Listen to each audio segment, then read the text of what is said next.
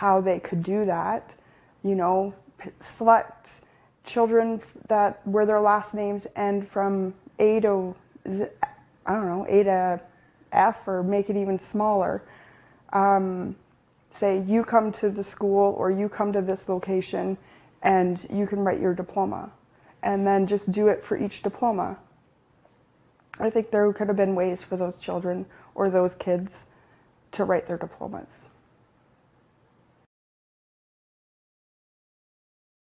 My kids now, I think they're doing okay. I think one of my children still struggles with school. Another one of them struggled with social things. In one case with gymnastics, she was like, "Mom, can you ask my teacher if I can move up a level? I'm not finding this very hard." And I said, "Well, why don't you go and do that?" She goes, "Because I can't do that. I'm too scared." So like that social aspect of not being able to go talk to people or ask people questions, even though that she's worked with that instructor, she was still scared to go ask a question. And that's concerning.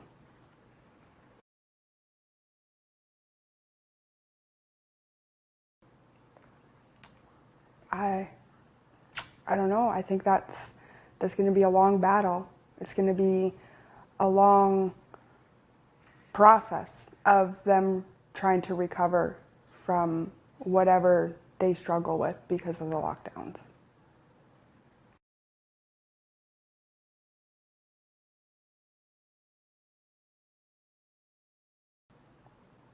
Why did you so abruptly pull the children out of school, flip their whole worlds upside down without any, I think, real thought into the long-term effects that it could have on the children?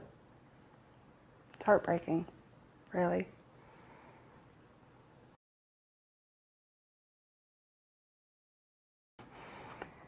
You know, I think we needed a different government, you know? Like, I think the government has to change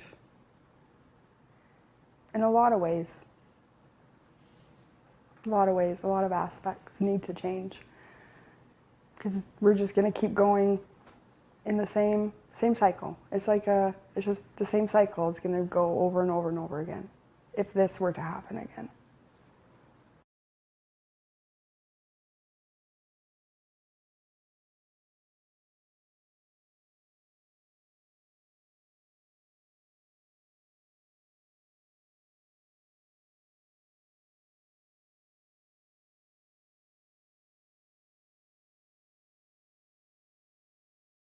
Hi, I'm Donna.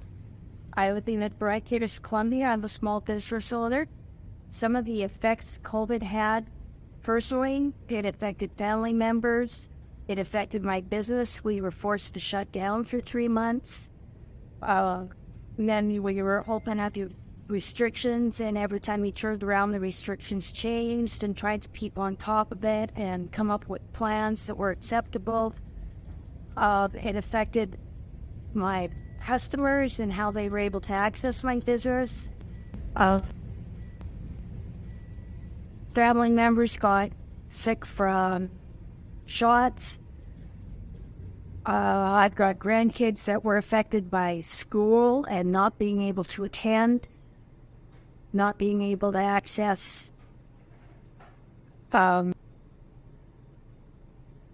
medical and evaluations and stuff that they needed in a timely manner. It affected the community. It's been astronomical, the effects it's had on the population here as well as around the world. And we're still in recovery.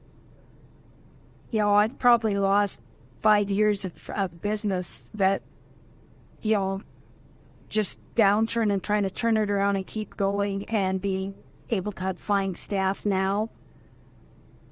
It's just mind-boggling. We're still struggling.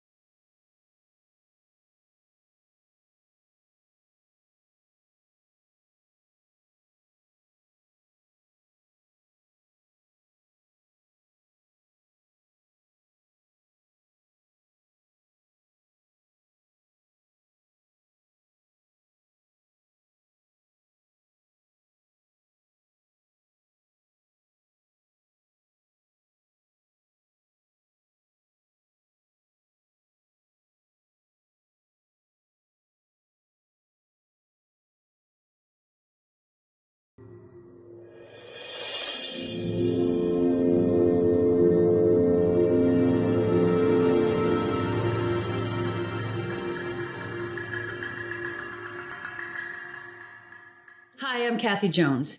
In early 2021, I prematurely retired from my job on This Hour is 22 Minutes after 28 years due to work protocols and government mandates because of the COVID-19 pandemic.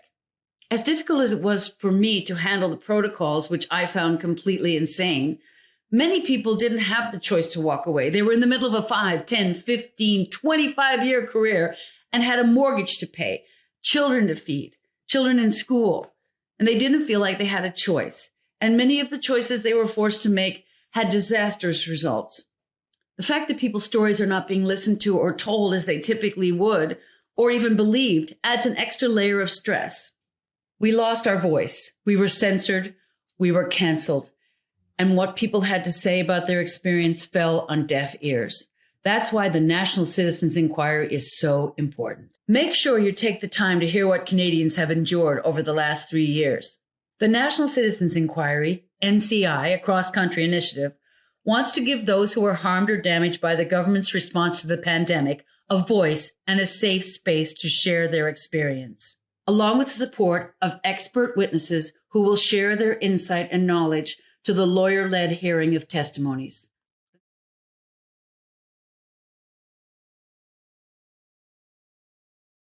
How it impacted our family directly, there was a couple different things, but I'd like to probably start with my kids first, because that was the biggest impact that my wife and I felt.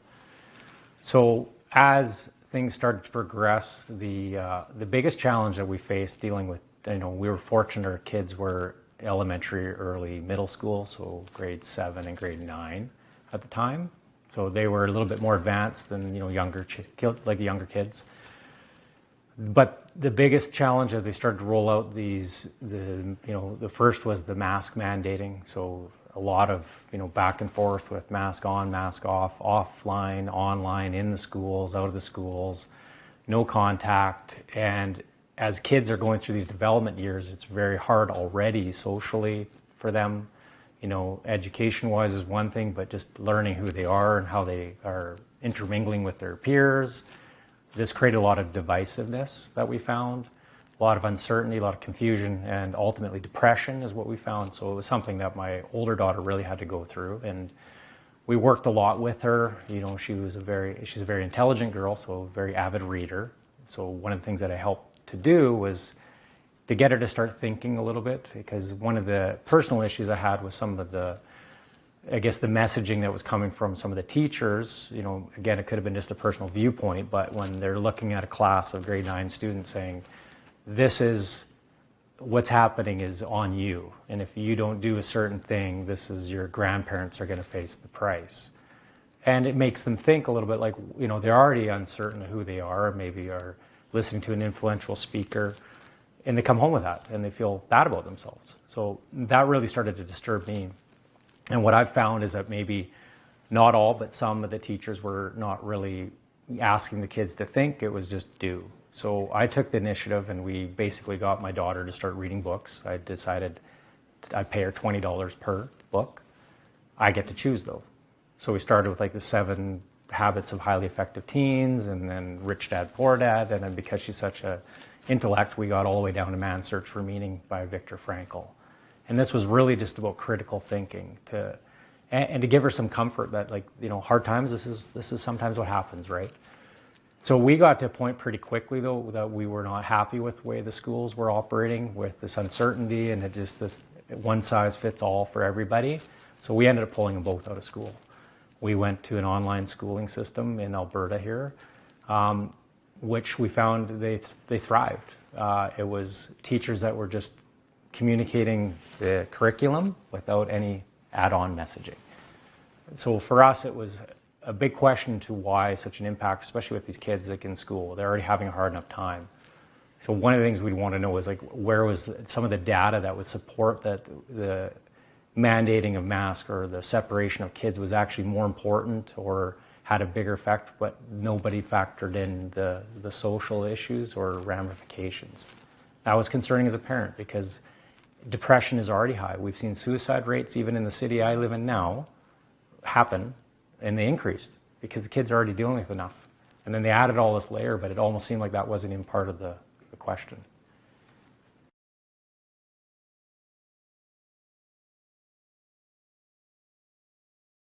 I was in the oil field at the time, and I was also running a construction company. So I had a bit of a paradigm because I was in rural Alberta working in the oil patch, but also working in the cities doing some construction work. So specifically what was happening with the bigger oil companies, that there was discussions of, as the vaccines started to get rolled out, there was dialogue within some of the companies that this was going to become something that was a prerequisite of employment.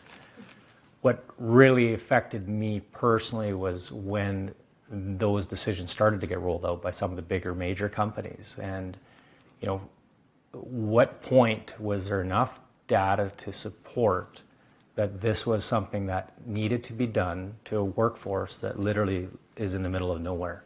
We had operations side that there was one person by themselves in a pickup truck all day. That's their job, to go look at wells and look at other opportunities. But this was so important that they had to make a decision based on employment. And I do know people that had to, and it has affected them, because regardless of someone's decision if they wanted to or not take a vaccine, their livelihood was on the line. And if they had kids, well, what choice does a dad have to make, or a mother for that instance, or that fact?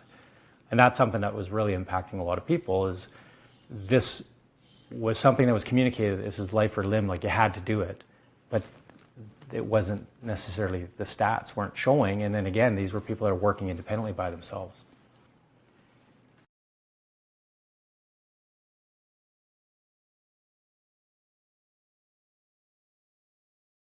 So a question that I'd have on behalf of the National Citizens Inquiry to the government, and I would put the government at large, municipal, provincial, and federal. And I would ask the question regarding the vaccine passports that were implemented. At what point was there the data to support that this initiative needed to be put upon all citizens? And the reason that it impacted us personally is I did not get affected by an employer asking it of me, but I know people that did. But secondly, my daughter is a minor still, working at a restaurant, was forced to be the gatekeeper of policy that was implemented by government. She had adults coming into a restaurant that she had to then ask for personal medical information.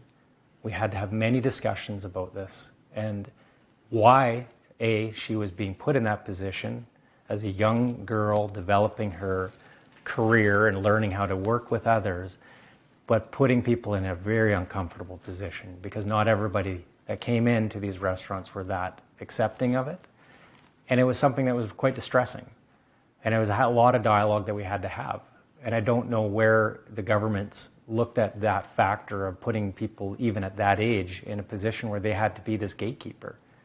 And I don't think it was fair to people, let alone just children, but even other adults and others in the community, because all I personally saw was divisiveness from it and a lot of divide within the communities. And this is not healthy, in my opinion. So my question really comes down to, was it justified? And was anybody thinking about what this would do long term to their communities, children, and other people?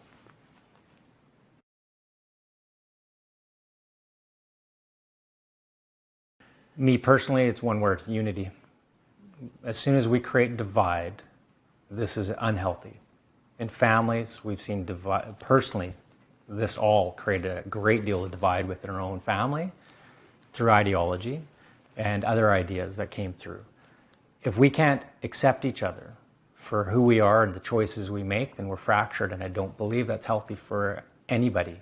Families, community, cities, provinces, federal, the world. So as everybody talks about all this unity, well, this is the first step, is we have to get to the point where we accept people's choices.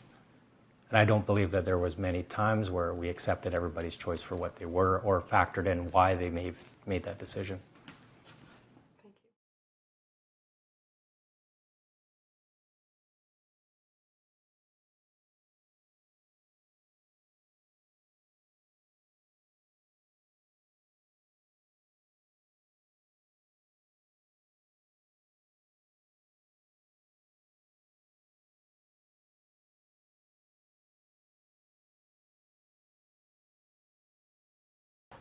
So some of the impacts my family felt, specifically my children, was the lack of social interactions with their friends.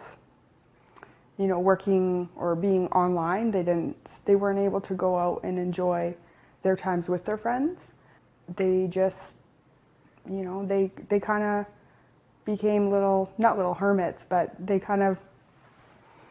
just were a little antisocial. And the spark in their eye kind of disappeared with it, because they weren't allowed to go out and hang out with their friends and just have that social aspect of being a child.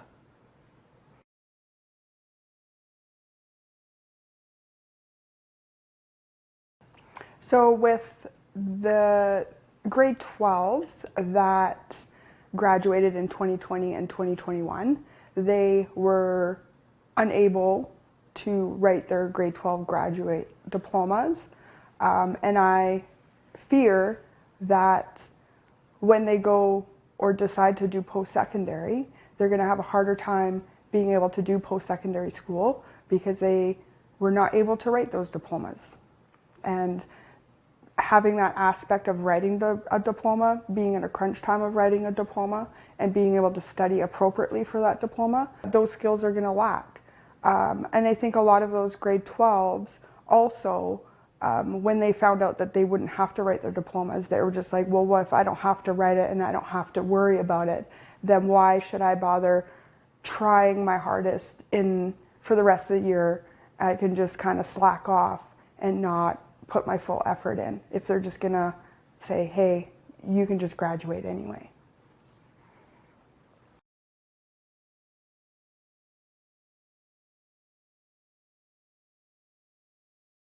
I did, because with eliminating them, it just didn't make sense. It doesn't make sense on why they would eliminate that. Like, in my own mind, I can come up with solutions of how they could do that. You know, select children where their last names end from A to F, or make it even smaller.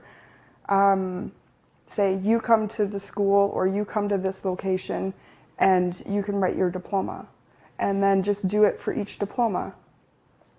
I think there could have been ways for those children or those kids to write their diplomas.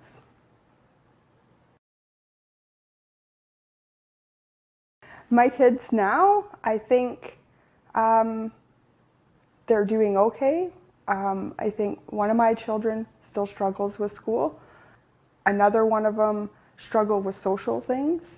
In one case with gymnastics, she was like, Mom, can you ask my teacher if I can move up a level? I'm not finding this very hard. And I said, well, why don't you go and do that? She goes, because I can't do that. I'm too scared.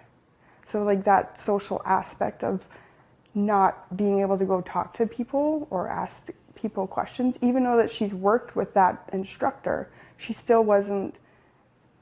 was still scared to go ask a question. And that's concerning.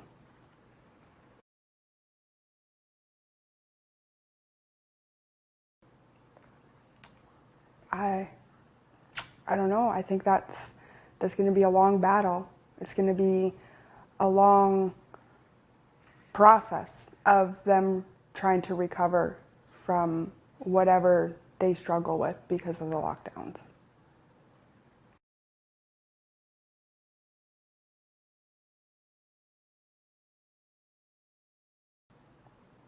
Why did you so abruptly pull the children out of school, flip their whole worlds upside down without any, I think, real thought into the long-term effects that it could have on the children? It's heartbreaking, really.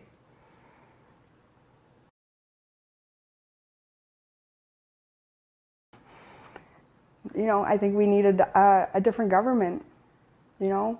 Like, I think the government has to change in a lot of ways. A lot of ways, a lot of aspects need to change. because we're just going to keep going in the same cycle. It's just the same cycle. It's going to go over and over and over again if this were to happen again.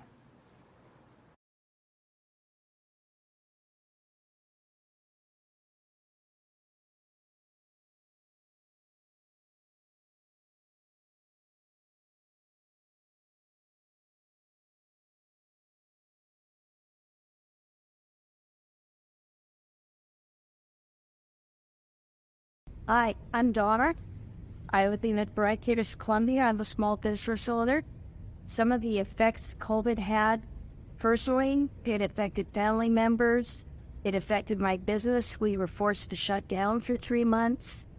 And then we were open up to restrictions, and every time we turned around, the restrictions changed, and tried to keep on top of it and come up with plans that were acceptable. It affected my customers and how they were able to access my business.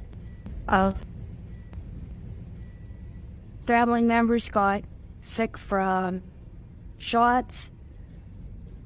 I've got grandkids that were affected by school and not being able to attend, not being able to access medical and evaluations and stuff that they needed in a timely manner. It affected the community. It's been astronomical, the effects it's had on the population here as well as around the world. And we're still in recovery. You know, I've probably lost 5 years of business that, you know, just downturn and trying to turn it around and keep going and being able to find staff now. It's just mind-boggling. We're still struggling.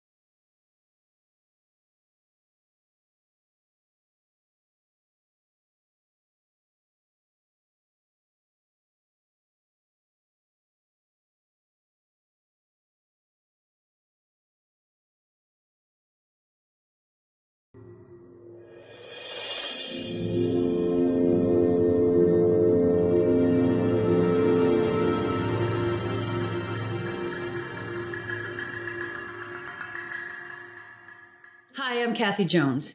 In early 2021, I prematurely retired from my job on This Hour is 22 Minutes after 28 years due to work protocols and government mandates because of the COVID-19 pandemic.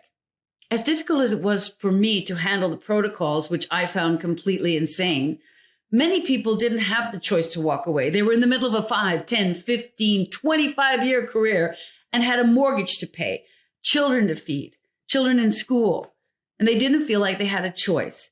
And many of the choices they were forced to make had disastrous results. The fact that people's stories are not being listened to or told as they typically would, or even believed, adds an extra layer of stress. We lost our voice. We were censored. We were canceled. And what people had to say about their experience fell on deaf ears.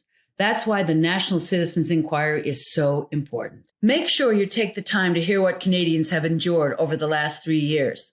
The National Citizens Inquiry, NCI, a cross-country initiative, wants to give those who are harmed or damaged by the government's response to the pandemic a voice and a safe space to share their experience, along with the support of expert witnesses who will share their insight and knowledge to the lawyer-led hearing of testimonies.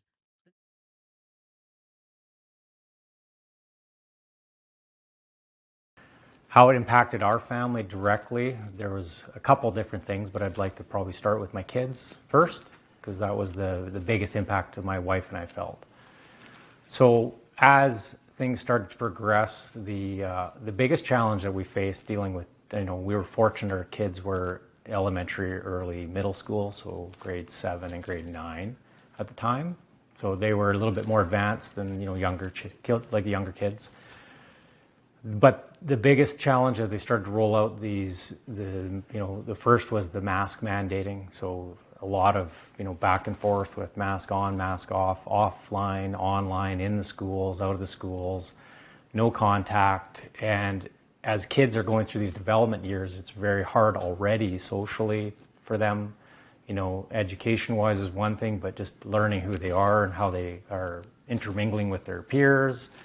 This created a lot of divisiveness that we found, a lot of uncertainty, a lot of confusion, and ultimately depression is what we found. So it was something that my older daughter really had to go through, and we worked a lot with her. She's a very intelligent girl, so a very avid reader.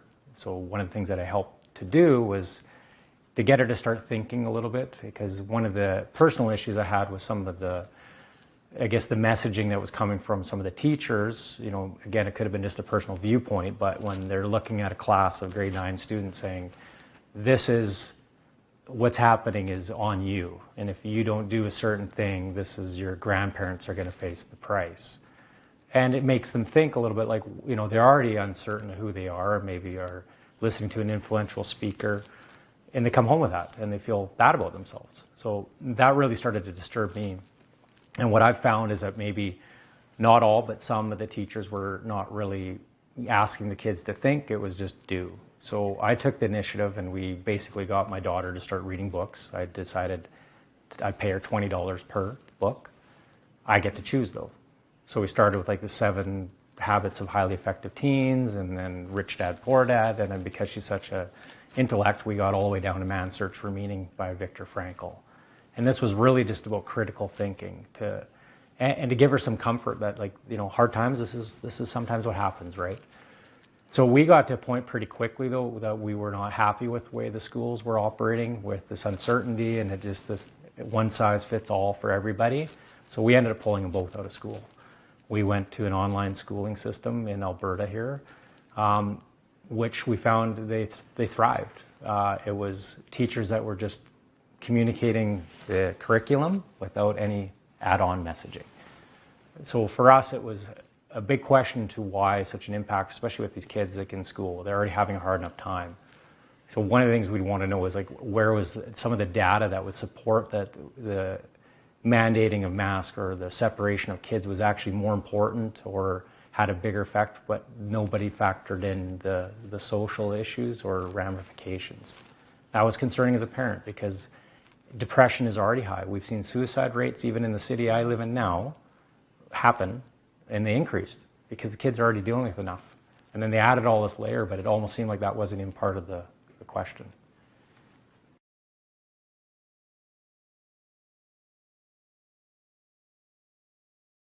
I was in the oil field at the time, and I was also running a construction company. So I had a bit of a paradigm because I was in rural Alberta working in the oil patch, but also working in the cities doing some construction work.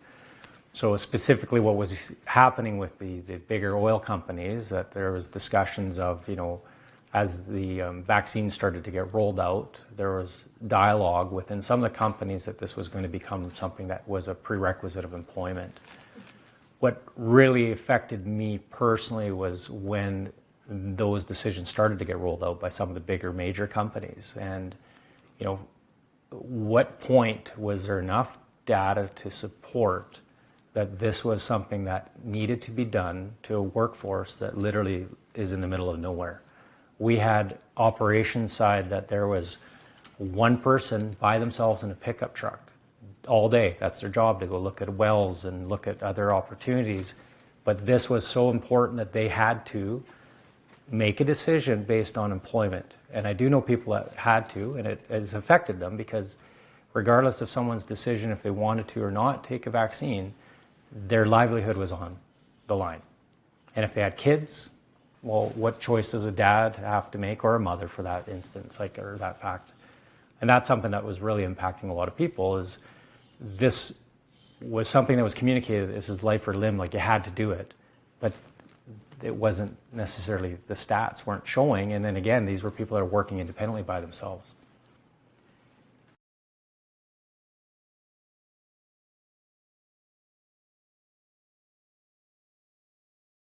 So a question that I'd have on behalf of the National Citizens Inquiry to the government, and I would put the government at large, municipal, provincial, and federal. And I would ask the question regarding the vaccine passports that were implemented.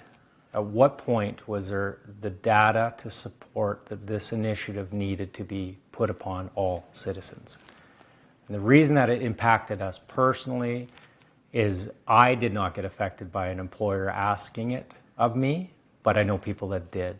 But secondly, my daughter is a minor still, working at a restaurant, was forced to be the gatekeeper of policy that was implemented by government. She had adults coming into a restaurant that she had to then ask for personal medical information. We had to have many discussions about this and why, she was being put in that position as a young girl developing her career and learning how to work with others, but putting people in a very uncomfortable position because not everybody that came into these restaurants were that accepting of it. And it was something that was quite distressing. And it was a lot of dialogue that we had to have. And I don't know where the governments looked at that factor of putting people, even at that age, in a position where they had to be this gatekeeper. And I don't think it was fair to people, let alone just children, but even other adults and others in the community, because all I personally saw was divisiveness from it and a lot of divide within the communities. And this is not healthy in my opinion. So my question really comes down to, was it justified? And was anybody thinking about what this would do long term to their communities, children, and other people?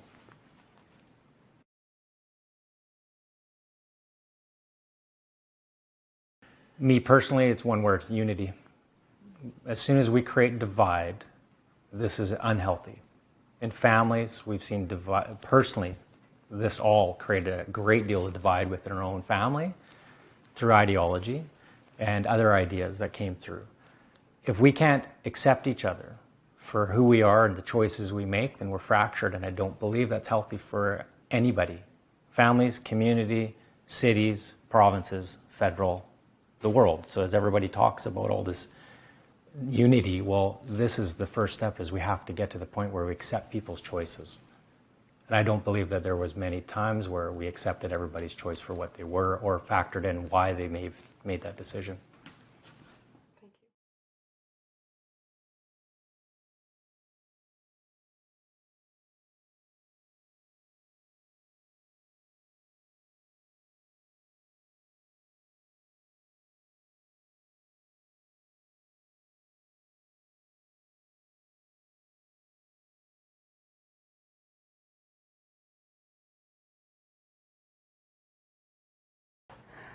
So some of the impacts my family felt, specifically my children, was the lack of social interactions with their friends. Working or being online, they weren't able to go out and enjoy their times with their friends. They just, they kind of became not little hermits, but they just were a little antisocial. And the spark in their eye kind of disappeared with it, because they weren't allowed to go out and hang out with their friends and just have that social aspect of being a child.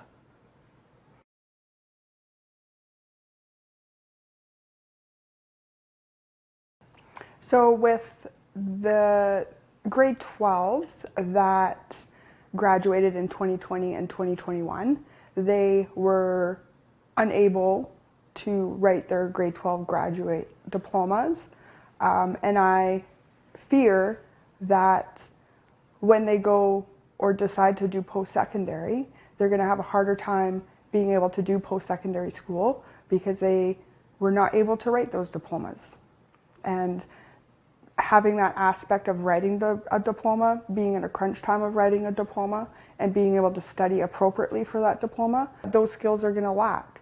And I think a lot of those grade 12s also, when they found out that they wouldn't have to write their diplomas, they were just like, well, what if I don't have to write it and I don't have to worry about it?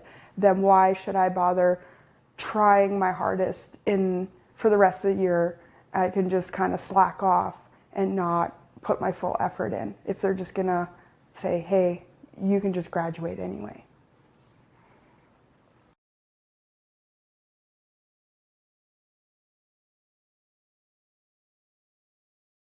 I did, because with eliminating them, it just didn't make sense. It doesn't make sense on why they would eliminate that. Like, in my own mind, I can come up with solutions of how they could do that.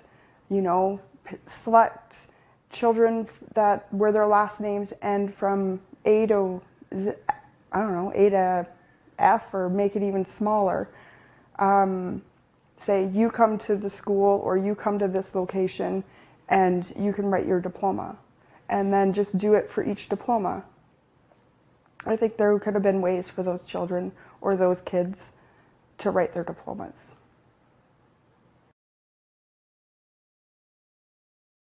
My kids now, I think they're doing okay.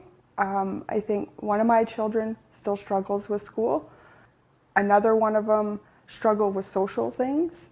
In one case with gymnastics, she was like, Mom, can you ask my teacher if I can move up a level? I'm not finding this very hard. And I said, well, why don't you go and do that? She goes, because I can't do that. I'm too scared. So like that social aspect of not being able to go talk to people or ask people questions, even though that she's worked with that instructor, she was still scared to go ask a question. And that's concerning.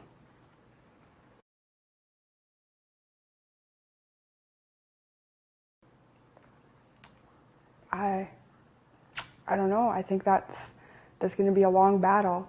It's going to be a long process of them trying to recover from whatever they struggle with because of the lockdowns.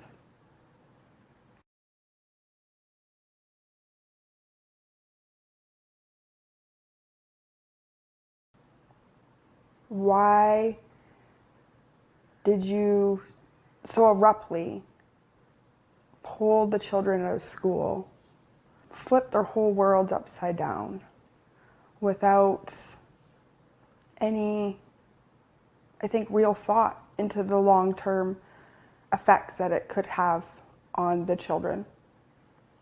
It's heartbreaking, really.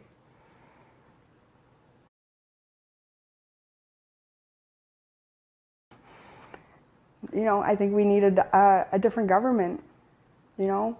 Like, I think the government has to change in a lot of ways.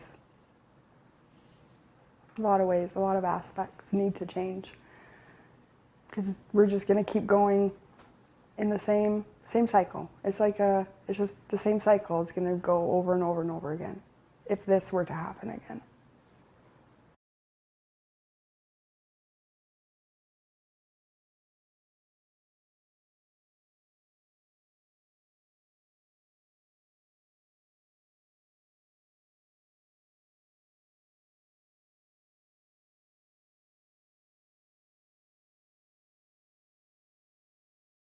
Hi, I'm Donna. I live in British Columbia. I'm a small business owner. Some of the effects COVID had, personally, it affected family members. It affected my business. We were forced to shut down for 3 months. And then we were open up to restrictions, and every time we turned around, the restrictions changed, and tried to keep on top of it and come up with plans that were acceptable. It affected my customers and how they were able to access my business. Family members got sick from shots. I've got grandkids that were affected by school and not being able to attend, not being able to access medical and evaluations and stuff that they needed in a timely manner. It affected the community. It's been astronomical, the effects it's had on the population here as well as around the world. And we're still in recovery. I'd probably lost 5 years of business that, just downturn and trying to turn it around and keep going and being able to find staff now. It's just mind-boggling. We're still struggling.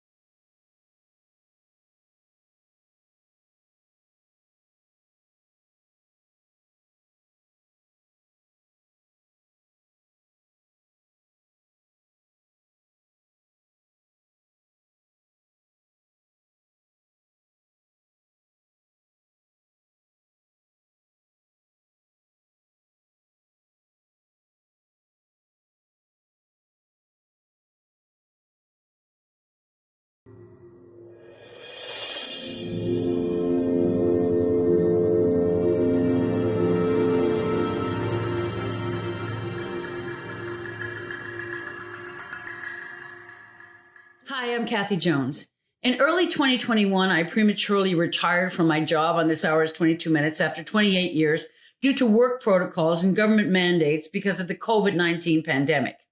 As difficult as it was for me to handle the protocols, which I found completely insane, many people didn't have the choice to walk away. They were in the middle of a 5, 10, 15, 25-year career and had a mortgage to pay, children to feed, children in school, and they didn't feel like they had a choice. And many of the choices they were forced to make had disastrous results. The fact that people's stories are not being listened to or told as they typically would, or even believed, adds an extra layer of stress. We lost our voice. We were censored. We were canceled. And what people had to say about their experience fell on deaf ears. That's why the National Citizens Inquiry is so important. Make sure you take the time to hear what Canadians have endured over the last 3 years. The National Citizens Inquiry, NCI, a cross-country initiative, wants to give those who are harmed or damaged by the government's response to the pandemic a voice and a safe space to share their experience, along with the support of expert witnesses who will share their insight and knowledge to the lawyer-led hearing of testimonies.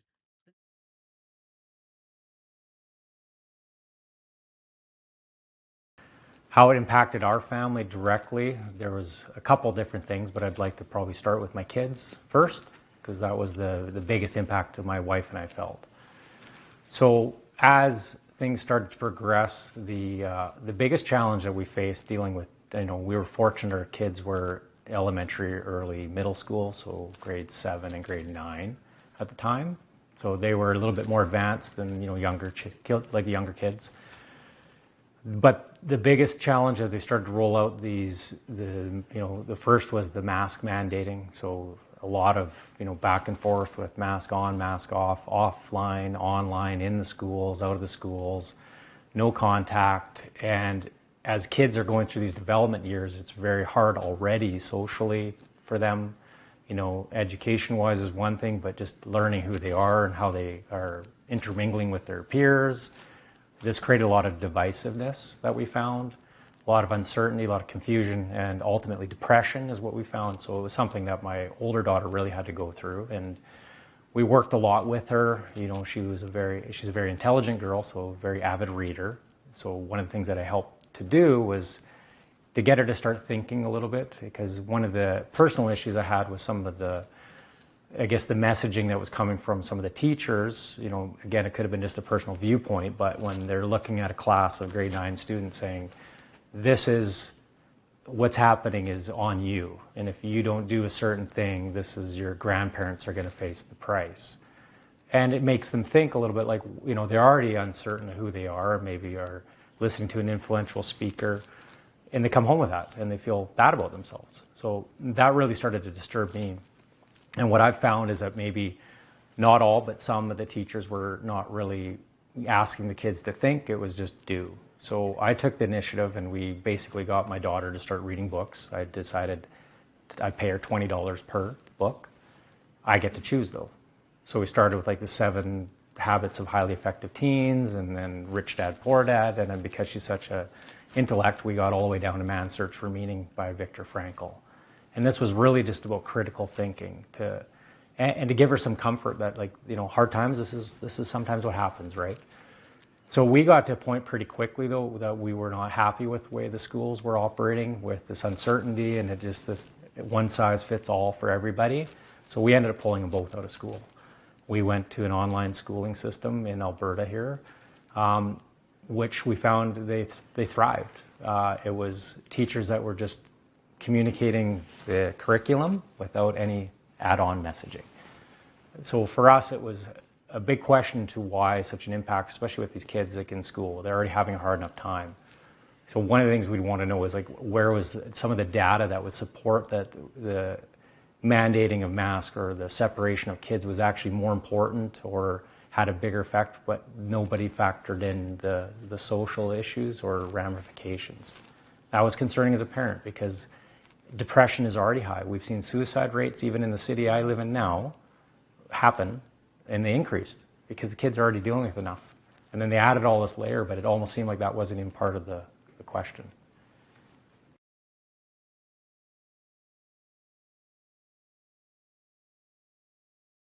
I was in the oil field at the time, and I was also running a construction company. So I had a bit of a paradigm because I was in rural Alberta working in the oil patch, but also working in the cities doing some construction work. So specifically what was happening with the bigger oil companies, that there was discussions of, you know, as the vaccine started to get rolled out, there was dialogue within some of the companies that this was going to become something that was a prerequisite of employment. What really affected me personally was when those decisions started to get rolled out by some of the bigger major companies. And, you know, what point was there enough data to support that this was something that needed to be done to a workforce that literally is in the middle of nowhere? We had operations side that there was one person by themselves in a pickup truck all day. That's their job, to go look at wells and look at other opportunities. But this was so important that they had to make a decision based on employment. And I do know people that had to, and it has affected them because regardless of someone's decision if they wanted to or not take a vaccine, their livelihood was on the line. And if they had kids, well, what choice does a dad have to make, or a mother for that instance, like, or that fact? And that's something that was really impacting a lot of people. Is this was something that was communicated, this was life or limb, like you had to do it, but it wasn't necessarily, the stats weren't showing. And then again, these were people that are working independently by themselves.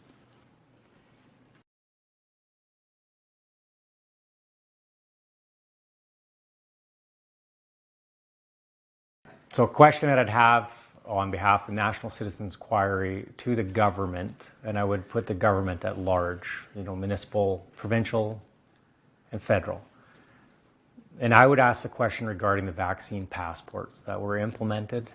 At what point was there the data to support that this initiative needed to be put upon all citizens?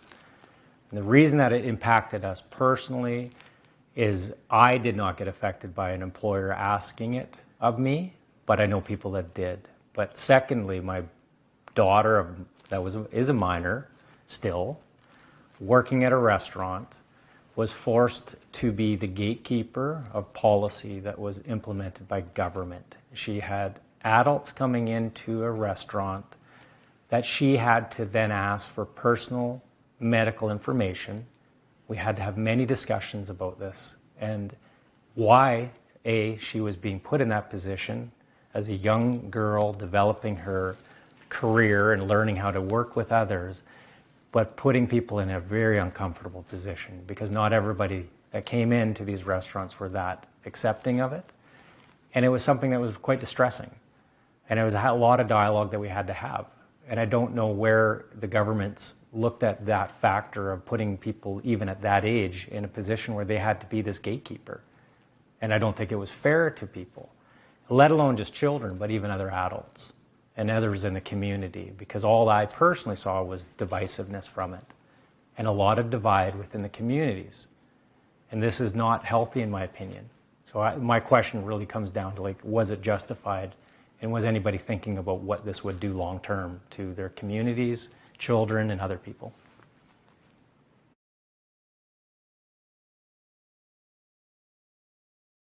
Me personally, it's one word: unity. As soon as we create divide, this is unhealthy. In families, we've seen divide. Personally, this all created a great deal of divide within our own family through ideology and other ideas that came through. If we can't accept each other for who we are and the choices we make, then we're fractured, and I don't believe that's healthy for anybody. Families, community, cities, provinces, federal, the world. So as everybody talks about all this unity, well, this is the first step, is we have to get to the point where we accept people's choices. And I don't believe that there was many times where we accepted everybody's choice for what they were or factored in why they made that decision.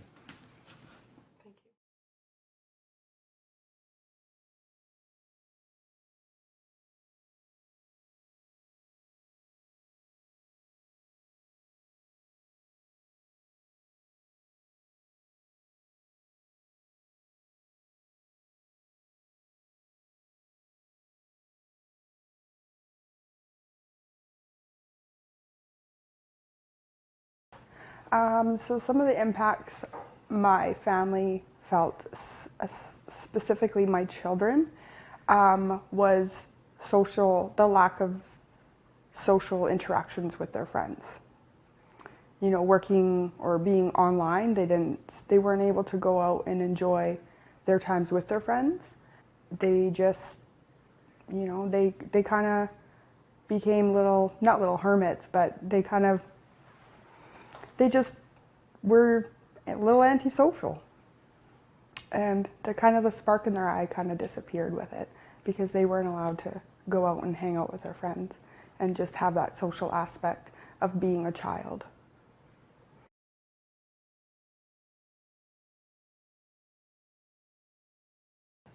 So with the grade 12s that graduated in 2020 and 2021, they were unable to write their grade 12 graduate diplomas.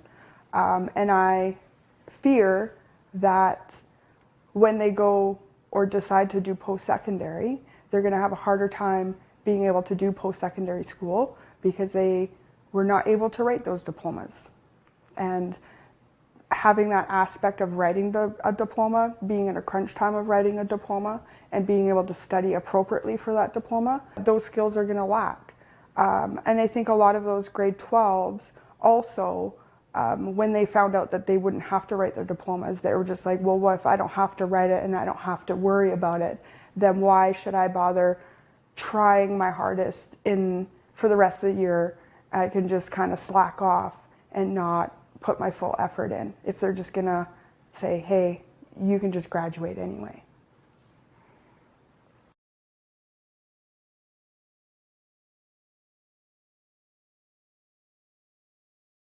I did, because with eliminating them, it just didn't make sense. It doesn't make sense on why they would eliminate that. Like, in my own mind, I can come up with solutions of how they could do that. You know, select children where their last names end from A to F, or make it even smaller. Say you come to the school, or you come to this location, and you can write your diploma, and then just do it for each diploma.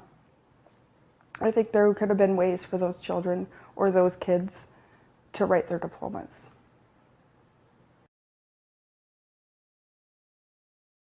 My kids now, I think they're doing okay. I think one of my children still struggles with school. Another one of them struggled with social things. In one case with gymnastics, she was like, "Mom, can you ask my teacher if I can move up a level? I'm not finding this very hard." And I said, "Well, why don't you go and do that?" She goes, "Because I can't do that. I'm too scared."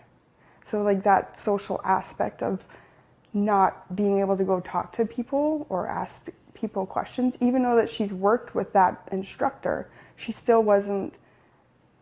was still scared to go ask a question. And that's concerning.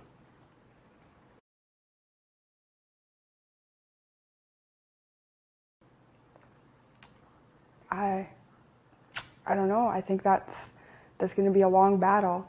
It's going to be a long process of them trying to recover from whatever they struggle with because of the lockdowns.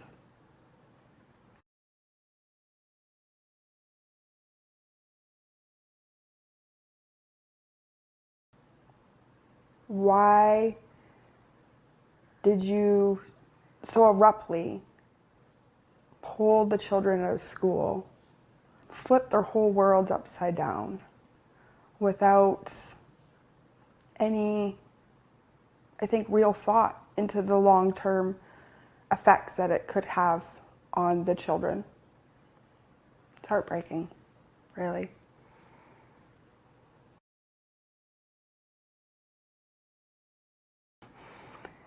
You know, I think we needed a different government, you know? Like, I think the government has to change in a lot of ways.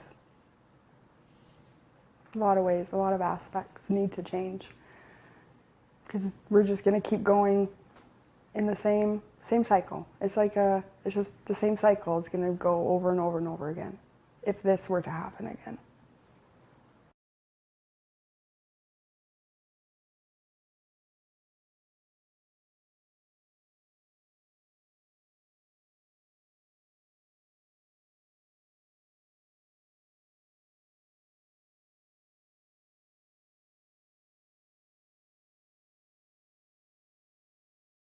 Hi, I'm Donna. I live in British Columbia. I'm a small business owner. Some of the effects COVID had, personally, it affected family members. It affected my business. We were forced to shut down for 3 months. Then we were open up to restrictions, and every time we turned around, the restrictions changed, and tried to keep on top of it and come up with plans that were acceptable. It affected my customers and how they were able to access my business. Family members got sick from shots. I've got grandkids that were affected by school and not being able to attend, not being able to access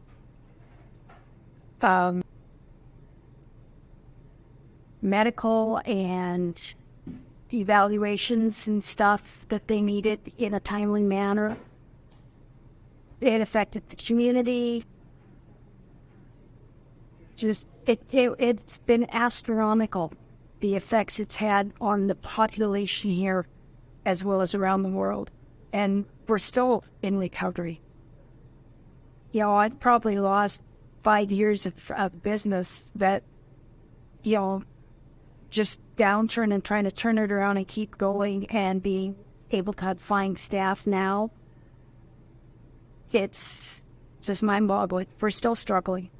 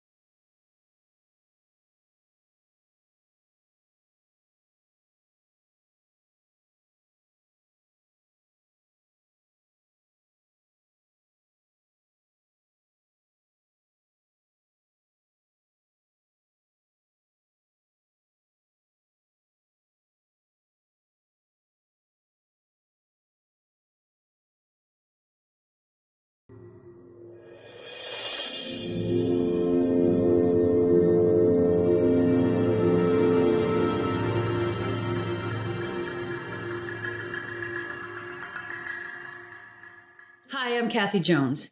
In early 2021, I prematurely retired from my job on This Hour is 22 Minutes after 28 years due to work protocols and government mandates because of the COVID-19 pandemic. As difficult as it was for me to handle the protocols, which I found completely insane, many people didn't have the choice to walk away. They were in the middle of a 5, 10, 15, 25-year career and had a mortgage to pay, children to feed, children in school, and they didn't feel like they had a choice. And many of the choices they were forced to make had disastrous results. The fact that people's stories are not being listened to or told as they typically would, or even believed, adds an extra layer of stress. We lost our voice. We were censored. We were canceled. And what people had to say about their experience fell on deaf ears. That's why the National Citizens Inquiry is so important. Make sure you take the time to hear what Canadians have endured over the last 3 years. The National Citizens Inquiry, NCI, a cross-country initiative, wants to give those who are harmed or damaged by the government's response to the pandemic a voice and a safe space to share their experience, along with the support of expert witnesses who will share their insight and knowledge to the lawyer-led hearing of testimonies.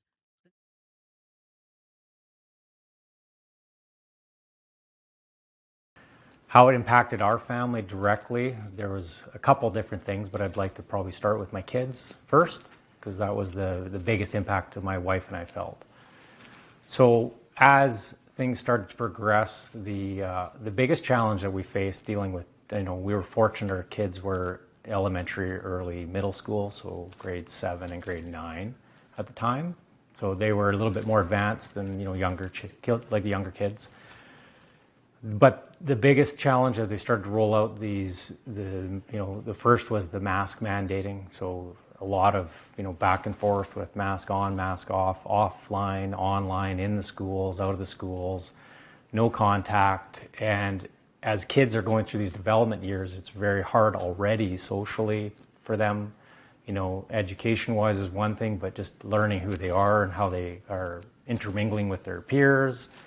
This created a lot of divisiveness that we found, a lot of uncertainty, a lot of confusion, and ultimately depression is what we found. So it was something that my older daughter really had to go through, and we worked a lot with her.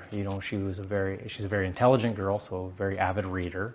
So one of the things that I helped to do was to get her to start thinking a little bit, because one of the personal issues I had was some of the messaging that was coming from some of the teachers.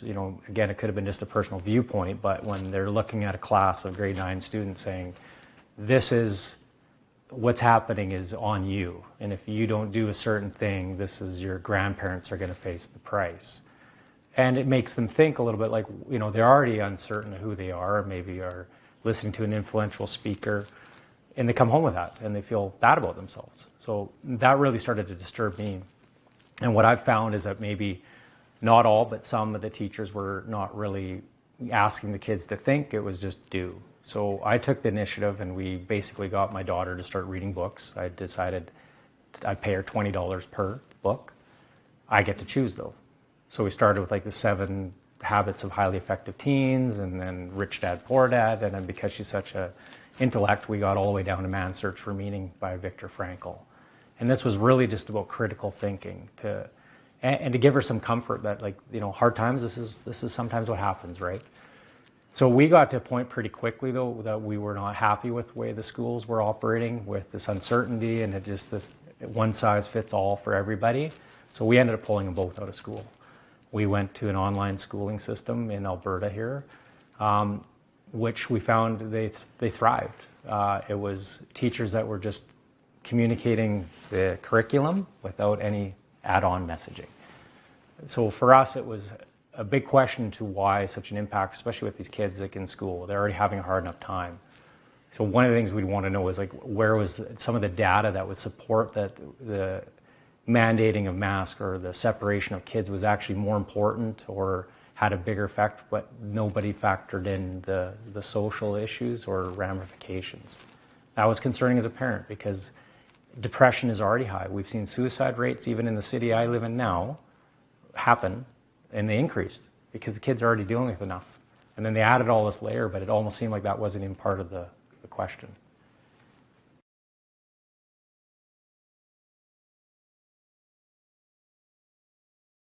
I was in the oil field at the time, and I was also running a construction company. So I had a bit of a paradigm because I was in rural Alberta working in the oil patch, but also working in the cities doing some construction work. So specifically what was happening with the bigger oil companies, that there was discussions of, as the vaccine started to get rolled out, there was dialogue within some of the companies that this was going to become something that was a prerequisite of employment. What really affected me personally was when those decisions started to get rolled out by some of the bigger major companies. And, what point was there enough data to support that this was something that needed to be done to a workforce that literally is in the middle of nowhere? We had operations side that there was one person by themselves in a pickup truck all day. That's their job, to go look at wells and look at other opportunities. But this was so important that they had to make a decision based on employment. And I do know people that had to, and it has affected them, because regardless of someone's decision if they wanted to or not take a vaccine, their livelihood was on the line. And if they had kids, well, what choice does a dad have to make, or a mother for that instance, or that fact? And that's something that was really impacting a lot of people. Is this was something that was communicated, this was life or limb, like you had to do it, but it wasn't necessarily, the stats weren't showing. And then again, these were people that are working independently by themselves.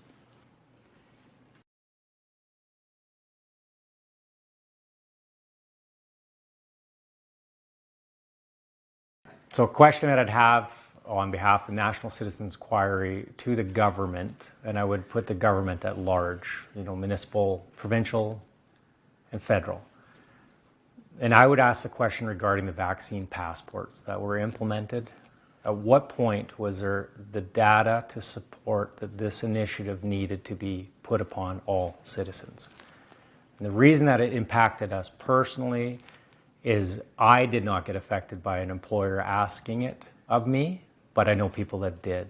But secondly, my daughter is a minor still, working at a restaurant, was forced to be the gatekeeper of policy that was implemented by government. She had adults coming into a restaurant that she had to then ask for personal medical information.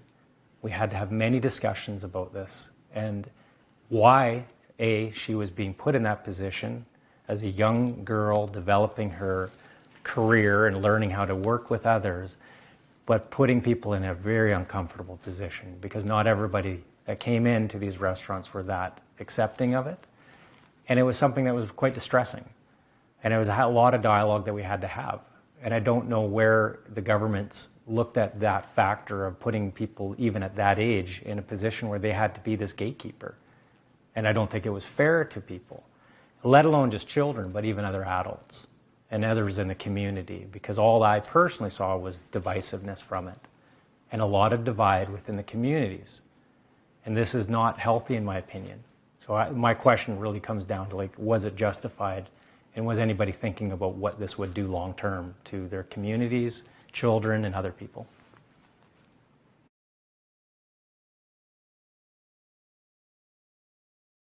Me personally, it's one word: unity. As soon as we create divide, this is unhealthy. In families, we've seen divide. Personally, this all created a great deal of divide within our own family through ideology and other ideas that came through. If we can't accept each other for who we are and the choices we make, then we're fractured, and I don't believe that's healthy for anybody. Families, community, cities, provinces, federal, the world. So as everybody talks about all this unity, well, this is the first step, is we have to get to the point where we accept people's choices. And I don't believe that there was many times where we accepted everybody's choice for what they were or factored in why they made that decision.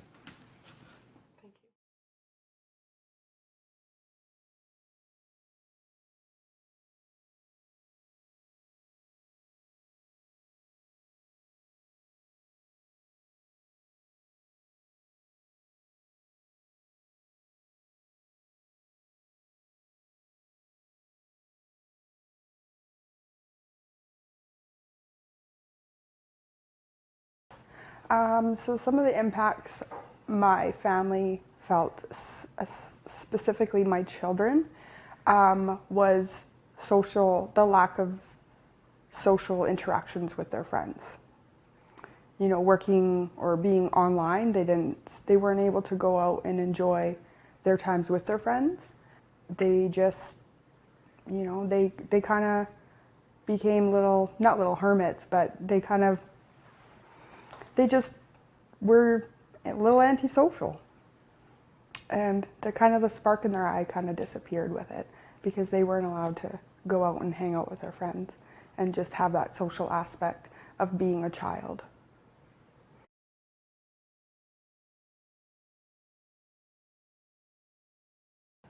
So with the grade 12s that graduated in 2020 and 2021, they were unable to write their grade 12 graduate diplomas. And I fear that when they go or decide to do post-secondary, they're going to have a harder time being able to do post-secondary school because they were not able to write those diplomas. And having that aspect of writing a diploma, being in a crunch time of writing a diploma, and being able to study appropriately for that diploma, those skills are going to lack. And I think a lot of those grade 12s also, when they found out that they wouldn't have to write their diplomas, they were just like, well, what if I don't have to write it and I don't have to worry about it? Then why should I bother trying my hardest for the rest of the year? I can just kind of slack off and not put my full effort in if they're just gonna say, hey, you can just graduate anyway.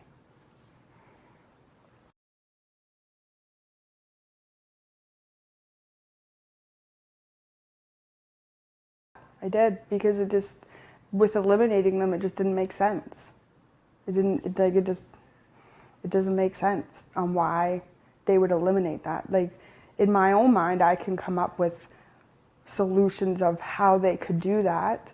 You know, select children where their last names end from A to A to F, or make it even smaller. Say you come to the school or you come to this location and you can write your diploma, and then just do it for each diploma. I think there could have been ways for those children or those kids to write their diplomas.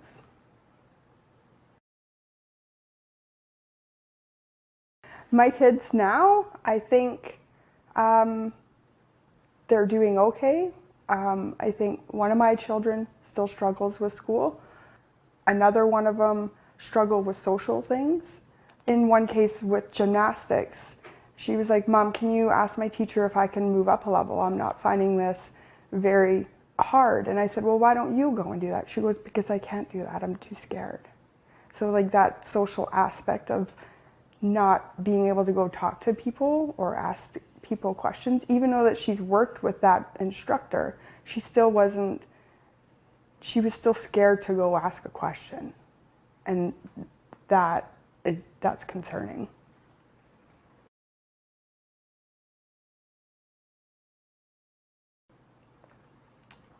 I don't know. I think that's going to be a long battle. It's going to be a long process of them trying to recover from whatever they struggle with because of the lockdowns.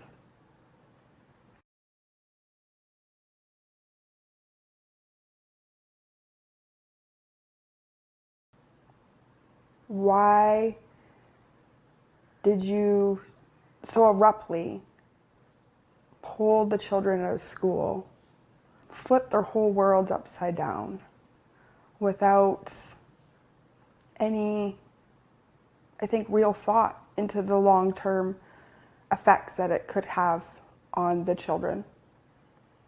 It's heartbreaking, really.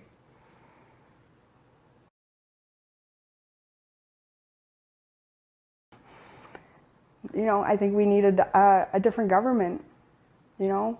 Like, I think the government has to change in a lot of ways. A lot of ways, a lot of aspects need to change. because we're just going to keep going in the same cycle. It's like it's just the same cycle. It's going to go over and over and over again if this were to happen again.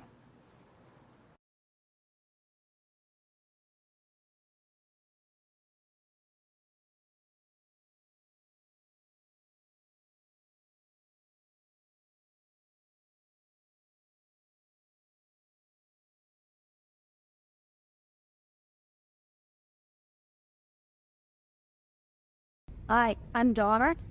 I live in British Columbia. I'm a small business owner. Some of the effects COVID had, personally, it affected family members. It affected my business. We were forced to shut down for 3 months. Then we were open up to restrictions, and every time we turned around, the restrictions changed, and tried to keep on top of it and come up with plans that were acceptable. It affected my customers and how they were able to access my business. Family members got sick from shots. I've got grandkids that were affected by school and not being able to attend, not being able to access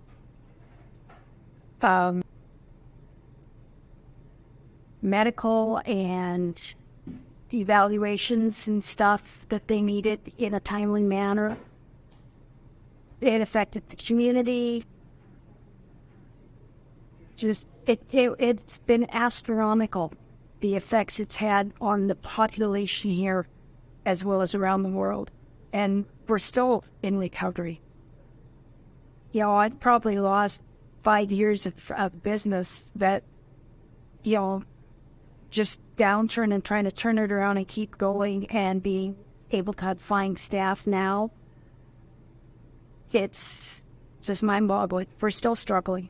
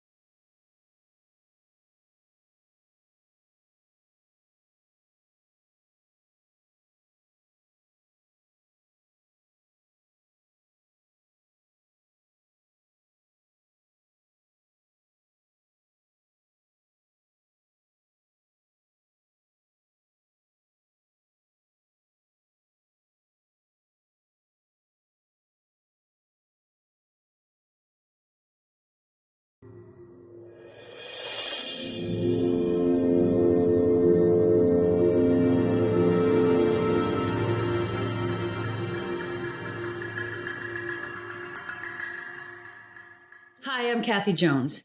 In early 2021, I prematurely retired from my job on This Hour is 22 Minutes after 28 years due to work protocols and government mandates because of the COVID-19 pandemic. As difficult as it was for me to handle the protocols, which I found completely insane, many people didn't have the choice to walk away. They were in the middle of a 5, 10, 15, 25-year career and had a mortgage to pay, children to feed, children in school, and they didn't feel like they had a choice. And many of the choices they were forced to make had disastrous results. The fact that people's stories are not being listened to or told as they typically would, or even believed, adds an extra layer of stress. We lost our voice. We were censored. We were canceled. And what people had to say about their experience fell on deaf ears. That's why the National Citizens Inquiry is so important. Make sure you take the time to hear what Canadians have endured over the last 3 years.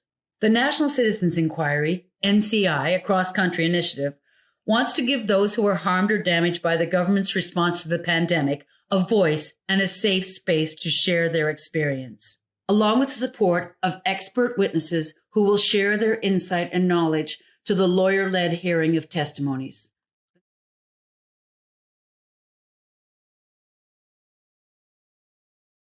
How it impacted our family directly, there was a couple different things, but I'd like to probably start with my kids first, because that was the biggest impact to my wife and I felt. So as things started to progress, the biggest challenge that we faced dealing with, we were fortunate our kids were elementary, early middle school, so grade 7 and grade 9 at the time. So they were a little bit more advanced than younger kids. But the biggest challenge as they started to roll out the first was the mask mandating. So a lot of back and forth with mask on, mask off, offline, online, in the schools, out of the schools, no contact. And as kids are going through these development years, it's very hard already socially for them. Education-wise is one thing, but just learning who they are and how they are intermingling with their peers.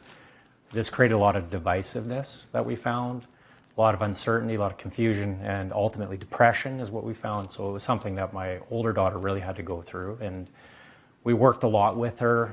She's a very intelligent girl, so a very avid reader. So one of the things that I helped to do was to get her to start thinking a little bit, because one of the personal issues I had was some of the messaging that was coming from some of the teachers.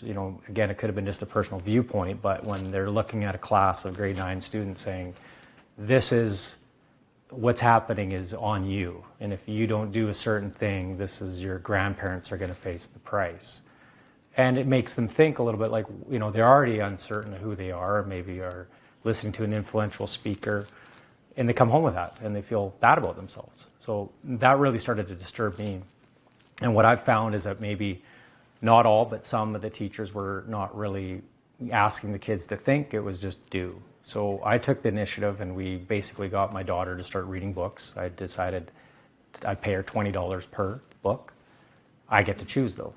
So we started with the 7 Habits of Highly Effective Teens, and then Rich Dad, Poor Dad, and then because she's such a intellect, we got all the way down to Man's Search for Meaning by Viktor Frankl. And this was really just about critical thinking and to give her some comfort that hard times, this is sometimes what happens, right? So we got to a point pretty quickly though that we were not happy with the way the schools were operating with this uncertainty and this one size fits all for everybody. So we ended up pulling them both out of school. We went to an online schooling system in Alberta here, which we found they thrived. It was teachers that were just communicating the curriculum without any add-on messaging. So for us, it was a big question to why such an impact, especially with these kids in school. They're already having a hard enough time.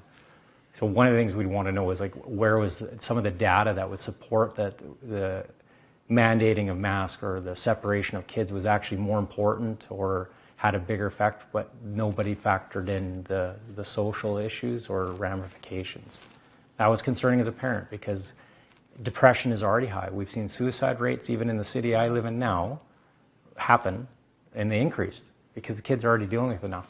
And then they added all this layer, but it almost seemed like that wasn't even part of the question.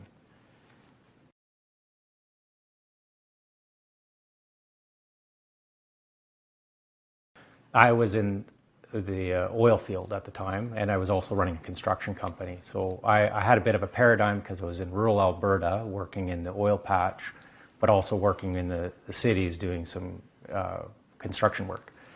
So specifically what was happening with the bigger oil companies, that there was discussions of, as the vaccine started to get rolled out, there was dialogue within some of the companies that this was going to become something that was a prerequisite of employment. What really affected me personally was when those decisions started to get rolled out by some of the bigger major companies. And, what point was there enough data to support that this was something that needed to be done to a workforce that literally is in the middle of nowhere? We had operations side that there was one person by themselves in a pickup truck all day. That's their job, to go look at wells and look at other opportunities. But this was so important that they had to make a decision based on employment. And I do know people that had to, and it has affected them because regardless of someone's decision, if they wanted to or not take a vaccine, their livelihood was on the line.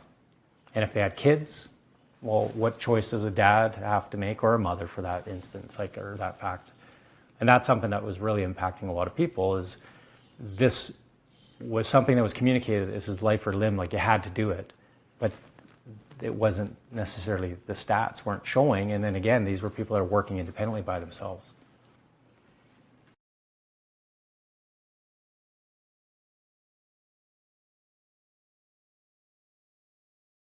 So a question that I'd have on behalf of National Citizens Inquiry to the government, and I would put the government at large, municipal, provincial, and federal. And I would ask the question regarding the vaccine passports that were implemented. At what point was there the data to support that this initiative needed to be put upon all citizens? And the reason that it impacted us personally is I did not get affected by an employer asking it of me, but I know people that did. But secondly, my daughter is a minor still, working at a restaurant, was forced to be the gatekeeper of policy that was implemented by government. She had adults coming into a restaurant that she had to then ask for personal medical information. We had to have many discussions about this and why, she was being put in that position as a young girl developing her career and learning how to work with others, but putting people in a very uncomfortable position because not everybody that came into these restaurants were that accepting of it. And it was something that was quite distressing. And it was a lot of dialogue that we had to have. And I don't know where the governments looked at that factor of putting people, even at that age, in a position where they had to be this gatekeeper. And I don't think it was fair to people, let alone just children, but even other adults and others in the community, because all I personally saw was divisiveness from it and a lot of divide within the communities. And this is not healthy in my opinion. So my question really comes down to, was it justified? And was anybody thinking about what this would do long term to their communities, children, and other people?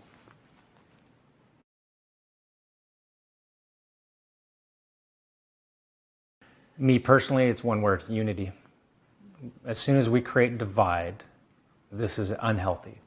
In families, we've seen divide. Personally, this all created a great deal of divide within our own family through ideology and other ideas that came through. If we can't accept each other for who we are and the choices we make, then we're fractured, and I don't believe that's healthy for anybody. Families, community, cities, provinces, federal, the world. So as everybody talks about all this unity, well, this is the first step, is we have to get to the point where we accept people's choices. And I don't believe that there was many times where we accepted everybody's choice for what they were or factored in why they made that decision.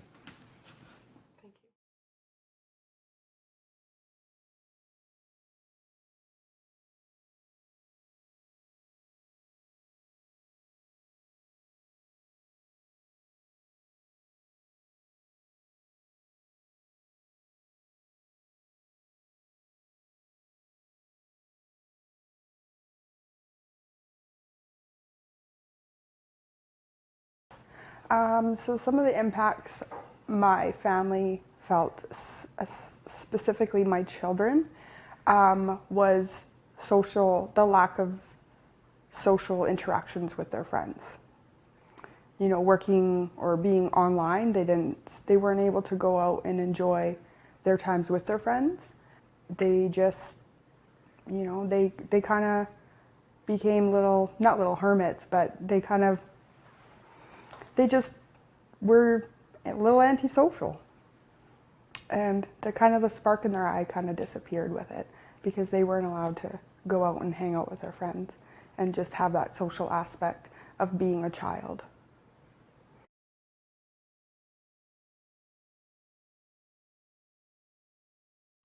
So with the grade 12s that graduated in 2020 and 2021, they were unable to write their grade 12 graduate diplomas. And I fear that when they go or decide to do post-secondary, they're going to have a harder time being able to do post-secondary school because they were not able to write those diplomas. And having that aspect of writing a diploma, being in a crunch time of writing a diploma, and being able to study appropriately for that diploma, those skills are going to lack. And I think a lot of those grade 12s also, when they found out that they wouldn't have to write their diplomas, they were just like, well, what if I don't have to write it and I don't have to worry about it? Then why should I bother trying my hardest for the rest of the year? I can just kind of slack off and not put my full effort in if they're just gonna say, hey, you can just graduate anyway.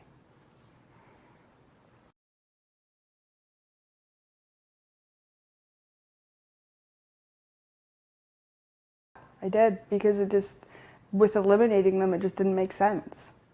It doesn't make sense on why they would eliminate that. Like, in my own mind, I can come up with solutions of how they could do that.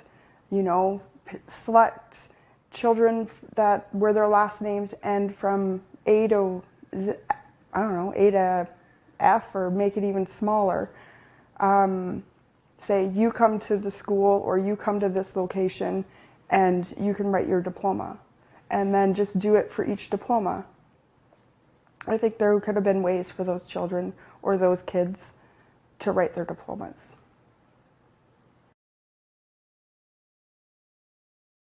My kids now, I think they're doing okay. I think one of my children still struggles with school. Another one of them struggled with social things. In one case with gymnastics, she was like, Mom, can you ask my teacher if I can move up a level? I'm not finding this very hard. And I said, well, why don't you go and do that? She goes, because I can't do that. I'm too scared. So like that social aspect of not being able to go talk to people or ask people questions, even though that she's worked with that instructor, she was still scared to go ask a question. And that's concerning.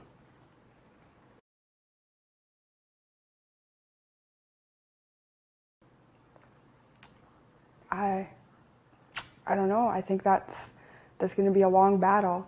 It's going to be a long process of them trying to recover from whatever they struggle with because of the lockdowns.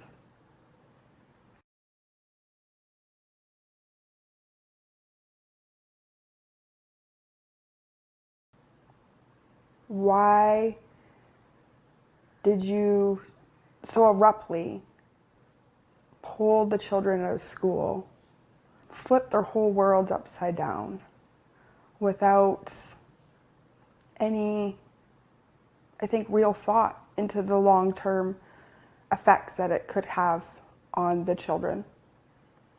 It's heartbreaking, really.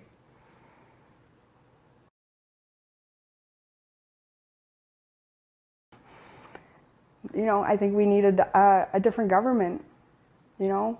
Like, I think the government has to change in a lot of ways. A lot of aspects need to change. Because we're just going to keep going in the same cycle. It's just the same cycle. It's going to go over and over and over again if this were to happen again.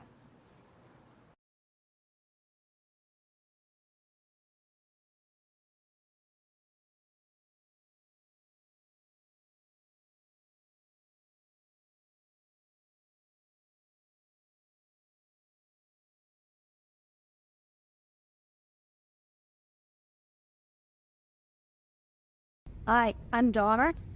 I live in British Columbia. I'm a small business owner. Some of the effects COVID had, personally, it affected family members. It affected my business. We were forced to shut down for 3 months. And then we were open up to restrictions, and every time we turned around, the restrictions changed, and tried to keep on top of it and come up with plans that were acceptable. It affected my customers and how they were able to access my business. Family members got sick from shots. I've got grandkids that were affected by school and not being able to attend, not being able to access medical and evaluations and stuff that they needed in a timely manner. It affected the community. It's been astronomical, the effects it's had on the population here as well as around the world. And we're still in recovery. I'd probably lost 5 years of business that, just downturn and trying to turn it around and keep going and being able to find staff now. It's just mind-boggling. We're still struggling.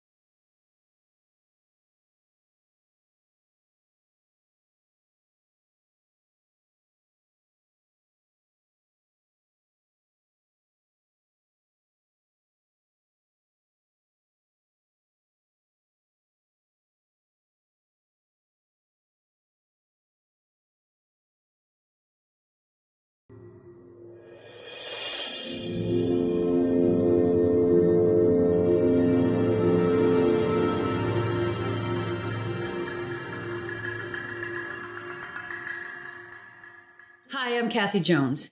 In early 2021, I prematurely retired from my job on This Hour is 22 Minutes after 28 years due to work protocols and government mandates because of the COVID-19 pandemic. As difficult as it was for me to handle the protocols, which I found completely insane, many people didn't have the choice to walk away. They were in the middle of a 5, 10, 15, 25-year career and had a mortgage to pay, children to feed, children in school, and they didn't feel like they had a choice. And many of the choices they were forced to make had disastrous results. The fact that people's stories are not being listened to or told as they typically would, or even believed, adds an extra layer of stress. We lost our voice. We were censored. We were canceled. And what people had to say about their experience fell on deaf ears. That's why the National Citizens Inquiry is so important. Make sure you take the time to hear what Canadians have endured over the last 3 years. The National Citizens Inquiry, NCI, a cross-country initiative, wants to give those who are harmed or damaged by the government's response to the pandemic a voice and a safe space to share their experience, along with the support of expert witnesses who will share their insight and knowledge to the lawyer-led hearing of testimonies.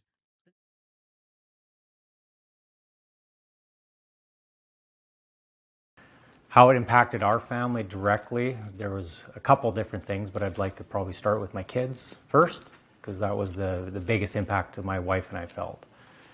So as things started to progress, the biggest challenge that we faced dealing with, we were fortunate our kids were elementary, early middle school, so grade 7 and grade 9 at the time.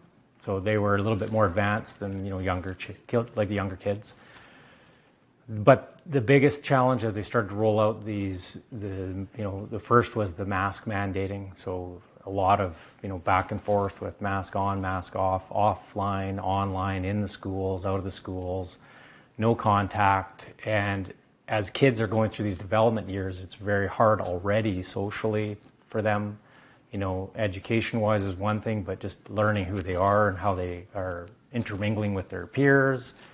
This created a lot of divisiveness that we found, a lot of uncertainty, a lot of confusion, and ultimately depression is what we found. So it was something that my older daughter really had to go through, and we worked a lot with her. She's a very intelligent girl, so a very avid reader. So one of the things that I helped to do was to get her to start thinking a little bit, because one of the personal issues I had was some of the messaging that was coming from some of the teachers. Again, it could have been just a personal viewpoint, but when they're looking at a class of grade 9 students saying, this is what's happening is on you, and if you don't do a certain thing, this is your grandparents are going to face the price. And it makes them think a little bit like, they're already uncertain of who they are, maybe are listening to an influential speaker, and they come home with that and they feel bad about themselves. So that really started to disturb me. And what I've found is that maybe not all, but some of the teachers were not really asking the kids to think, it was just do. So I took the initiative and we basically got my daughter to start reading books. I decided I'd pay her $20 per book. I get to choose though. So we started with like the 7 Habits of Highly Effective Teens, and then Rich Dad, Poor Dad, and then because she's such a intellect, we got all the way down to Man's Search for Meaning by Viktor Frankl. And this was really just about critical thinking and to give her some comfort that, like, hard times, this is sometimes what happens, right? So we got to a point pretty quickly though that we were not happy with the way the schools were operating, with this uncertainty and this one size fits all for everybody. So we ended up pulling them both out of school. We went to an online schooling system in Alberta here, which we found they thrived. It was teachers that were just communicating the curriculum without any add-on messaging. So for us, it was a big question to why such an impact, especially with these kids like in school. They're already having a hard enough time. So one of the things we'd want to know is, like, where was some of the data that would support that the mandating of masks or the separation of kids was actually more important or had a bigger effect, but nobody factored in the social issues or ramifications. That was concerning as a parent because depression is already high. We've seen suicide rates, even in the city I live in now, happen, and they increased because the kids are already dealing with enough. And then they added all this layer, but it almost seemed like that wasn't even part of the question.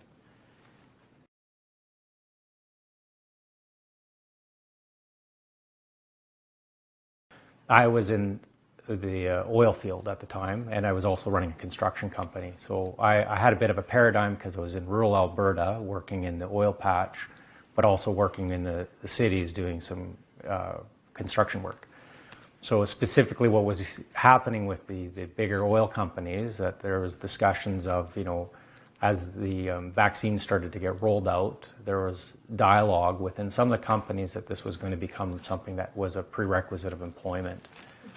What really affected me personally was when those decisions started to get rolled out by some of the bigger major companies. And, what point was there enough data to support that this was something that needed to be done to a workforce that literally is in the middle of nowhere?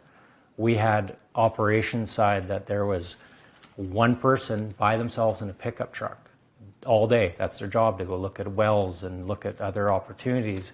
But this was so important that they had to make a decision based on employment. And I do know people that had to, and it has affected them because regardless of someone's decision if they wanted to or not take a vaccine, their livelihood was on the line. And if they had kids, well, what choice does a dad have to make, or a mother for that instance, or that fact? And that's something that was really impacting a lot of people. Is this was something that was communicated, this was life or limb, like you had to do it, but it wasn't necessarily, the stats weren't showing. And then again, these were people that are working independently by themselves.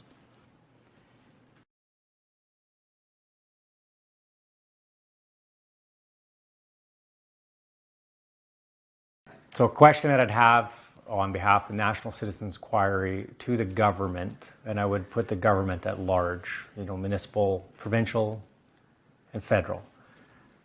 And I would ask the question regarding the vaccine passports that were implemented. At what point was there the data to support that this initiative needed to be put upon all citizens? And the reason that it impacted us personally is I did not get affected by an employer asking it of me, but I know people that did. But secondly, my daughter is a minor still, working at a restaurant, was forced to be the gatekeeper of policy that was implemented by government. She had adults coming into a restaurant that she had to then ask for personal medical information. We had to have many discussions about this and why, she was being put in that position as a young girl developing her career and learning how to work with others, but putting people in a very uncomfortable position because not everybody that came into these restaurants were that accepting of it. And it was something that was quite distressing. And it was a lot of dialogue that we had to have. And I don't know where the governments looked at that factor of putting people, even at that age, in a position where they had to be this gatekeeper. And I don't think it was fair to people, let alone just children, but even other adults and others in the community, because all I personally saw was divisiveness from it and a lot of divide within the communities.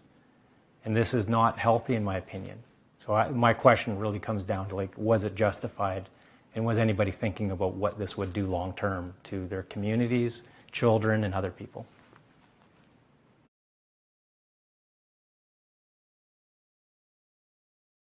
Me personally, it's one word: unity. As soon as we create divide, this is unhealthy. In families, we've seen divide. Personally, this all created a great deal of divide within our own family.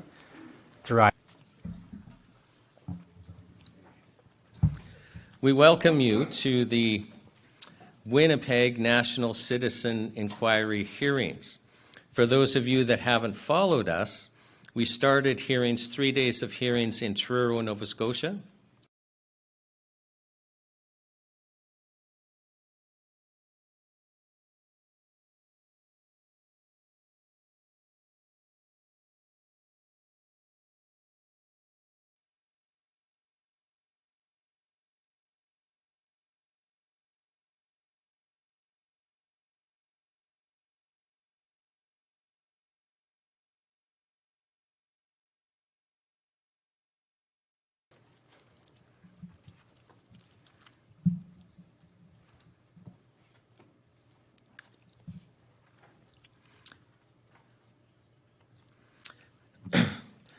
Thank you for joining us this morning with the National Citizens Inquiry as we begin our hearings in Winnipeg, Manitoba.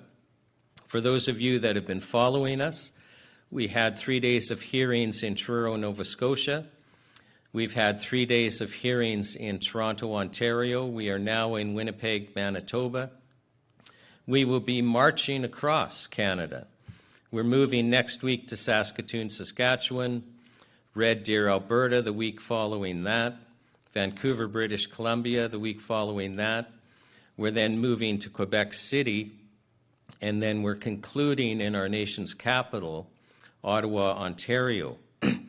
For those of you that aren't familiar with the NCI, we are a 100% citizen organized, run, and financed group that just realized that we had to have an inquiry march across Canada, giving Canadians the opportunity to share their stories so that we could find out basically what has happened, what we have experienced, that we can come up with positive recommendations as to how to do this better.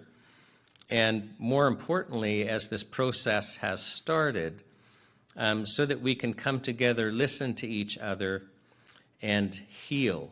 Now, I would invite everyone out there to join in and support. When I say this is citizen run and funded, I mean, we're not kidding. We don't have a single donor. We depend on people like you to donate. I think each hearing costs us roughly about $30,000 to $35,000 to run. And so we would invite you to go to our website and donate. We'd also invite you to plug us on your social networks and to push us out to your friends and family, to anyone that isn't part of the conversation about what happened. The mainstream media is not here, and they've not been here, and we anticipate that they won't be here. But we are growing at just an incredible rate online because you, the citizens, are making this happen. And we invite you to continue to participate in every way that you can. If you're a business owner and you have, you've got a tire shop and you have a TV in the waiting room, live stream us. When we don't have live hearings on, just stream one of the hearings that we have recorded on our website. But get the word out. Get people involved in this conversation. The thing that I can promise you about the National Citizens Inquiry, and those of you participating online and those of you in the room with us this morning, is you cannot go through a day of this experience and not have your life changed. I attended at the Toronto hearings, and I am a changed person. And one of the things that shocked me as I reflected on that experience, as I reflected on the stories that I heard, actually was the hatred. And I'm going to speak to you a little bit this morning about hatred. That's such a sharp word. But I have to tell you that I'm also going to be speaking to myself. Often when we see something that's troubling us, it's also inside of us. And so I'll ask everyone to have an open mind as I speak about this. But we had, and you can go and watch the Toronto hearings, we have them posted at the NCI site for everyone to see. We've got them on our Rumble channel.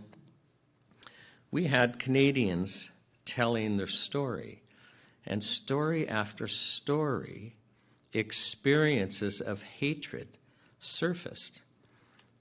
We had stories from unvaccinated people speaking about things like social shaming. Do you remember Tom Mazzaro? He's working as a college professor, and the dean sends out an email to over 200 of the faculty and staff saying we're bringing in mandatory vaccinations. And Mr. Mazzaro emails back, a reply all, saying, well, that's, basically all fine and good, but there's some other things, there's some rights at place, and perhaps we should be having a dialogue about this. And then if you recall his testimony, somebody in a reply all said, please take me off your email list. And then somebody else, and then somebody else, and then somebody else. And then somebody on that list who actually just is clearly getting too many emails chimed in and said, can we not reply all so that I don't have to go through hundreds of emails? And then another person chimed in and said, no, we need to publicly shame Mr. Marazzo. We need to stand together in shaming this person. And so it was reply all day long to deliberately shame him. Now that is hatred. We heard testimony about unvaccinated people literally being treated as subhuman by medical workers. We heard that from patients. I recall Mr. Mark Auger, who testified he shows up at the emergency ward and he's been being treated fine. He needs to stay because he needs surgery the following day. They don't have a room, so Mr. Auger, you're going to just stay on the gurney in the hallway in emergency. And there's a conversation, and they find out he's unvaxxed, and now all of a sudden he's in a room. They don't even take him off the gurney to the bed. He spends the night on the gurney, even though he's in a room with a bed. He's hardly visited at all, and if you remember the shaming, when he had to get up to go to the bathroom, and he comes back, and on the glass door is a sticky note with one word, unvaccinated. If you recall the testimony of Scarlett Martin, who is a paramedic, about basically the hatred in both the ICU wards and in emergency towards the unvaccinated. And comments within the medical system like, well, the unvaccinated, they deserved what they got when they got sick. And we've actually all heard comments like that when we were in the midst of this, that those unvaccinated, they deserved what they got. Now that is real hatred. And we heard comments like that the unvaccinated should be denied health care. And we all remember that. In the midst of this crisis, in the midst of this fear, in the midst of this hysteria in Canada, we would be hearing publicly it put out that perhaps the unvaccinated should not be entitled to health care. So it's somewhat ironic that vaccinated people that are now injured from the vaccine are telling this commission that they are basically, in effect, being denied health care, that that's been turned around. And this is real hatred. And let's talk about the hatred towards the vaccinated. We had witnesses take the stand in Toronto to speak about tremendous injury, people that are just totally disabled, their lives are ruined, where it was difficult for us listening to the testimony not to tear up, not to choke up, not to feel tremendous empathy for the suffering that they're going through. And yet they describe to us that when they show up to the hospital with serious injury, that it's just discounted. Oh, you have anxiety. Oh, this is all in your mind. And then that basically they have to fight to get treated. They have to, and it's just not being, they're not succeeding. They're basically being treated as second class within the healthcare system that will not admit that for some reason the doctors and nurses, we can't admit that we are having vaccine injuries, and doctors and nurses are telling people that they can't admit that. But it's one thing to be cowed, to do dishonorable things from your professional organization because you're scared. But it's another thing entirely to not treat a person with kindness just because you're being bullied. And so what we have here is we have real hatred. And I think the thing that is most despicable with not treating vaccine injured people with respect is, and a couple of them said it on the stand, is basically we took one for the team. We were told to take the vaccine to protect everyone. Some were reluctant to do it, but they took one for the team, and now that they're disabled, the team is discarding them. And that is despicable. I mean, it's kind of like we're talking about hatred, and when I'm thinking about how awful it is, how we're treating people that are vaccine injured, I couldn't help but think of that video that we watched in Toronto where we have veterans at the War Memorial when the Emergency Act is being introduced, and we have all these police officers looking like stormtroopers. They're so geared up.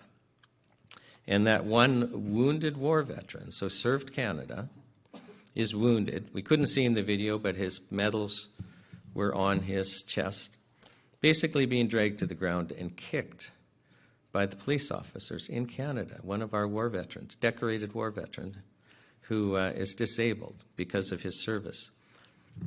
That's hatred.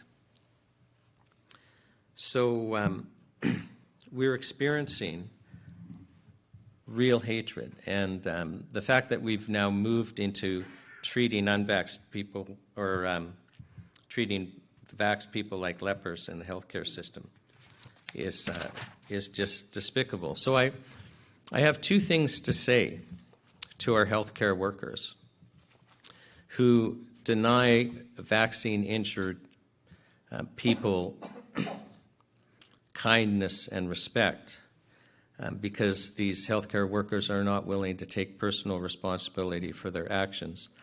The first thing I want to say to you is you should pray.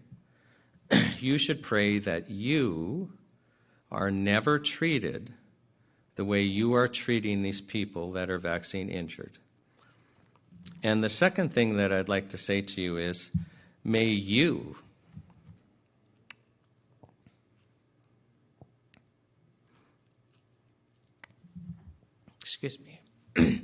may you always be treated with kindness and respect. May you always be treated with kindness and respect. Because the only way for us to move forward, is for all of us to treat everyone with kindness and respect. There's so much hatred in this country that every one of us has different ideas of how we would like this to play out. We want justice, we want vengeance, and none of that is going to work. I think it was on day one of the Toronto hearings, I tried to point out that the vaccinated and the unvaccinated really had the same experience.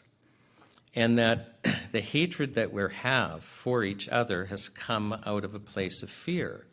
And so just to quickly recap, I mean, understand that a large number of the unvaccinated people believed that the vaccine was dangerous, believed that literally it could kill them or cause serious disablement to either them or their loved ones, like their kids. And the difficulty that they faced is you have the government then trying to force this on them and their family, and the vaccinated people participated in this social pressure, and the employers, imposed these mandates, which they didn't have to, et cetera, et cetera. So the vaccinated, in the minds of the unvaccinated, actually became a real threat to both themselves and their family. And when you feel fear, you become resentful, and then you hate.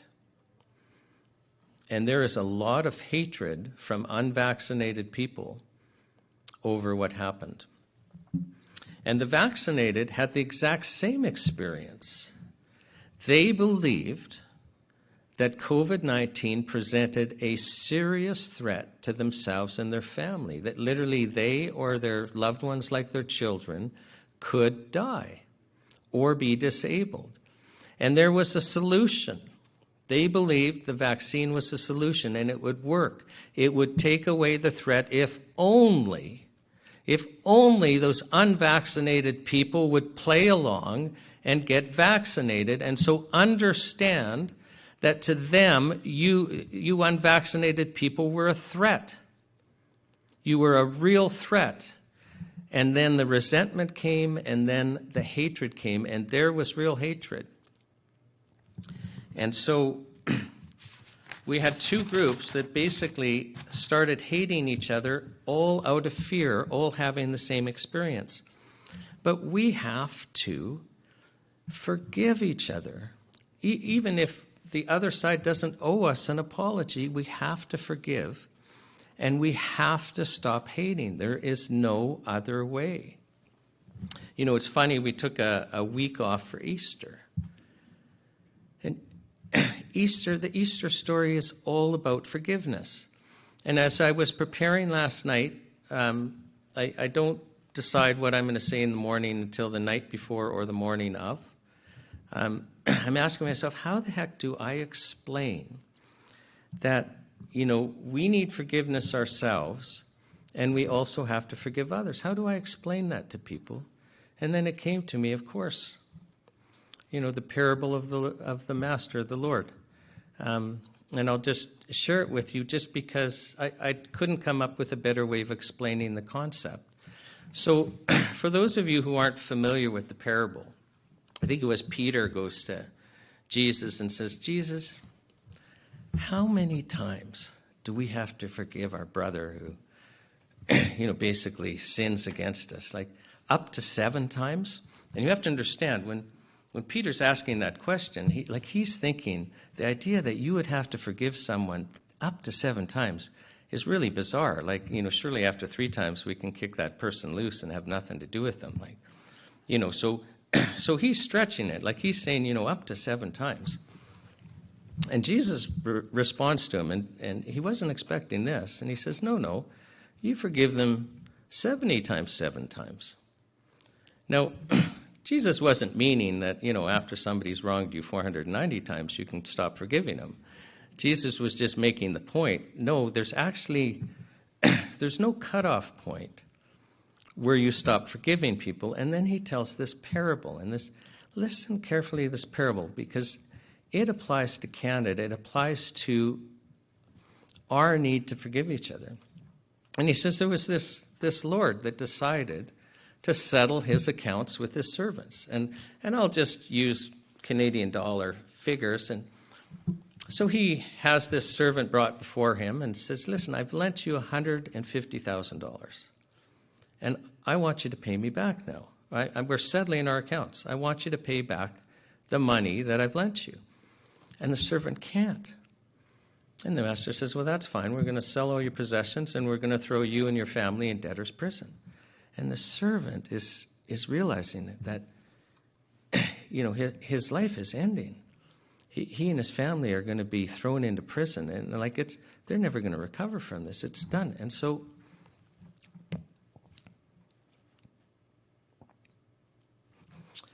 the servant does the only thing the servant can. Falls on his knees and starts weeping and begging and saying, Lord, don't. Please have mercy. And the Lord is moved with compassion and says, okay, I'll forgive you. I'll forgive you your debt. Off you go. And this very same servant then comes across another servant that he had lent $1,500 to and says, hey, buddy, you owe me that $1,500 and I want it back. This guy's, just felt challenged about money here. And the other servant doesn't have the money to pay him back. And so the one servant says, well, I'm going to have you and your family thrown into debtor prison. And this other servant, she realizes her life and her family's life is ending now. So she does the only thing she can do. She falls on her knees and starts begging for mercy. And the servant doesn't grant it, says, no, off to debtor's prison. Now, some of the Lord's servants had seen this happen and report back to the Lord who had forgiven this servant $150,000 and has this servant brought back and basically says, I forgave you a large amount and yet you wouldn't forgive a little, and says, so off you go to debtor's prison. And what this parable explains to us is I hope it helps us understand we have wronged other people. And in this COVID experience, no matter where you are on the conversation, you have wronged other people. And you have decided to hate. Most of us have decided to hate, and I'm speaking to myself. But the second more important thing is others have wronged us, or we think others have wronged us, and we have to forgive them. This is the whole point. We are the only ones that can get rid of our hatred by forgiving them. We can stop hating, and we learned in Toronto that we have to. The amount of hatred that we have seen. We can choose to act with kindness because that's what Canadians used to be about. We used to treat each other with respect and kindness. And so I would like to announce to you today that we are free to be Canadians again. And by participating in this process, I hope that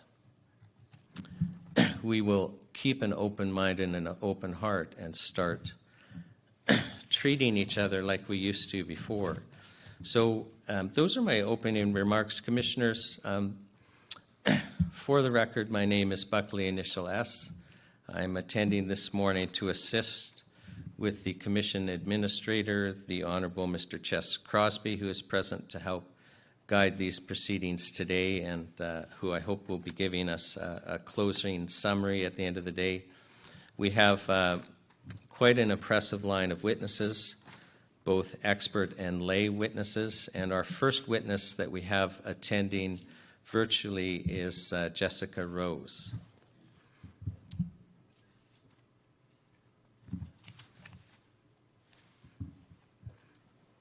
And so, Jessica, can you hear us? I sure can. Can you hear me? We can hear you very well. I just wanted to start by asking if you could state your full name for the record, spelling your first and last name. My name is Jessica Rose, Jessica-Rose. And Jessica, do you promise to tell the truth, the whole truth, and nothing but the truth, so help you God? I do. Now, my understanding is that you are a Canadian researcher. You've got a bachelor's degree in applied mathematics and a master's degree in immunology from Memorial University of Newfoundland, that you also hold a PhD in computational biology from Bar Ilan University, and following your PhD, you have done 2 postdoctorate degrees, one in molecular biology from the Hebrew University of Jerusalem, and one in biochemistry from the Technion Institute of Technology. Is that correct? That's correct. And my understanding is you were also accepted for a 2-month program as a senior researcher at the Wiseman Institute prior to the completion of your last postdoctorate degree. Correct. And your most recent research efforts are aimed at basically what we would call a descriptive analysis of the vaccine adverse event reporting system. And you've analyzed this in efforts to make this data accessible to the public? Yes. Now, you have sent us a CV, which I've had marked as an exhibit WI4. Is it fair to say that the CV you sent us is an accurate description of your experience in education? If it's the one that I sent, then yes. Okay, yeah. No, I didn't. I promise you I didn't change it. So you've researched the effect of the vaccines, and you've done a whole bunch of research on the VAERS system, and we're inviting you to tell the Commission about your findings. So I'll just invite you to start presenting your findings.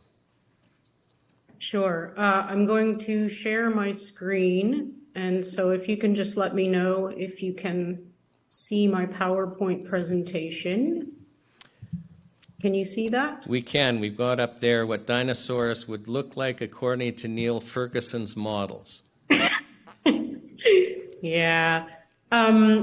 So first of all, I want to thank you for inviting me to provide testimony. Anytime I'm invited to speak or given any kind of platform to disseminate information is taken upon me. And I always like to start out with jokes, just to lighten the mood, because we not only need to forgive each other, we need to forgive ourselves, and laughter is medicine. So I saw this on Twitter the other day, and it made me laugh so hard. For those of you who don't know, Neil Ferguson is the modeler for which his models basically were used as the justification to impose lockdowns on all of us. And if you read the articles that I've listed here at the bottom right, you'll see very clearly that he's kind of notorious for making bad predictions with his models. So it's kind of interesting that the policymakers went to this person in order to justify the lockdowns, isn't it? So I thought this was hilarious, that this is what dinosaurs would look like according to his models. And I needed to add this point as well. It's not really about the virus or anything, but it is about, it's relevant to what we've been going through in the past 3 years. It was very shortly, less than a day after you guys, the National Citizens Inquiry, posted that I would be presenting testimony here, that somebody posted a Reuters fact check, which was basically a hit piece written on me with the claim that I was making false claims of death using VAERS data because I had not understood the data and that I was misrepresenting it. So whenever this kind of thing happens, sadly, I'm not a stranger to this kind of treatment at this point, but it usually means that you're over the target. So well done to you guys. And I leave it to everybody listening to this live and afterwards to make up their own mind as to whether or not I'm misinterpreting any data here, because usually what I do is I present it in its raw form. So this is my background. I'm not going to dwell on this. I do have a few degrees. But the most important thing that people should know is that data analysis has always been a critical component in each of these fields or disciplines that I've participated in. Doing your experiments isn't enough. You have to be able to present them and analyze the data in a clear way to your colleagues. So this is very important. I really need to reinforce the fact that we're dealing with products in terms of the COVID-19 products, especially the mRNA, that were rushed through clinical trial testing. Normally, a conventional vaccine takes approximately 10 years to get to market. And we reduced this time frame down to less than a year. And these trials are basically the foundations upon which all the decisions were made, and the mantra that we've been hearing for 3 years, safe and effective, are based on. Not only that, but these are kind of the springboard upon which all subsequent trials were based on. And these trials are exceedingly bad. And they not only do not provide evidence of safety and efficacy, they actually provide the opposite, in my opinion. And I've gotten pretty deep into this data. The exclusion criteria lists for the phase 3 trial were huge. Basically, only people who were healthy and of a certain age requirement were allowed to participate. And so it's very difficult for me to understand how anybody could make claims of safety and or efficacy when there simply wasn't enough time. Genuine safety testing was impossible. That is a fact. And furthermore, instead of a 2-year follow-up, what happened in the case of the Pfizer clinical trial, number here, is that the placebo participants were unblinded and injected with the product. So the placebo group was intentionally lost. And if you don't know what that means, it basically means that if you had any kind of trial or experimental data that was being collected at some point, it's lost at this point. Without a placebo group, you have no comparison. So at this point, the whole thing should have been called off, if you ask me. There are so many stopgaps within the last 3 years. I'm going to play this video and hopefully you can hear. This is Rachel Zhang. I'm not quite sure I'm going to address your question, but I guess with the study P203, as I mentioned, because of the availability of an alternate COVID-19 vaccine, after a certain period of time, after basically end of May, we have lost the placebo group, so we cannot really say anything about the duration of vaccine efficacy because there's no more efficacy data, basically. So exactly what she said is correct. If you heard what she said, she confirmed the fact that the placebo group was lost and that we can't say anything about efficacy after that. But what she missed out on saying is that we can't say anything about safety either.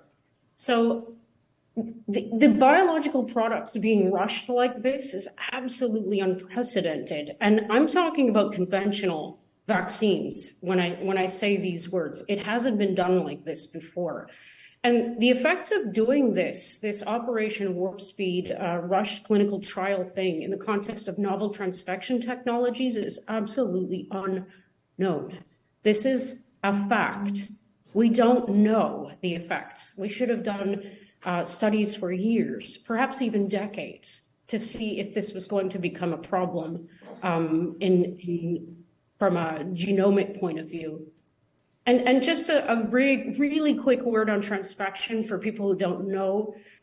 This is as opposed to exposure to foreign proteins, which is what conventional vaccines traditionally do. We either kill a virus or we send in proteins in a package.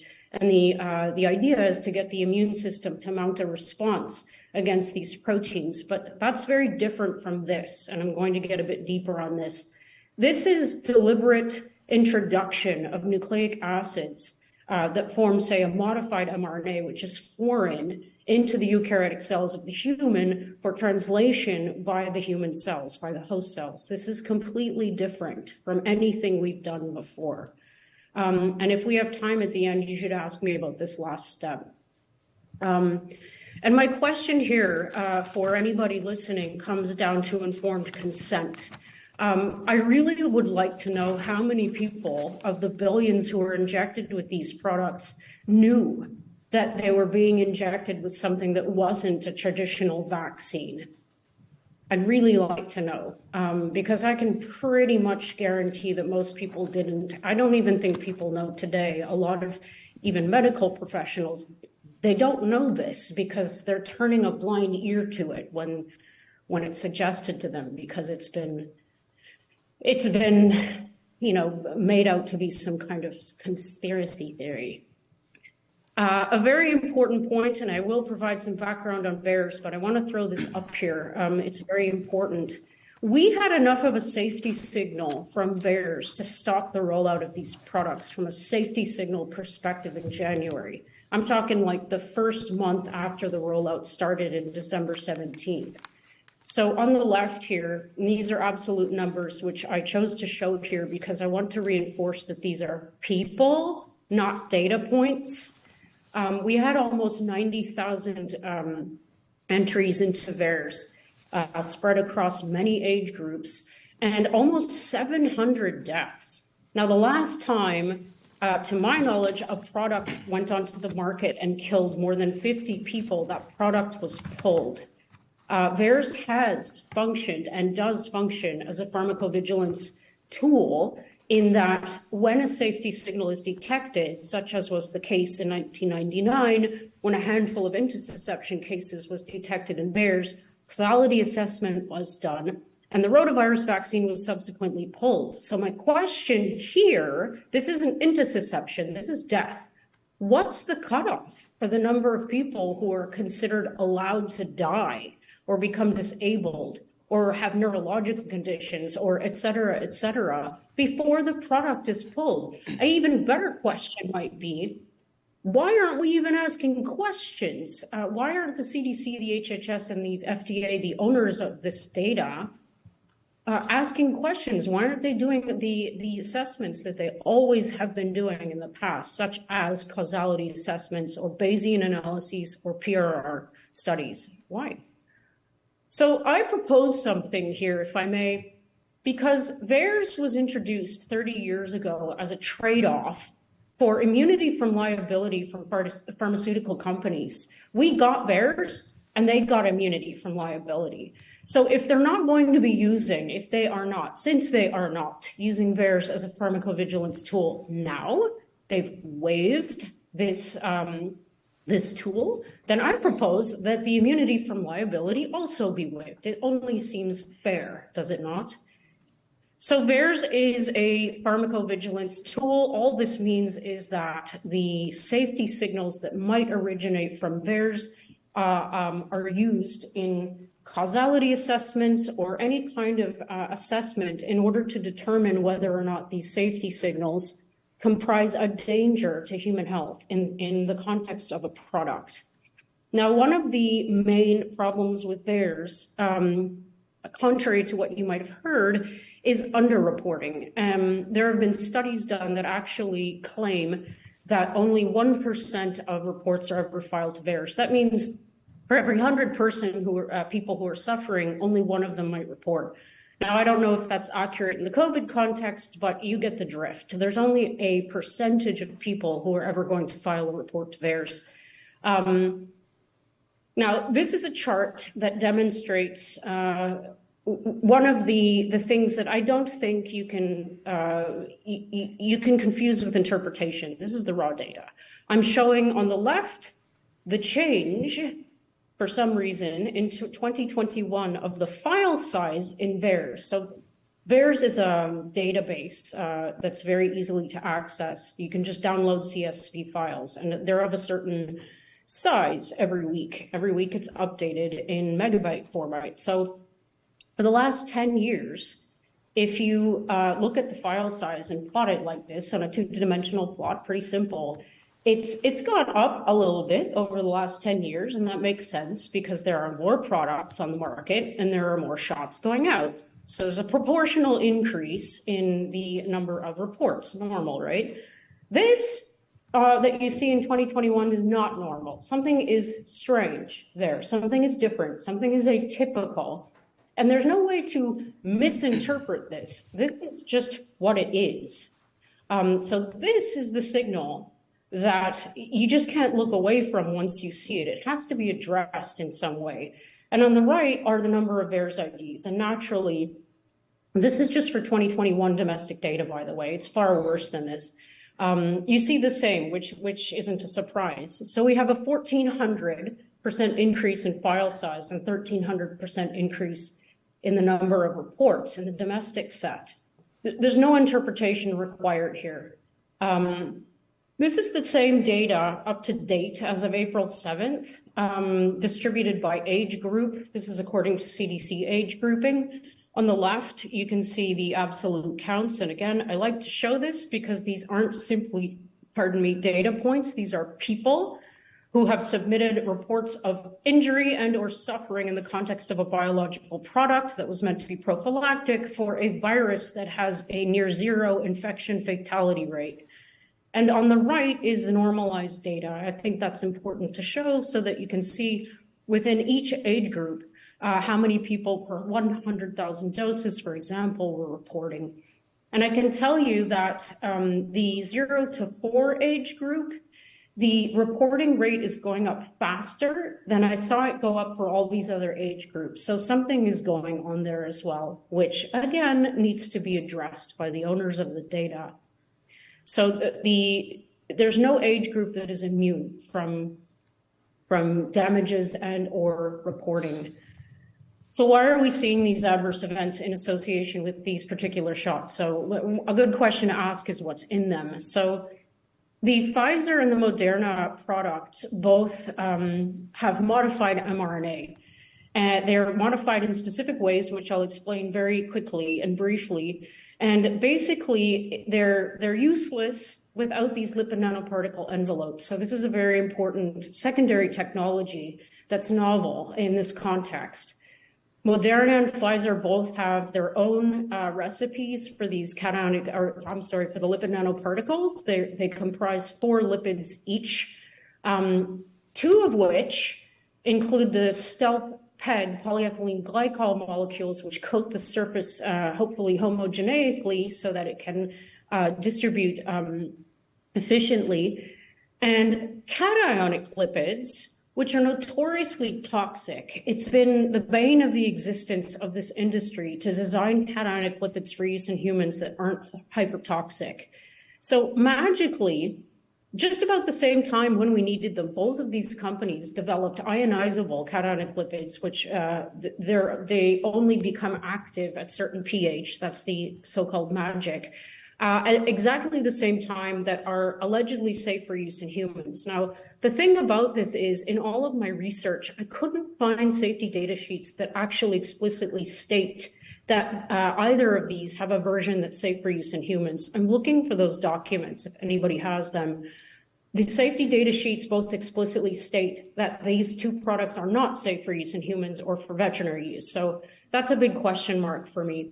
And I'm always an Occam's razor person, and PEG does have a well-documented allergenic profile in humans. It induces anaphylaxis, and cationic lipids have a well-documented toxicity profile. So for me, that makes me ask more questions than just to become docile and accept that it's safe. The modified mRNA is modified in very specific ways, like I said, and I don't want to dwell on this, but what everybody really needs to know is that these things are very stable and stealthy. There are many papers that have been published to date that show that these things are very durable and long-lasting in the human. They're optimized for maximum protein expression using codon optimization. They have long poly A tails and 5' caps to optimize protein synthesis and durability.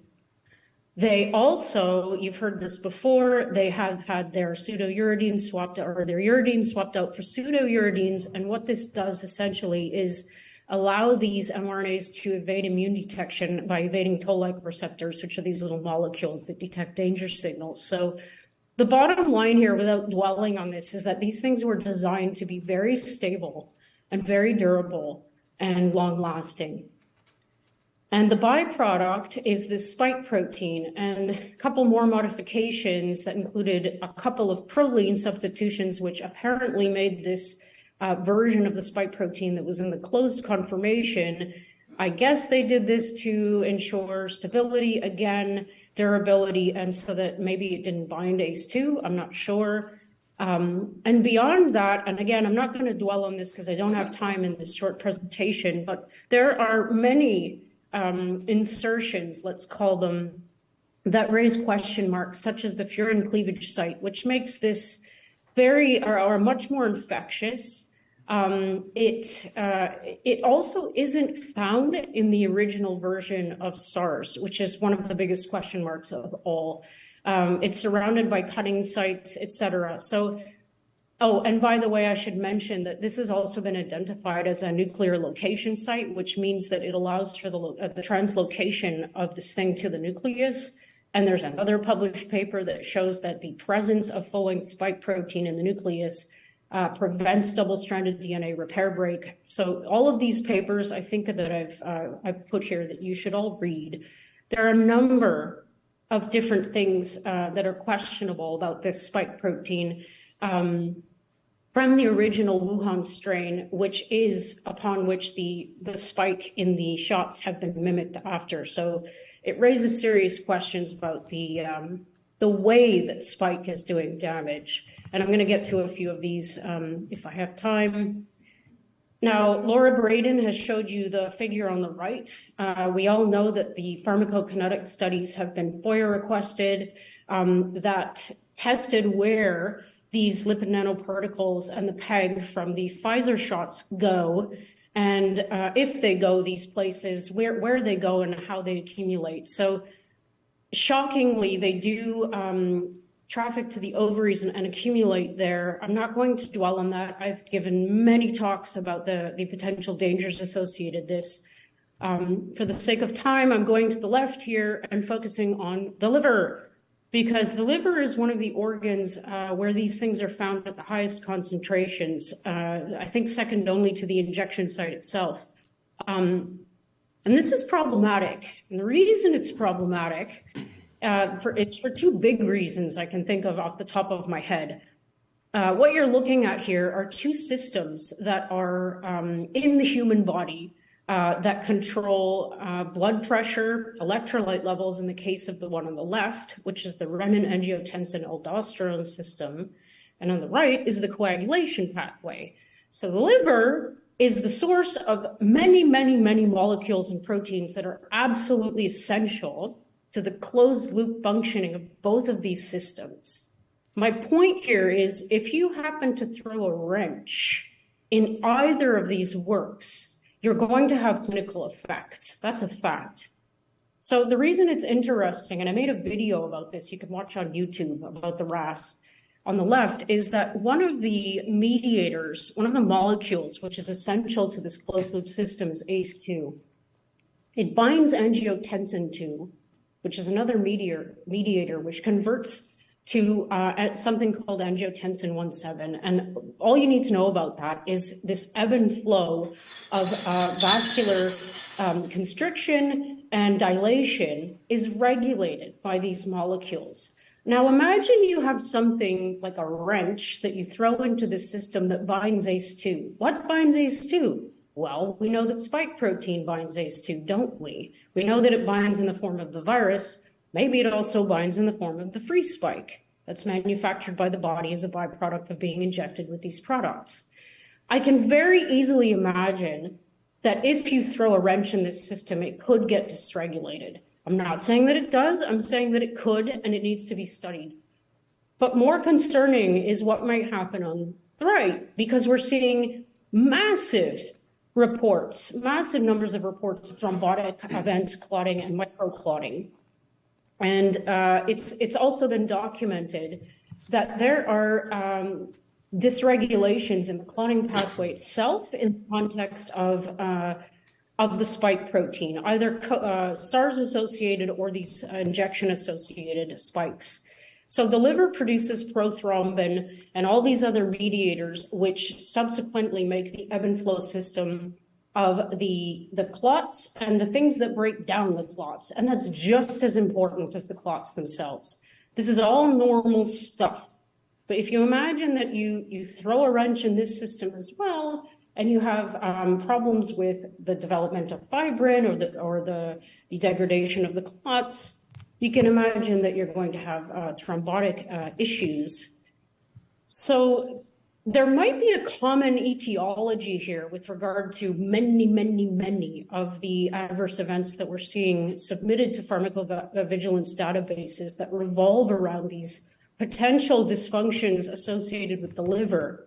And the reason why I'm starting to think that this is absolutely the case is because the liver is the place where the lipid nanoparticles traffic preferentially and accumulate. And if they are in fact dumping their modified mRNA payload, and those mRNAs are getting translated into spike protein in copious amounts, I can't imagine that the liver wouldn't be affected. So this is my idea.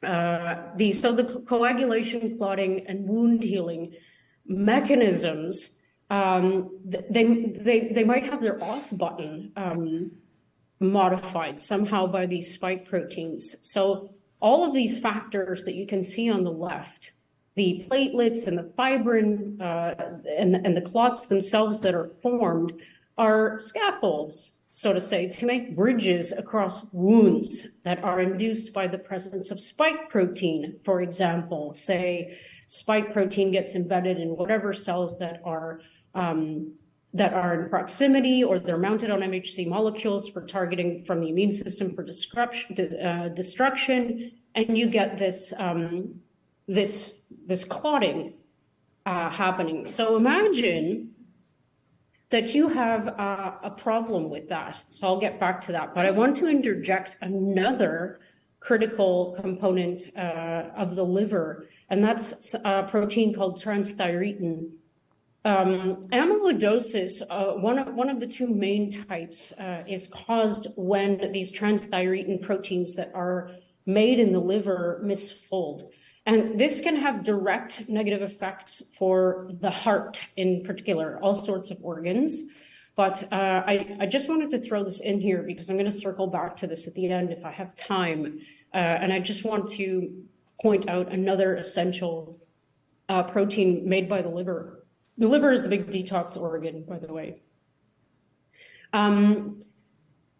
This is a paper that has shown recently that spike mRNA is persistent in hepatocytes, and hepatocytes are the main cells in the liver, and wherever you have spike mRNA, there's going to be spike. And this is just one of many, many, many studies that are going to start rolling in. Trust me, I'm going to circle back to that as well. But just to get back to VAERS for a moment, to put some numbers on this, this is just a sample of some of the keywords that I used, like hepato and liver from VAERS, to get an idea of how many reports are being filed by age group. And there are tens of thousands.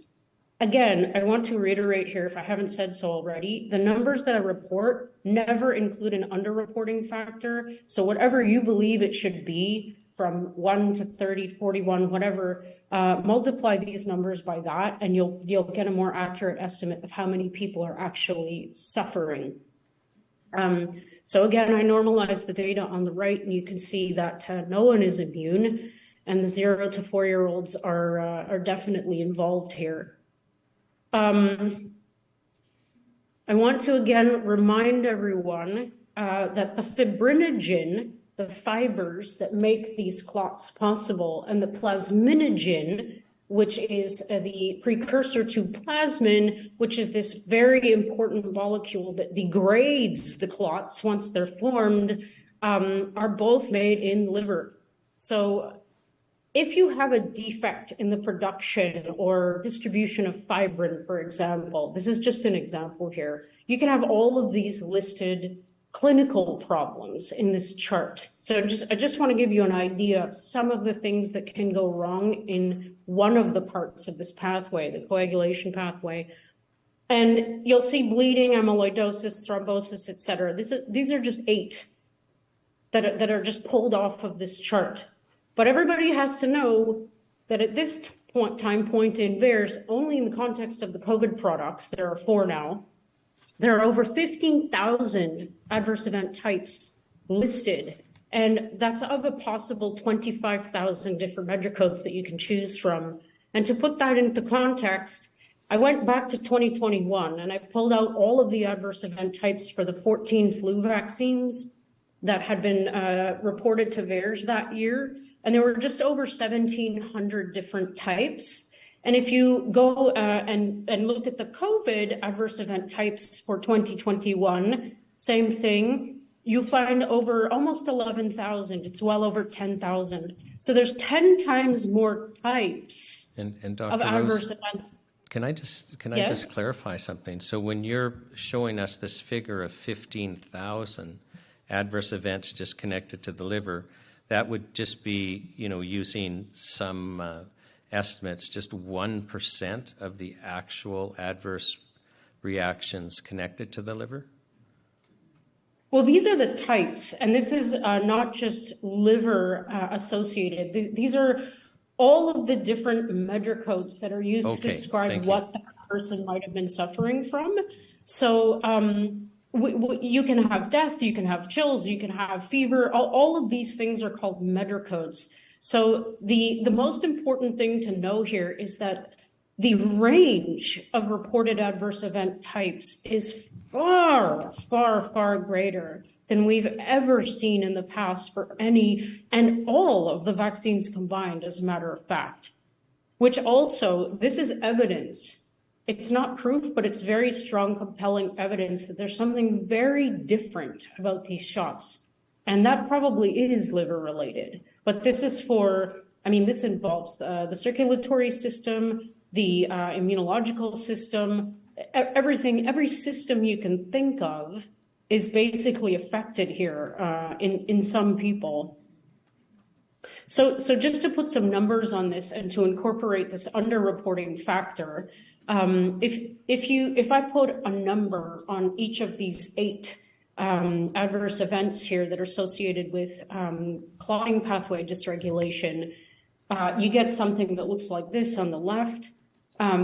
And the reason I used an underreporting factor, or ERF here, of 31 is because this is a calculation that I've actually made and published in a peer-reviewed journal article, which is based on Pfizer's phase 3 clinical trial data and their rate of severe adverse event occurrence, which was 0.7. So I calculated an ERF of 31.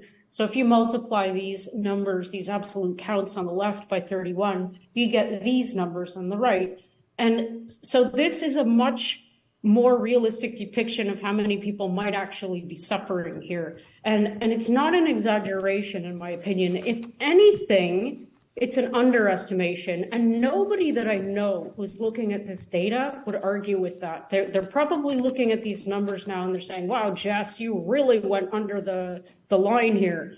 We're talking about hundreds of millions, I think, in total. So this is a serious problem.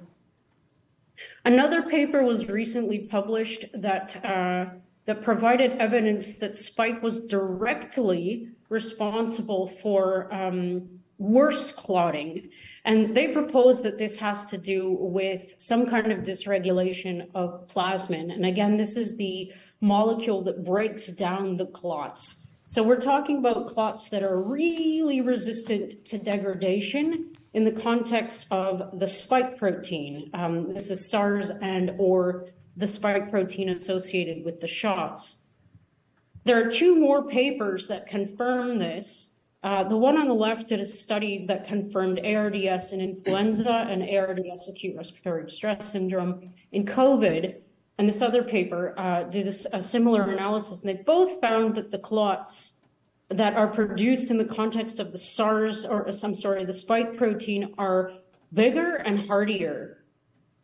And I'm wondering if, in addition to clotting dysregulation, something along the pathway that's being messed up, if this isn't being irritated, let's say, by the addition of amyloids. And I'm going to get into what that means and why I might think that. Because amyloids they're proteins that are very, very degradation resistant. They're unwanted proteins, absolutely. Misfolded proteins. We don't want them around. And just to reinforce here, if these dysregulations and if these adverse events are actually spike mediated, and there's a large community of people that really stands behind this now, in addition to lipid nanoparticle mediated, this is really bad news because, like I said, there are published papers now that confirm that the spike and the mRNA are really durable and persistent.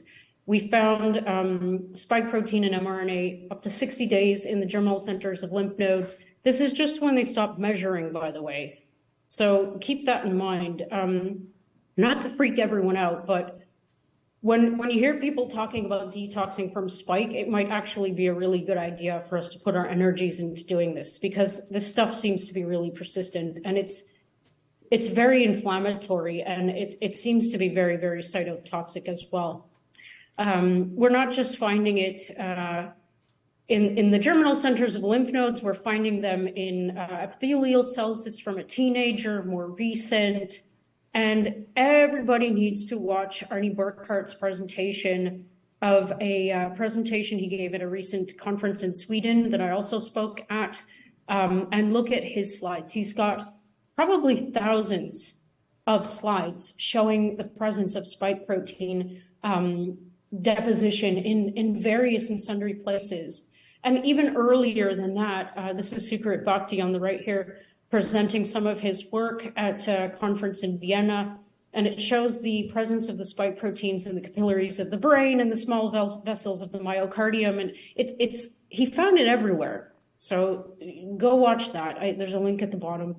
And to bring this back to VAERS, I pulled out thrombotic events, and again, this is an underestimate. I'm just giving you an idea of what we're seeing here, but we're well into the 100,000 mark without the underreporting factor, distributed across all ages. No one is immune, not even the babies. So this is definitely a thing, let's say. These reports are very prolific. And beyond VAERS, I mean, beyond pharmacovigilance databases, all you have to do is talk to clinicians or anyone on the ground, and you're hearing about this. It's ubiquitous right now.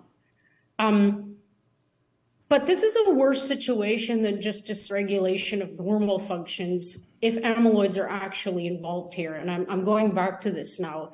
If these clots, the scaffold created naturally as part of the clotting pathway, are not being degraded in the first place because of some dysfunction in that mechanism, and amyloids, which are basically just like additional pieces of glue, a glued fabric, like being thrown on a ball, you can imagine what's going to happen. That ball is going to grow, and it's going to cause physiological problems.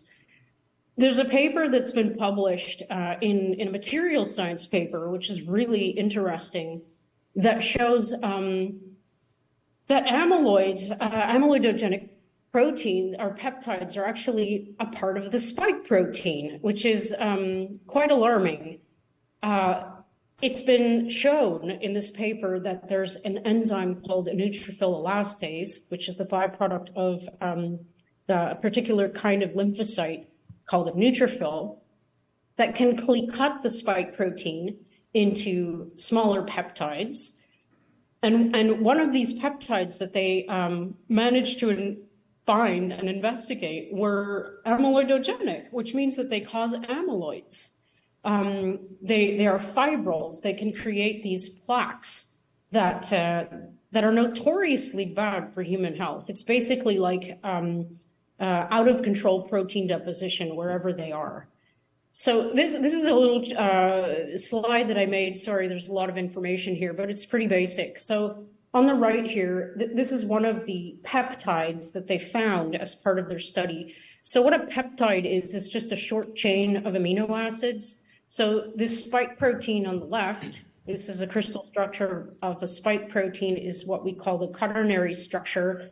But it all boils down to this original chain of amino acids that you see in colorful beads here. So if you have just a segment of these, this chain of amino acids, this is called a peptide. So this peptide is 10 amino acids long that they found, and it's absolutely has amyloidogenic properties, and this came from the spike. So it begs the question, is this what we've been seeing in terms of the emphasized problems with clotting? Because we have blood clots on one hand, which is this grape jelly stuff, and then we have proteinaceous collagen-rich deposits on the other. And we have these things together. So is this what we're seeing? The embalmers talking about? I really have to wonder. Dr. Rose, can I just step in? So did you see the presentation of the embalmer, Laura Jeffrey? Did. So, and there were some photographs shown, basically, I mean, they almost looked like earthworms or spaghetti. Is that the type of thing that you're now discussing? Yes, that's the idea in my head. Now, I'm not an embalmer. I haven't seen these things with my own eyes, but what I have seen are white, rubbery, very, very strong, like rubber band strong things that the embalmers are claiming that they're pulling out of the bodies, and that are making it hard for them to actually do their work, because something, not blood clots, something is restricting the flow of the embalming fluid when they turn on their machine. And so from what I understand, you have to actually physically cut open specific sites and take out these proteinaceous deposits, which actually fill the entire vessel cavity, before you can have the flow of the embalming fluid go through and flush out the actual clots, which are, just jelly. So it's possible that that's what this is. I mean, I actually am pretty damn sure now that what we're seeing is systemic amyloidosis. It's fibrin-rich, collagen-rich, proteinaceous deposits wherever this spike is. Basically, that's what I think is happening.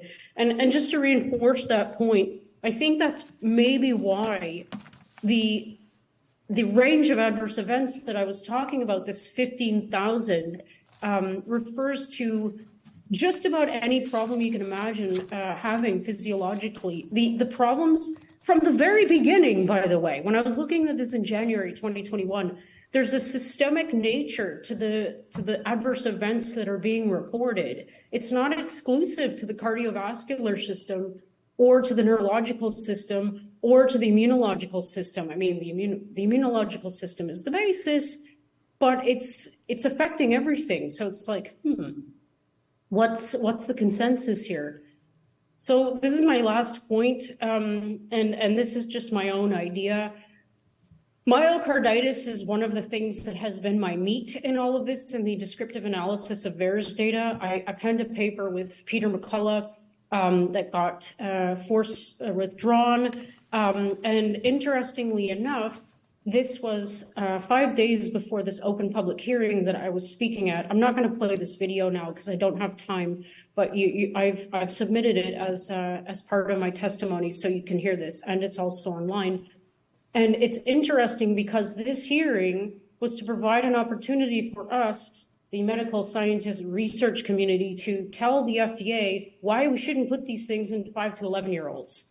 And the main finding of the paper was this, besides a much higher background reporting rate of myocarditis in kids.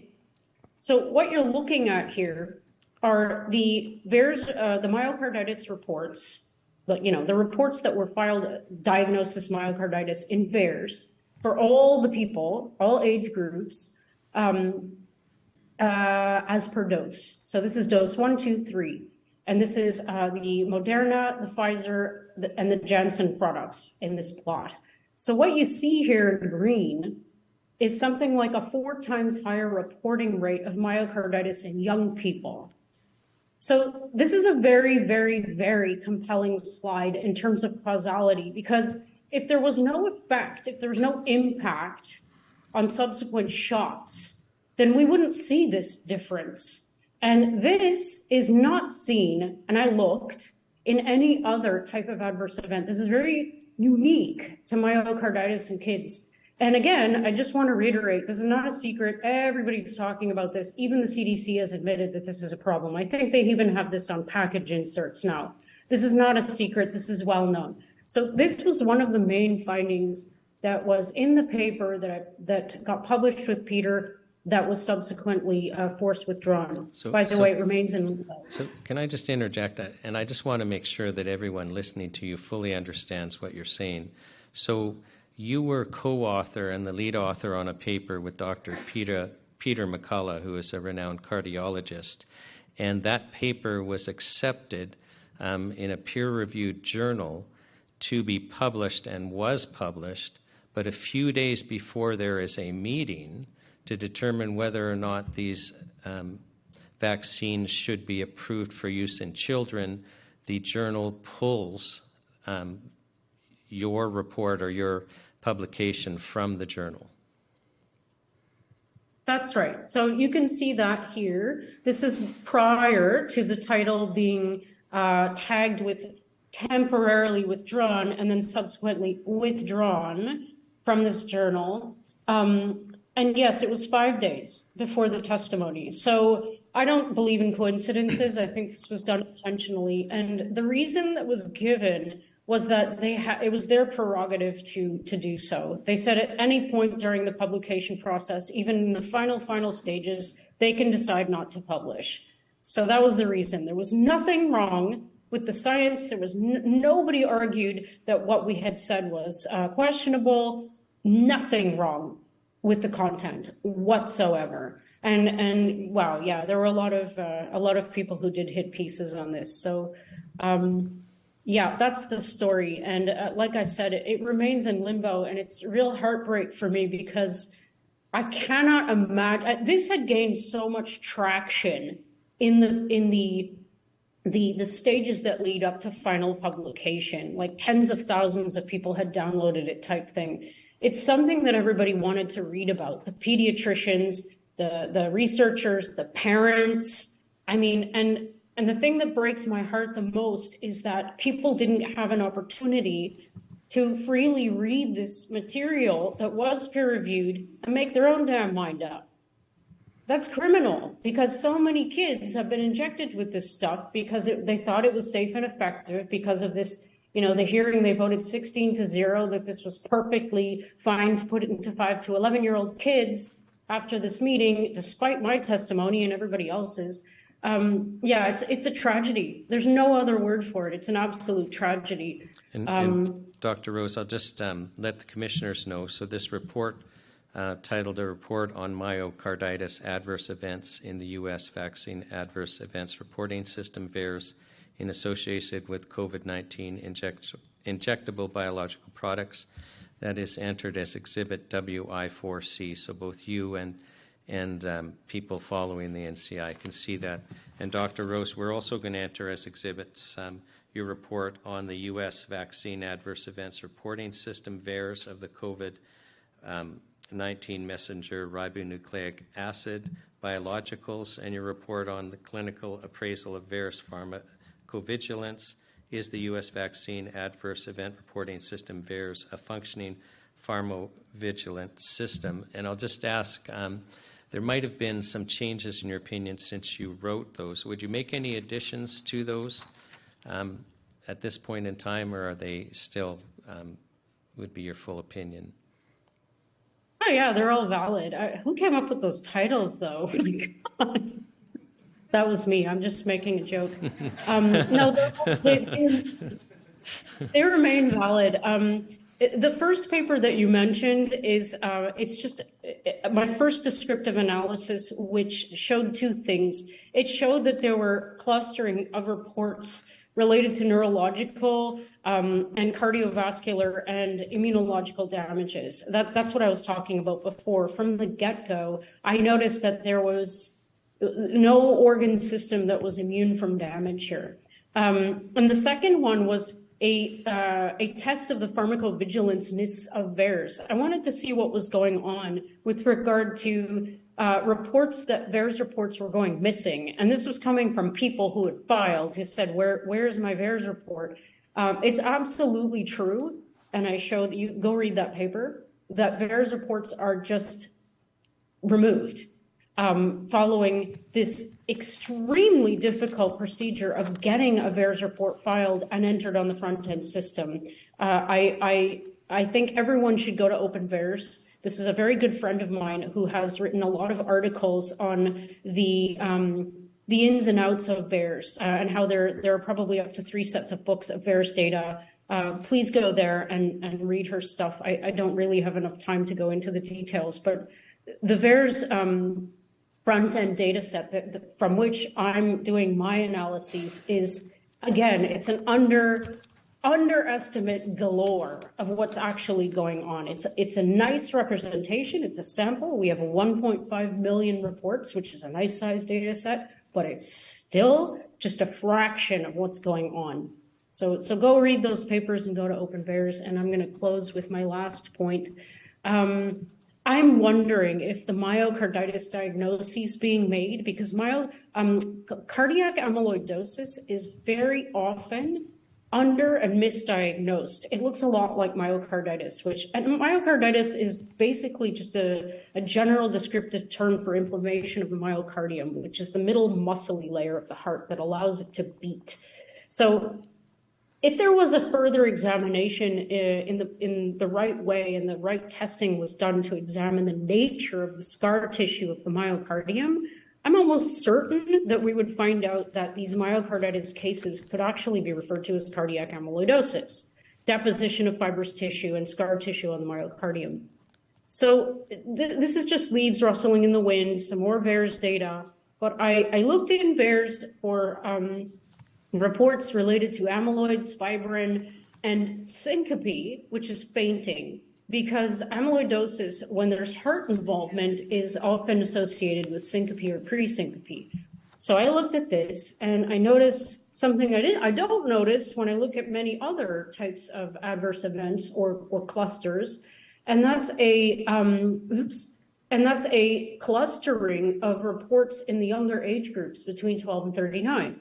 And so something's definitely going on here in our young people. And I don't think anybody can refute that at this point either, because we're seeing a lot of young people, in fact, dying. And I'm wondering if the ones that are related to cardiac issues don't have, say, myocardial tissue replaced with scar tissue so that their little hearts can't beat anymore.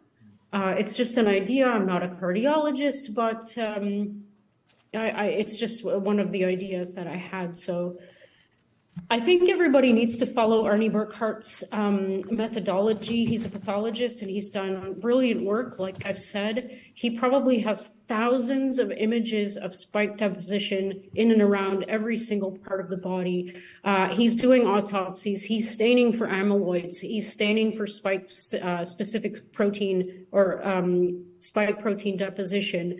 And he's finding a lot. I don't have time to show you any of his work, but here's a link at the bottom where you can watch an entire presentation in Sweden.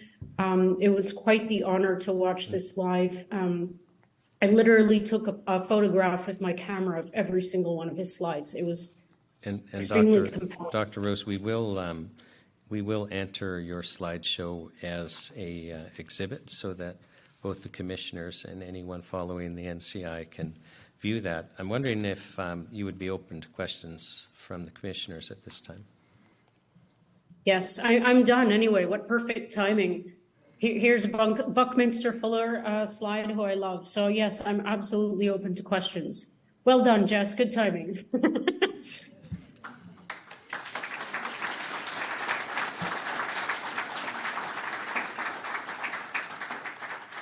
I can't hear anything. Oh. Okay, are there any questions from the commission? Yes, so there are.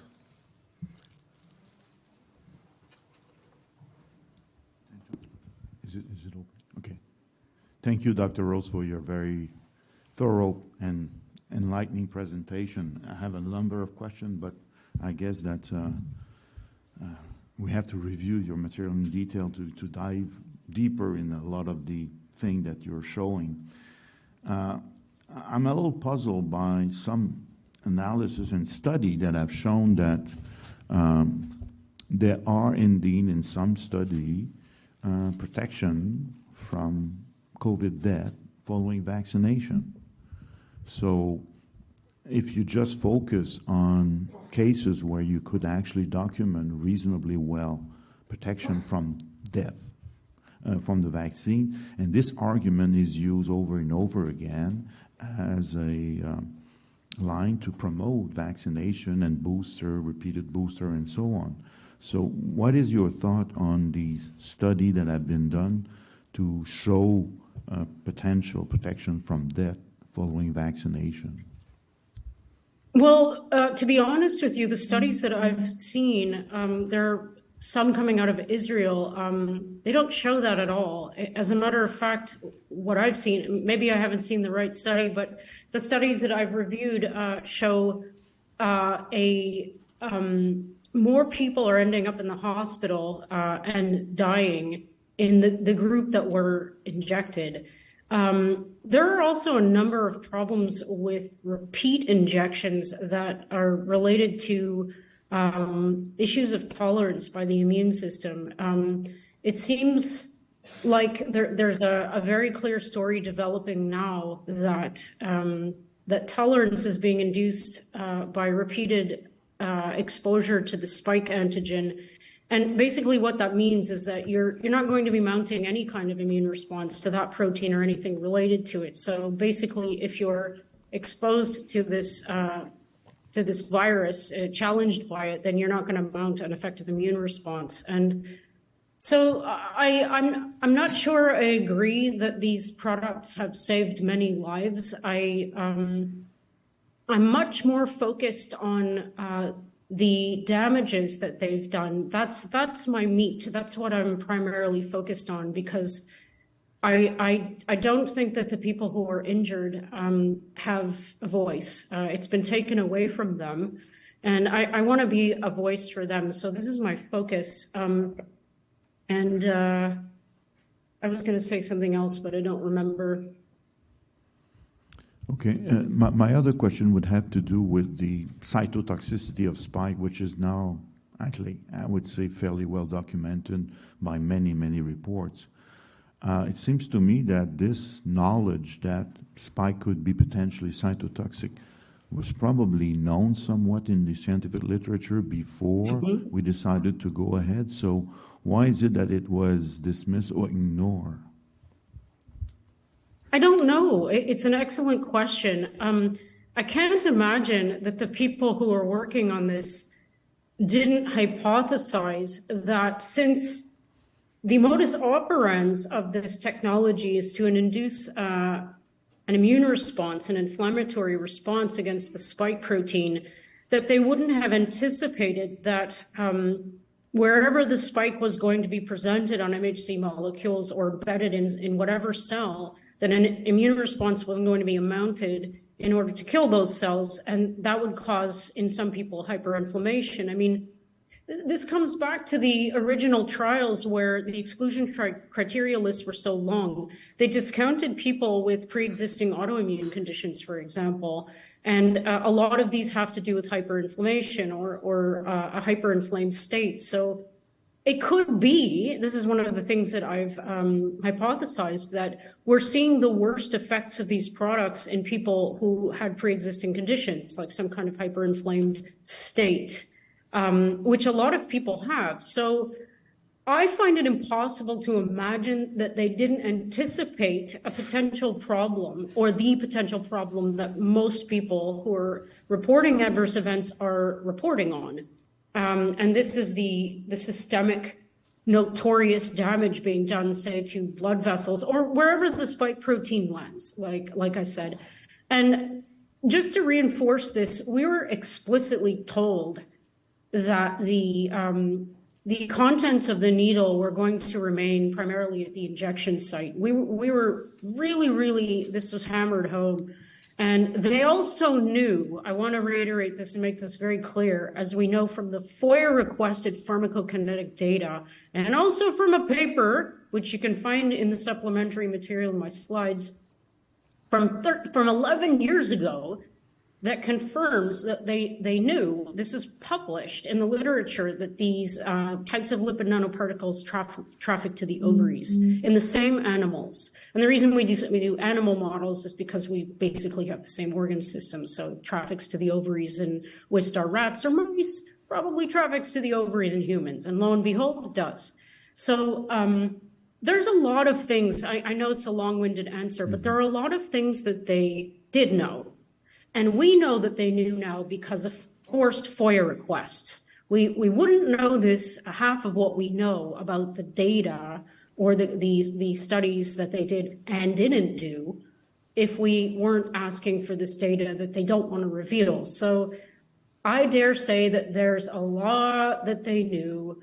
There's a lot that they know now, and they're obfuscating from the public because it would be bad for the program. if I can ask one last question. What could be a little bit misleading is that spike will be produced from the viral infection, and should you be unlucky and get the virus invading the blood circulation, you will get spike protein produced from the virus. So it could actually probably trigger all kinds of phenomenon that the one you're describing in the adverse event. What would be, in your opinion, the differences between the spike protein produced from, say, an infection that is not properly controlled versus the spike protein that you are producing following the injection of the messenger RNA? It's the scale. It's very, very simple, quick answer. The transfection technology is designed to make massive amounts of spike protein. And with repeated injections, you're going to have massive amounts of spike protein being continuously produced. This is very, very, very different from being exposed to a virus with many, many, many different proteins. You don't just have the spike protein. Where's my camera?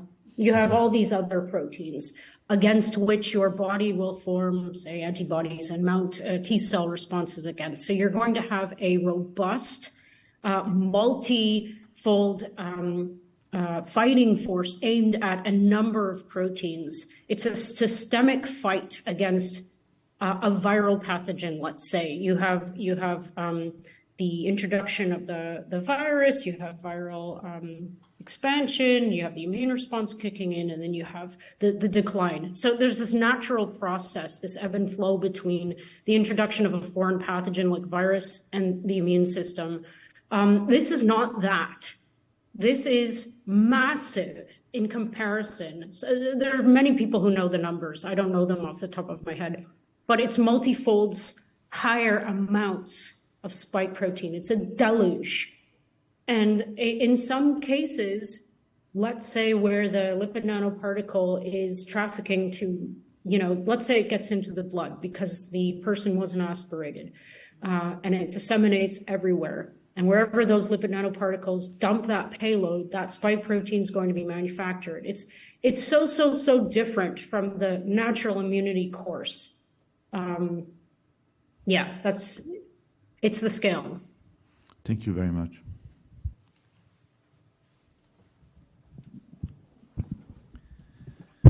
Good morning, Dr. Rose. Morning.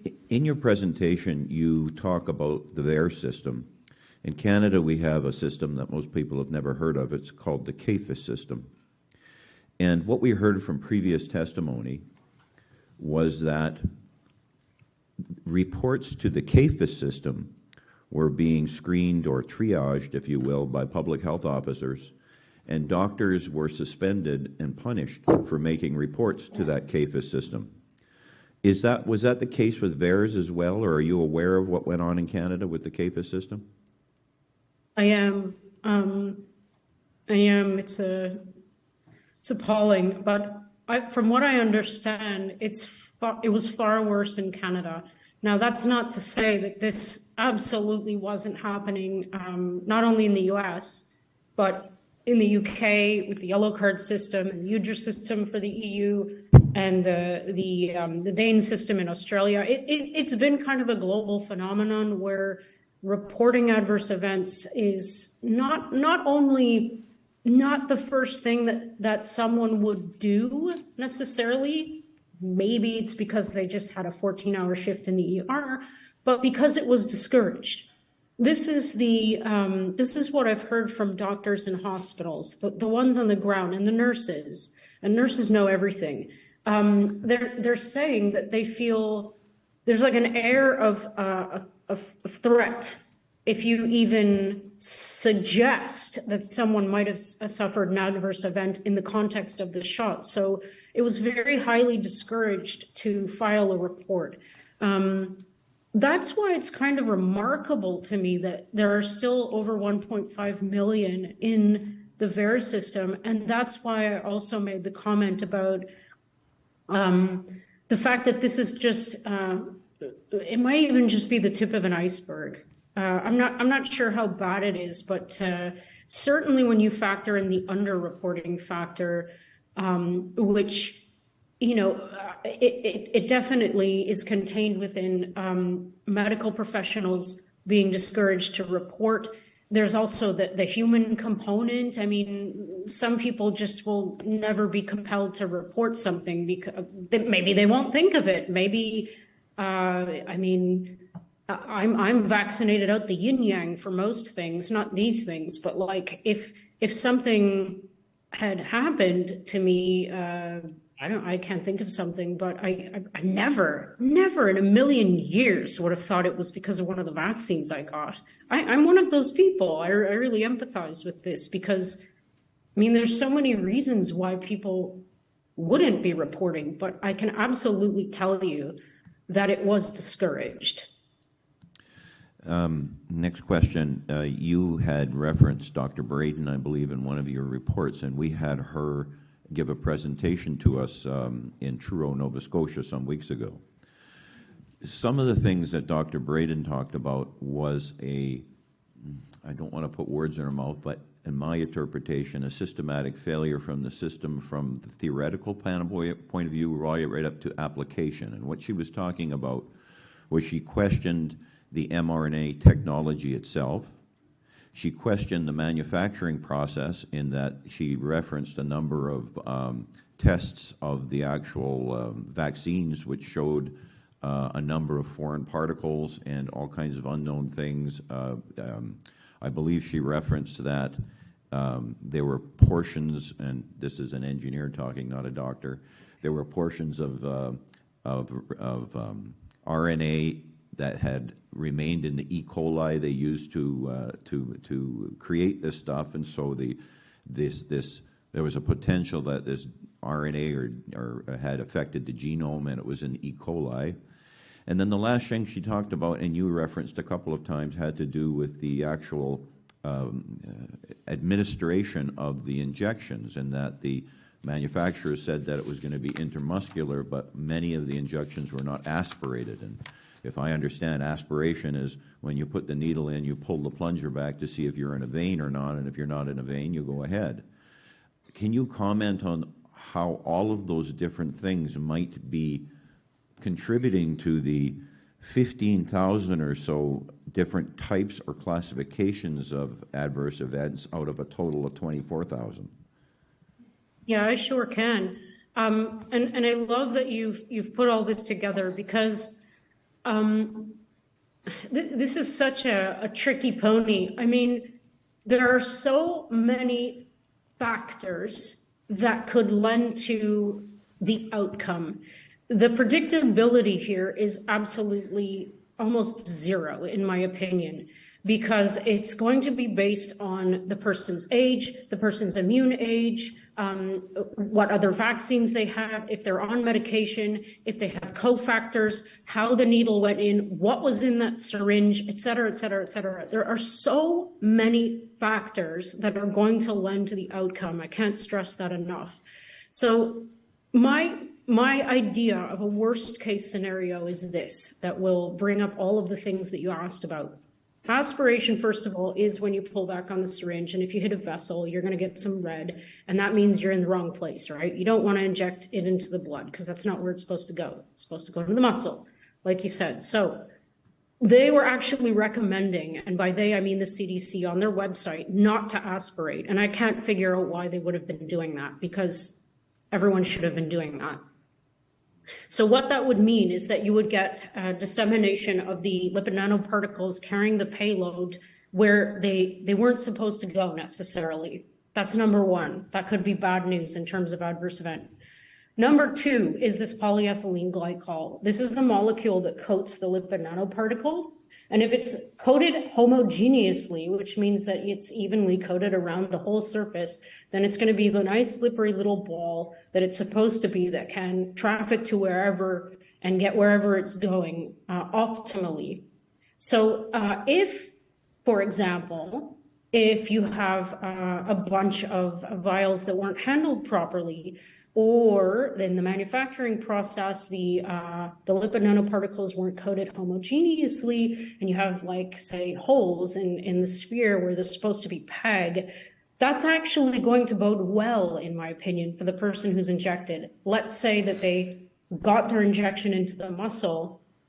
Because those lipid nanoparticles aren't homogeneously coated, they're going to break down much easier at that site. So you're not going to have dissemination of either the lipid nanoparticles or the payload. That's number two. It's just an idea, but I think it has merit. There's a working group of German researchers who actually proposed this as well. It's in one of my presentations. And as for contamination, a colleague of mine has recently been sequencing. He started with the bivalent products, the Pfizer and the Moderna, and he's moved on to sequencing the monovalent products and has found double-stranded DNA contamination in all of them, not some, all of them. And what this double-stranded DNA contamination are the plasmids that are used in the production line to produce the mRNA. And what's supposed to happen at the end of the production line, you'll appreciate this as an engineer, there's like 5 steps that I showed in my slide, is that the mRNA is supposed to be purified. You're supposed to take that out at the end stage. It's expensive to do this. And because we have so many evidences now that good manufacturing processes weren't abided by, it's possible, I will say, I'll be generous, that the mRNA wasn't purified properly. That's exactly what this indicates, because the presence of the double-stranded DNA is not explainable otherwise. It shouldn't be there. And so we can't say definitively what the clinical outcome of that contamination is going to be, but we can say, based on his findings that he has recently put to preprint, is that the levels of double-stranded DNA that are EMA permissible far exceed any levels that they've written down in the literature. So we know that there's contamination of certain kinds, and it's kind of scary to think about, because if corners were cut, we know that corners were cut all along the way here. I mean, there just simply wasn't enough time to do everything right. That's a fact. But it's scary to think about what actually might be in the vials themselves.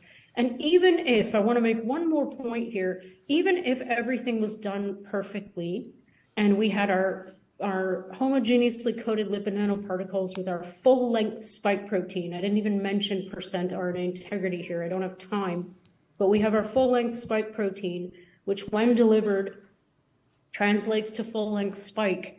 This is probably the worst scenario you can have, because of the papers that have been released that show that the double-stranded DNA repair mechanisms are impaired when spike is found in the nucleus, and it does get trafficked there because of the serine cleavage site.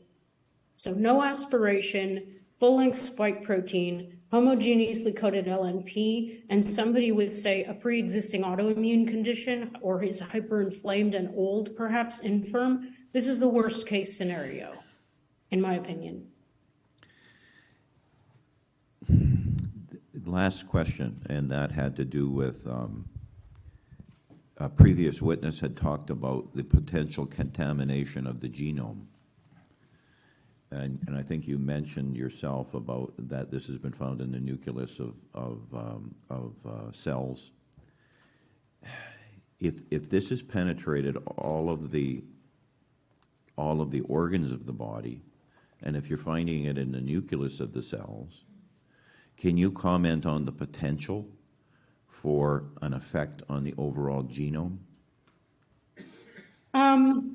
Let me just say that I think the potential is there.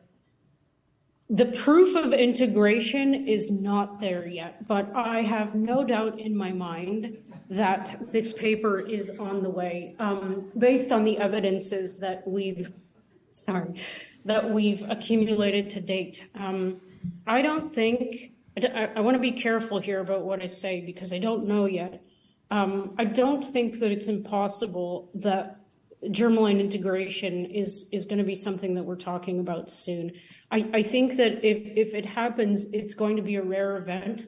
But the thing about it is, if it happens at all, again, it's absolutely inexcusable, because I cannot imagine that all of the brilliant minds behind this technology couldn't have anticipated the possibility here. If they knew that about the reverse transcription, which has been shown, if this is in the literature now, that that line 1, which is an endogenous retrotransposon in humans, can convert this mRNA back to DNA, then why wouldn't it be able to integrate? I mean, again, I'm not saying that we have definitive proof of that yet, but I wouldn't be surprised if that paper's in the pipeline right now.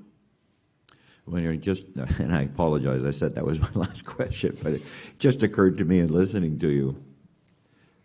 I got up this morning and I looked at the news, and there was this incredible story about the James Webb Telescope. And it was looking into the eternal reaches of our universe, and it was taking these incredible pictures of Jupiter, and it was gathering all this data that was so far away. And yet, when we were in Toronto, we had an embalmer telling us about these fibrous masses in the veins, and to my knowledge, and to the knowledge of that witness, no one had dived in like the James Webb Telescope to find out what these things were. And my question is, do we not have the technology to go to a funeral home when someone's reporting this and take a sample and test it and tell me what it is? And I have the same question. I'm dying to know why. This isn't like, it's the same thing to me about the autopsies. I'm dying to know why we're not autopsying everyone now. Like, why are people whose kids are dying demanding autopsies? I mean, that's what I would do. So in addition to, like, this is like the microscope into the forensic data collection of why the person passed away. I mean, it's like the most important thing of all. So I can't answer you because I just don't know. What I can suggest is that there's a movement to suppress this from being done, just like there was a movement to suppress autopsies from being done because it was too dangerous in the beginning. So, okay, fine, we'll give you that. It was too dangerous back then, before we had all this figured out, quote unquote. What's stopping us now? I don't understand. And there is one a group who analyzed this proteinaceous stuff. And they found, the only thing that I remember that they found is that they classified it as organic, and that makes a lot of sense to me because I think it's just collagen. So, I mean, if I'm not in a lab now, but if I was in a lab, that would be the very first thing I would do. I'm like, I got to find out what this material is, because if it's collagen and it's just, the natural things of the body in on mode, like I said, then basically that confirms what I said, and then we can solve the problem. And well, actually, the first stage of solving the problem is to stop injecting these things into people, because they are causing problems in some people. And because we're not being allowed to acknowledge this or ask questions, we're not able to come up with viable solutions out in the open. I mean, we humans are so much better together. So, even if the people who are promoting this stuff came to so-called our side and our brains got put together and we collaborated, we could solve this like real quick. I'm the forever optimist, so. Thank you, Dr. Rose. Oh, he's a happy guy. Oh, he's happy. It's my cat. He's very happy. So Hey, we have one more question for you. Okay. Hi, Dr. Rose. Thank you so much for your testimony today. I think I heard you say that part of your, or a number of your studies involved you downloading a lot of VAERS data. And I understand that your expertise is in the VAERS data and not our CAFIS Canadian database. But I'm just wondering if you know whether or not the same type of data is downloadable from the Canadian CAFIS database. I'm going on memory now, and I got to tell you, my memory's not so good. I don't think so. I think definitely, I know this. VAERS is the database that I chose because it was very accessible. You literally just go to the VAERS website and download a CSV file. Very large now. And if you're going to have a crack at this, I don't recommend using Excel because it gets stuck. I recommend using R. But as for the CAFIS system, I'm trying to remember if I even tried, but if I did, I know that I looked at it once. I don't have a good answer. Okay. And then my last question is about the VAERS database itself, since that's where your expertise is. If you could make one improvement to it to help gather better data and do better analysis, what would that be? Hand it over to different owners. That's what I would do. I was actually like in a kind of task force at the very beginning of this to try and design a new system. And the fact of the matter is, VAERS is very antiquated. The move to like paper forms to online has been kind of, it's a good attempt type thing. All that aside, though, like I said, it still works. It's annoying, it's underreported, but it still works. The problem with VAERS right now is not all of those things. It's not the fact that it's antiquated. It's not the fact that it's underreported. It's the fact that the data they're in, the people they're in who are filing reports are being ignored. The people who own the data are not handling the data in an appropriate way. They're ignoring it. And not only that, but there are smear campaigns out there against people like me who are like public citizens who are trying to bring this data to light so that people understand that this isn't an interpretation thing. This isn't about, the fact that they put so many shots into people. I've done a napkin math to show that that's not true. This is literally about the owners of the data not doing what they've always done. Josh Getsko is a friend and colleague of mine, and he's done many FOIA requests to show that they're not doing PRR analysis, which they've always done. They're not doing Bayesian analysis, which they said they would do in lieu of the PRR, and they're absolutely not doing causality assessments, which is like the main claim to fame here. I mean, it's absolutely ludicrous for anybody to claim that if you have half of any subset of adverse events like death being reported within 48 hours of injection, that there's no causal effect. I mean, come on now. Come on now. Why aren't the alarm bells being rung? And clearly it's because they're not motivated to do so. So long answer short, I would change the owners. Thank you.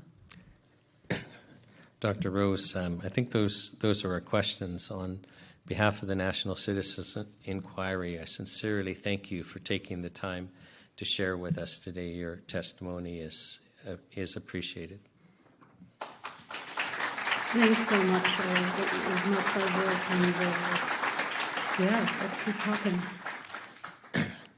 Commissioners, I would suggest that we take a break and change the order of our witnesses. We have scheduled for 11 o'clock virtually Dr.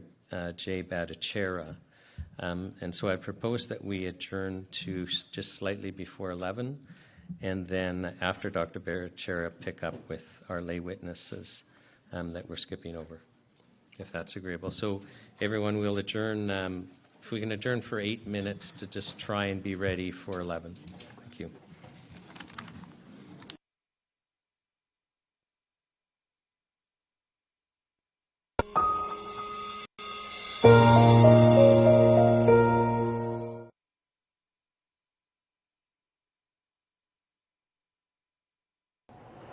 As a result of the government's mandates, I was affected on many levels. Financially, I lost 2 streams of income immediately. I'm a musician, a performing musician, and that went away immediately. I would perform in seniors' homes that closed down. I would perform in public places. That ended abruptly. And I'm also a yoga teacher. And once the mandates hit, I was unable to enter the studio to continue to teach. So those are immediate impacts that I felt financially. Personally, emotionally, it was devastating. From the beginning of the pandemic, it was devastating for all of us. Once the narrative began about vaccinated versus unvaccinated, then it got really dark for me because I chose to remain unvaccinated. And from September of 2021, when the mandates came down that the vaccine passports, all those requirements, it became suddenly a very dark time for me. I was ostracized at work. I was shamed and blamed by colleagues, by family, by friends. And there was a point in my darkest days, I actually considered taking my own life. I was in so much personal pain. It was the most difficult pain I'd ever endured. I had been through a divorce, but I suddenly felt like I was being divorced from my family. My siblings, 3 out of 4 of them would have nothing more to do with me. They called me names. They called me selfish. They told me I most definitely had made people sick and I probably killed people. And I was in a very, very dark place. And it was so exacerbated going out to see those signs on cafes and stores, food fairs and malls, where suddenly we were the damned. We were vilified, and it was just never clearly explained. And it was devastating how many people totally just believed that. And my family, my friends, my colleagues would just step away when they would see me. Like suddenly I was this dark, contagious, nasty person. So it was emotionally a very dark time. So it hit me financially, it hit me emotionally. And I certainly noticed that I'm a different person now. I view the world through a different lens. I'm no longer as optimistic. I struggle sometimes just to see the overall good. I'm different. And I don't like the way that I am different. I struggle to see things as positively as I used to. So it had a huge impact.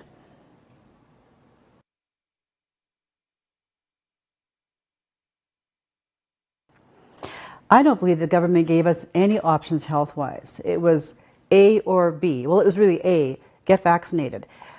As a person who's always been very focused on health and wellness, I struggled with the fact that there was no instruction or information about how do we build our immune system? How do we become resistant? How do we become a healthier society? What can we do? How can we eat better? How can we become stronger and more resistant as a society against this situation and others? How can we lessen the burden on our healthcare system? There were never any options or any other information offered. It was get vaccinated, period, or suffer the consequences.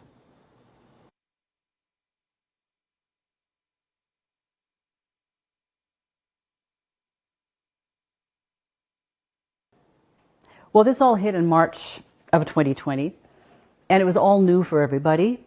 Everybody was taken aback, and everybody was asking questions, what do we do now? From the beginning, I don't believe there was information about let's just all get healthier, get stronger. Whatever this is, and we don't know a lot about it yet, let's get ourselves healthier.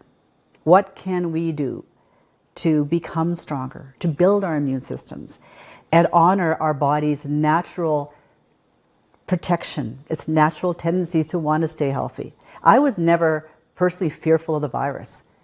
I wasn't afraid of getting it. I knew that I was healthy and strong enough to handle whatever would come at me. But I was fearful of the fear.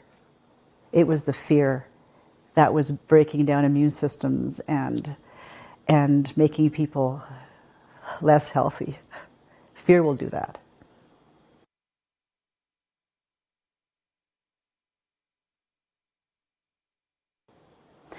Initially, when it all came down in 2020, I wasn't afraid, I was confused and in disbelief.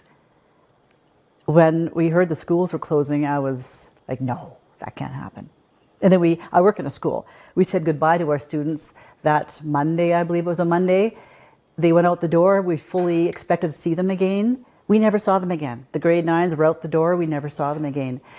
And I was never scared. I was just so confused and baffled. And as time went by, when I saw how things were being handled, how it almost turned into like living in a police state. It was dystopian. It was like a dystopian novel that sits on the shelves of our library at school.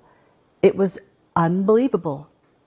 And then the measures that were taken as it all progressed into the fall of 2021 and even into the spring of 2022, it was horrifying.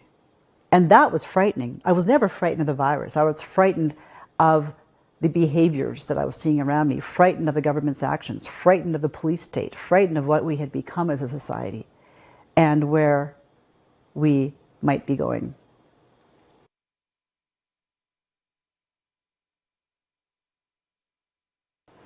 One of the most difficult times has been, during this whole time, has been, I have a nephew who's been so dear to me since his birth. We've been so close. We've been each other's confidant. And last spring, he wrote me an email basically just again saying that I had certainly made people sick. I'd probably kill people. And he wouldn't cut me off entirely because of his mother. However, I have not heard from him since. His father won't speak to me. This relationship between my sister and I, his mother, is so strained. And the barbs that have been just shot at me, they're still in the air and it's still not healed. So it is just always just a stone in my heart that this relationship has it ended? I hope not, but it's certainly on hold and I don't know how to heal it until they are willing to look at things through a different lens and perhaps consider that there are maybe different layers of truth here. And because I made a decision doesn't mean that I'm a bad person.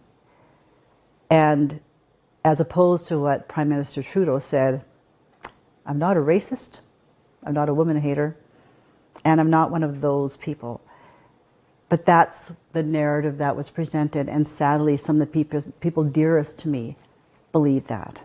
And seemingly they still do. That's very painful and continues to be painful.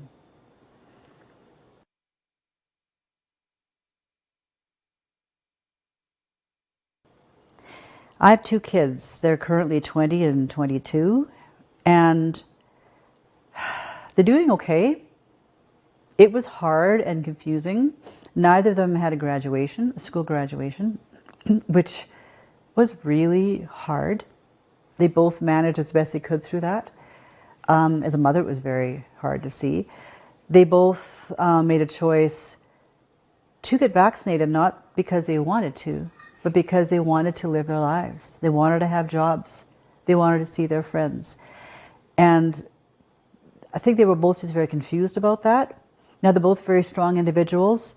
I'm very pleased and blessed with that they have come out seemingly pretty strong and not as affected by it as I see some other young people being affected by it. But it was just very confusing. The messaging was so confusing. And they did something that they didn't want to do.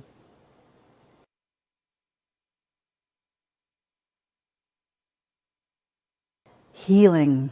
How are we going to heal as a society? I think as a society we just need truth. We need honest truth.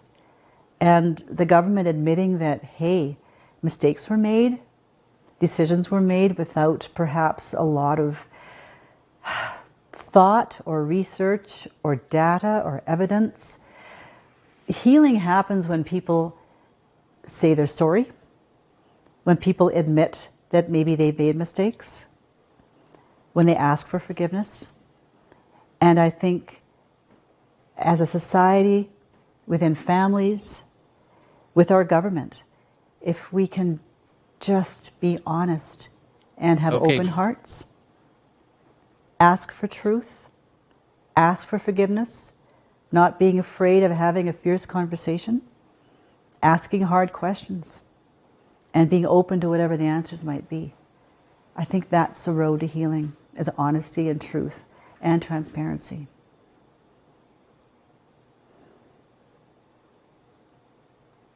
Maybe some tears. Because it's been really hard.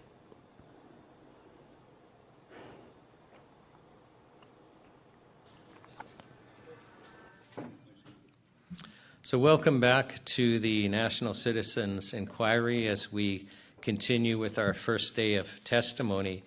We have joining us now virtually Dr. Jay Bhattacharya. Jay, can you hear us? Yes, I can hear you. Can you hear me? I can. And so I'd like to just start by asking you to state your full name for the record, spelling your first and last name. My name is Jayanta Bhattacharya, Jayanta, Bhattacharya, Bhattacharya. And Dr. Bhattacharya, do you promise to tell the truth, the whole truth, and nothing but the truth, so help you God? I do. And now my understanding, and I think a lot of people are familiar with you, and I'll tell you, you sent us a rather impressive CV that we've entered as Exhibit WI8B. But my understanding is that you are currently a professor at Stanford University Medical School. I am. And you're also a physician. Yes, I have an MD. Yeah, and you're an epidemiologist? I publish and teach epidemiology and through for decades. And then you're a health economist. Yes, my PhD is in economics. And you are a public health policy expert focusing on infectious diseases and vulnerable populations. Yes.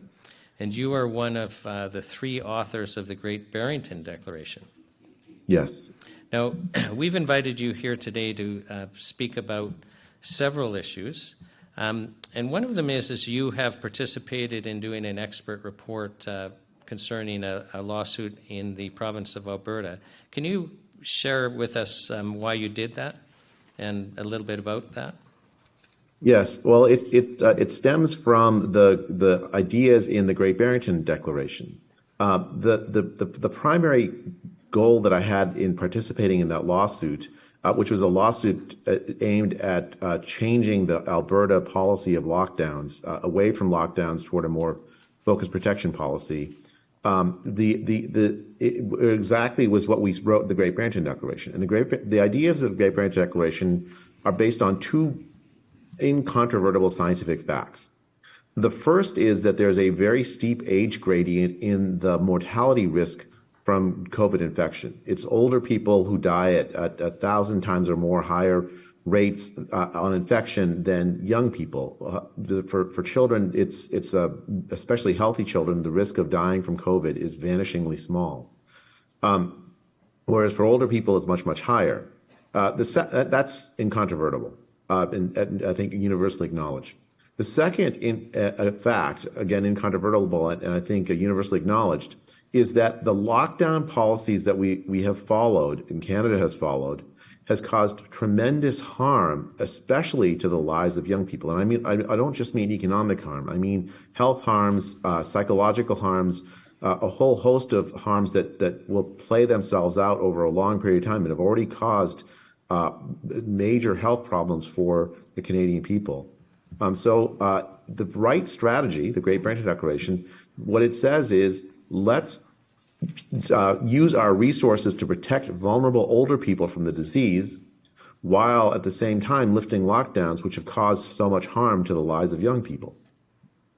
It's the standard pandemic strategy that we followed for a century of respiratory virus pandemics before this one, which and it worked. So that was my main motivation for participating as an expert in that Alberta case, was to provide the scientific documentation for that strategy. So, and I'll just ask, being that you started talking about those two things, can you elaborate more on, you're saying the lockdowns, especially for the younger, were very detrimental on several levels: physical, psychological, social isolation. Can you just elaborate a little more on that so that the commissioners and then the people listening understand exactly what you're referring to? Yeah, so I brought some statistics just to give some sense of it, but it's not possible to do it full justice because the extent of the harms caused by the lockdowns on population health are so extensive. Just to give a smattering of the flavor of this, during the 2020 and 2021, when the lockdowns were sort of primarily in force, a lot of the emphasis was on making sure hospital systems and healthcare systems were not overwhelmed. One way that this happened was by essentially causing people to fear to come into hospital systems, or being told explicitly not to come into healthcare systems for the conduct of basic preventive care. So, for instance, many people skipped cancer screening that's recommended: colon cancer screening, cervical cancer screening, a whole host of other recommended cancer screenings, and as a breast cancer screenings. As a result, many men and women will show up now with later stage breast cancer or prostate cancer or whatnot that should have been caught at an earlier stage, and they will die from it when they would have survived it had it been detected earlier. Another major health harm from the sort of lockdown policies have to do with mental health. There are reports from Canada from 2021, even as early as 2020, suggesting that the psychological distress caused by lockdown policies, the isolation from others, the disruption of normal rhythms of normal daily life, led a tremendous number of Canadians, especially young Canadians, to overdose with drugs. The rate of excess death among the young from drug overdoses in Canada increased sharply, even as early as 2020, according to a Statistics Canada report that was issued in 2021. The CBC reported that 1 in 5 Canadians need mental health services. The demand for mental health services in Canada climbed substantially, even as wait times for specialists got longer and longer. So at the moment when Canadians needed the most help from medical health professionals, it was the least available because of the lockdowns. The consequences, like I said, the consequences are hard to summarize in a very, very simple way, because the health effects of investments in health by healthcare systems is so important and so pervasive in life. And ending those or stopping those or pausing those even for short periods of time can have long-term consequences on the health of populations. One measure of this, if it's possible for me to share the screen, I'd like to share one slide. Absolutely, you can share the screen. It should be set up for you to be able to do that. Oh, perfect. I'm just going to share one slide. So one sort of summary measure of this is the cumulative age-adjusted all-cause mortality rate in Canada. And I wanted to do it relative to a comparison country, Sweden, which followed much closer to a focused protection approach than Canada did. Much more aligned with the Great Barrington Declaration we discussed earlier. The way that cumulative all-cause age-adjusted excess mortality is calculated is you look at baseline mortality rates. In this case, I think from 2015 to 2019 in each country. adjusted for age, so that you're comparing like with like. So older populations, of course, are likely to die at higher rates, and then track over time from the beginning of the pandemic. Here on the left side of the graph is February 2020 all the way to now. How much above that baseline expected mortality rate you actually see. The red line here is Canada, and the blue line here is Sweden. All-cause excess deaths, age-adjusted mortality rates. So the way the blue line, the Canadian all-cause excess deaths, sometime around May 2021, crossed the blue line, Sweden's all-cause excess mortality rate, and what you see is that the rate of death, the cumulative all-cause excess death in Canada, as of the late 2022, was actually about 50% higher than that experienced by Sweden, which did not impose the kind of draconian lockdown policies that Canada followed during the pandemic. It's like almost a 50% higher all-cause excess death rates. Now, most of that, I think, or much of that, is not actually due to COVID, because the COVID rates in Canada were actually relatively well controlled. Most of that is due to lockdown harms, I think. Whereas Sweden, which didn't impose lockdowns, had much more voluntary policies and a greater emphasis on focused protection of vulnerable elder people rather than trying to protect hospital systems, had much lower all-cause excess deaths because they invested in the health of the population, the normal investments in the health of preventive care and so on, the health of the population, didn't panic the population. And as you can see, the results over time, it's gotten worse and worse for Canada and better for Sweden. Now, I think in Canada, we all recall actually the mainstream media criticizing Sweden at the time for the role that they were taking. I imagine that you saw similar reports in the United States media. I did. I saw in the United States media that the Swedish strategy was characterized as reckless, as just letting the virus rip. Right, but now with hindsight, we can see that it wasn't reckless in any way. No, it was not. So as I understand this focused protection, so basically this premise of the Great Barrington Declaration is once we knew that it was affecting the older populations, so we focused the resources there, but not do things like lockdown, younger people. Now, in Canada, our media and definitely children were being taught that they basically should be doing their part to protect old people. And I'm wondering if you can comment on basically the risk of children spreading the disease and whether or not it was proper to be locking down children. Absolutely. So first, from very early in the pandemic, it was clear from the scientific evidence that children were not super spreaders. Children, of course, can get the disease and, of course, can spread the disease. They're not like perfect sinks in that sense. However, the risk of children spreading the disease is in some ways, in measured rates, are lower than adults. Let me give you two pieces of scientific advice that were available from very early on in the pandemic. In Iceland, there was a study done in March 2020 where the scientific group sampled, I think, 12% of the Icelandic population and did a test to see if the patients that they sampled had active cases of COVID, including sampling the standard PCR test to measure whether the virus is present, and then a non-standard sequencing test to look at the virus and see what mutations the virus had. They paired this with a very, very detailed contact tracing approach to see who the people that who were positive had come in contact with. And from this kind of approach, you can distinguish whether somebody, like if two people come into contact with each other, contact tracing normally can't tell who passed the virus to who, because you just know that these two people were near each other.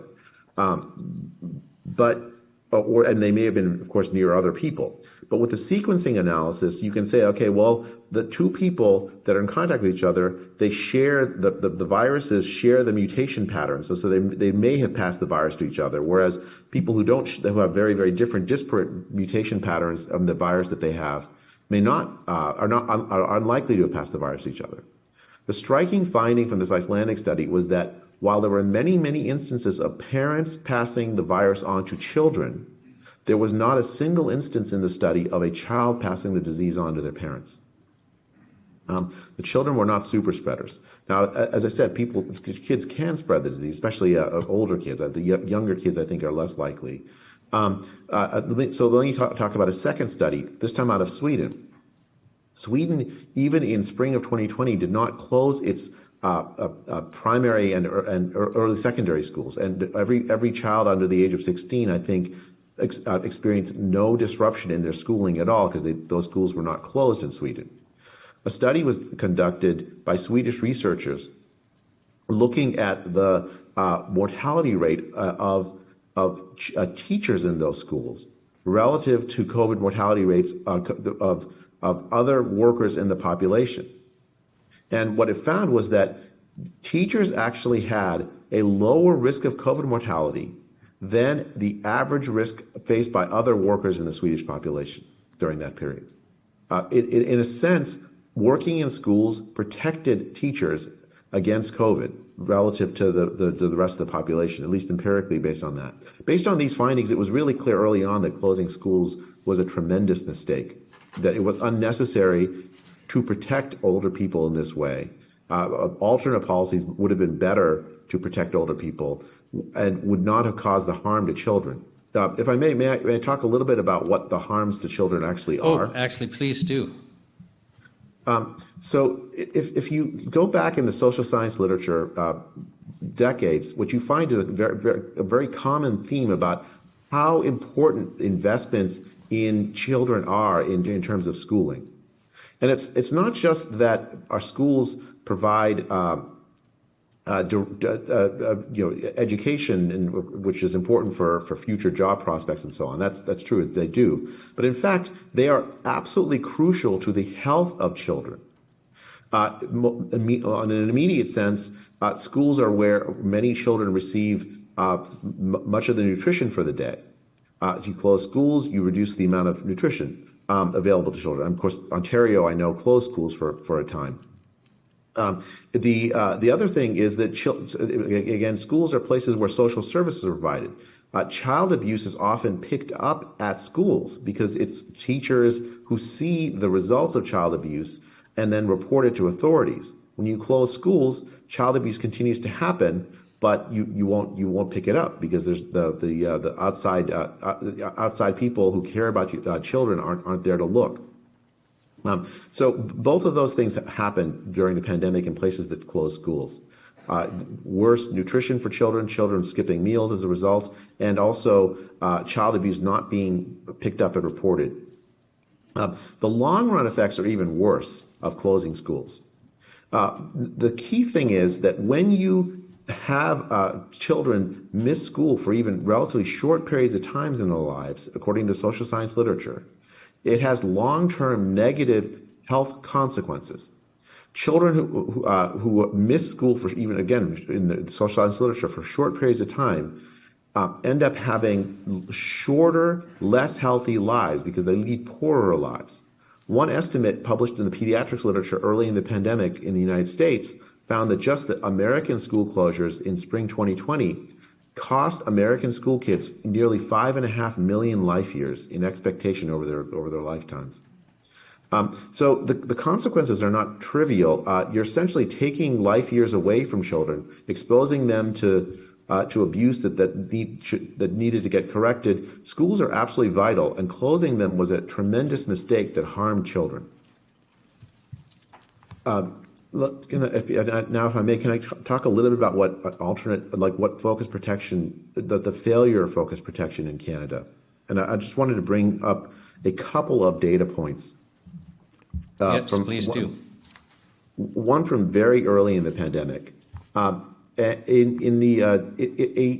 public health policy that's focused, that recognized the unique risk that the COVID posed to older people would have moved heaven and earth to protect the lives of older people.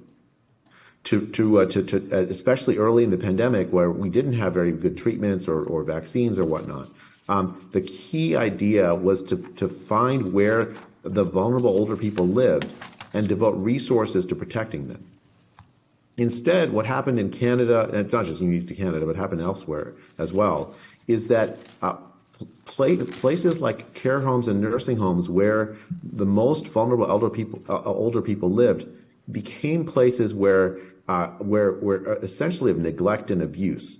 And in fact, became places where COVID was spread. So in Montreal, for instance, in the early stages of the pandemic, there are reports, again in the Canadian press, that the staff of nursing homes in Montreal abandoned their post, in part because they were so afraid of getting COVID, and left older patients with dementia to die from dehydration and neglect. You have in many places, in the United States, for instance, in New York, in Michigan, in Pennsylvania, you had governors sending COVID-infected patients from out of hospitals early into nursing homes, where then the disease then spread rapidly, infecting the most vulnerable people. The reason why this happened, it wasn't I don't think a criminal act. I think it was actually an act as a result of ignorance about who the most vulnerable, what to do about the most vulnerable people. Instead of making protection of vulnerable people the central goal, focused protection, the central goal of pandemic policy, instead the goal was to empty hospital systems, keep hospital systems not overwhelmed. In a sense, we inverted the normal relationship between the public and medicine. Normally, you would think about people in medicine, public health, serving the public, but the rhetoric and the reality flipped that, where the idea was that the public would serve healthcare systems. We made we recruited the public as a way to protect hospital systems, healthcare systems, rather than hospital systems and healthcare systems serving the public.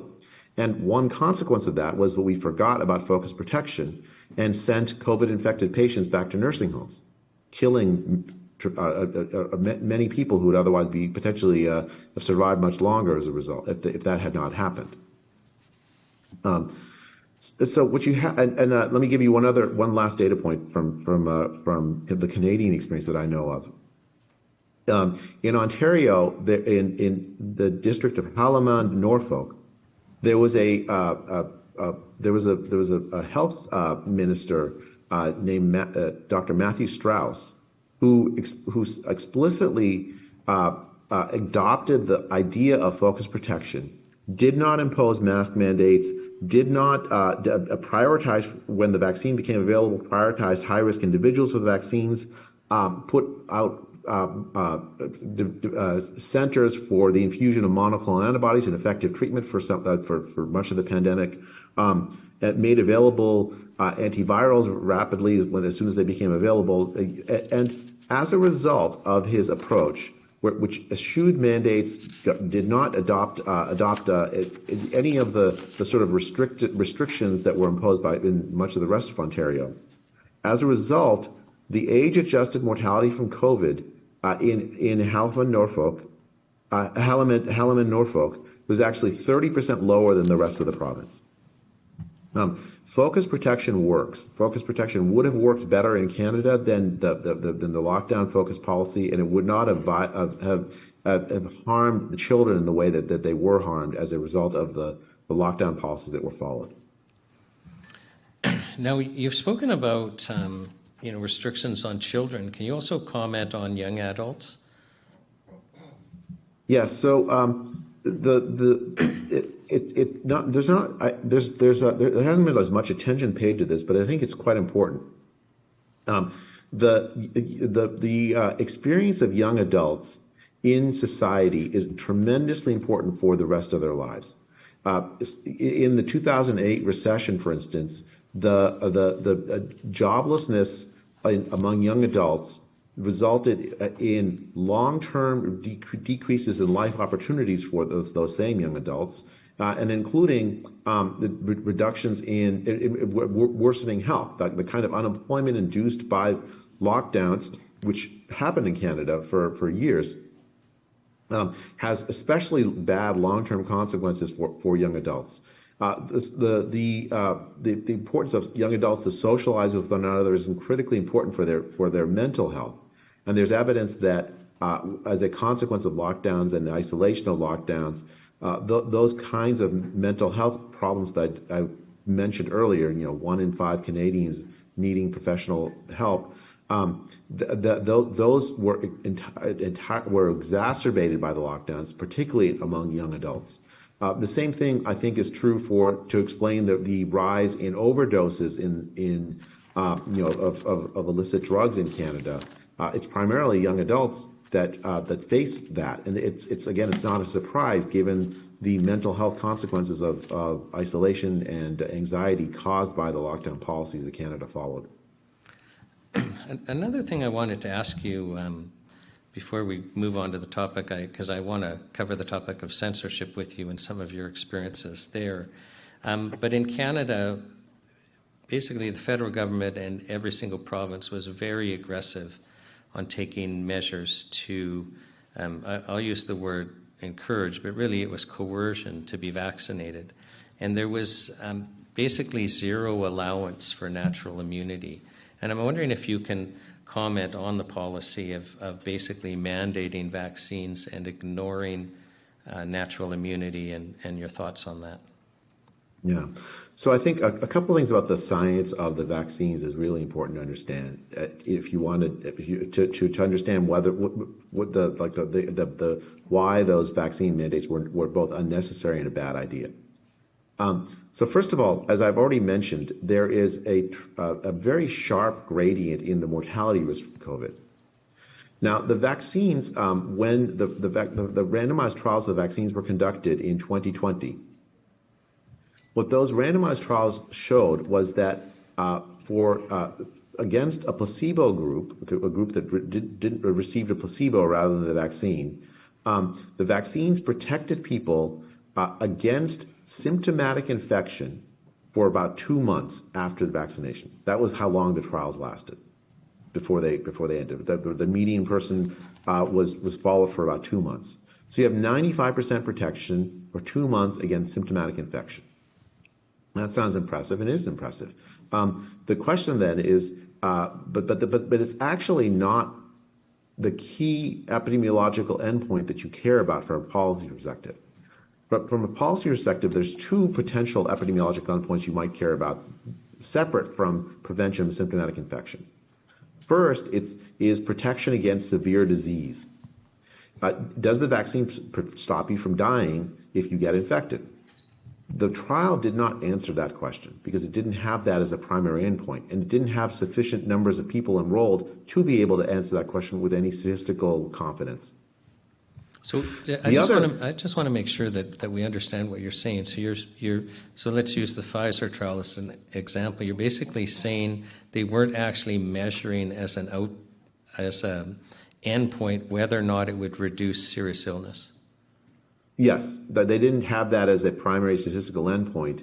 And if they would have needed to design the trial differently to have that as a primary statistical endpoint, they would have needed either many more people than the 40-some thousand, whatever they enrolled, or they would have needed to primarily have conducted the trial in a high-risk population like the elderly.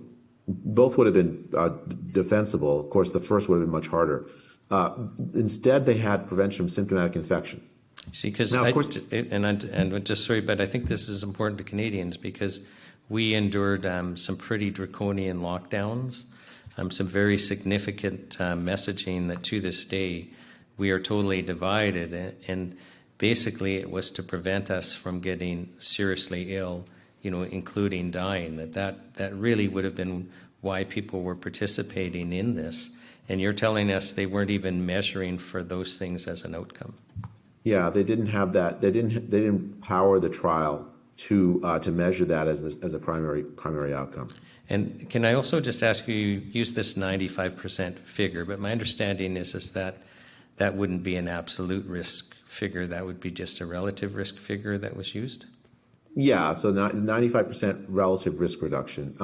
That's actually pretty standard in vaccine trials. So I'm not terribly exercised by that. The absolute risk reduction has to do with more than just the trial itself. But like, so for instance, if the virus is not spreading in a population, a very highly efficacious vaccine will produce zero absolute risk reduction, because there's just no risk in the population of getting the virus. So it's the absolute risk reduction is both a function of the vaccine itself and also whether the virus is spreading when the measurement takes place. Right, okay. And then you were going to talk about natural immunity, but I didn't want to cut you short on the vaccine, so. No, yeah. So, I think I wanted to get to natural immunity. I just wanted to tell the story about the vaccines because it's related. It's very closely related to the vaccine mandates. And the need, the lack of necessity for them.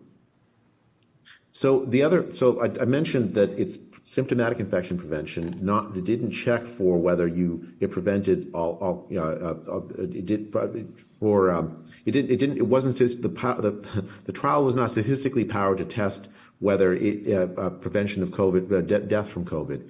On the other hand, you also could have use the trial to check whether the vaccine prevents you from getting any infection.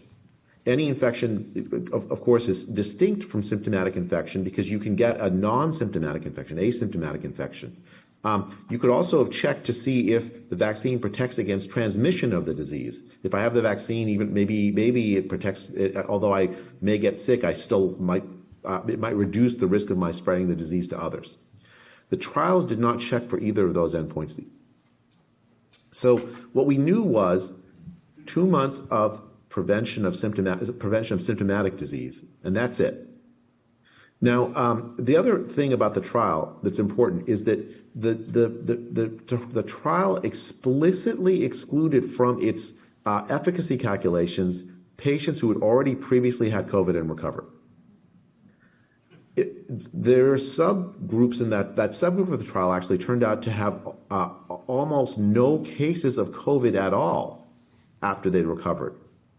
And so they wouldn't have been able to find much effect of the vaccine in that group. And if you read the supplementary appendices in the vaccine trials, what you'll see is that those groups, while they were recruited in order to check the safety of the vaccine, were actually excluded from the efficacy calculations in the randomized trials that were published in 2020. The reason is simple. There's a tremendous amount of evidence, again, from 2020 on, that the patients who get COVID and recover have very substantial protection against both subsequent infection and also severe disease on reinfection. Now, a new variant, what we've learned is a new variant can escape that immunity, so that if you'd had COVID in the first wave in 2020, you may get it again. May have gotten it again in 2021 during the time of a new variant. But the protection against severe disease is long lasting. So if you got COVID and recovered the first time, it's very likely that the second time you get it, maybe with a new variant, will be milder, at least less likely to produce severe disease and death than the first time you've got it. And so you're referring to what we would call natural immunity. Yeah, so I mean, I'd like to say recovered immunity, just to distinguish. Sometimes people say natural immunity, and they what they mean is that even before you're exposed, you have some like substantial protection. I mean, you do, but it's not the same kind of protection as you get after you've had COVID and recovered. That immunity is durable. It's very effective against reducing the risk of severe disease and death on reinfection. Using your term recovered immunity, can you give us a comparison then? So you're saying that that's robust vis-a-vis, significant disease coming forward. How would that compare with the protection offered by the COVID-19 vaccines?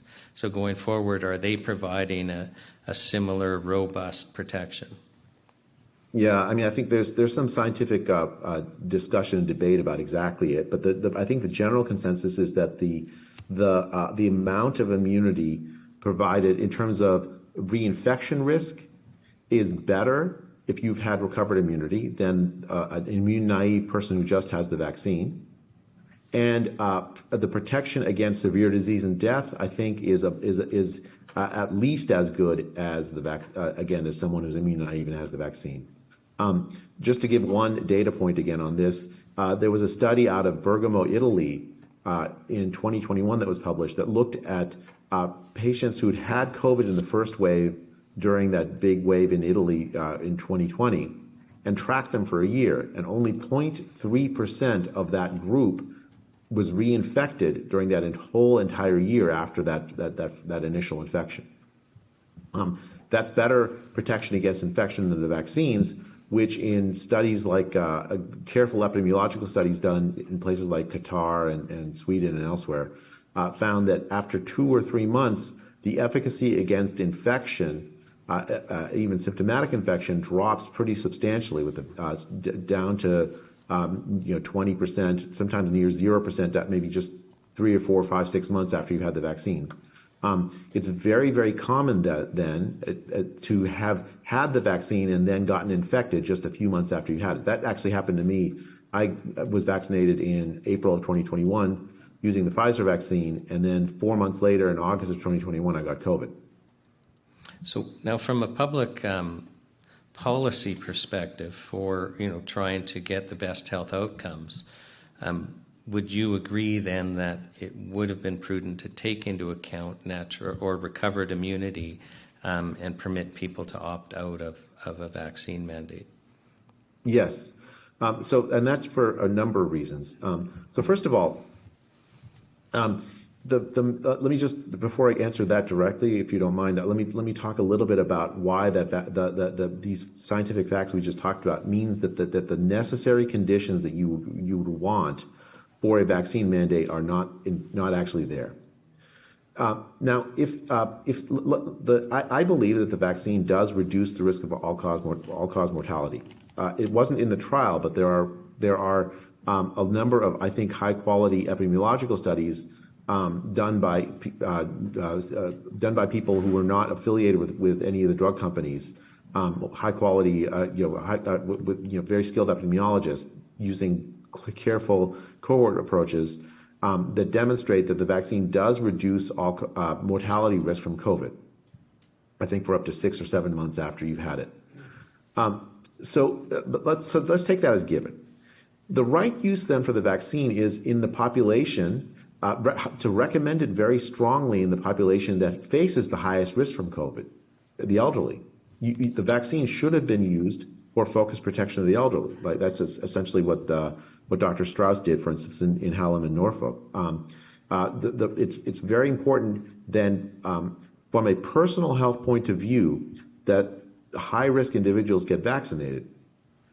On the other hand, for low-risk individuals, from a personal health point of view, it's much less important that they get vaccinated because the absolute risk reduction for them, that is, for instance, for younger people, is small. That means the expected benefit from the vaccine for a low-risk person is low, just by the basic math of it, right? If you face a zero risk of dying from COVID, the vaccine produces zero benefit because you can't go below zero. And on the other hand, the vaccine is not without side effects. We've learned, for instance, that the vaccine, especially in young men, produces myocarditis, which is the inflammation of the heart muscle. It can be a very serious condition resulting in death, I think at unacceptably high rates, given the small benefit of the vaccine in young men, especially from the second dose or the boosters. And so from a private health perspective, private meaning from an individual patient's perspective, whether the vaccine is a wise thing will depend on how old you are, your health condition, a whole host of other things. It's things that you normally would expect to be able to talk to your doctor about and decide for yourself whether the vaccine is right for you. On the other hand, from a public health perspective, if a vaccine does not stop transmission of the disease or only has a very limited effect on the transmission of the disease for a short period of time, well, the idea that you need to vaccinate other people so that I'm protected is just false. Normally, with other vaccines, like the measles vaccine that does stop transmission, that idea isn't false. The protection provided by the measles vaccine is against transmission means that when I'm around patients or people who've had the measles vaccine, I'm very unlikely to get measles because those people are not susceptible to getting measles. That's essentially a kind of herd immunity provided by vaccines. By the way, recovered immunity can provide the very similar kind of effect. But this vaccine, this COVID vaccine, does not stop transmission. And in fact, in those same careful epidemiological studies that I just mentioned, where they found reductions in the risk of mortality after the vaccine, they find that the protection against infection is very short-lived. And what that means then is that the public benefit, public meaning my vaccination protects you, is very, very limited from this vaccine. But that public benefit is a necessary condition, I think, for imposing a mandate. Because the idea of the mandate is that, well, there are people that are not getting the vaccine, endangering the public by not doing so. Well, that's just not true for this vaccine. So if you are lacking in that necessary condition for the vaccine mandate, it's not wise public policy to impose it. It's because it doesn't actually end up protecting the public, and the public thinks they are protected. But I think there's even broader or even deeper reasons why I think the vaccine mandates were such an unwise idea. First, I think it created this almost like this sort of like this idea that there was an unclean group of people walking around. It demonized people who, for whatever reason, chose against getting the vaccine. It essentially gave open season to discriminate against them. People lost their jobs. In Canada, unlike most Western countries, I think even in most of the rest of the world, unvaccinated individuals were not allowed to travel internally for years. That's a gross violation of human rights. And it essentially demonized people who for whatever medical reason or whatever reason chose not to get the vaccine. I mean, for them who chose not to get the vaccine, it should always have remained a private medical decision, given the epidemiologic facts I've said. It should never have become an issue of public health in the sense of like forcing them to get the vaccine. It was so it essentially created social divisions that were absolutely unnecessary for public health to induce. And then actually, the second knock-on effect of that is I think it undermined trust in public health and in vaccines more generally among a substantial fraction of the population. The vaccine skeptics movement that I've seen throughout my career has always been a relatively small group of people. What I've seen now in Canada and in the United States and elsewhere is that group has grown very, very sharply. And they question not simply the COVID vaccine, but but other vaccines as well, and public health more generally. A lot of the protests, for instance, the truckers movement was induced by the civil rights violations on the back of these vaccine mandates that were put in place in Canada, and the vaccine related movement restrictions that were put in place in Canada. The same thing, by the way, has happened in the United States, although it didn't have movement restrictions of the same kind. It had vaccine passports. We had vaccine passports, vaccine mandates that have induced a very similar kind of entirely predictable reaction by people who were upset by this policy, this absolutely unnecessary policy from an epidemiological point of view. And we're going to be facing those problems for years and years. No, I'd asked you generally about public health policy with the vaccines and taking into account recovered immunity, and I'm just wondering if I could focus you a little more then specifically with children, because you were suggesting, I think you were suggesting that, the risk that children would face for, serious illness or death from COVID is zero or for all intensive purposes non-existent. So from the individual perspective, the parents making a decision, should I be vaccinating, not vaccinating, clearly you'd say, well, why would I do this? But you had spoken earlier, and I think this goes to the public health thing about protecting others, that children were also such a low risk for spreading the virus. So can you comment on those two things, and then your thoughts on, well, from a public health policy, because we're still pushing to vaccinate children quite aggressively in Canada, and so we'd appreciate your comments today on our current policy. So I tend to have a philosophy that you should make those kinds of decisions in careful consultation with a physician to decide whether your child should or should not have any particular medical treatment. Parents should be involved, physicians should be involved in that. I think that the risk of mortality for a healthy child, while not zero from COVID, is very, very, very, very low. And so that means the benefit from the vaccine in terms of preventing those severe outcomes, again, is also very, very, very, very low for the vast majority of children. That is not to say that there may be some small numbers of children who have particular medical conditions that make the risk of dying from COVID or other respiratory infections higher, and maybe they might benefit from the vaccine relative to the risk they face from taking the vaccine. So I think this should be a decision that should be made without pressure by parents consulting carefully with children, consulting about their children with their physicians. The role of public health then is to reassure parents that while most of their children don't face a very low risk from COVID, and that it's important for the lives and the health of children have their regular lives go again. That there may be, if their child has is immunocompromised or has some other particular medical conditions, to go seek advice from their doctor. I mean, that's the kind of reassuring advice I would have expected professional public health people to make regarding children.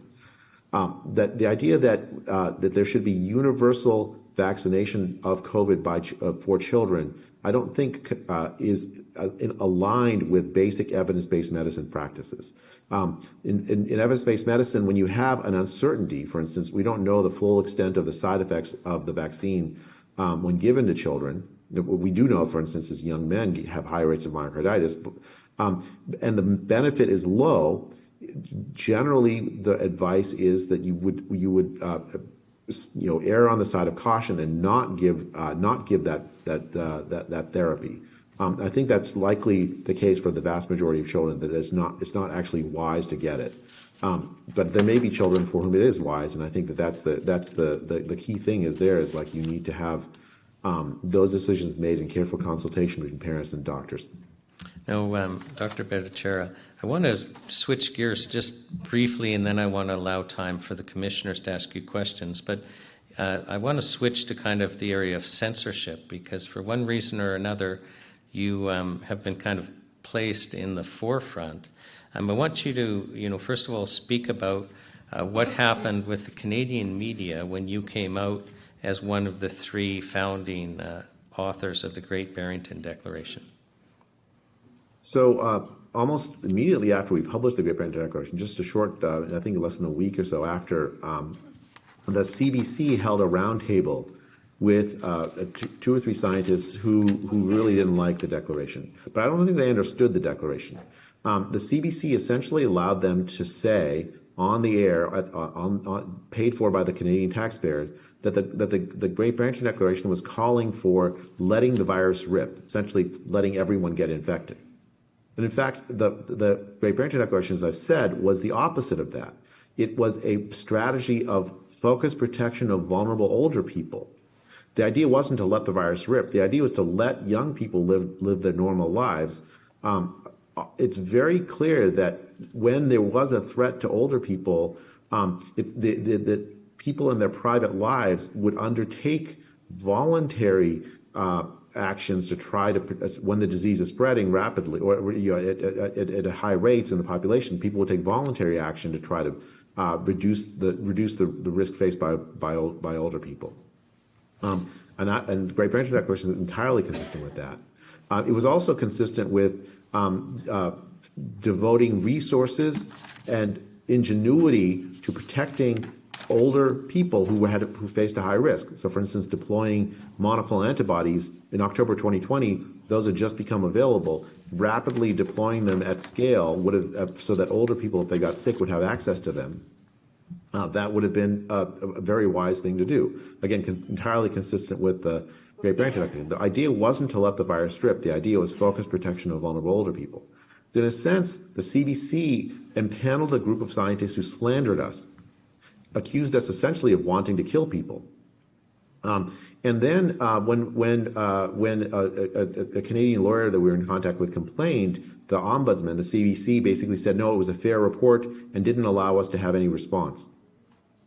So the Canadian people were robbed of the opportunity to understand what exactly we were proposing. And just to be clear, it wasn't just me. I teach at Stanford University, but also there was Martin Kulldorff of Harvard University and an epidemiologist and fantastic biostatistician, and then Sunetra Gupta of Oxford University. She's the professor of theoretical epidemiology at Oxford. And tens of thousands of other scientists and doctors, including a Nobel Prize winner here at Stanford, signed on to this. This was a major scientific proposal put out by credentialed scientists. It deserved a fair hearing, not a slandering. And the Canadian people were robbed of that opportunity by the CBC, which essentially impaneled slander against it. You asked about censorship. I think it's important for the Canadian people to know that this was a systematic effort, not just by the media, but by government actors. There was a report in 2020, for instance, that the Canadian military used propaganda techniques on the Canadian citizens to combat disobedience against lockdowns in 2020.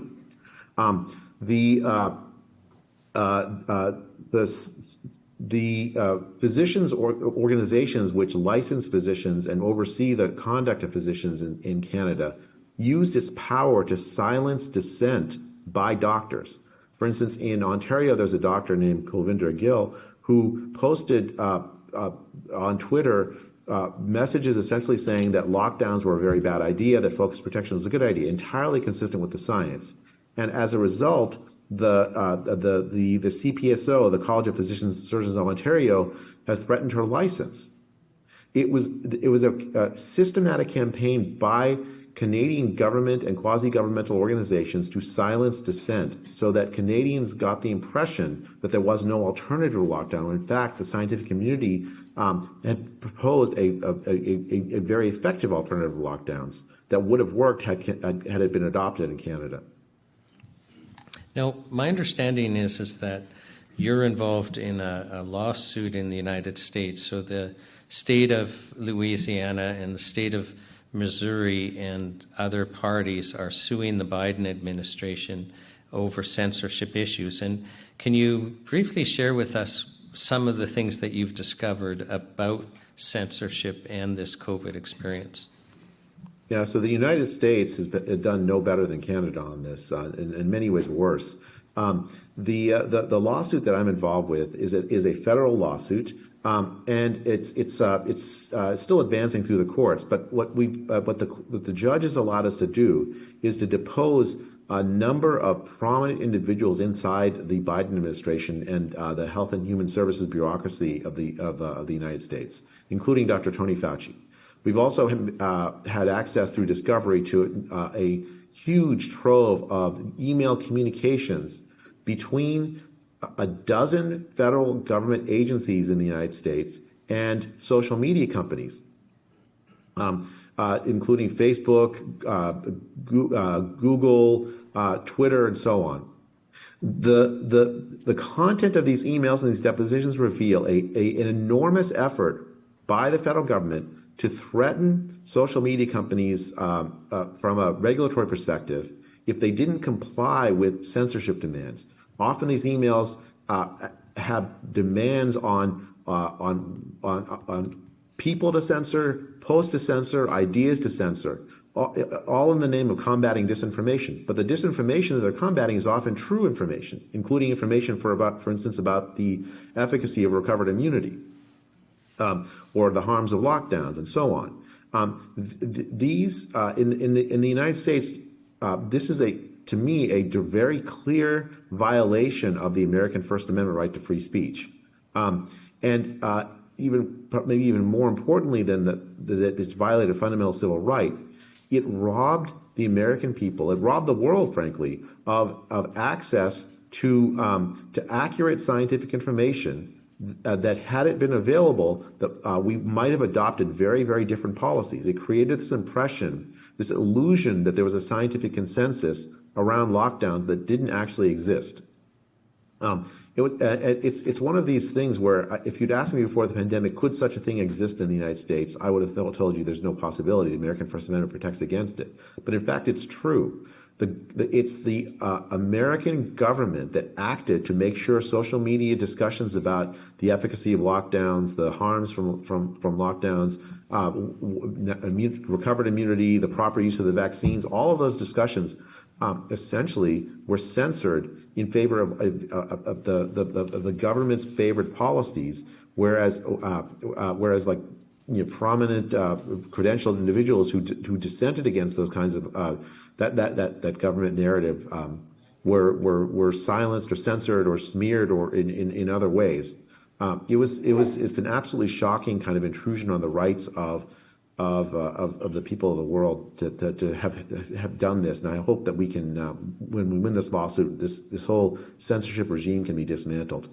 And I will indicate you've provided us with, and I think people want to clap.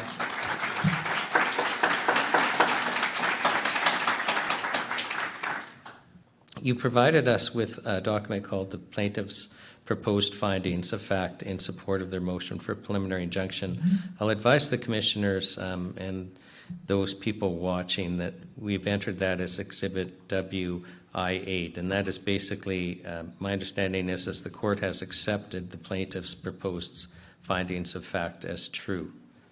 So that we've had so far what we've had is a motion dismissed by the government that's been rejected by the court in primary part. They haven't yet addressed the preliminary injunction, so that's still pending. But if you read the rejection of the government's motion to dismiss, it's a very favorable ruling in our favor, which seems on its face to accept many of those, much of that document that I shared with you. Those documents are based on true facts, but those are based on actual emails we've had from Discovery, and they're submitted under oath by the Louisiana Attorney General's Office to a federal court. Okay, and before I turn you over to commission questions, I'll also just let you know that we've entered as Exhibit WI-8A, the Great Barrington Declaration, and we've entered your expert report on COVID-19 response in Alberta, Canada, dated January 20th, 21 as WI-8C, and you did a supplementary report called Supplementary Expert Report on the COVID Epidemic Response in Alberta, Canada. We've entered that as WI-83. And I'll just let the commissioners know, although I'm going to turn you over to their questions, you're also part of a group called the Norfolk Group, which has gone through tremendous effort to list questions that should be answered, flowing from the world's experience on COVID-19. I forget, I think it's 80 pages long of questions, and we've entered that as WI-8E, and you've participated in that initiative in helping to formulate those questions. I just wanted you to know that those will be before the commissioners for them to consider. And so I'll ask the commissioners if they have any questions at this time. And they do. Well, thank you very much, Dr. Bhattacharya, for your very interesting presentation. I have a few questions, some of which are probably simpler. This whole notion that has been documented in Iceland and Sweden, that the transmission from children to adult didn't seem to be that important. Is it something that is unique to this particular virus, or is it something that was known before? My understanding was with flu, I mean, children can actually probably transmit it. So what's your take on that? So I was surprised by the result. I did not expect it, because the general idea was that children actually do spread respiratory viruses at higher rates than adults spread it. It's not that children can't spread this virus. It's just that they're not unique super spreaders. I think a lot of the school closures and restrictions on the lives of children was premised on this false notion that they, like other respiratory viruses, they're super spreaders for this one. Yeah, but it's not. It doesn't correspond with the actual reality as measured in the studies that came out early in 2020. And so we shouldn't have acted as if that were the case. The restricting the lives of children was not a necessary precondition to protecting older people. Active focused protection measures were possible to protect older people without restricting the lives of children, and that's the key thing. Children were not were essentially demonized, made to be seen as grandma killers, and that was never the case relative to the scientific evidence. You've done a very interesting study early on to show that, in fact, the rate of the virus was much more prevalent than we initially thought. So is it possible that because children typically exchange their germs, if you want, more readily than adults, is it possible that children would have generated the recovered immunity faster than adults because of the way they exchange? I mean, I think that's certainly possible. I think the key reason why children respond much less harshly to the infection by this is that children's immune systems essentially are pluripotent. They're designed to respond to new threats, because almost every threat when they're a very young child is new. And so they don't have the disease for as long. It's more likely to be asymptomatic. And it's very likely that they have it for a shorter time, and that's partly why they don't spread the disease. You know, there's a really interesting study which I didn't mention, but I think I wrote in one of my reports about the mortality risk faced by parents of young children. If you match them against adults of similar age who aren't exposed to young children all the time, they actually in 2020 have lower risk of dying from COVID. It's almost as if the parents are inoculated by the children with maybe other coronaviruses. The mechanism is not clear, but the fact is clear that somehow children serve as more of a protective role as opposed to a threat, as far as infection from this virus goes. So one of the things that actually triggered the mandate for the vaccine was the hope, I would say, that it would prevent transmission. There was no data to support that initially, and I'm not aware of any data showing that injecting a vaccine in the arm would actually prevent respiratory virus transmission. But then when the Delta wave became pretty intense in the States, we had this statement by the CDC that the vaccine can no longer prevent transmission. So is it because the initial strain, for whatever reason, was somewhat different and could actually be somewhat prevented by the vaccine, and the Delta was being more transmissible than even more so when we saw it with Omicron, that the protection was completely overwhelmed by any possible way? So do you think that this idea that the transmission was something that was potentially real from the get-go is something that was misleading based on real data that we've got from epidemiology and made us believe at one point that maybe it was working? What's your take on that? Yeah, it's almost impossible to answer that question with any rigor, because even almost just as the vaccine was being released in December of 2020, the very first variant of concern was identified.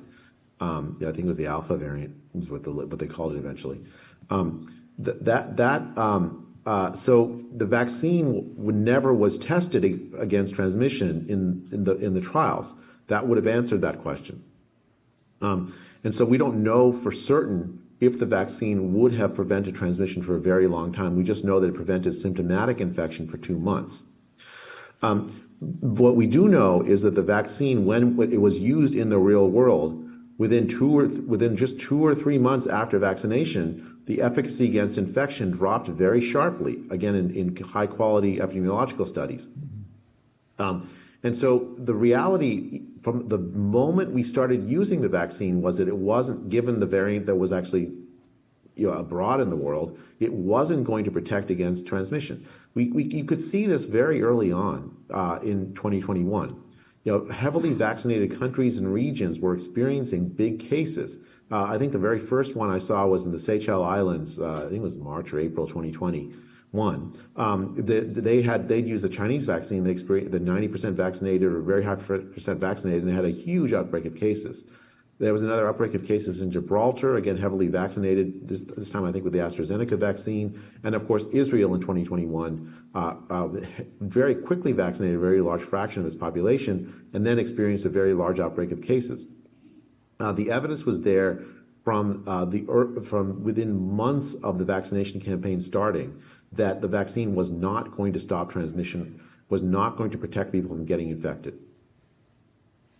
In terms of protection against severe outcomes or death, I mean, we have indeed studies showing that the vaccine seems to have done a reasonable job, but with the, I would say, less virulent, or we think it's less virulent, Omicron strain, do you think that we have generated or we can generate data to show that convincingly at this point?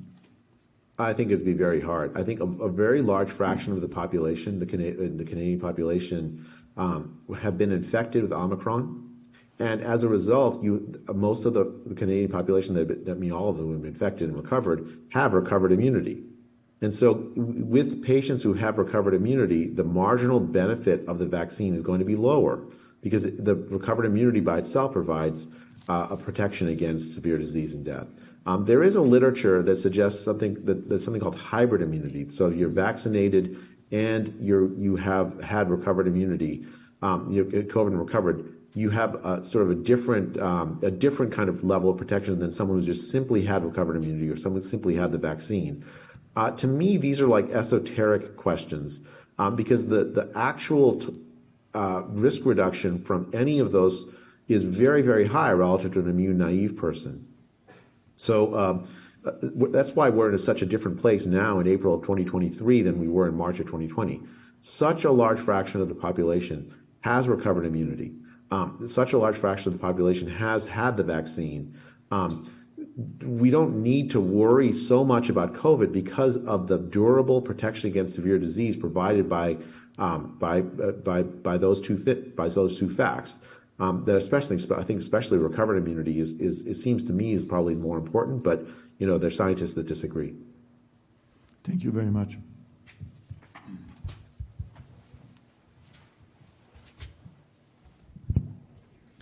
Good morning. I have a couple of questions, and the first one is, you were talking about, I believe you said that there's been some studies, some credible studies, that seem to indicate that the vax does reduce mortality due to COVID. And my question on that is, we've had a significant number of witnesses prior to yourself come on and tell us that there were issues with the vaccine from inception to putting it in arms. And, non-aspiration, it was my understanding from the testimony that manufacturers recommended not to mix different manufacturers, and that was done. There were issues with, or at least alleged issues of quality control in the production. And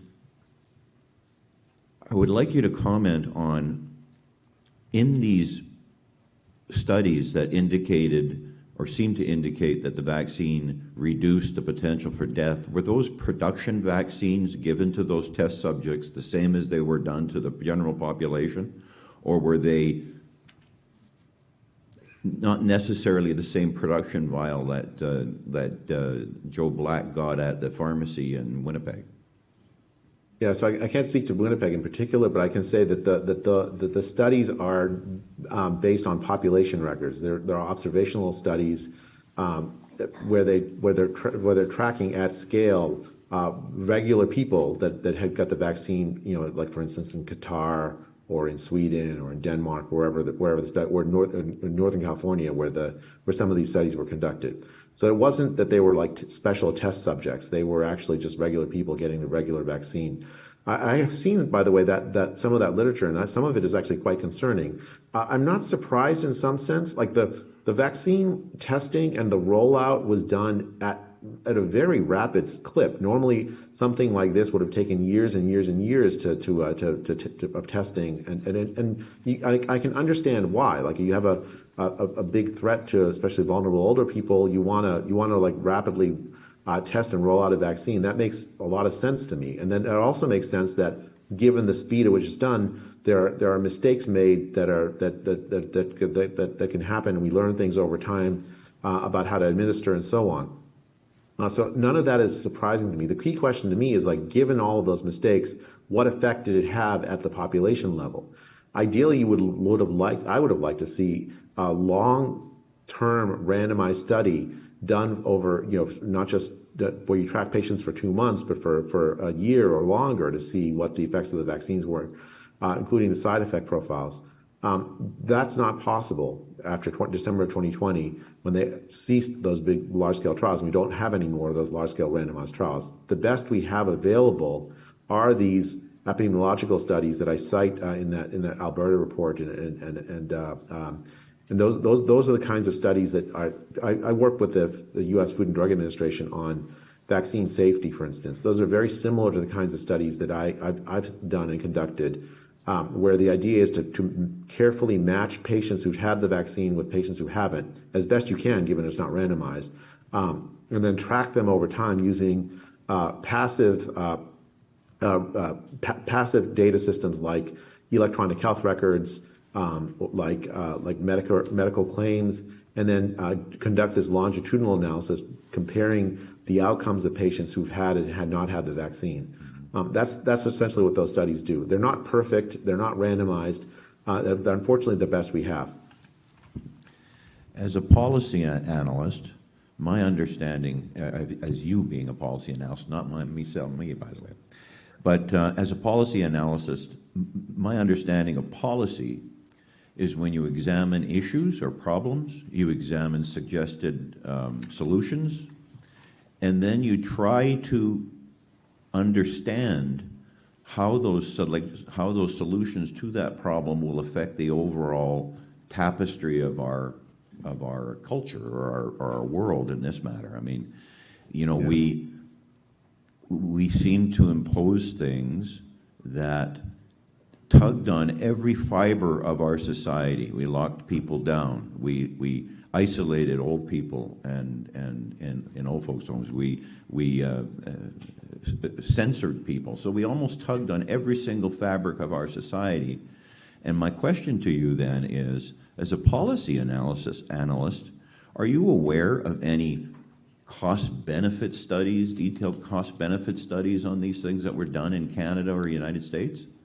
No, none. And I think it was a malpractice, public policy malpractice, not to have done such a thing. Essentially, what we decided, but public health acted as if all that mattered was COVID risk, and not just COVID risk, but like the spread of COVID, and adopted policies, tremendously destructive policies like lockdowns, like school closures, without an eye toward any of the other so easily predictable social consequences and health consequences from those policies. A honest and responsible public health considers both the costs and benefits, the harms and benefits from policies it recommends. It looks at public health holistically, not in the sense that the World Health Organization only means it. Health is a very, very broad, multifaceted thing. It's not simply the prevention of a single infectious disease. And so when you adopt policies that are aimed at simply the protection against a single infectious disease, you're almost automatically going to harm other aspects of health, and that's exactly what's happened. Mm-hmm. You know, as a professional myself, I understand the importance of explaining to my client in terms that they can understand what exactly I'm talking about. You know, as a professional, yourself included, we can use all kinds of terminology that is normal to us that our clients can't understand. In this particular instance, and from what I observed, this was probably the most significant time where folks needed to understand what was going on in order to give informed consent. And you spoke a little bit earlier about efficacy, and you talked about relative efficacy versus absolute efficacy, and you said, well, that was a reasonable thing to you as a professional. But what I'm asking you is, do you think that the general public, when they were told that they had a 97% efficacy, understood the difference between absolute efficacy and relative efficacy? No, I don't. I think that a lot of times people use that 95% number without actually telling people, as they should have, what the caveats about that number, right? So, for instance, I think the most important caveat is it did not measure 95% efficacy against severe disease and death. Yes. It only measured efficacy for the first 2 months after the vaccination. Those caveats should have been told to the public at large. You used the words informed consent. I think there was a mass violation of informed consent in the way that the vaccines was rolled out. The force applied to people to take the vaccines through the mandates and the social discrimination and the passports and movement restrictions, all of that was a mass ethical violation at scale. You know, once again, as a professional, I'm trained to understand the difference between real risks, weigh them against potential risks, and then decide on what an action is. And I thought what I heard you saying in a number of instances was that there were potential risks. One of the previous witnesses talked about, and I apologize, I can't remember the name of the doctor who did the studies that said the whole world was going to die. And I'm exaggerating that point, but and then there were studies by Pfizer that followed their test subjects for 2 months and then injected all of the placebo group, so there was no placebo group past 2 months. There were doctors coming on TV that were telling us that the vaccines prevented spread when there was no studies on that. So to me, those are all potential risks. The absolute risks were you locked a child up in their bedroom for 2 months and they couldn't go to school and what the consequences of that might be, or you took a dementia patient that we've heard testimony on in a number of instances, or they just locked them up and abandoned them to die. And I guess my question is it not standard practice in public health or in the practice of medicine to understand the difference between absolute and relative risk and weigh those two things together and come up with an appropriate solution given those two different types of risk? In the public health world that I grew up in, I thought that was absolutely bog standard, that you would evaluate the evidence based on the quality of it. You would prioritize high quality versus low quality evidence. You would try to understand the implications, the reasonable implications that could be drawn from evidence, and not make inferences outside of what's reasonably inferable. If you'd had models, you would check the models against reality to see if the models are actually doing well enough. You would think about a whole wide range of outcomes from a policy, not just simply the putative benefits of a policy, but also the potential harms of the policy before you adopt it. All of these I thought were absolutely bog standard in public health, and I think so many of those principles were thrown aside during in the decision making around COVID and COVID policy. Mm-hmm. It's been disheartening for me to watch as a public health professional. You know, it almost seems that the fundamentals that we based our society on at almost all levels were ignored or trampled on here. You talked about censorship. You talked about public health. Basic science, I'm a scientist, and in basic science, you know, you observe something, you guess, what you think it is. You do some testing, you develop a theory, and then you observe some more and you take another guess. But science is a loop that keeps going round and round and round and round, a basic fundamental of everything in our technological life. And somehow, in this instance, we went around it, we seem to have went around in a single loop, and then it became dogma.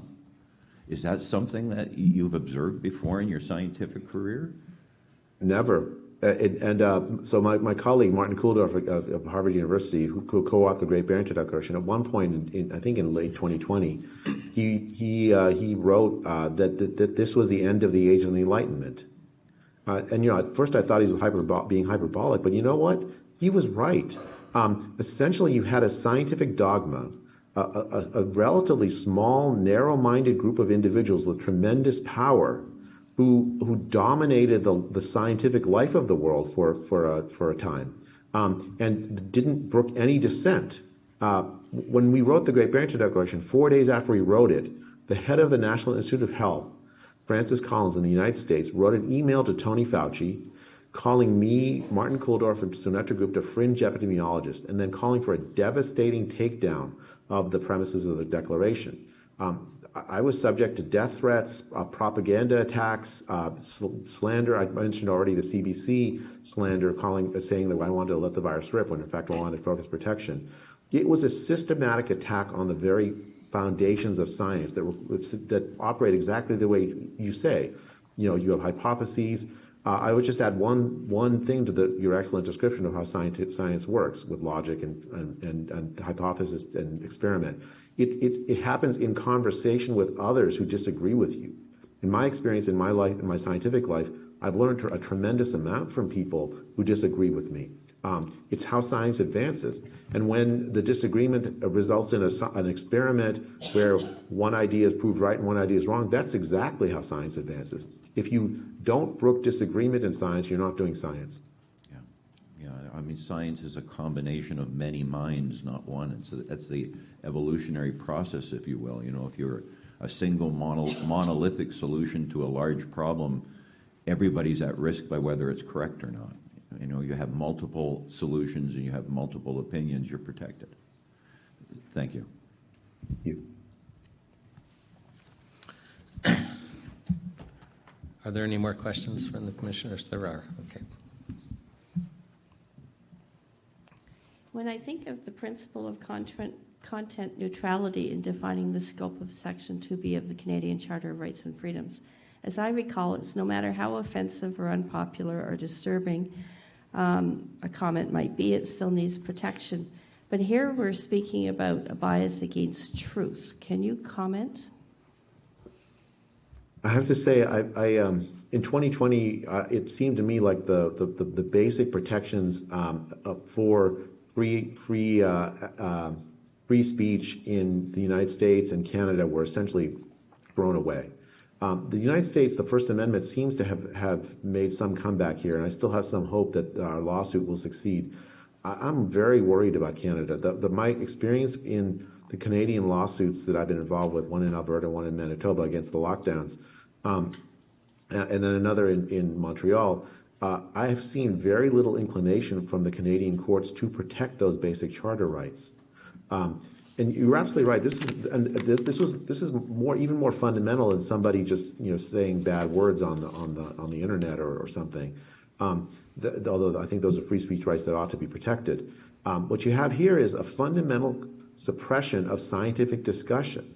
And it was a suppression both directly with direct censorship efforts, but also by smearing and demonizing people who disagreed with the narrative. Credentialed people, doctors, scientists, where the idea was to, in the minds of Canadians just watching CBC, for them to think that, okay, these are the bad guys, the public health authorities who are making all these lockdown decisions are the good guys, and you should just ignore them because they're fringe, they're outsiders, they're somehow underqualified. Although, I mean, the key thing to me is like that kind of idea is dangerous, not just from the perspective from a legal perspective, where you violate fundamental civil rights of peoples, which it absolutely is, but also from a public health perspective.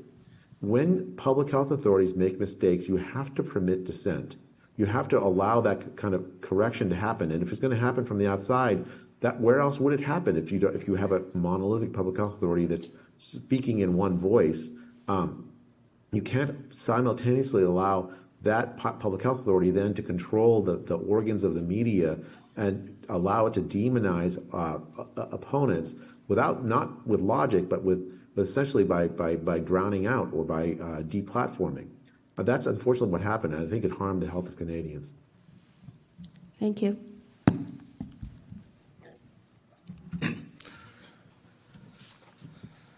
Dr. Bhattacharya, it appears that the commissioners are finished with their questions, and I'd like to just, on behalf of the National Citizens Inquiry, sincerely thank you for taking the time to share with us. Your testimony is greatly appreciated as we jointly just try to find out what happened and figure out how to proceed and heal as a nation. So thank you so much for your contribution. Thank you so much. I'm really grateful to be able to do that.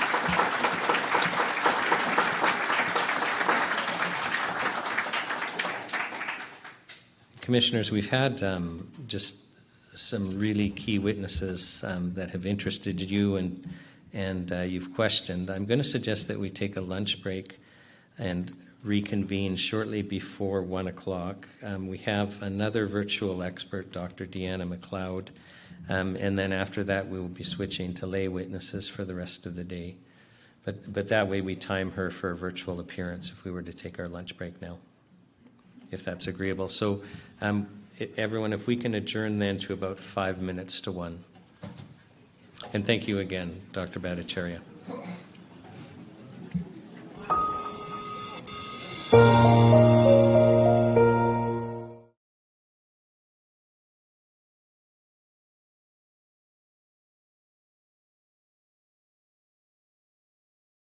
I took the first vaccine as told to, recommended. The first time round, I was in the hospital in the ER within a few hours. I felt like my heart was going to beat out of my chest. Like if you've had a baby and you know that feeling when they're kicking, it was in my chest. I've never felt my heart like that before. I went there, they caught sinus tachycardia when I was standing. So it was like my heart rate was around 130 when I was just standing up. I've never felt that before. They walked me around the ER and my heart rate maintained high. The ER doctor sent me home with request to an emergency Holter, and the emergency Holter came back normal. Then they did an echo, that came back normal. Was sent to a second cardiologist who was going to do a POTS tilt test. So POTS is postural orthostatic tachycardia syndrome. So it's where a person stands up, their heart rate will usually spike to 130 plus, and their blood pressure can either plummet or skyrocket. So the cardiologist at the Royal Alec thought that might be what I had. At this point, I'd never passed out or fainted. I just had a slew of symptoms, like probably 20 plus at this point. My GI was a problem after coming back home from the hospital. My heart rate continued to rise. I was out of work for about 5 to 7 weeks before I was able to take on a client again. I was a massage therapist, professional for humans and horses prior to the first vaccine. I slowly started taking on one client at a time or so, 5 to 7 weeks after. And then it was months before I was able to get the tilt test, unfortunately, because COVID and the hospitals were busy and restrictions and everything. So I had the first vaccine in April, and it wasn't until November that I finally got my tilt test. The cardiologist at this point had told me not to get the second vaccine because he needed to do more, he wanted to do more research on me and needed to figure out why I had a reaction. At the same time, without the cardiologists acknowledging it, Alberta Health put on a whole set of doctors themselves to determine whether or not I had an adverse reaction in the first place. This was also my personal family doctor, who's been my doctor for, at that point, 5+ years, didn't know about Alberta Health putting on doctors on my case. He had no idea. So in addition to the tilt test, my cardiologist had said I did not have POTS at the time because I didn't pass out. That was what he had told me. In the same conversation, he told me that I had to have a personal responsibility to know, to get the second vaccine. And he left the room, and the resident cardiologist that was also watching stayed and continued to talk to me about getting the second vaccine alongside the nurse that was there to help me with the tilt test. So they lectured me for probably about together 15 minutes straight about me getting the second vaccine, and that this was just a coincidence, and that they were really worried for me because I had a past blood clot. So with COVID causing blood clots, the cardiologists were like, you need to get the second vaccine. I don't have POTS apparently because I didn't pass out. They dismissed everything else and told me to see a neurologist for my anxiety. So my family doctor was never on board with me getting the second vaccination. Immediately after the first one, he said, don't do it, that's a reaction. But Alberta Health called me and told me that based on everything that they've seen, all of my tests are normal, and this was after the tilt test. Alberta Health's doctors pushed forward and said that I need to get the second vaccination. There is no adverse reaction. So even though I was in the ER hours after and out of work for weeks and continued to have symptoms and never got back to my full work ethic, they told me that I needed to get the second vaccine. I ended up getting the second vaccine. I felt extremely pressured, and I was scared both ways around. I was afraid to get COVID. I was afraid to get the second vaccine, but I didn't understand what was going on with me. Around December, early January of 2022, 2021 into 2022, I did get a little better. I started taking on about 5 clients a day. I was doing a little bit more yoga. I used to teach yoga as well prior to all of this. But it was still not quite what it was, but I could tell, I could stand up, I could do things a little bit more normally. That, again, from April to December, that was the amount of time that had happened. So January, I took the second vaccine, January 8th, 2022. Within 24 hours, I was passing out. So, the slew of symptoms that I had before not only came back, but they came back tenfold, and I had more symptoms. I was not able to communicate with anyone like I am right now. I'm on a lot of different medications right now to get past brain fog and the neurological symptoms that POTS causes. My doctor was really, really upset. He didn't know what to do. I went to the ER at the U of A hospital is where I went. And the doctor there and the cardiologist there and the neurologist there, all of them basically had their hands in the air. My tests were coming back okay, but the sinus tachycardia was there. So I had to do my own research on POTS, and I found Standing Up for POTS organization on Facebook and dysautonomiainternational.org. So through them, I found Dr. Raj, he's a cardiologist, autonomic specialist in Calgary, who handles POTS. So after that, my doctor gave me the referral to him. It definitely felt like the doctors were being pushed between a rock and a hard wall with the government. In particular, mine, several times, like I said, he's been my family doctor now for over 6 years, and I had never seen him so distraught. I would come in over my symptoms and what to do, and he just would slump in his chair and just like, he didn't know what to do with me. He didn't know how to handle anything, and he just kept saying, the government shouldn't have pushed this so hard. And he actually didn't get his boosters because of me as well, because he doesn't trust what's going on quite yet. He wants more research to be done. But yeah, the doctors were pretty all clearly told to push the vaccine regardless of potential issues. And I'm now still taking constant medication throughout the day. I need all of this, and this is more than just like I need it in the morning, I need it in the afternoon, and in the evening. I started taking beta blockers at 32 years old for my heart. I'm on blood pressure medication, both because I was diagnosed with hyperPOTS. this year. So hyperpots means I get tons of adrenaline dumps randomly. So basically your normal adrenaline times 6 is what I get randomly. And it happens when I'm sleeping and my heart rate will spike to 170, 180. Me getting up without medication, doing like normal things, 200 for my heart rate. Like it's insane. So yeah.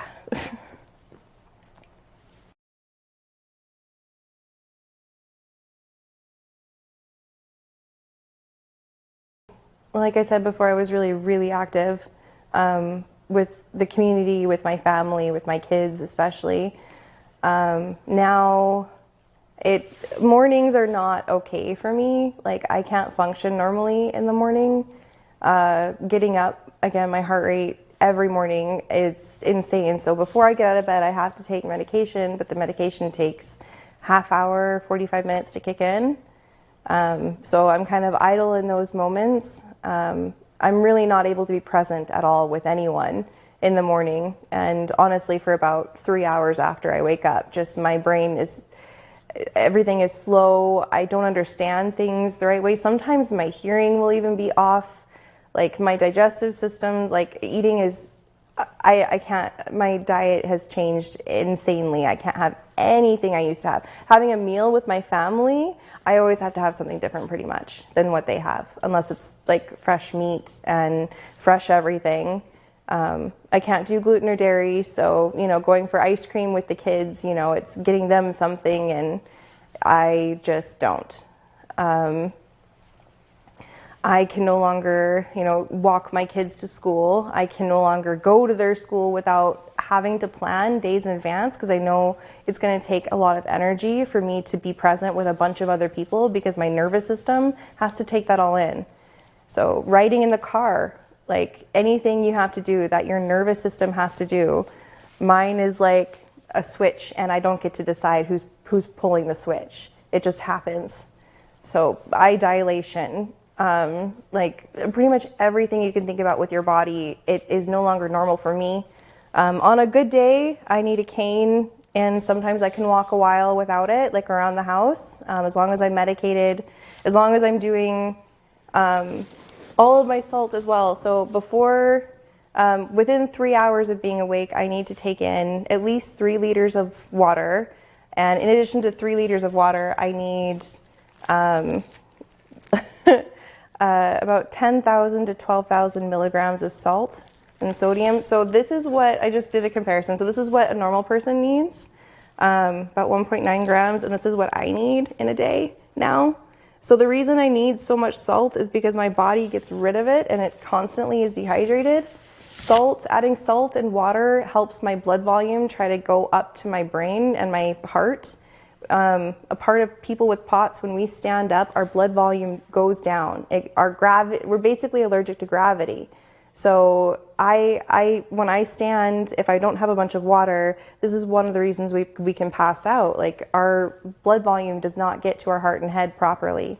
So I have to wear, these are not just normal like yoga leggings. These are medical grade compression garments. And I have to wear a full corset or medical grade abdominal binder as well, because the blood pools in my abdomen, it pools in my thighs. If you have POTS, compression socks are not enough. You need full compression above your hips and into your abdomen. So this is my daily attire. I often without it, I don't feel great. Exercise. So I've become extremely exercise intolerant. So going for walks with my family, that's not happening easily. It just doesn't. To get better with POTS right now, the cure is, there's no cure. It's a diagnosis for life, and you have to take care of yourself. So I have to do water, compression, salt, and then I attempt to exercise, but it is very hard. So recumbent bike, so things that are on like lower, things that I can, nothing standing, nothing elevated. But even then some, like as long as I can go the first 10 minutes like rowing without passing out. I can usually make it through 45 minutes, which is, 45 minutes 5 times a week is what my goal is, but half the time I end up passing out or I have to stop because I have to get sick. I physically get sick. Working out for me is an extreme challenge. On occasion though, I can finish the workout and I actually do feel better after for a little bit, but it's like a massive wave. And now we're, let's see, it's March, end of March. So I was diagnosed last April officially, or it was April or May that I was diagnosed with hyperPOTS, vasovagal syncope, and suspected MCAS, which is mast cell activation syndrome. And at this point, I'm living better than I was, but it's in part due to it's not because my condition is gone, it's because we've all had to change. My kids know that I'm not there in the morning. They know that they both can't come at me at the same time with something exciting or with something awful. Dealing with fights is awful. There's so much that has changed. Nothing about our life is the same. Like, nothing.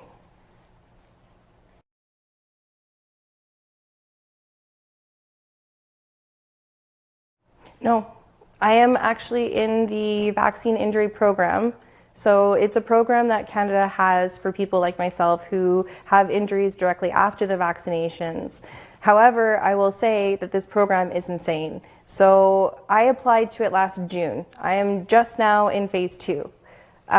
So phase 1 is they get all the information that they can on you, essentially, and they decide whether or not it's worthwhile to take you.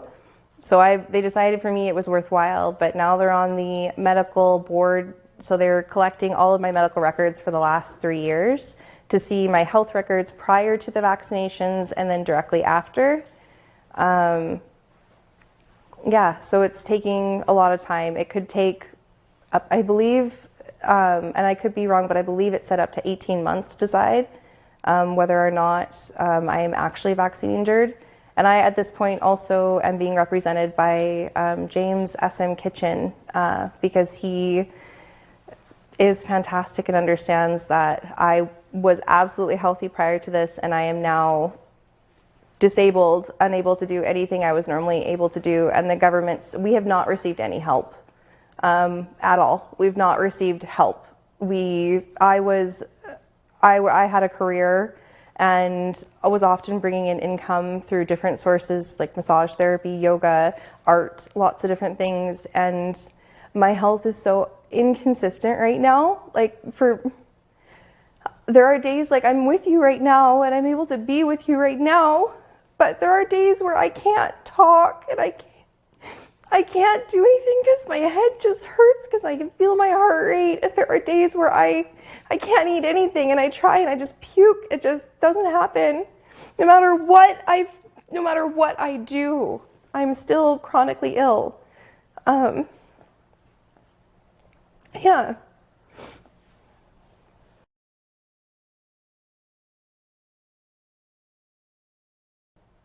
Honestly, before this, I had never had doctors to the extent that they did just tell me something like that this is anxiety. I heard that so consistently throughout taking the first vaccine, throughout the second, and after the second vaccine, sitting in the Alberta University Hospital, the cardiologist, Gordon, I forget his name, but he was the head cardiologist for his department.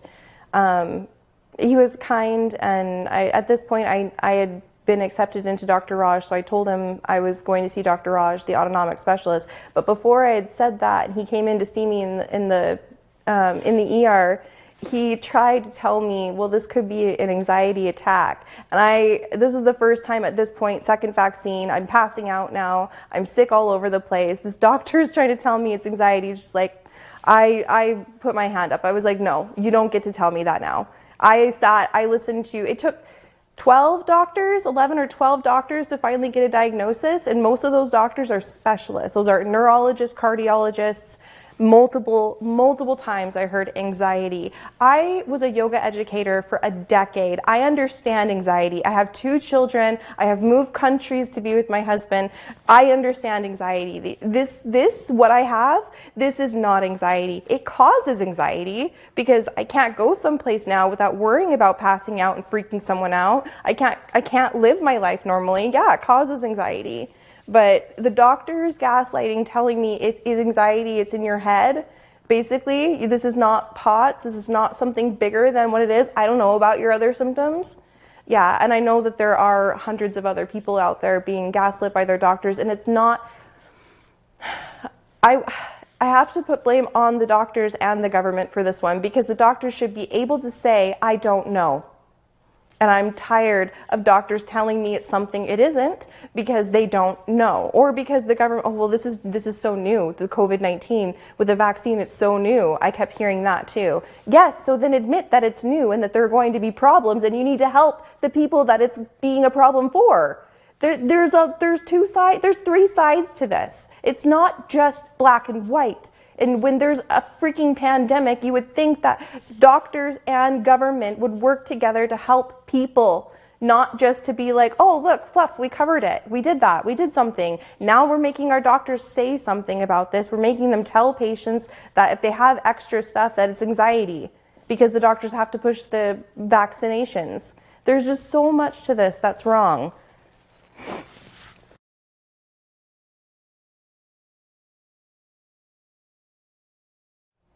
I have no clue.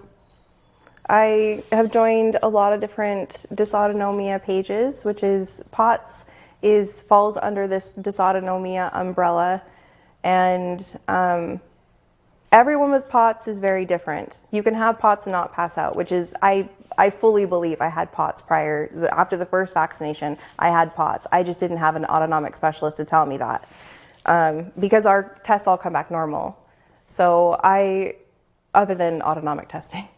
But my future, I'm hoping at some point I can do what I did. I miss yoga. I miss horseback riding. I miss helping horses, being around horses. I miss being a mother, like the mom guilt like that you have throughout the pandemic normally. Yeah, that was bad. Mom guilt and then becoming disabled on top of that. Like, there's nothing that could have prepared me for this. Nothing. And no one, like, everyone, I don't know. Everyone else is seeming to move on and live and be able to do things, whereas my family has to very carefully step forward.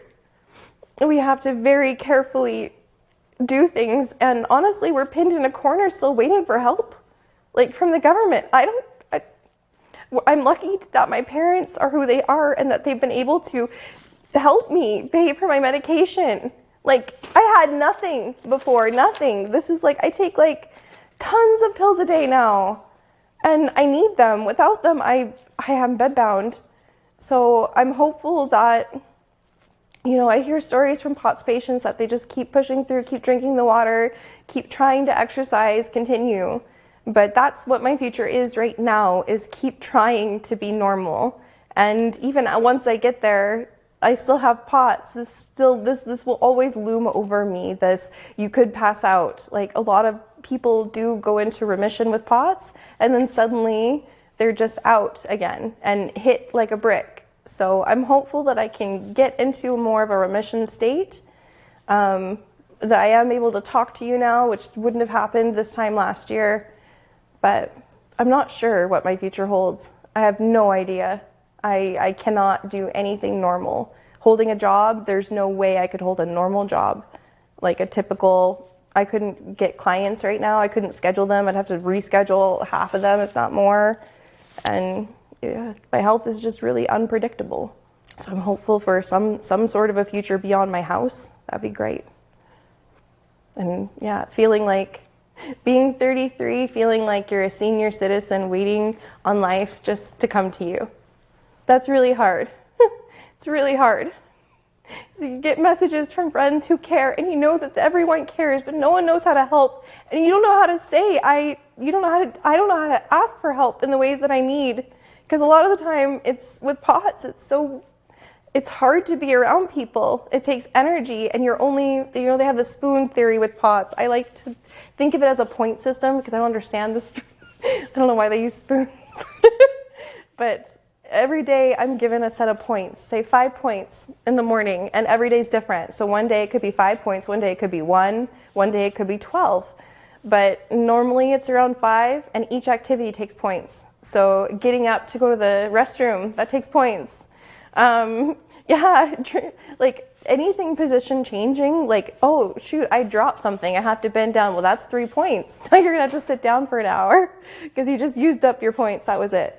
Like yeah, it's awful. It's not living, it's surviving. Yeah.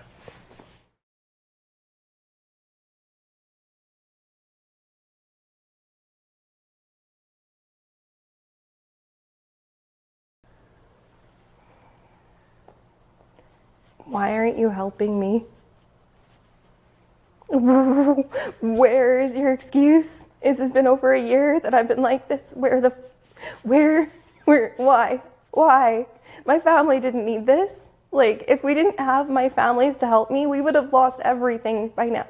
My house, everything, everything. But why is this vaccine injury program the only thing available for someone like myself? It's unacceptable.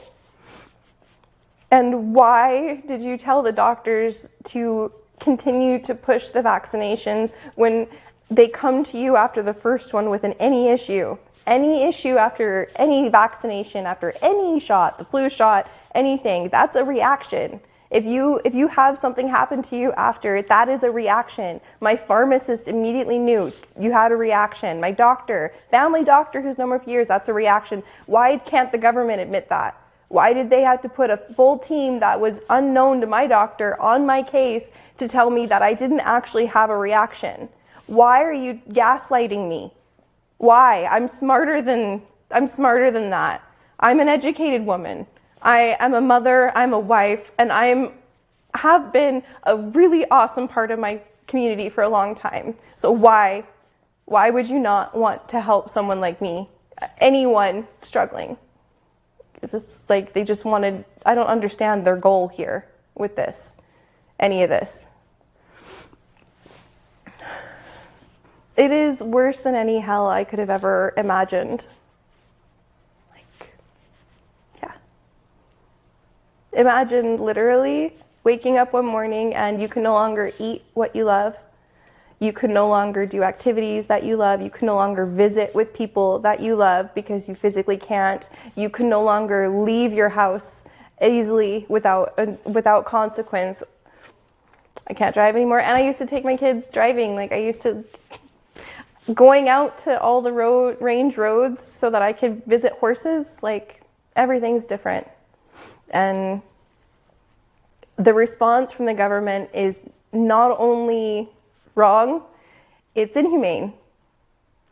It's not okay to have citizens feeling and going through everything that I've gone through. I have solid diagnoses. Like, I have a 5+ page paper from Dr. Raj, and it notes all of my reaction after the vaccinations. So I don't understand what there is to argue. I have specialists, I have doctors that are behind me now. So why is the government not? Doesn't make sense. I did exactly what they asked me to do. And they're just like, you could apply for the $600, refund for March. It's like, do you know what it's like to feed a family of 4 for a couple months? You think $600 extra for help is really gonna no. No. So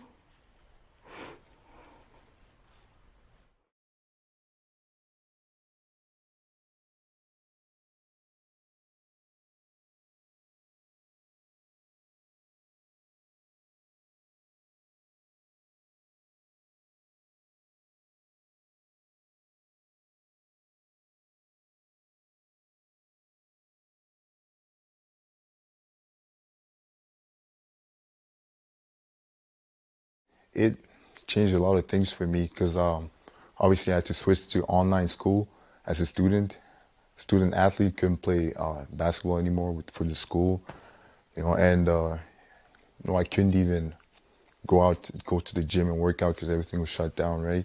And as an engineering student, it was hard also because it's hard to do labs online. It just didn't make any sense because we had to go buy our own stuff, create our own space at home to be able to do the labs and do the projects that we were assigned.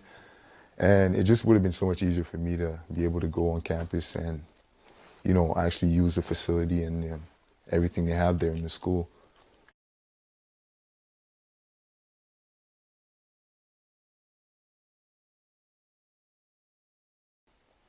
Well, again, like I wouldn't really know because we're all online right now. We're all basically on our own. So I wouldn't really know, but I'm sure there were students that struggled, more than I did, man. It's hard to, it's hard to tell.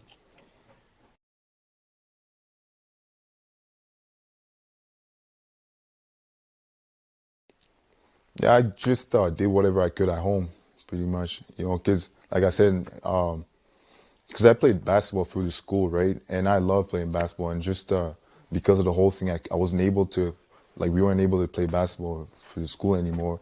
And on top of that, I couldn't go even get shots up at the gym, at the rec center, or even work out. So I had to manage at home. Like I didn't have a basketball hoop at home, so I just, kind of did whatever I could, like push-ups and whatever, in the basement. And yeah, just had to figure it out. But I just didn't have the access to everything I was accustomed to.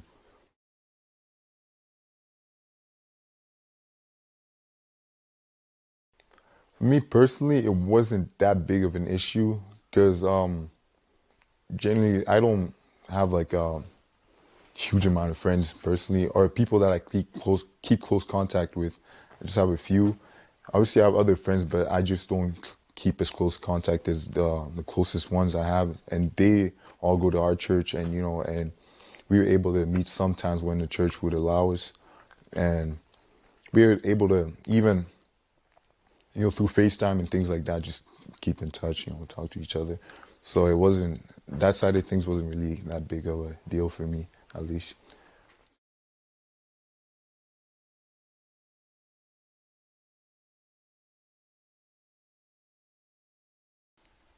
Yeah, there's a few people like because a lot of people at church, I knew a couple of people around my age, they have friends in their close friends in the schools and stuff, and at work even.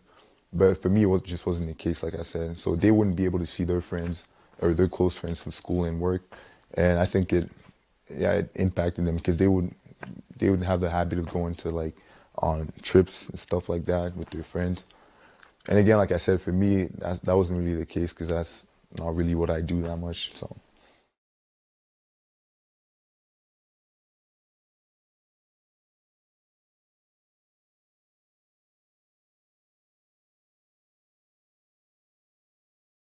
They would have been in grade 11 actually when it kind of started, when the pandemic kind of started. So I'm pretty sure if I remember correctly, they would have ended their season like halfway through or something in grade 11, and then wouldn't have been able to play the entire grade 12 year. So like just from the people I've talked to, they were obviously angry, and because yeah, like I said, like that's the time to get it. That's the shot to get a scholarship. It's your final year. Like if you want to go, unless you already have one from the previous years, but most of the athletes don't, right? So it's your final year, and you want to get a scholarship if you want to play post-secondary basketball, and just not even being able to show your ability to coaches and stuff, right? And then you have to, since you can't play your senior year, you have to try to find a school that will take you and offer you and give you a scholarship during the summer. And if you want to go to school in the fall in September, it's just like there might not even be enough time for you to find a school that wants you to play on the basketball team and then apply and get accepted in your program at the school. So, I think a lot of them ended up actually taking the year off and then just trying to figure it out from there. it was hard. Like I feel them. It was hard. So.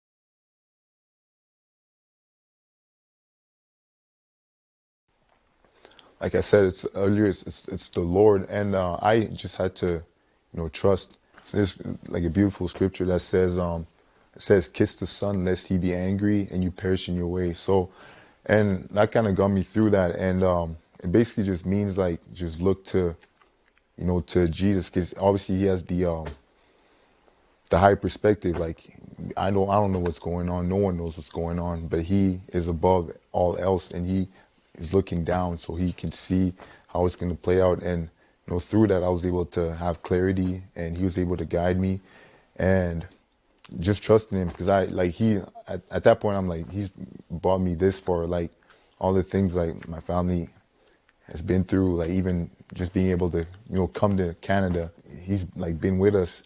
So why not just keep trusting and looking to him and for guidance and as an example. So, and that's what got me through. It's just my faith. Yeah.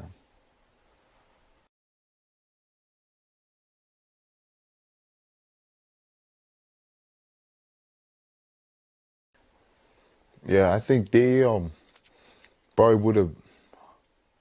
They probably trusted in something or hoped in something, and I think we see the evidence, the results of that, and I think for the most part, like we see the consequences. Like it didn't turn out good for a lot of people. Like I think like if your hope isn't in the one, right, then like everything else is gonna fail. So, and I think we see the evidence and the consequences of that. So.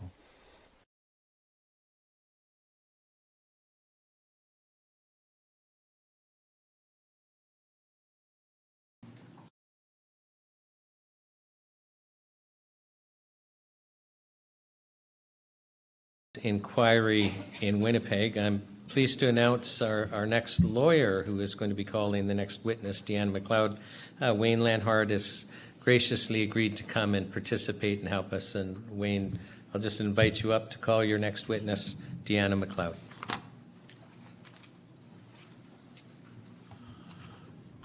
Thank you, Sean. I'm not completely up on your technology here, so this is going to be a virtual witness. Have we got that teed up, Sean? Yeah, she's right. She's right here. Oh, here she is.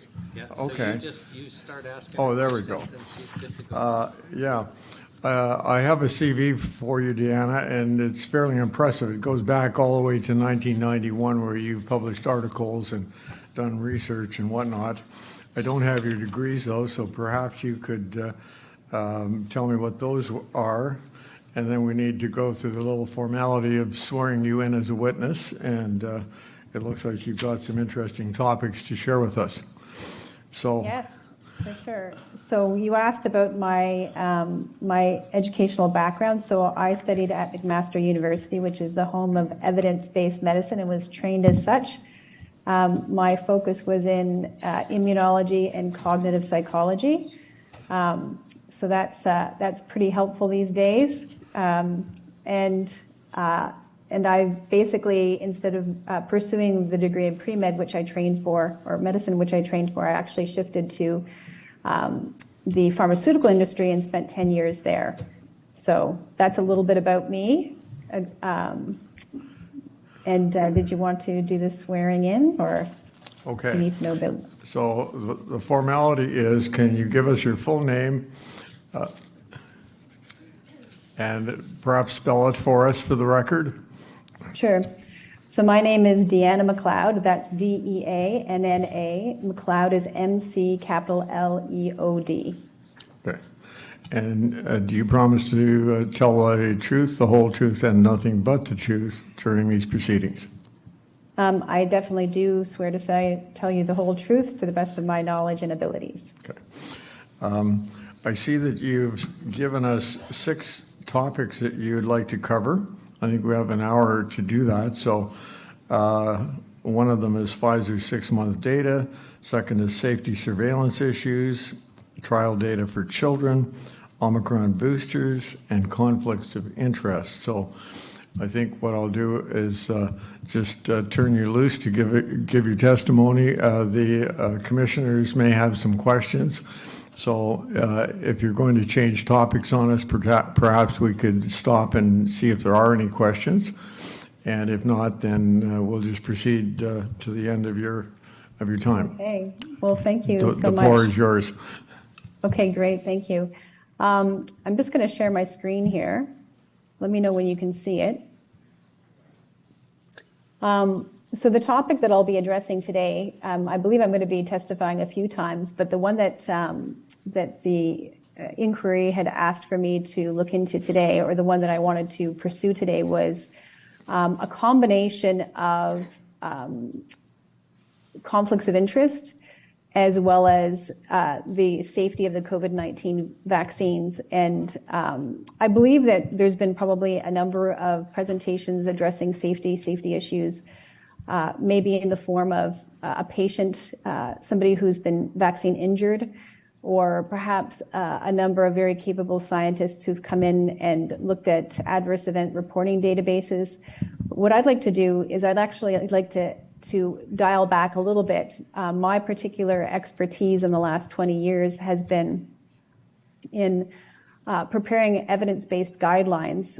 My firm, which I started in 2000, works with clinical oncologists people who treat cancer.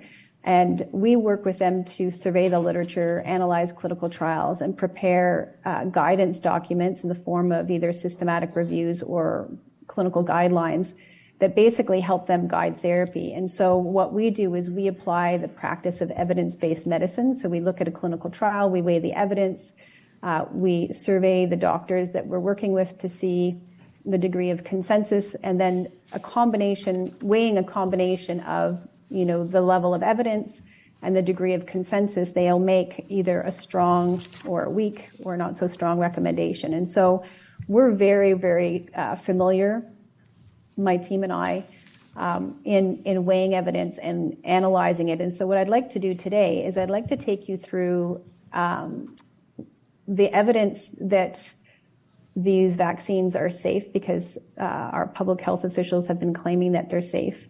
And also, interestingly enough, I know Sean's on this call, I've taken a deep dive into some of the regulatory issues that explain some of the safety data that we've seen in the COVID-19 crisis, more of the COVID-19 moment. And so I'd like to have a conversation about the connection between those two things. And at the very end, what I'd like to do is bring the people's attention to the fact that Health Canada is proposing further amendments to the food and drug regulations in order to expand the capacity to push through drugs like novel technologies like the COVID-19 vaccines via a back door that they created in 2019. And so what I'd like to do is just, show you what a change in regulation means in terms of side effects, and then maybe loop back and talk about how the proposed extension to that regulations, or the further amendments, or the further proposed amendments, what that may mean for Canadians. So with that very long-winded introduction, I'm just going to jump right into it. I'm going to call this regulatory responsibility. I am not a lawyer like Sean, who is familiar with regulatory stuff, but we do consider regulations and the burden of proof whenever we're looking at various, when we're weighing evidence to prepare a guideline. And so I have a working knowledge of that area. But one of the things that I'd like to emphasize right away is that our current system is based on testing to prove something. So in this context, when we're looking at the COVID-19 vaccines, or perhaps the changes in the upcoming regulation, what we need to know is understand historically, especially as it relates to vaccines, what the standard for testing is. And so the standard for testing at the very top is anywhere between 1 to 10 years. we surveyed the literature, and we basically noted that each step can vary in terms of its time, but in general, there's a sequence of steps that are always done in order to ensure safety. And so I'm just going to walk you through those right now. The first one is in vitro and animal model studies. So that's called preclinical. So before clinic, before it gets into people in the clinic, you do extensive animal testing, and some of these tests can take up to 3 years. And generally speaking, you want to demonstrate safety in things that aren't human so that when you do proceed to humans in clinical trials, you know that there's a degree of safety and that you know what to expect and what not to expect to some degree, that you can then design your studies in order to be able to monitor potential safety issues.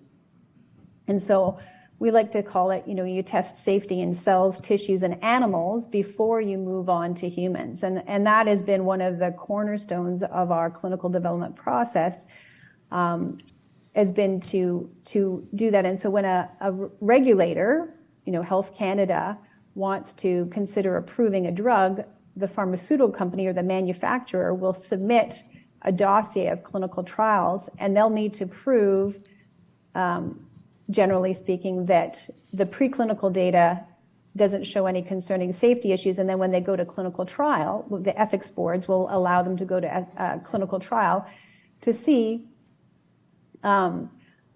if the preclinical data is sufficiently safe or there's no safety signals, and they'll allow them to go to a clinical trial, and they'll make sure that that clinical trial is appropriately designed in order to be able to monitor potential safety signals that showed up in the preclinical data. So the other principle that applies when we're doing clinical research is you start with phase 1 studies, and generally speaking, in my particular area, a phase 1 study could have up to 20 patients in it. And so you test it in a very, very small group, a new drug in a very, very small group of patients, and then you work your way up. A phase 2 study might be, could be 20 patients, could be a little bit more, especially if it's looking promising. They might add it to about 80 patients. And then a phase 3 trial, depending on what kind of study it is, whether it's treatment or prevention, will have either hundreds or thousands or tens of thousands if you're looking to try a novel technology in humans that are healthy. So the greater you need to test it in a greater and greater sample, depending on how many people and how healthy they are.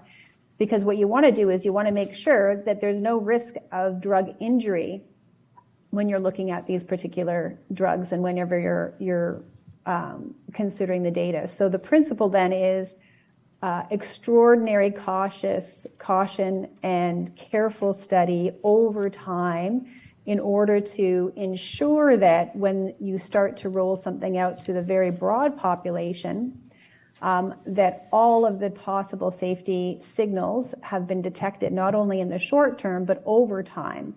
And so you can see here that this band, vaccine development has taken up to about 10 years at times. There have been rare cases where, we've seen that time frame compressed to 5 years. A lot of people would say that that's a great success because they got a helpful vaccine out into the market earlier. But every time we compress that safety, the timeline, we basically sacrifice or compromise on long-term safety, because there's no way to figure out the safety of something, in great detail and to fully characterize a safety profile if you've only done it in a short time. So that's one of the principles. And so when Health Canada looks at a submission or a dossier that's been submitted for review, they basically look to make sure that each and every one of those steps has been carefully checked, that over time there aren't any safety signals, and that all the steps have been carefully done in order to be able to ensure at the end that you can say that something is both safe and effective. And I was mentioning too that you want more study and more time when you're considering using something in a healthy population. And also you would want to have more study and more time when you're considering novel technology. Novel meaning you don't know very much about it. You haven't used it in very many areas. We don't have very much experience with it. And also you want to be able to be careful and more cautious when you're using high-risk products where the adverse events profile is known to be where there's a known adverse effects profile. So with that said, there's Sean. I actually put your picture in there, Sean. So basically, this is something that he wrote that I read recently, and it's the test that you would need in order to be able to allow for a drug to be authorized in Canada. And so he's, of course, given many presentations on this, and so I don't really want to go into it much further than to say that in order to get authorization to market a drug in Canada, a manufacturer must meet the test that a drug demonstrates both safety and efficacy and that the benefits outweigh the risk. And so just with that in mind, that is our prudent, cautious regulatory framework, which sets a very high standard and protects people from potential drug harm by having that high standard. So I just want to step into my particular area, which is this hierarchy of evidence. And this is going to, make some people's eyes roll back. But it's very important to know that not all science is the same. And I know that through the COVID-19 pandemic and the COVID-19 crisis, you've got a lot of politicians setting up and saying, we're following the science. If you don't follow the science, then you're, fill in the blank. But it is really, really important to know that not all science is the same. Not all studies are the same, that you have different types of clinical trials and different types of studies, and each study can do and can do different things, but there's only one study that can ever prove something, and that's the gold standard. That's a randomized controlled trial, and it's considered level 1 evidence, or the highest level of evidence. And so what we want to see and what we look for when we're setting guidelines is level 1 proof that something is safe and effective. So what that means for us is that you have an investigational agent that's been compared to a standard of care. The comparator is very important, ideally, and that it shows that it improves outcomes for clinically meaningful benefit. So, for instance, if you want to try and save lives, something that makes your skin clear is not going to be a clinically meaningful benefit, or something that works for a short time but doesn't work in the long time, that's not going to be a clinically meaningful benefit. So you want to make sure that the study is properly and appropriately designed to show a clear benefit in an area of clinical benefit. So with that said, Health Canada, generally, at least in the area that I work in cancer, relies very, very heavily on level 1 evidence in order to seek approval. There's very few circumstances when they'll give access to a drug or market access to a drug for less evidence, and then there's lots of follow-up that's required in terms of safety monitoring. But generally speaking, level 1 evidence is the standard that is used to ensure that any product that enters the Canadian market is both safe and effective, and that the benefits outweigh the cost. And that is really rooted in the Hippocratic Oath, which is to first do no harm. And there was a time at which there was a considerably more deregulation, where regulations were much more flexible. And basically, a drug called thalidomide was promoted, and that drug basically was intended to help relieve morning sickness for mothers, and it was considered safe, or it was purported to be safe. It was approved and given to a large number of women, so it was widespread use.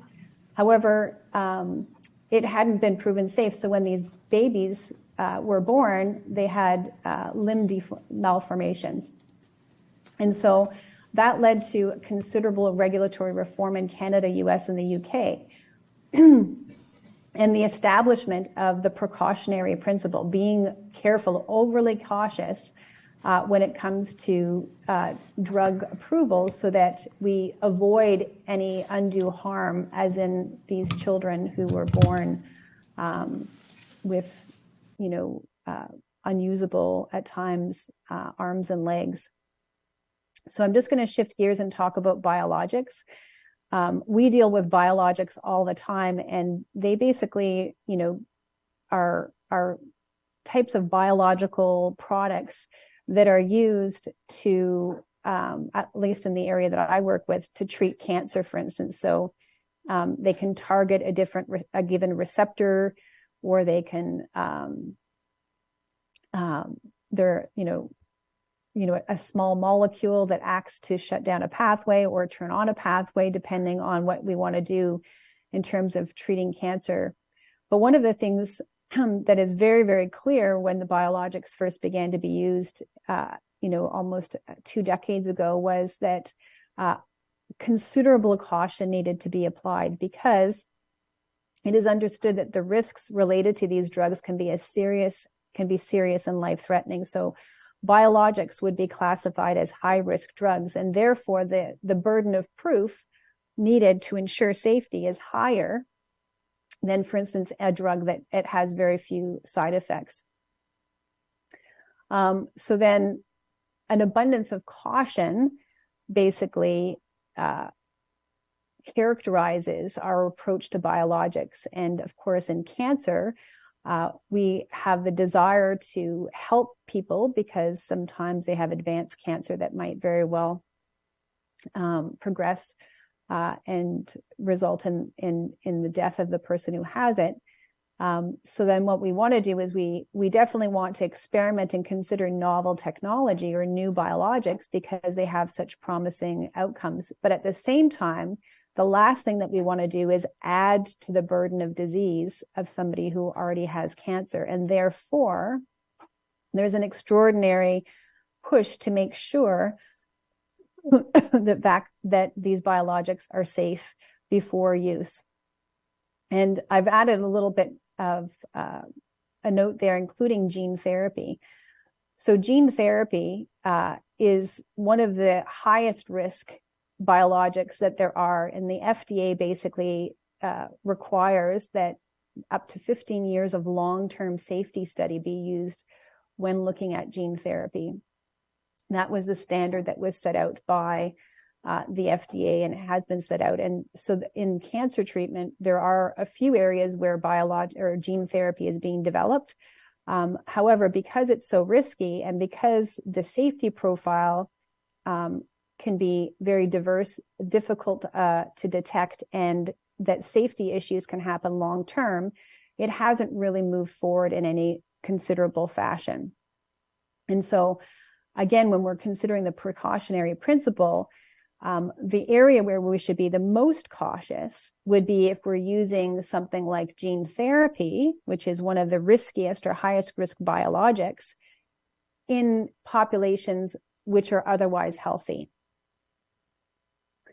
So I just want to talk about a loophole that I discovered in reading a number of different papers recently, and this is the one that Sean has mentioned at different times. But a loophole was created in our regulatory framework, where the standard is that you prove safety, efficacy, and that the benefits outweigh the risks. Probably as early as 2016, a powerful advocacy group started championing for changes to our regulatory framework in Canada. And this is a paper by Varul, and it provides this amazing timeline where there was an advanced council for economic growth that was founded by our standing government shortly, in 2016. And so the mandate of that economic growth group, think tank, was to basically figure out how you could grow the Canadian economy. Out of that particular think tank came 6 what we would call economic strategic tables, or economic tables, where they would basically sit down and say, the health and biosciences table, for instance, the health and biosciences and economic strategy table is one of them. And the goal of that particular group was to sit down and say, how can we grow the health and biosciences sector in Canada?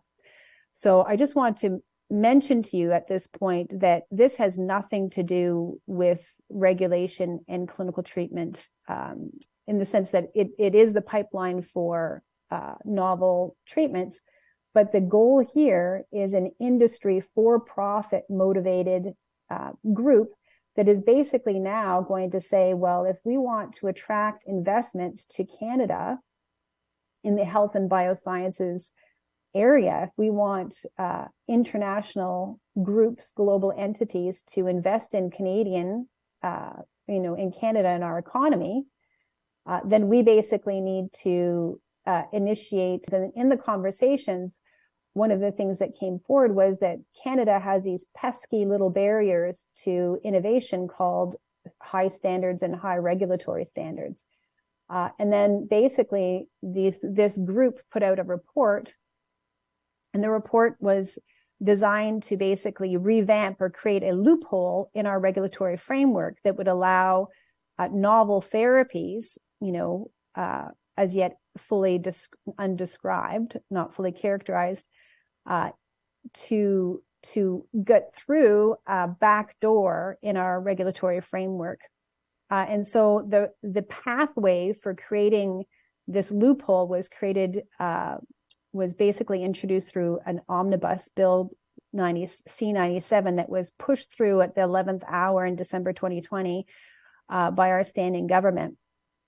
And basically the goal of that particular bill was to allow for an exception clause, it's like a loophole, an exception, a backdoor, whereby the minister could designate certain drugs as exceptions to the rule, and that they could go through a different type of pathway, not that 10-year pathway that is so pesky and a deterrent to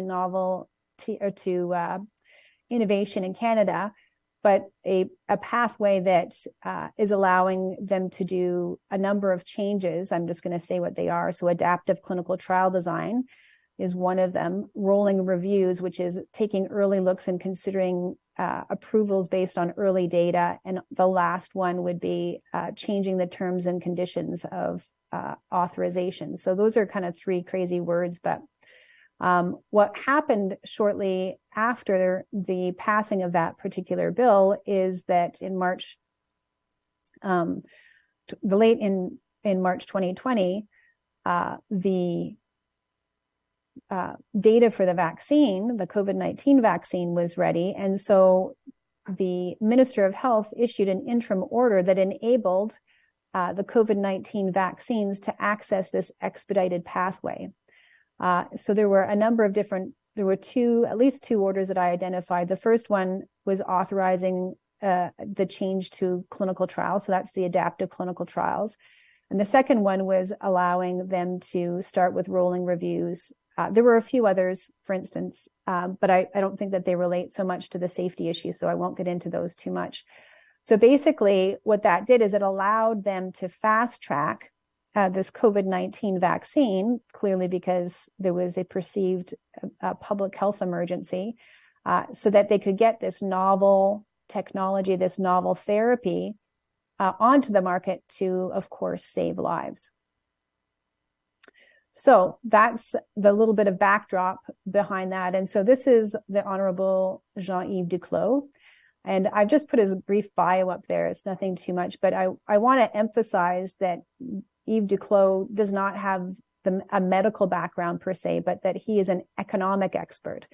And one of the things that we need to consider when we're looking at, guidelines is we're always very, very sensitive to what we would call a conflict of interest. And a conflict of interest is when somebody who has something to gain, potentially financially, politically, career-wise, influences a guideline or a recommendation process, or participates in the development of something that would then lead to them profiting long term. So we've already learned that our government had an intention to grow the economy, and that was the impetus for regulatory reform. It wasn't because our regulatory system wasn't doing a good job keeping people safe.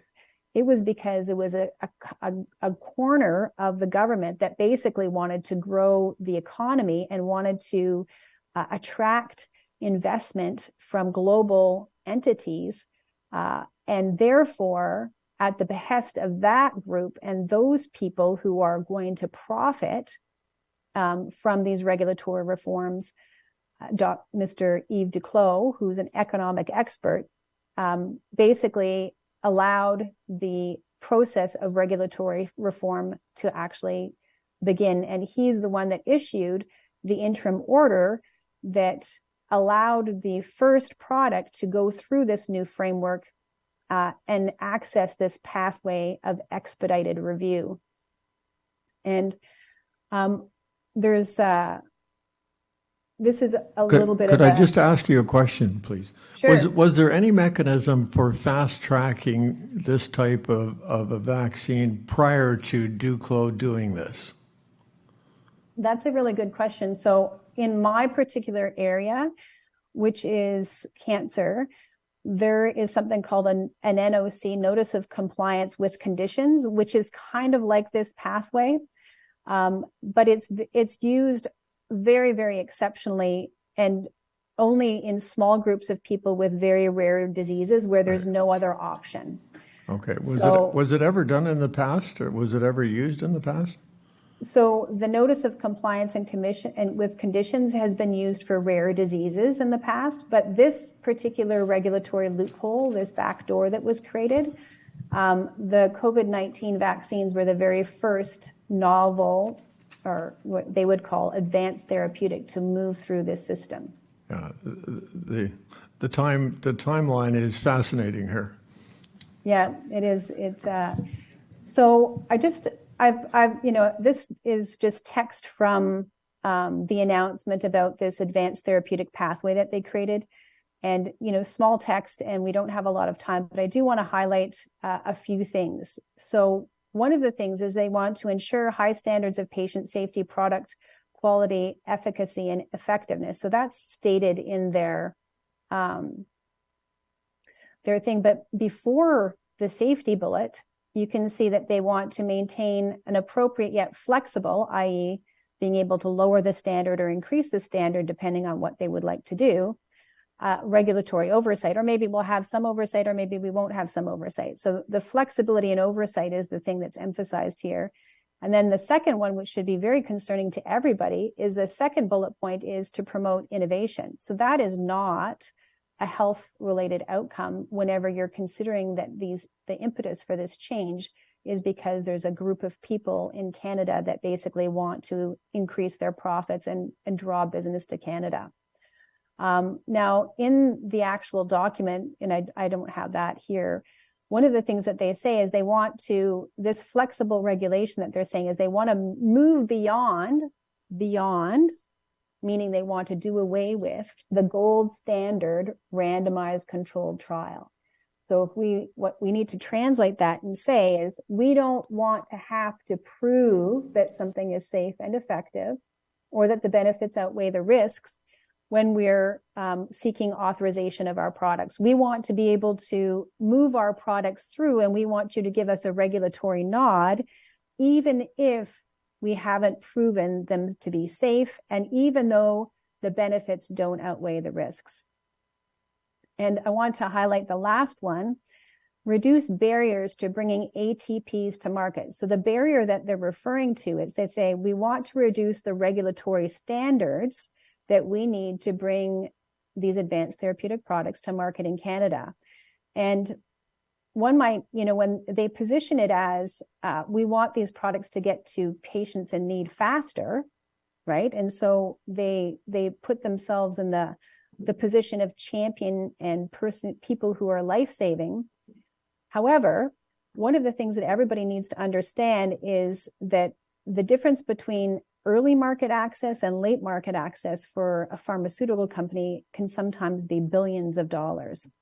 So if you can think about the billions of dollars that were earned by the COVID-19 vaccines by the pharmaceutical companies before they actually even received regulatory approval, will give you some reason why this would be in the interest of pharmaceutical companies. And I also want to just pause and mention that, when we were thinking about the cancer patient, so if somebody has, even somebody who has a very, severe disease, if you push through a novel therapy and it's harmful, then you haven't helped that person at all. What you've done is you've added to the burden of their disease by adding adverse events or injuries to the burden of the disease. And so that is not helpful at all. The only way that we can actually help somebody is if we prove that what we're giving them is beneficial and that the benefits outweigh the harms. And that even then, if there is a risk-benefit ratio, that's clearly articulated to the person receiving the agent, so that they can make an educated and informed choice about whether they feel that it's warranted or not. That's not something that can be imposed by somebody else. So just to finish up on this particular slide regarding this advanced therapeutics pathway that they initiated, what they're asking to do is they want to prioritize innovation over safety. So you can see that innovation over safety. And they want the safety standards to be flexible. They don't want to have to always prove safety. They want to kind of maybe put something through and then just hope for the best or something like that. Or maybe, try and figure out a way to measure safety after people have been injured, or to assess the degree of injury and then make safety calls. So it is really, really important to say that there is absolutely no way that you can be helping people if you're pushing through unsafe products. And especially because it profits pharma. So let's take a look at these products that they push through. The first one that they push through in this particular pathway. So again, whenever we're thinking about how rigorously you want to review something, how rigorously you want to study something, the degree of the standard that you want to set in order to put something through, you need to think about the nature of the product. So I have here that the COVID-19 vaccines are genetic therapy, gene therapy. They're basically things that teach your body. They introduce mRNA, which is basically like an instruction manual. That mRNA gets delivered through these little lipid nanoparticles into your cells. The lipid nanoparticles are designed to go everywhere in your body and to cross barriers that your body has, protective barriers that your body has there for a reason, so that things can't get into there.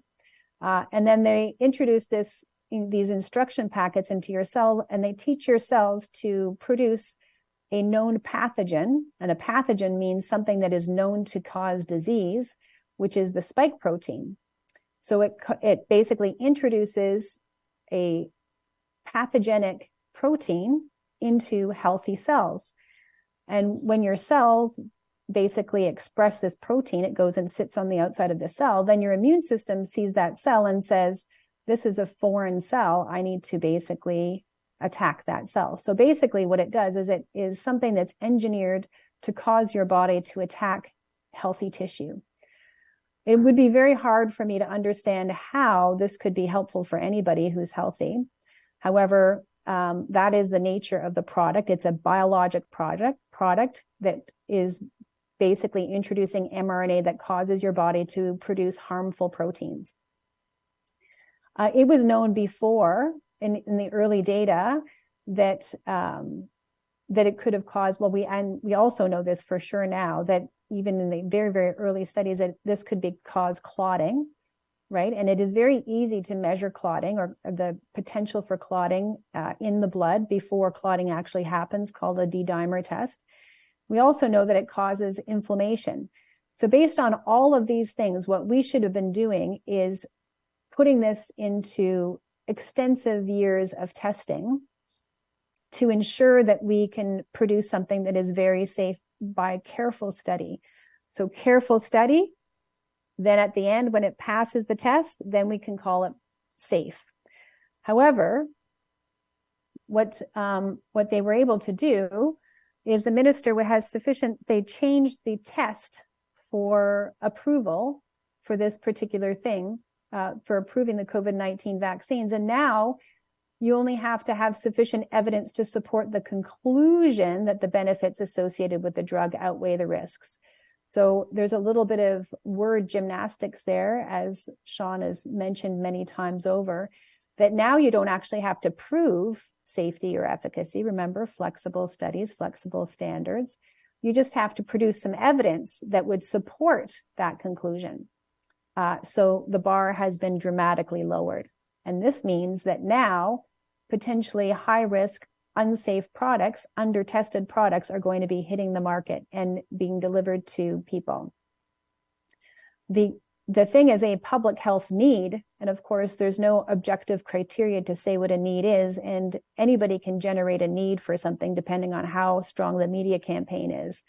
And in fact, that is a normal part of a marketing process, is to develop need, to highlight the need of your particular drug. And that's, in the clause here. So it doesn't actually have an objective standard. It just has a subjective standard of need. And this is straight from Sean's excellent presentation. I recommend everybody look into his work. Basically, it says it prevents, there was a clause in section 2.1, and I read this morning that I thought was really interesting. It prevents the minister from revoking the authorization. So they're going to lower the standard to this potentially high risk novel biological therapy. They're going to give it to healthy people because it's a vaccine. That's what that means. And then they're going to make it so that they can't pull it off the market. And in addition to that, leading up to this particular interim order, they had actually given the vaccine manufacturers indemnity, meaning you can't actually sue them if they were found to be harmful. So I don't understand why somebody who is priding themselves in the ability to produce safe therapies that are going to help people would need to have indemnity. So that would make me think twice right away. So let's just take a look at the COVID-19 vaccine and the development sequence. So you can see here that whereas the norm would be, 10 years at the outset, and we're going to be trying a novel biological therapy, high risk, with known adverse events, then I would say that the appropriate thing would be 10 years, if not following the FDA guidance of 15 years of testing. But what this interim order allowed them to do is go in the back door and do 1 year of testing. And what that meant was they did minimal preclinical testing, meaning they didn't take very much time to figure out if it was going to be toxic to humans before they threw them in clinical trials and started experimenting on them. I'm not sure who the ethics review board was that allowed that, but that's what happened. They were able to combine phase 1, 2, 3 trials. So, this step here, the phase 1, 2 was combined. You can see that's here. And then basically the phase 3 studies were done and conducted for about 2 months or so before they took a sneak peek at the data, which is what you call like a rolling review. You can get an early look at the data, preliminary data.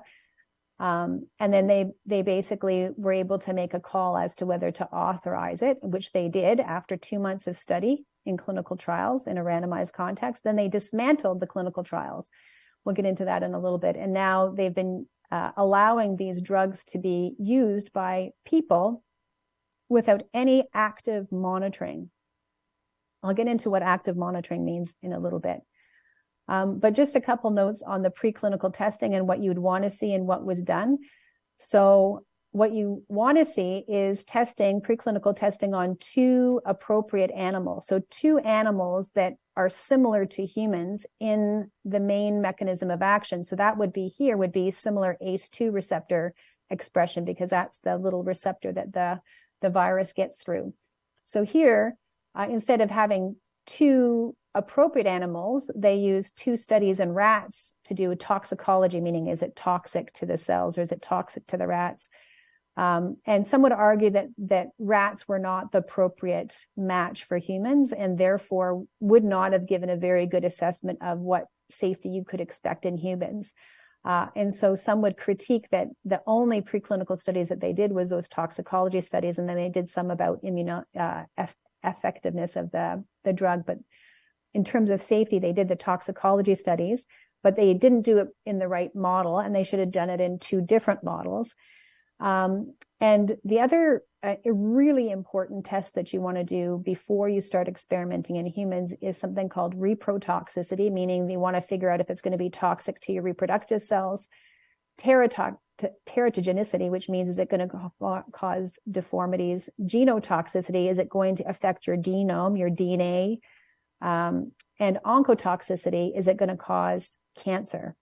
And so, of course, when I was looking at the data, I was very cognizant of the fact that they didn't do any oncotoxicity data. So they're using a biologic, which we use all the time we know that biologics can either activate or deactivate cancer pathways, but they didn't bother to test whether this agent could activate biological pathways, cancer-causing pathways, before they rolled it out, before they started testing in humans. And even to this day, I don't think that there's any oncotoxicity studies that they've used. And so we may not know. But the key thing is that the reprotoxicity studies and the teratogenicity studies were ongoing at the time of authorization. So not only did the authorization of clinical trials, so they basically allowed them to start testing things on humans before they actually did the proper assessments to make sure that the products were safe.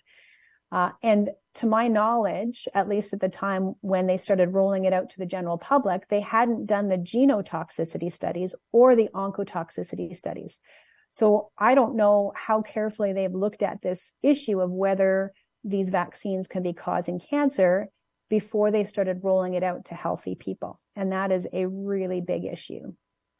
So let's take a look at the study that they designed. And one of the things that you need to remember is just because you do a randomized controlled trial doesn't mean it's a good randomized controlled trial. And it is only as good as how it was designed to assess the data. And I just want to highlight a few really key things that are really important. So we know that COVID-19 is really a disease that affects the elderly and the immunocompromised, and maybe people with comorbidities. And they tested this particular drug in people who were healthy. So you cannot get any sense of whether the drug is going to be toxic to a frail elderly person or a person with comorbidities if you're testing it in healthy people. So the only data that they had when they rolled this out was data in healthy people. And so therefore, they rolled it out to high-risk groups with very, very little data. They had some elderly patients. They had a very small part that had comorbidities. But for the most part, it was untested, completely untested in high-risk groups based on the phase 3 trial that they used.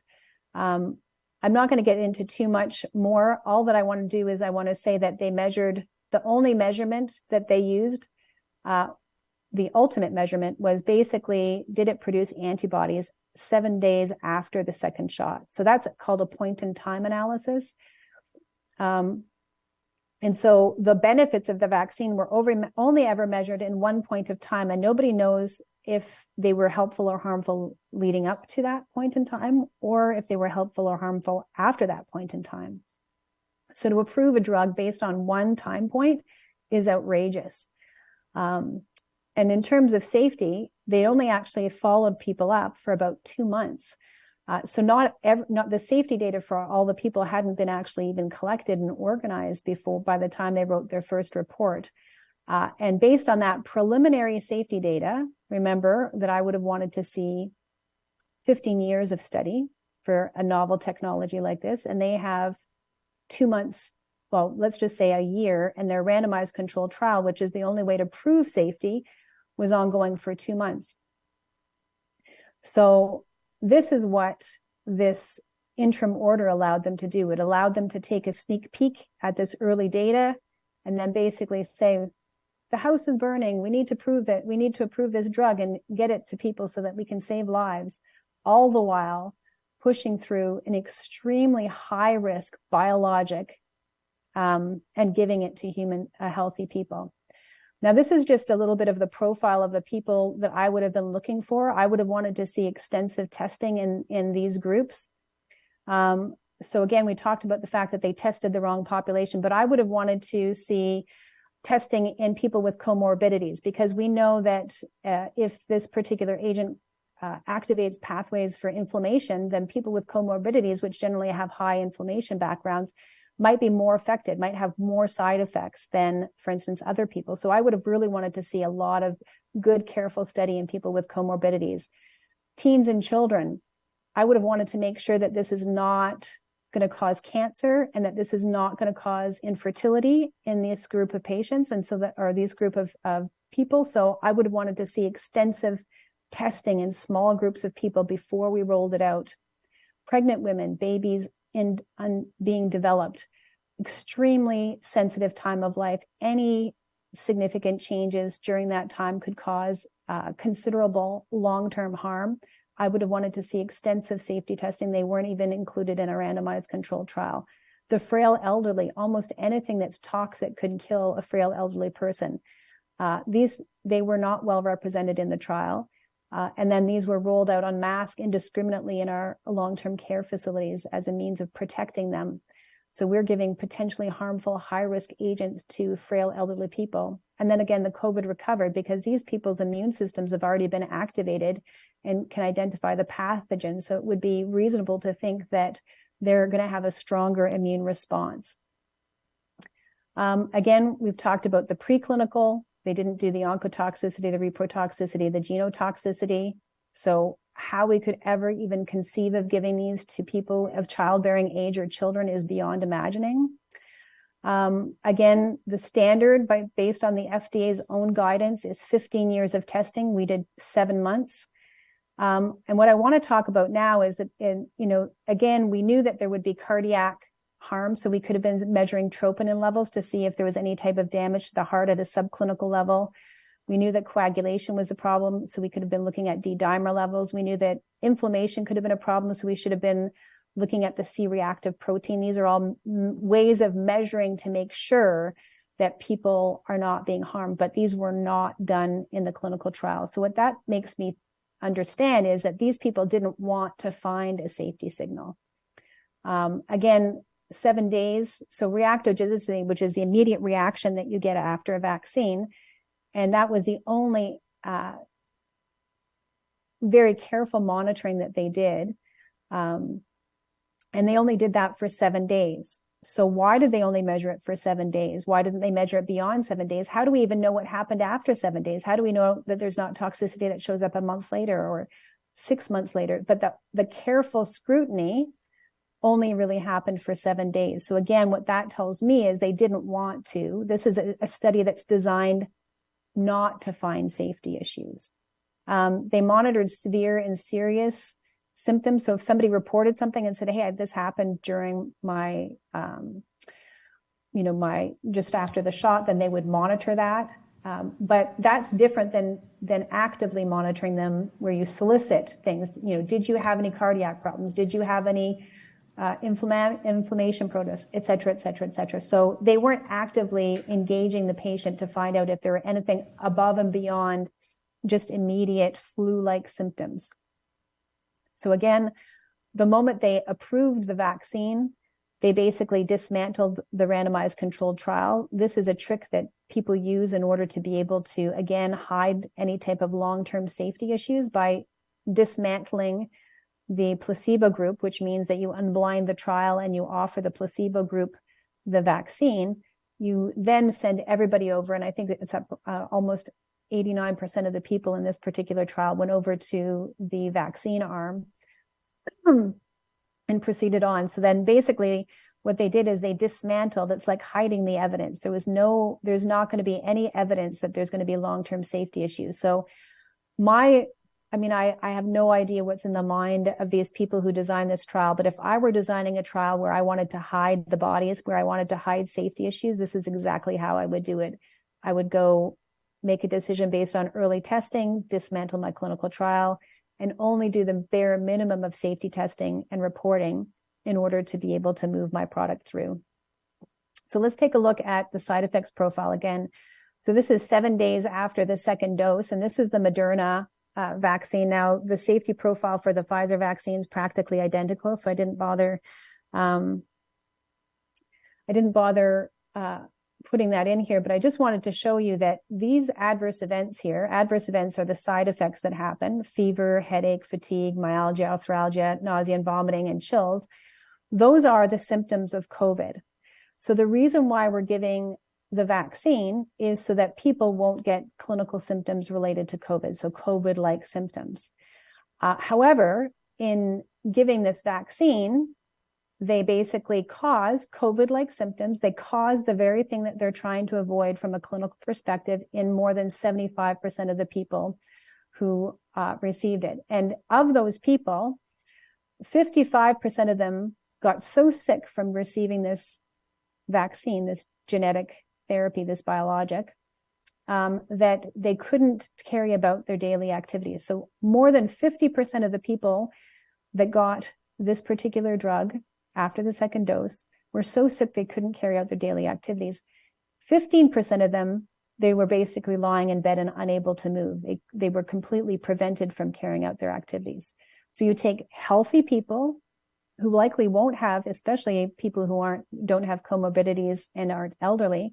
You take healthy people who can easily get through COVID, and you cause 55% of them to be so sick that they can't carry out their daily activities, and 15% to be so sick that it prevents them from carrying out their daily activities. So when we're looking at biologics, when we're studying them, we always look for the red.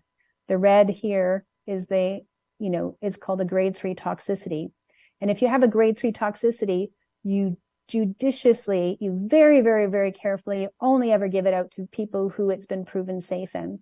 And you would only give it to very high risk groups where the risk benefit ratio is highest. However, with a drug that we know is causing the very thing that it's saying that it's being given to prevent, and that it's causing a severe manifestation of it in more than 50% of the people, they actually called this safe. And the way that they got away with that is because they didn't call it a clinical outcome, right? If we were looking at clinical symptoms as a clinical outcome, we would have said this is causing COVID-like symptoms. This is causing the very thing that we want to prevent.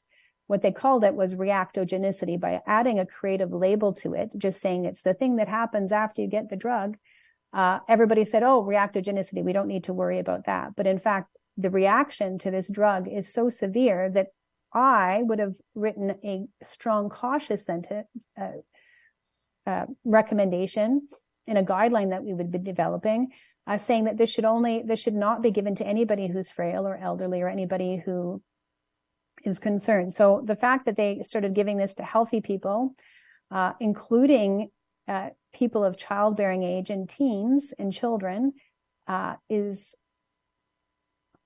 incredible. So just to note, this is what they were doing. So severe adverse event interferes with daily activity, requires medical care, and an ER visit or hospitalization. So this is what somebody looks like if they've had a severe reaction. A serious event, as described in this particular thing, requires inpatient hospitalization, was life-threatening, resulted in death or persistent disability. So we know that 50% of or 15% had severe adverse events.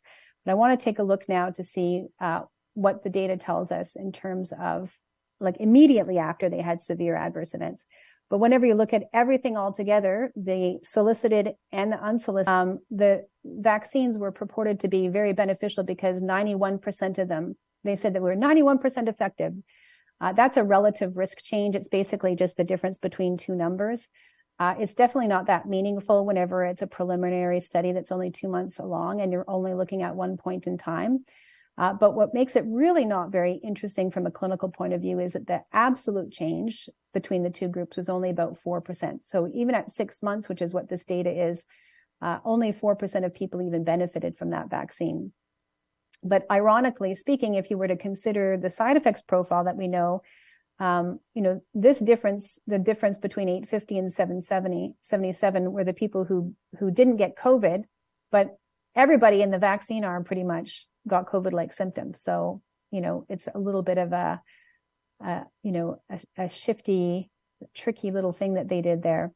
But what I love to bring your attention to here is treatment-related adverse events. So this is an adverse event, so something bad that happens after you get the vaccine or the placebo.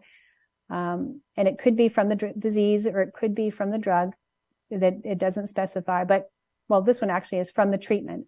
And what they said is that in the treatment arm, 5,241 people received an adverse event from the vaccine versus 1,300. So basically, they're lowering the chance of getting COVID by 91%. But if you use the same metrics that they use and do the relative risk change, they actually increase the relative risk of side effects, treatment-related side effects, by 300%. So they're basically taking healthy people and they're causing them to have an adverse event. And the net increase, whereas the decrease, the benefit was 4%, the increase, the risk, is plus 18%. So if we were holding to our traditional means of following this, the risks grossly outweigh the benefits for this particular vaccine. And that's just looking at any old adverse effect. If we look at severe adverse effects, I'll just go back. It's a 75% relative risk rate increase and a plus 0.5% absolute risk increase. And a severe, remember, that's somebody getting so sick that they can't carry out their daily activities. And serious, I'm just going to tell you again what serious means. Inpatient hospitalization, life-threatening episode, results in death or permanent disability. You have a net increase between the two arms. Now, if COVID was so dangerous that it needed to be treated and treated in everybody, then the serious adverse events, serious outcomes should have been higher in the placebo arm, and we should have seen lower in the vaccine arm. But what this is telling me is that this vaccine is more toxic than, or the manner in which we're doing it, vaccinating healthy people with this toxic substance is causing more harm than good. I just want to be sensitive to time, so I'm just going to move it along a little bit. They also looked at deaths. So deaths before they dismantled the trial was 15 and 14. So again, you would have to say that that's comparable. So you could never argue at the time that this was authorized that this is saving lives, because it was comparable between the two arms. But what's really concerning is why, I mean, if you have healthy people and you're measuring this 6 months later, and one arm is getting COVID, which is deadly, and they die, I mean, that would explain why you have deaths on the placebo arm. But why do you have so many deaths on the vaccine arm in healthy people after 6 months? That's unusual, even if in a sample of 40,000. If we look at deaths after unblinding, so after they invited these placebo group people to come over to the vaccine arm, there was 5 additional deaths for a total of 20 deaths on the vaccine arm and only 14 on the placebo, and people who'd received the placebo after 6 months.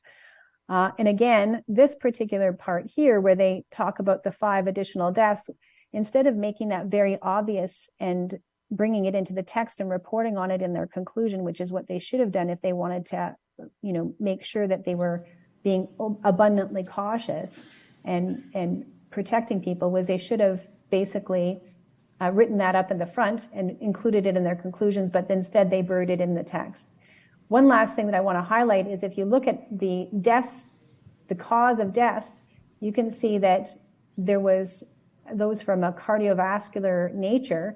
There were 9 cardiovascular deaths on the vaccine arm and 5 on the placebo arm. Now, you can't conclude anything clinically from that, but what I would have said is we need increased monitoring for cardiac problems moving forward, and that this should not go out without more careful study. And yet what we did was we rolled it out. So again, if we remember what our test is and what the conclusion of the study is, so I've walked you through the phase 3 trial results. And so our traditional regulatory system would mean that we'd have to prove safety. So we haven't been able to prove safety because the study actually proved the opposite. And yet here is the conclusion of the initial paper from the New England Journal of Medicine that was used as evidence to support the conclusion that the vaccines were beneficial. It says the 2-dose regimen of the Pfizer vaccine conferred 95% protection against COVID-19 in persons 16 years or older. Safety over a median of 2 months was similar to that of other viral vaccines. So they didn't make any safety statements. They just sidestepped that altogether. They didn't prove safety. In fact, what their study did was disprove safety, but they failed to actually highlight that. So I just want to talk about something called risk management plans. So could I ask just 2 quick questions here? Sure. This data looks very similar to, I think, what they came up with in the U.S. Were there separate studies done in Canada? Unique studies here? That's a really good question. So again, remember how we were talking about global pharmaceutical companies? Basically, they have global pharmaceutical companies developing these products. And then basically, our government wants these global pharmaceutical product companies to invest in Canada. They need that in order to spur on this bioeconomy, this innovation that they want to do here in Canada. And so the whole impetus for changing the regulatory framework was to allow more innovation or more investment or to give more leeway to these large pharmaceutical companies. And interestingly enough, it's those very same large pharmaceutical companies that are asking us to lower standards of regulation that designed this trial. Well, that was going to be my next question. I mean, the Canadian government has spent billions of dollars buying these vaccines, and my understanding, I think, is that they're coming from somewhere else. They're not being produced in Canada.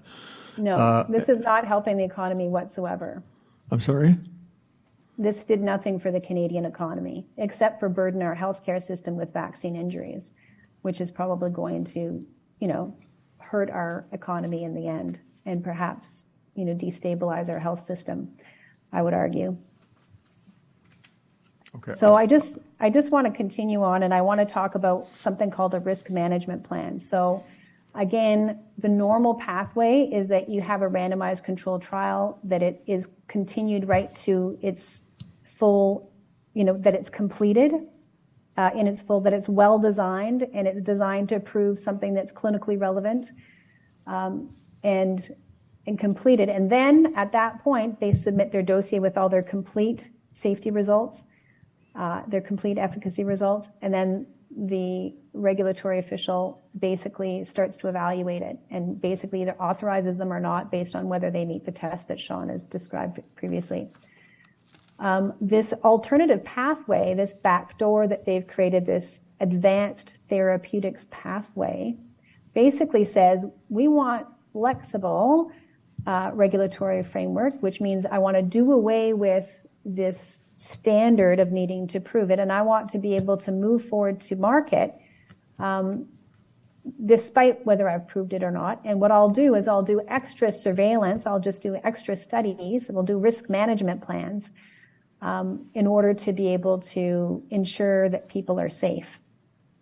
So what I want to do is I want to look at some of these risk management plans that are available and what they looked like when we looked at it with COVID-19.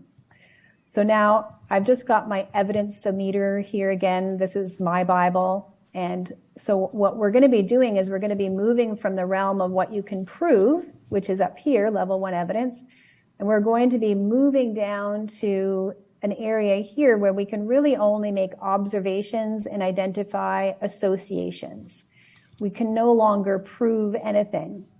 So I just want to say from a pharmaceutical point of view, if I'm somebody who is a very rich pharmaceutical company and I want to make money, what I want to do is I want to push the burden of proof down the ladder, because these studies here are very easy to game.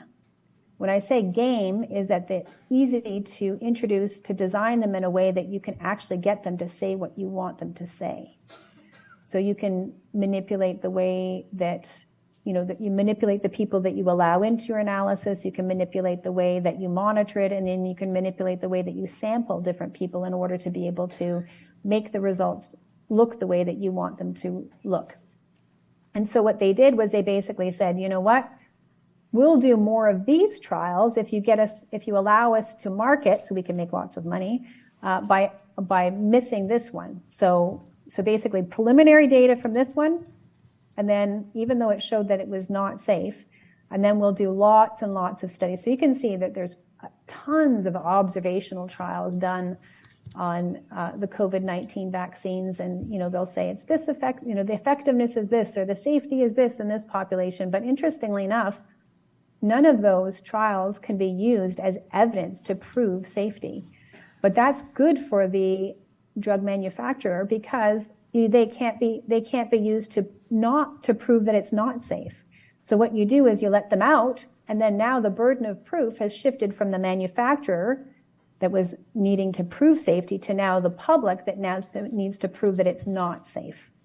So the one making all the money that has the ability to run the trials is no longer needed to do the safety testing. And the public, who has no money and doesn't have the money to run a clinical trial, a randomized clinical trial, to prove that it's harmful, basically are unable to do so. So it's brilliant from a pharmaceutical point of view if you basically want to make sure that you are never called to order in terms of your safety. But it basically puts the public in a very perilous position. So this is a crazy looking graph, but I'm just going to walk you through it. So these are the different types of studies again, and their ability to figure out safety. There's the different ways that you can monitor safety after a drug has been out on the market or just period. So this one is the randomized controlled trial. And so if you recall, we just looked at the data, and this is data from the Pfizer vaccine here, that from Thomas. And it basically showed that 78% of the people that get the Pfizer vaccine are going to have some sort of adverse reaction to it. 5% of those are going to be severe. Remember severe is like, it makes it so you can't carry out your daily activities. Now, there's another way of monitoring something where so this is active monitoring. It's where you're actively looking for the side effects. You're carefully looking at the person. And that's called prospective active monitoring. And when you do that, you find out that 78% of the people actually are getting side effects from this drug. The next thing is V-safe. So they basically say, we don't want to do this. And of course they don't want to do that because that's the best way to find out what the side effects are. We want to be able to do something else. We want to have a registry where we'll give the person the shot and then we're going to send them off and they'll have a phone and then they can look at their phone and then they can basically, report any type of adverse events that they have. So when you do that, which is active monitoring, you get 71% of side effects. So it's capturing most of them, but you don't really get many of the adverse, the severe ones. If you look at unsolicited, meaning that you just don't even tell somebody, they just say, if you have, if they just come and prompt you, like you don't prompt them, they prompt you to say that they've had an adverse event, you only get 30%. And again, that's within a clinical trial. So this is solicited and this is unsolicited. What we've done in Canada is we launched these vaccines and then we basically said we're going to rely on our passive surveillance system. The passive surveillance system is a system that's available that if you have an adverse reaction, then you got to remember you have that adverse reaction. It's got to be so bad that you go see your doctor. Then the doctor has to spend an hour to fill in a form, and then that form gets screened by who knows how many people in between. And then that adverse event gets deemed as legitimate because it matches what they're expecting, not what they're unexpected potentially. And then once it's legitimized and it's entered into the system, our Canadian system records 0.07% adverse reactions. Now, this is the true adverse reaction profile because we did the phase 3 trials. And this is what the government is relying on to call these vaccines safe. Now, that's not that it's not that they're safe. It's that the ability to test for the safety is insufficient. So they're insufficiently monitoring safety, and therefore, in the absence of detecting any safety issues, again, they're not having to prove safety. Without any proof otherwise, they're calling it safe. And so our whole presentation of these COVID-19 vaccines have been turned around because they changed the standard. Now they're saying that it's safe, not because it's been tested and proven safe, but because there's an absence of safety data that proves that it's not safe. So this is the V-safe. This is active surveillance, and this was data that the CDC was collecting and kept from the public during the vaccine rollout. And it was made public through an ICANN lawsuit. And they basically created this dashboard, and it basically tells you, again, so this is data from the people who had the app, and they were actively being monitored. So we know that this is probably going to be the best sense of figuring out how everyday people responded and reacted to this particular vaccine. And we see here that 30%, according to this particular monitoring thing, and again, it's probably not as accurate as the phase 3 trials, 30% of people monitored experienced a severe adverse events. A significant proportion missed work and school, and about 8% required medical care following vaccination. Now, if you're giving it to healthy people who are not going to need medical care from COVID-19, and then you give them the vaccine and they require medical care, it would be hard-pressed to understand how we're benefiting people. This is the serious adverse event report from VAERS. So VAERS is the system that barely picks up anything. It's called passive surveillance. It's the one that's the least sensitive at picking up safety issues. And this is basically a sum of all of the different adverse events reporting for all the vaccines leading up to the time when we changed our standard and we started pushing through biologics. and giving them to healthy people. And what you see here, is that you've got a jump between, less than maybe 2,000 or 3,000 to 30,000 adverse events reported. And again, this is passive surveillance, so it's underreported by some very significant amount.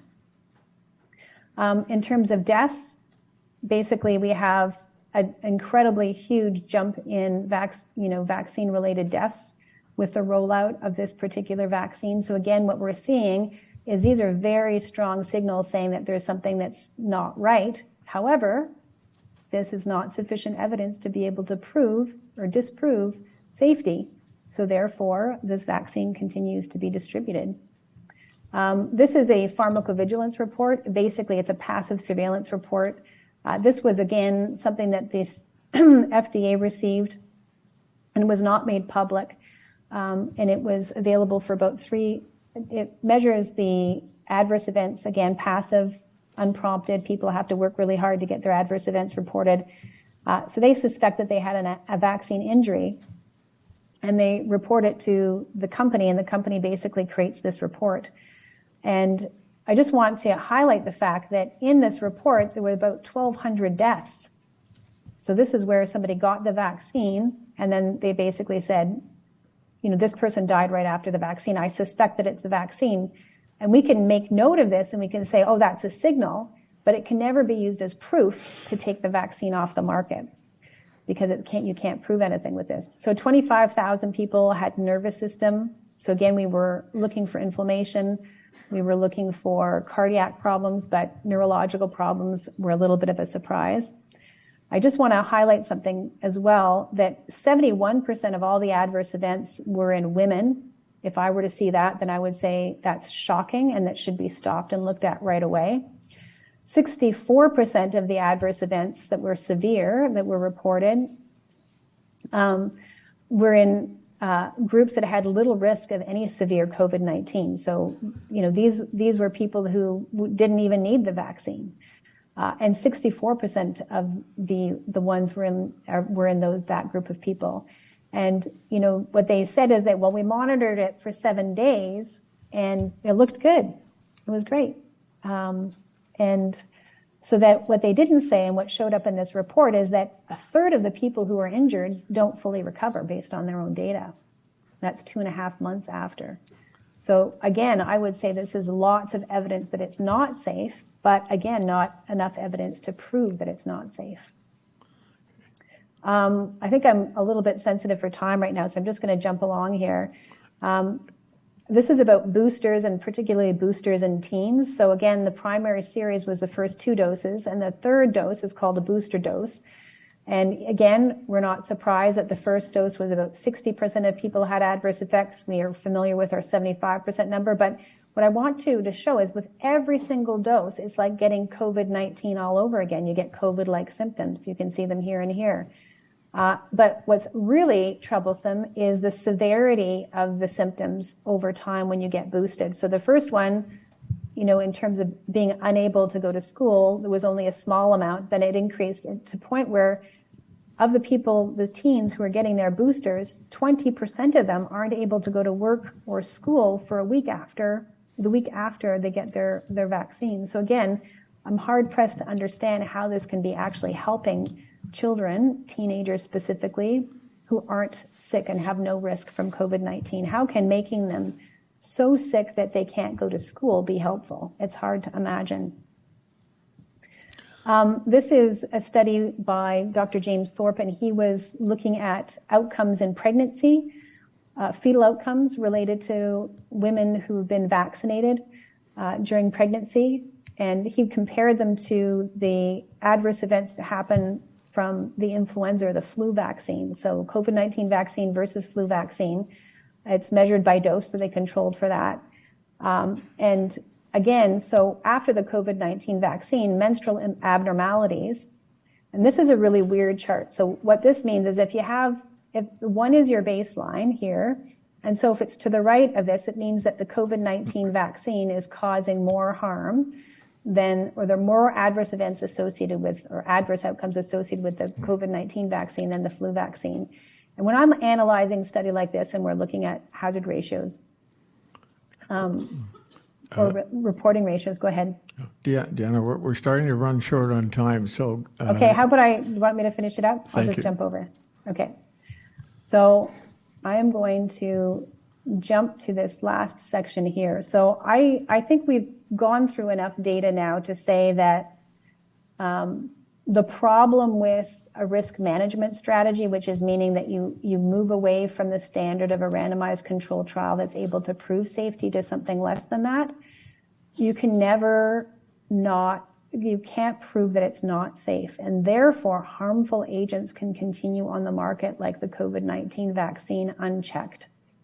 And I want to, at this point, raise everybody's attention to the backdoor expansion program that's underway. So right now, in this issue, government issue of the Gazette, Part 1, Volume 156, the government is moving to expand the number of agents that can move through this back door. So again, we've just walked through what it looked like when the COVID-19 products were put through this particular backdoor system, where they didn't actually have to prove safety and efficacy before they were authorized, and how the risk management plans were not effective in controlling and identifying safety issues that could stop the vaccine from being provided or protect citizens. They now want to expand that to class 1 to 4 medical devices. This particular program was designed because they wanted to have a pathway for things that didn't fit the normal pathway. So it's supposed to be an exception rather than a rule. And one of them was to figure out medical devices that have AI interfaces or machine learning.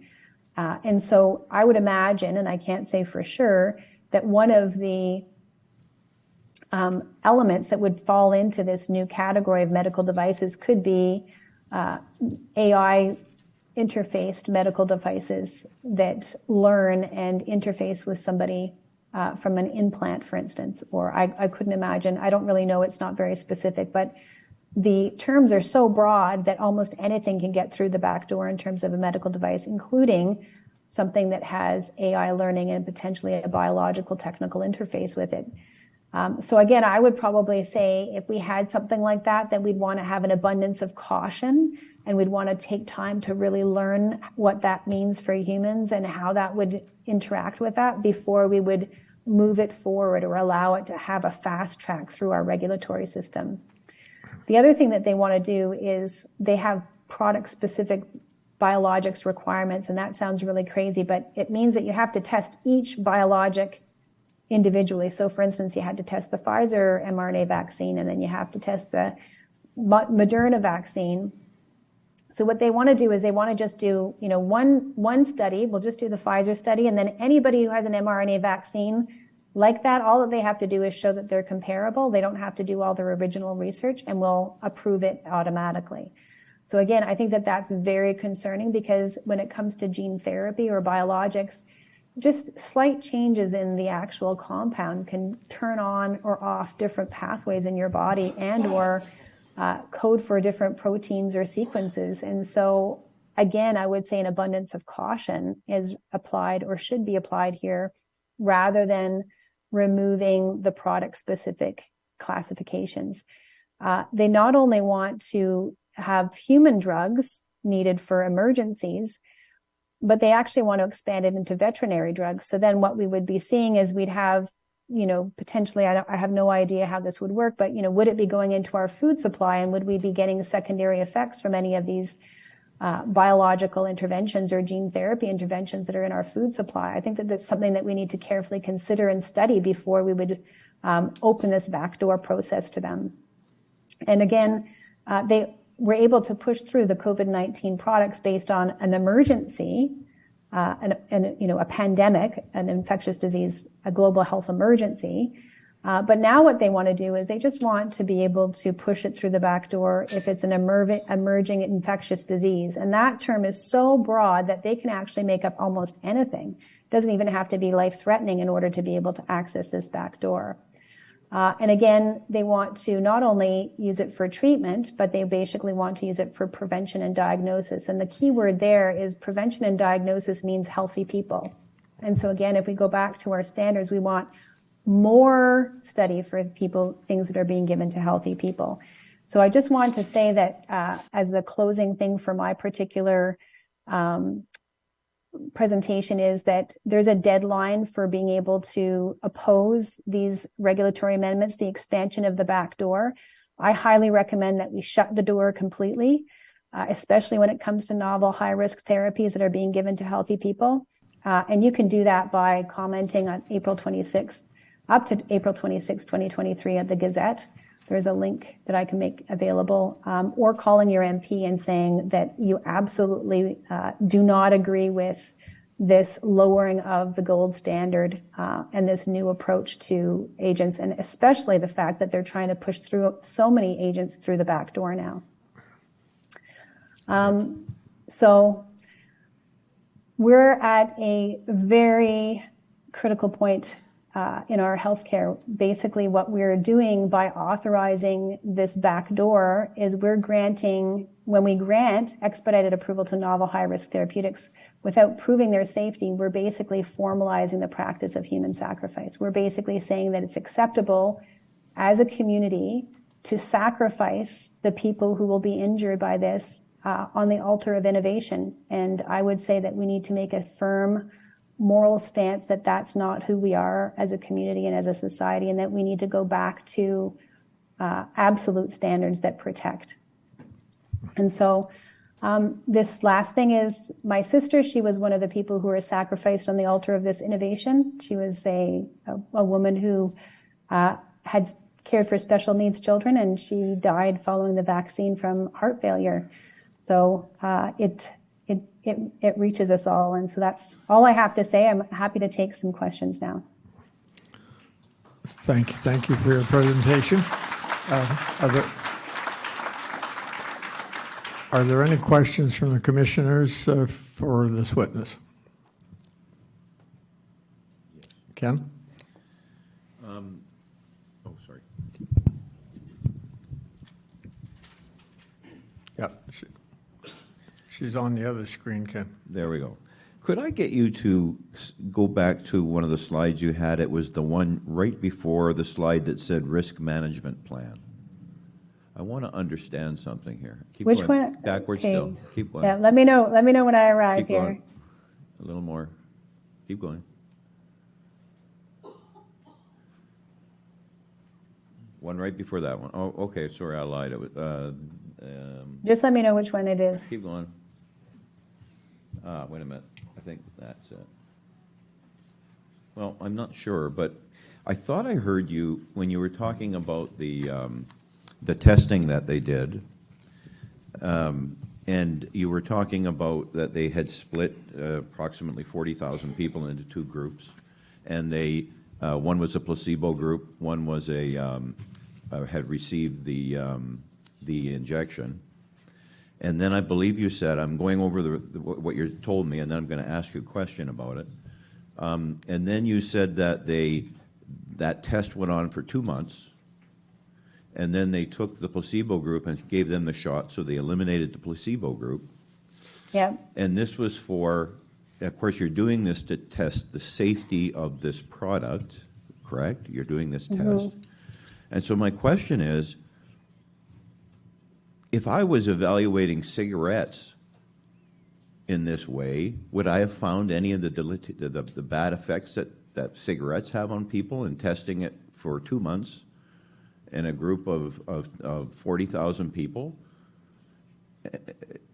So if I would have tested cigarettes for 2 months, would I have known that they cause cancer, they cause heart disease, they cause whatever the heck else cigarettes cause? So using this protocol, is it theoretically possible you could have approved something that, like cigarettes, to treat it? Oh, cigarettes would have definitely been approved. I mean, you could probably make a study look like cigarettes are helpful, right? I'm not sure what your endpoint would be, but you certainly wouldn't be able to find the long-term safety studies that we found, the safety issues that we find, right, with cigarettes using this. In fact, I'm hard-pressed to think of one trial for cancer where they've only studied something for 2 months. We would have never, ever accepted a trial that had 2 months of data and then was dismantled. We would have basically said that the outcomes from that trial are no longer valuable, and that it would never have received approval, even in people who are, late-stage cancer patients. So to think that they, stopped the trial or dismantled the safety component of the trial, the part that is able to prove that it's not safe after 2 months, in my mind, the only thing that is reasonable to think is that it was done on purpose, because somebody who is passionate about keeping people safe would have never done that. Well, you also showed some charts that showed how many people had severe reactions to the vaccine, and you showed in those charts as well some that, and you defined the different levels as if it affected your normal daily routines, or if it made it so you couldn't do your normal daily routines, and so that was charts with regard to the effects of the vaccines. But I'm wondering, are there charts that show that for getting COVID in the first place? In other words, if you we keep hearing about COVID cases that had no symptoms. We keep hearing about all kinds of things. So are you aware of a chart similar to the one you're showing on the screen right now for people who actually got COVID? What's the percentage of them that have no symptoms? What's the percentage of them that can't go to school? And I'm wondering how they compare. Yeah, so the way that you would do that is that you would look at, the people, in a placebo-controlled trial where you're looking at the placebo versus the vaccine, what you're really comparing is people who've received immunity from a vaccine to people who may not have had immunity yet. So this is kind of getting complicated, but it's a gamed trial. So we know that immunity protects people from disease.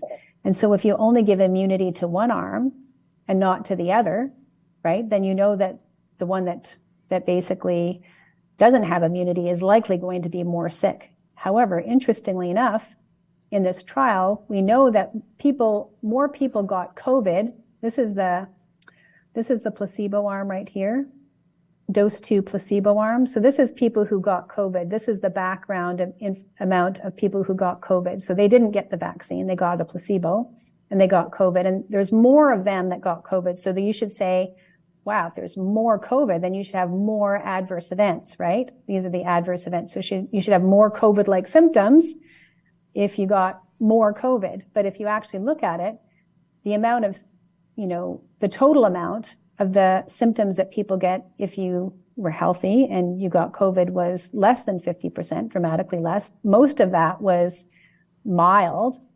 Only, what is it? I don't even know what that is. Maybe 12% of them had something that was enough to make them really sick. And then very, very, very few of them were enough to prevent activities. And then you compare that to people who got the vaccine and prevents activities, severe, right? Red to red, this is dramatically higher. Blue to blue, this is dramatically higher, and gray. So it's incredible that we're thinking that we're giving this to protect people from COVID-like symptoms or COVID symptoms by giving them more COVID-like symptoms. It's incredible. It's mental gymnastics to think that this is how we arrived at saying that this is safe, when we agree that COVID-like symptoms are bad, because that's why we're doing the trial in the first place. Thank you.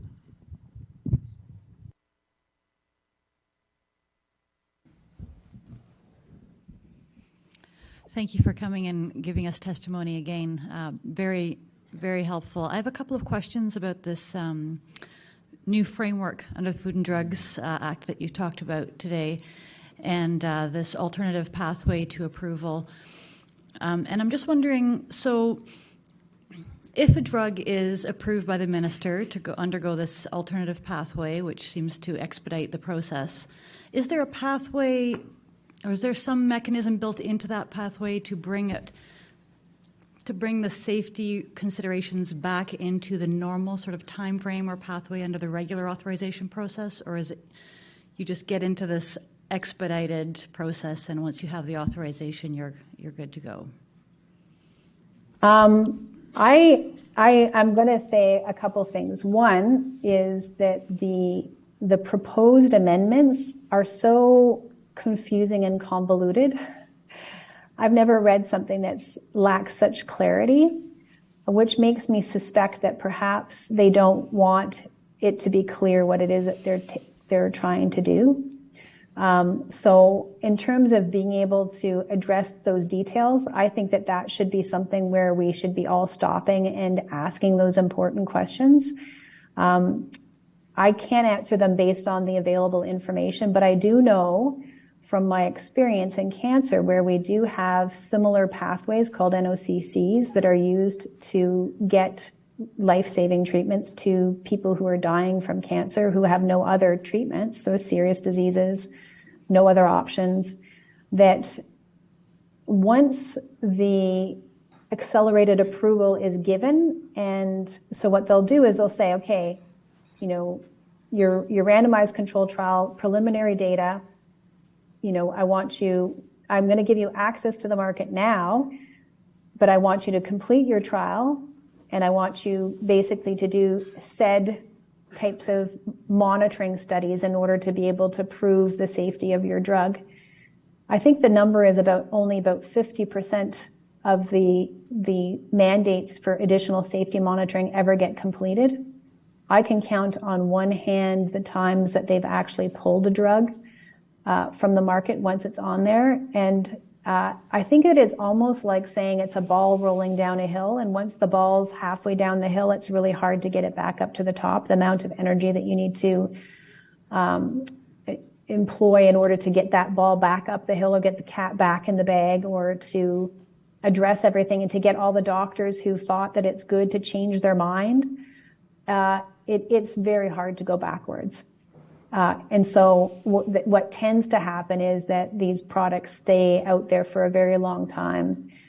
I'm not saying that there aren't some pharmaceutical companies who are very diligent, who do the proper monitoring afterwards. And I'm not saying, but the momentum to bring it up to have somebody actively monitoring it from the government, and to make sure that they're doing the studies and to make sure that they're checking the databases puts all of that burden of proof on the government and the taxpayer, whereas it would just have been simpler to say only the things that have been proven safe get out of the bag. And that way you don't risk anybody from injury because you wouldn't especially with high risk agents. So I don't know if that's helpful. But, after being in this business for probably about 10 years or so and watching this in the cancer area, I would probably say that it should be under extremely exceptional circumstances that we should ever allow backdoor treatment. Thank you. No. Okay. Thank you very much, Deanna, and I'll call on Kyle for the next witness. Okay, thank you very much for having me. Bye now.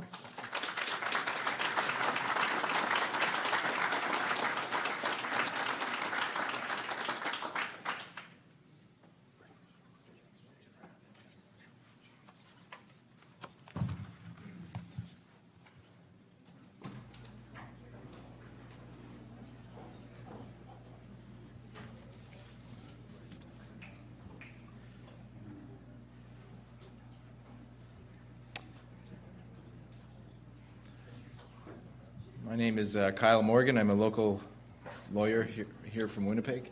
The next witness is James Erskine. Good afternoon. Can I just get you to spell your name, sir? It's James.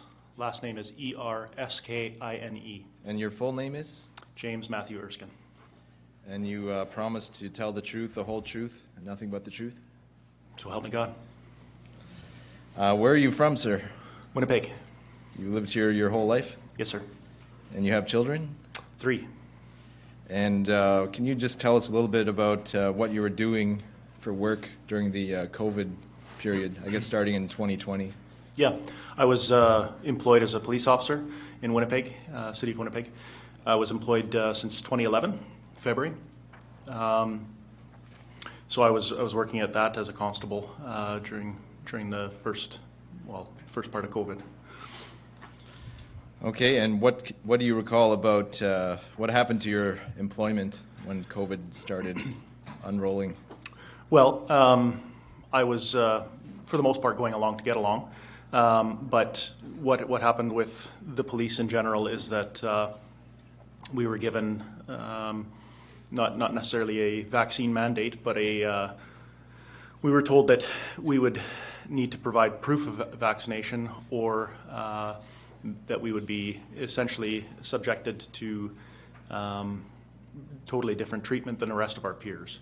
That treatment being 3 times a week, going for testing on our own time, and wearing masks when no one else was wearing masks. And when did this policy come about? Do you recall exactly when that might have been? Yeah, November 15th, 2021.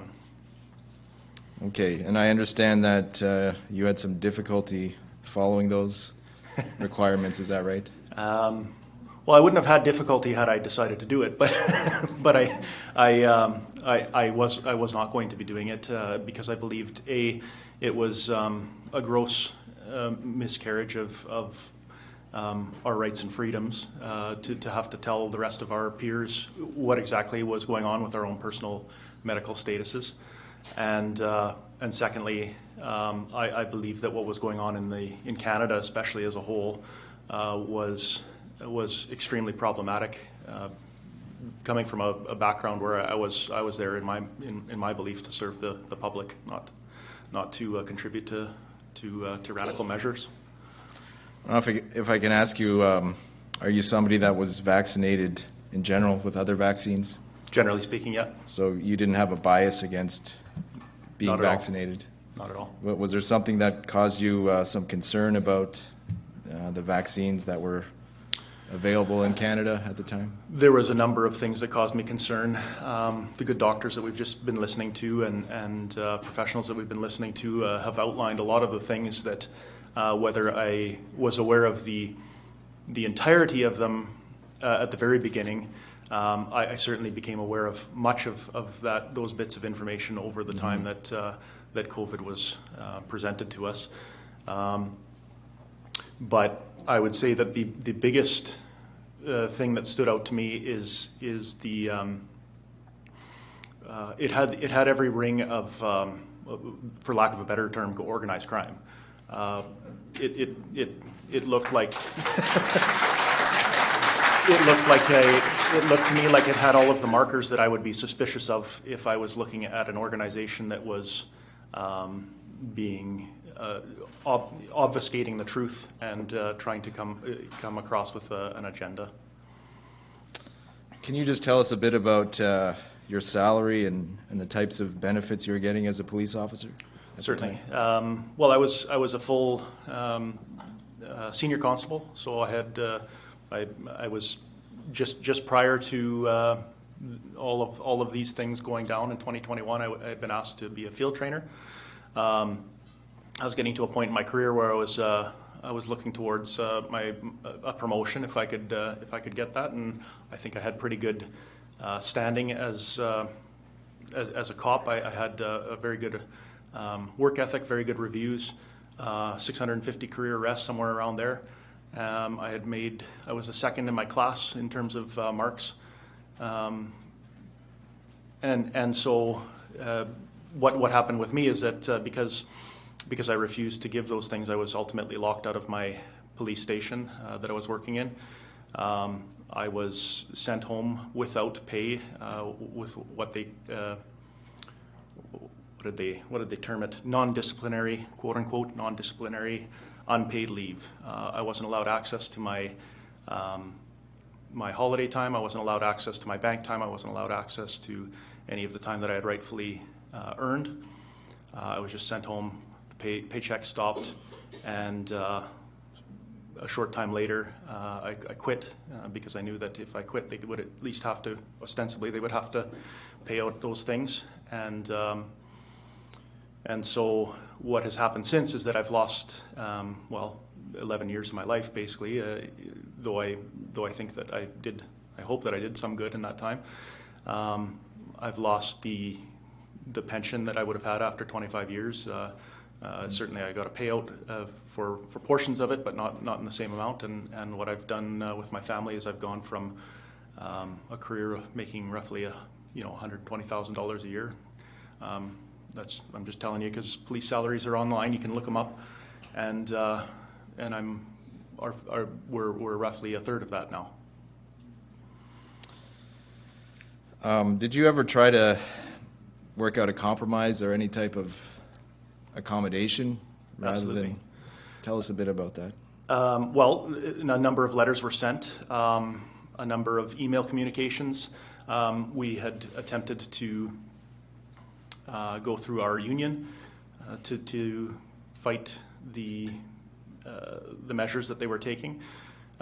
Interestingly, our union president was not just figuratively but literally in bed with one of the executive. It was a common law, and I don't mean in a despicable way, so to speak. Other than they were common law. So an out in the open relationship. But in any case, I'm sure that has potential to play into the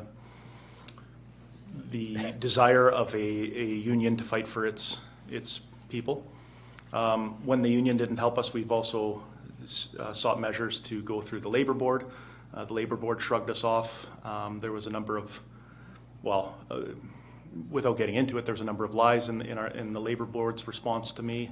One of the things that I said to them in my complaint was that these measures had been the single cause of why I had quit, and they came back and their response was that there was no evidence to say that that's why I had quit. And so if they're not going to take me at my word about why I'm quitting, we kind of have a problem with sort of a due process when it comes to seeking out reparations for problems. Were there any other of your coworkers that had a similar experience? Quite a number. I was actually fortunate in terms of being on a shift where I had a lot of co-workers who were very supportive and who were also going through the same kind of steps that I was going through. But overall in the police service, I understand that I think about 96% of them were vaccinated. So I was in a lot of ways an outsider, but at the same time, my peers weren't the ones who were necessarily looking down on me. It was the organization from the top down. You had mentioned that I guess the policy had been differential treatment for those that didn't get the vaccine. Correct. And testing, is that right? Yes, testing and we would have to wear masks everywhere. So the police had been, the way I understood it, reading all of the various health orders, the police had been exempted from some of them in order to carry on police business. That being said, the chief of police still has the authority to give us orders and that kind of thing, and so there was a point in time where basically when we were at least in the office in our cruiser cars, we weren't required to be masked 100% of the time. It was more when we were in public or at the court or at the hospital, and that faded away in the sort of summer to late summer months of 2021, and folks were just going about business as normal in the stations, except for those who wouldn't declare their status. Come November 15th, were required to wear masks and, in a certain sense, identify themselves by doing that. And you mentioned the testing. Can you tell us a little bit about what was going on with the testing? Well, the testing was a very interesting thing because it wasn't done by, say, a nurse or even a one of the health administrators for the city or anything like that. It was done at an off-site place. It was done in front of some other city worker, whether it was a somebody who was working for transit or somebody who was working for works and ops who had no training in any sort of health, and they would be administering these tests. They would be correcting us, telling us how far up your nose you had to stick this thing. Now, I never went for this because I I didn't want to be doing that, but this is all information I would get from coworkers and that kind of thing. So.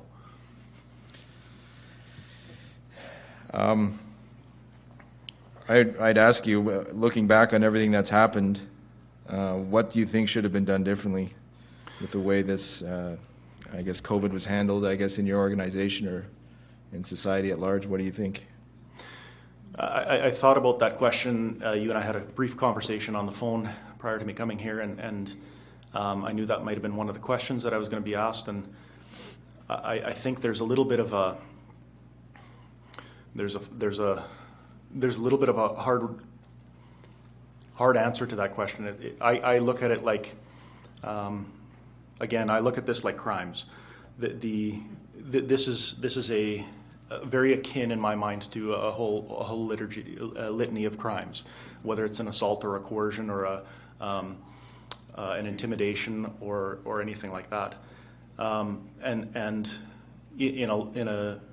I would say in the truest sense, the best thing that I can compare what was done to people to crime-wise is a sexual assault and an egregious one. And it's because the integrity of a person's body is I think paramount to their to respecting that person. And so and I'm not saying this to belittle or anything. Any person who's been a victim of a sexual assault or any sort, but I would see those as being akin. You're introducing something into the body that person doesn't necessarily want in the body, and you're using coercive means or threats in order to do it. And I think that's a very, very serious offense. So asking what should have been done differently the next time is a little bit like asking how the rapist should have acted differently. And it's I would say that the ultimate truth about it is that none of this should have happened the way that it happened.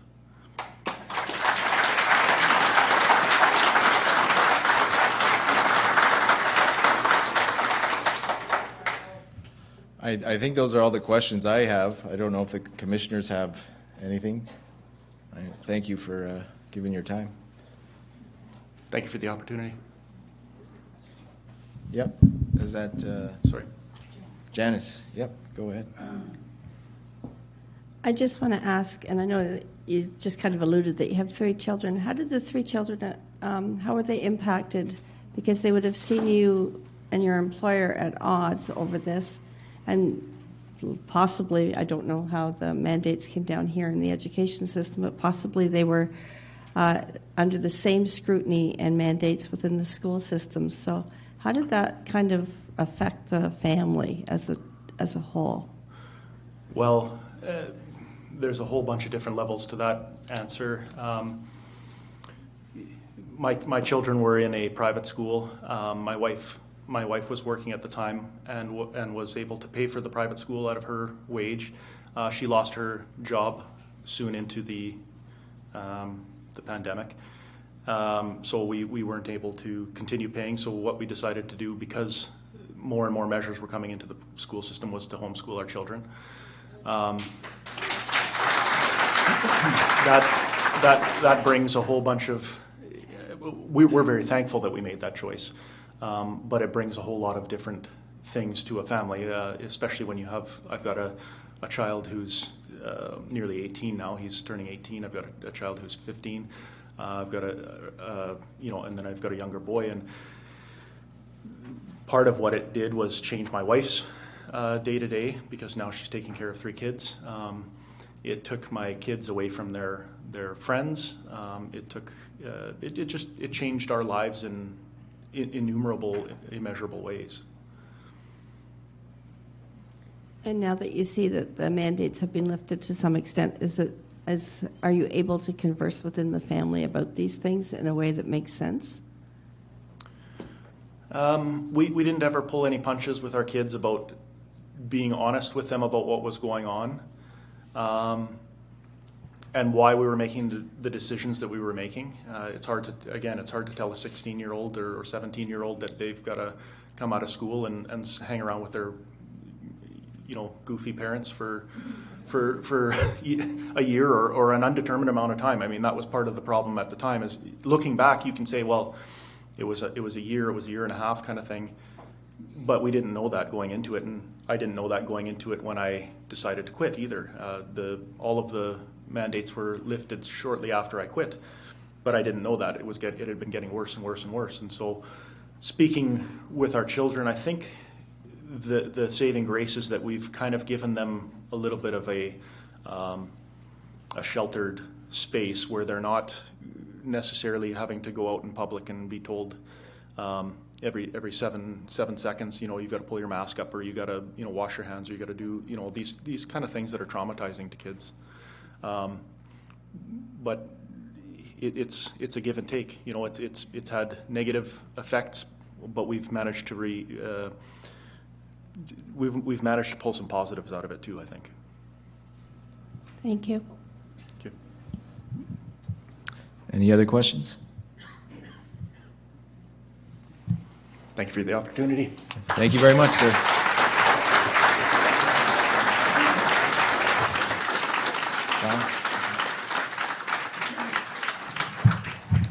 So if we can have Shay Ritchie come to the stand.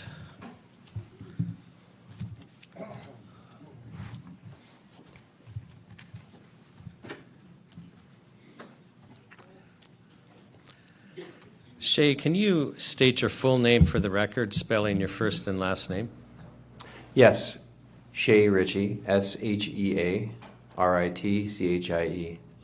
And Shay, do you promise to tell the truth, the whole truth, and nothing but the truth today, so help you God? I do. Now, my understanding is that you are in the restaurant business. Yes, that's correct. And you currently have a restaurant that has been running for 10 years. Yeah, this month is the 10th anniversary. And before COVID, you had another restaurant that you had been operating for roughly 4 years. Yeah, that's correct. It was called Shay's Cordon. And what was the restaurant business like for you before the pandemic policies? To be honest, we had just opened, well, a relatively new location there, but we had gone through, several months. We had figured kind of things out. We were well into our, I guess, prime. We were fully operational, very busy. It was a great location. Right. So things are looking positive. And then what happened? Well, there was the introduction of the original mandates. I'm sure everyone can remember the 2 weeks to slow the curve. So, and I'll just interrupt, but they didn't specify that was a biblical 2 weeks, did they? Well, we still are in the dark. So so the original mandates came out. They were telling us to open and close, and we were fully compliant. To be honest, there really was no incentive not to. There was no one who was going out at that time, anyways.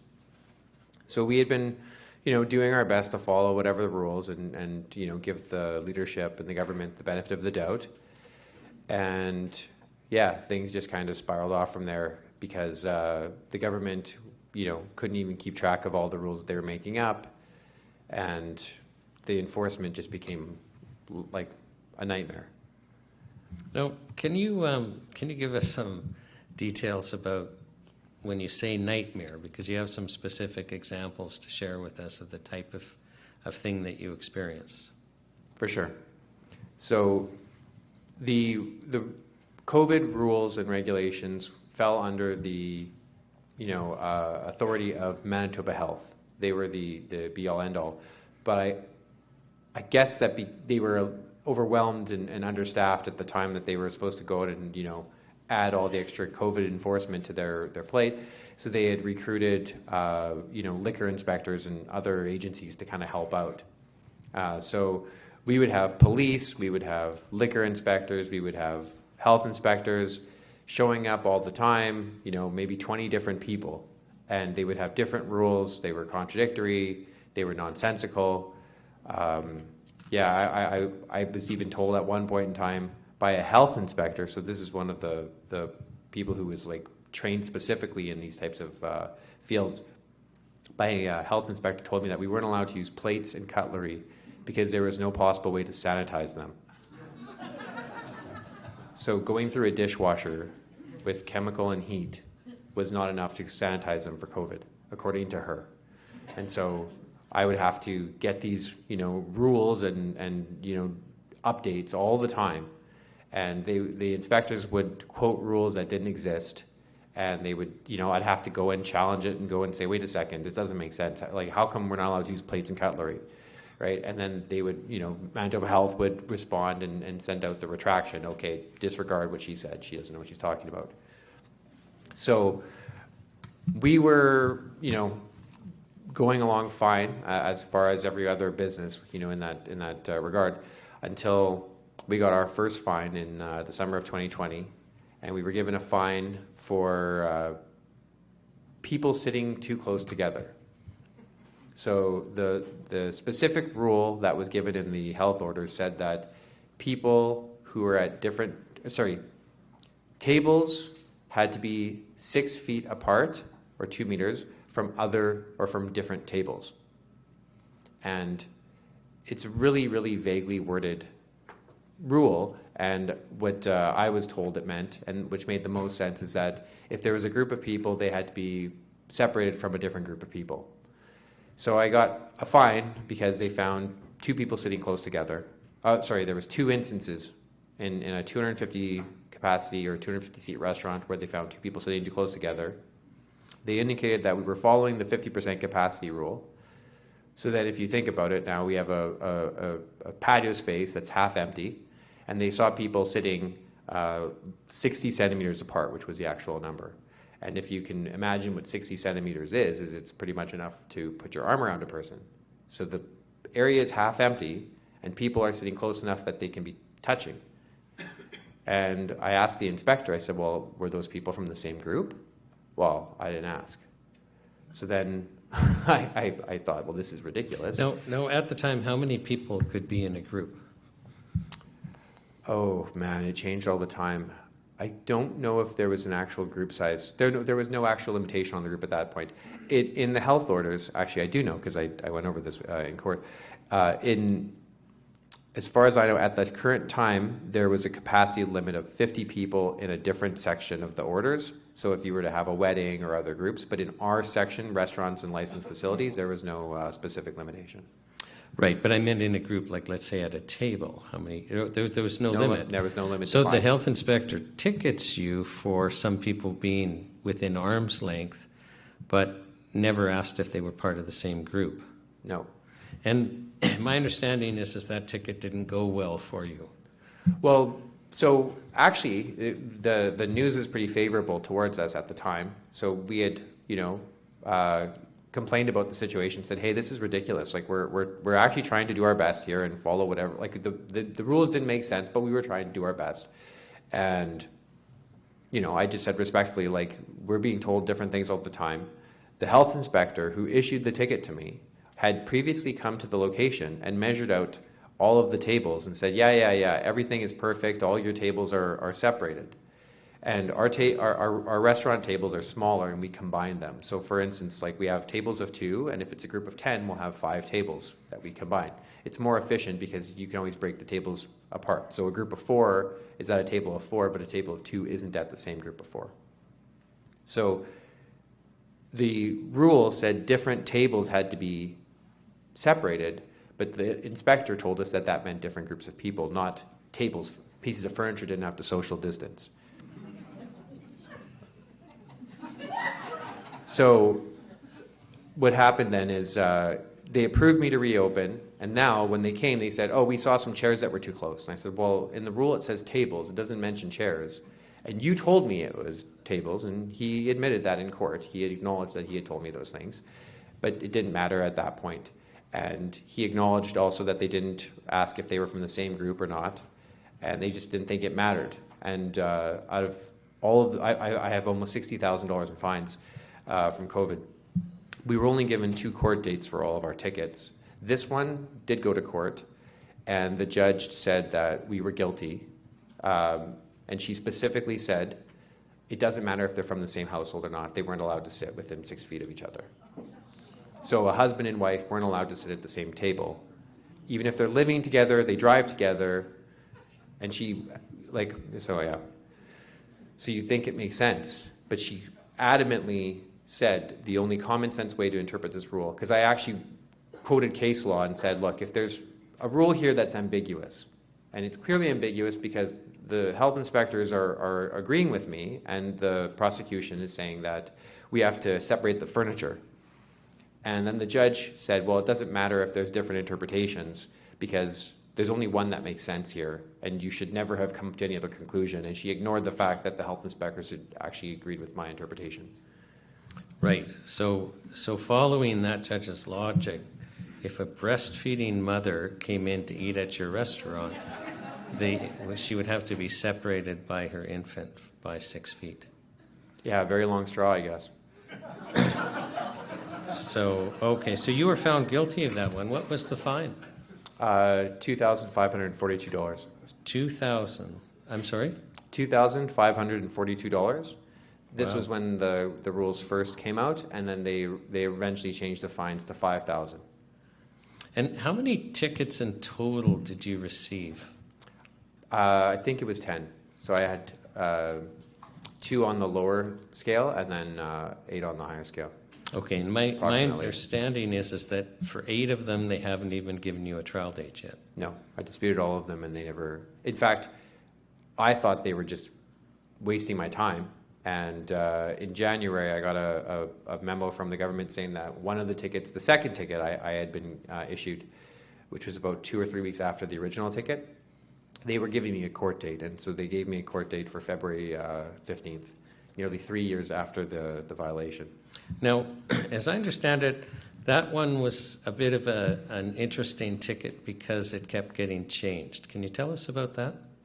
Yes. The liquor inspector who issued the ticket, so keep in mind, not a health inspector, so someone totally different, who admittedly, in documented communication, said he didn't even know what the rules were. So he gave me a ticket because he said people weren't socially distanced and because he saw people dancing. Now, at the time, there was no rule about social distancing, and there was a rule that mentioned dancing only to the extent that it said if you have a dance floor, you cannot use your dance floor, right? So the judge said that that's pretty ambiguous, but he agreed that, yes, a dance floor is a specific type of thing, and it's kind of like an area where you're kind of inviting strangers to all mix and mingle. So the inspector who wrote the ticket acknowledged that we did not have a dance floor, but he said that there was 4 people out of approximately 200 that were dancing amongst themselves. And he said that nobody told them to sit down, and he saw them about 10 minutes later and they were still dancing, so that was a clear violation. And in court he said that we had created an impromptu dance floor. So he said, you're allowed to have a DJ, you're allowed to have people in groups and people standing up and sitting, but if they are moving to the music, then you've created a violation.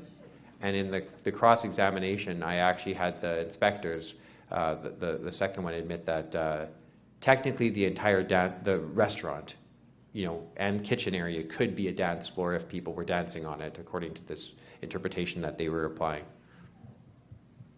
And keep in mind, that wasn't even my first fine. That's not my only fine for dancing. I had a police officer issue us a fine for dancing, and I have asked Manitoba Health, I've asked the Liquor Commission, what's the legal definition of dancing after our first ticket, so that we could have some clarification on what the hell it meant. And that, amongst other emails, were completely ignored.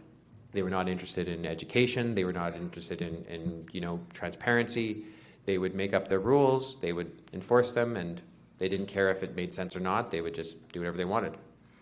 Now, were there any changes to that ticket that the liquor license people had I apologize issued you? for not getting back to that. So the ticket didn't make sense.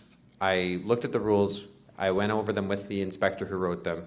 He originally in the phone call said, I can't find the rule that you broke, because he said that I broke the P210 Health Act. I said, well, where in the act does it say anything about this? So he went over it. You know, he couldn't find anything, so he said he would get back to me.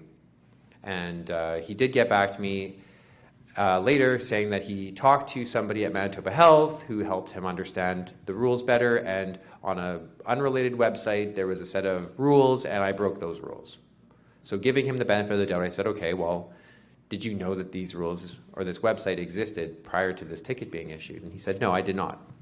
He said, if you didn't know about this website, how come you're expecting that I would have known about this website, right? Assuming that this website was even legitimate. I said, don't you think it would be more appropriate to issue a warning in such a situation? And he said, no, you clearly deserved a fine. I said, okay. So he put it down in writing. The reason for the ticket, not the original reason, is a new reason now, because on this website it says that people have to be seated, they're not allowed to be served while they're standing, and it says that people can't be dancing.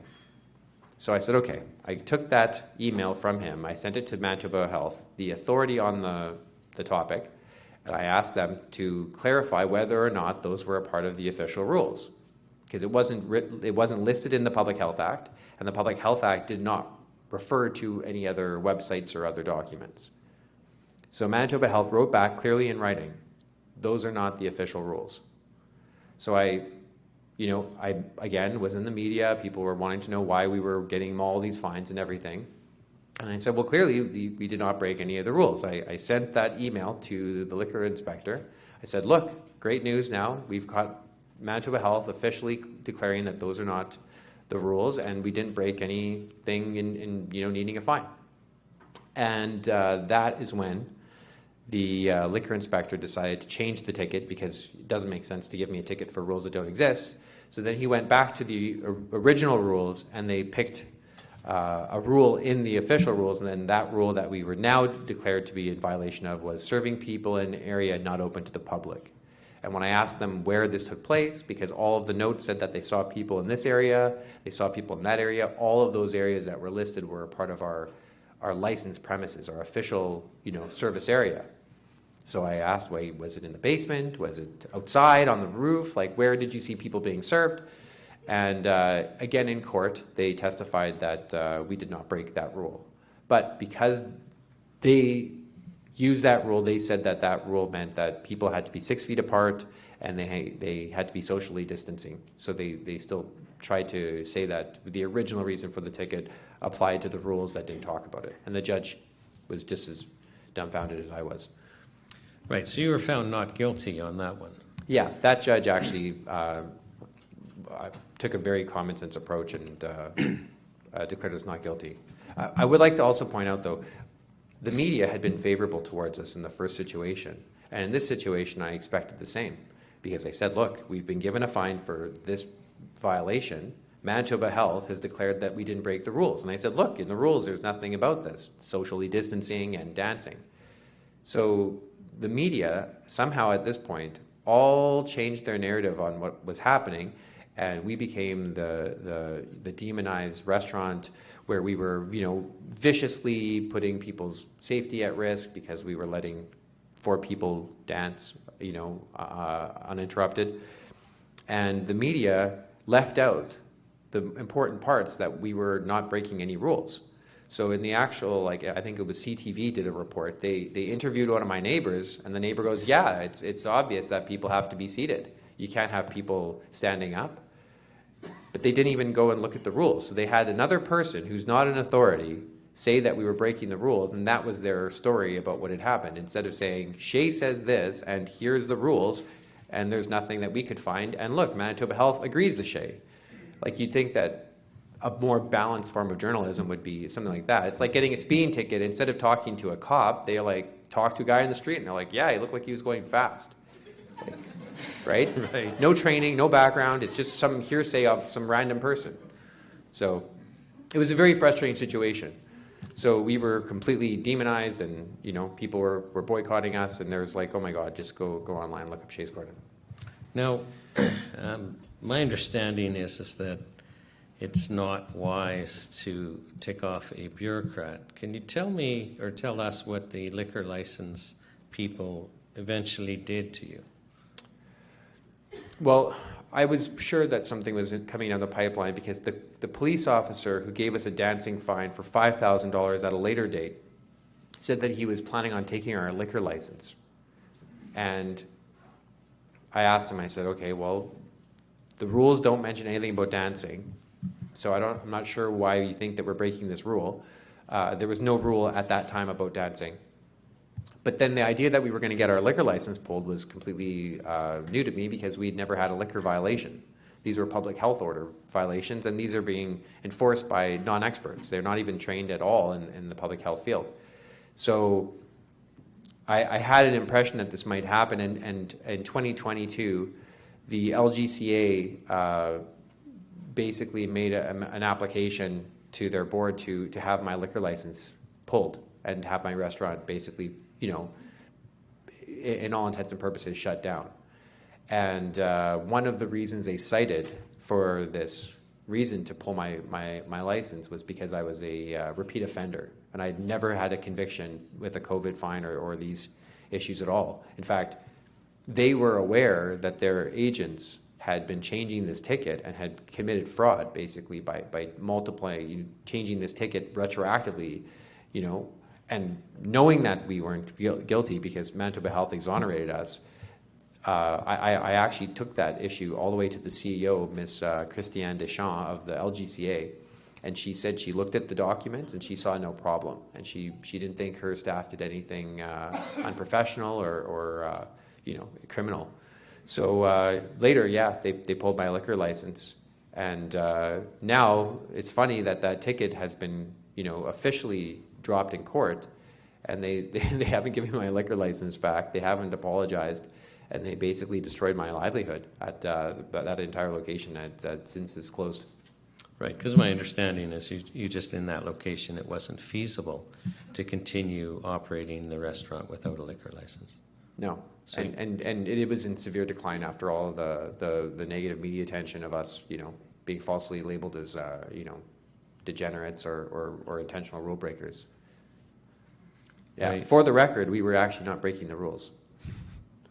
We were following the rules even if they didn't make sense. And the thing is that I was a very outspoken person, and I expressed I used my freedom of speech right to just say, look, some of these rules don't make sense. I actually wrote an article about what the Great Barrington Declaration was about, saying, wouldn't it make more sense to have a focused approach instead of just making healthy people lock down? Like, why don't we take our limited resources and protect the most vulnerable? So I had been, an outspoken person in that regard. I had sent several letters and emails to the enforcement people at LGCA and the Manitoba Health, asking them for, better clarity. And I had two people. I had a scientist from Manitoba Health, and I had an inspector from the LGCA, both in recorded conversations, tell me that they agreed with me, but they weren't allowed to officially say anything because they would lose their job. Thank you, and I have no further questions. I'll ask the commissioners if they have a question. No. So I think we'll call one more witness, and then we'll take a break. We should take a break now. So how about we take a 10-minute break then and return at 3:25? And Shay, on behalf of the National Citizens Inquiry, we sincerely thank you for your testimony. Thank you.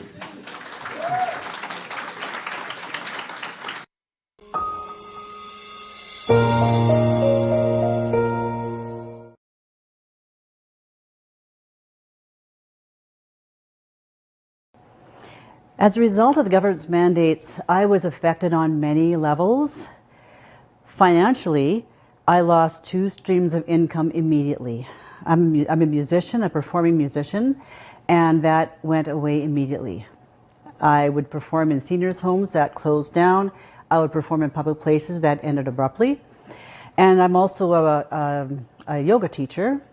And once the mandates hit, I was unable to enter the studio to continue to teach. So those are immediate impacts that I felt financially. Personally, emotionally, it was devastating. From the beginning of the pandemic, it was devastating for all of us. Once the narrative began about vaccinated versus unvaccinated, then it got really dark for me because I chose to remain unvaccinated. And from September of 2021, when the mandates came down that the vaccine passports, all those requirements, it became suddenly a very dark time for me. I was ostracized at work. I was shamed and blamed by colleagues, by family, by friends. And there was a point in my darkest days, I actually considered taking my own life. I was in so much personal pain. It was the most difficult pain I'd ever endured. I had been through a divorce, but I suddenly felt like I was being divorced from my family. My siblings, 3 out of 4 of them would have nothing more to do with me. They called me names. They called me selfish. They told me I most definitely had made people sick and I probably killed people. And I was in a very, very dark place. And it was so exacerbated going out to see those signs on cafes and stores, food fairs and malls, where suddenly we were the damned. We were vilified, and it was just never clearly explained. And it was devastating how many people totally just believed that. And my family, my friends, my colleagues would just step away when they would see me. Like suddenly I was this dark, contagious, nasty person. So it was emotionally a very dark time. So it hit me financially, it hit me emotionally. And I certainly noticed that I'm a different person now. I view the world through a different lens. I'm no longer as optimistic. I struggle sometimes just to see the overall good. I'm different. And I don't like the way that I am different. I struggle to see things as positively as I used to. So it had a huge impact.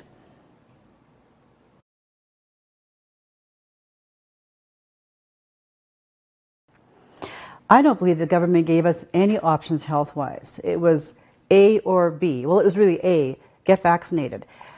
As a person who's always been very focused on health and wellness, I struggled with the fact that there was no instruction or information about how do we build our immune system? How do we become resistant? How do we become a healthier society? What can we do? How can we eat better? How can we become stronger and more resistant as a society against this situation and others? How can we lessen the burden on our healthcare system? There were never any options or any other information offered. It was get vaccinated, period, or suffer the consequences.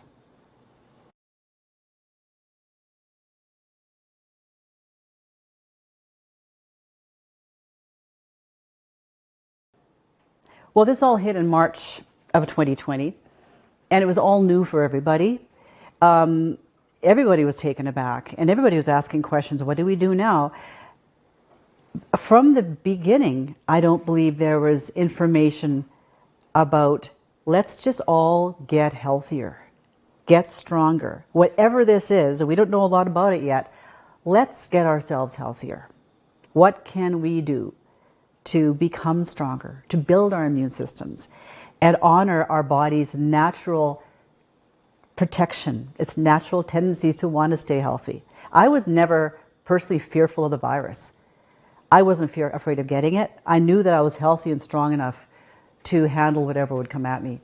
But I was fearful of the fear. It was the fear that was breaking down immune systems and and making people less healthy. Fear will do that.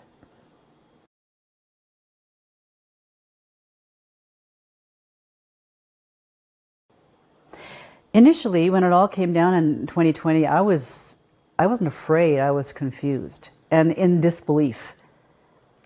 When we heard the schools were closing, I was like, no, that can't happen. And then I work in a school. We said goodbye to our students that Monday, I believe it was a Monday.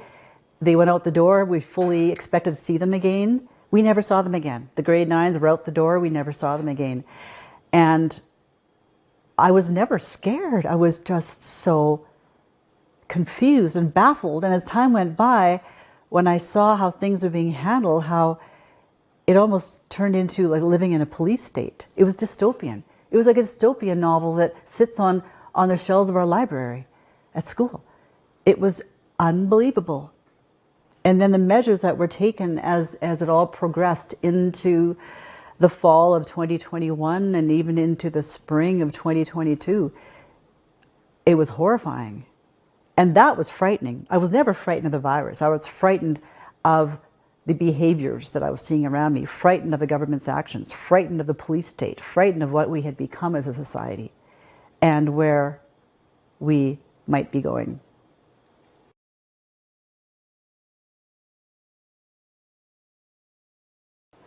One of the most difficult times has been, during this whole time, has been, I have a nephew who's been so dear to me since his birth. We've been so close. We've been each other's confidant. And last spring, he wrote me an email basically just again saying that I had certainly made people sick. I'd probably kill people. And he wouldn't cut me off entirely because of his mother. However, I have not heard from him since. His father won't speak to me. This relationship between my sister and I, his mother, is so strained. And the barbs that have been just shot at me, they're still in the air and it's still not healed. So it is just always just a stone in my heart that this relationship has it ended? I hope not, but it's certainly on hold and I don't know how to heal it until they are willing to look at things through a different lens and perhaps consider that there are maybe different layers of truth here. And because I made a decision doesn't mean that I'm a bad person. And as opposed to what Prime Minister Trudeau said, I'm not a racist, I'm not a woman hater, and I'm not one of those people. But that's the narrative that was presented, and sadly some of the people dearest to me believe that. And seemingly they still do. That's very painful and continues to be painful.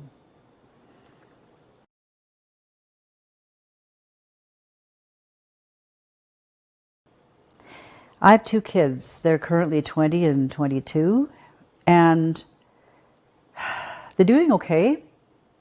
It was hard and confusing. Neither of them had a school graduation, which was really hard. They both managed as best they could through that. As a mother, it was very hard to see. They both made a choice to get vaccinated, not because they wanted to, but because they wanted to live their lives. They wanted to have jobs. They wanted to see their friends. And I think they were both just very confused about that. Now, they're both very strong individuals. I'm very pleased and blessed with that they have come out seemingly pretty strong and not as affected by it as I see some other young people being affected by it. But it was just very confusing. The messaging was so confusing. And they did something that they didn't want to do.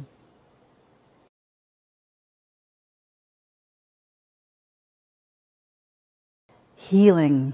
How are we going to heal as a society? I think as a society, we just need truth. We need honest truth. And the government admitting that, hey, mistakes were made, decisions were made without perhaps a lot of thought or research or data or evidence. Healing happens when people say they're sorry, when people admit that maybe they made mistakes, when they ask for forgiveness. And I think as a society, within families, with our government, if we can just be honest and have open hearts, ask for truth, ask for forgiveness, not being afraid of having a fierce conversation, asking hard questions, and being open to whatever the answers might be. I think that's the road to healing, is honesty and truth and transparency.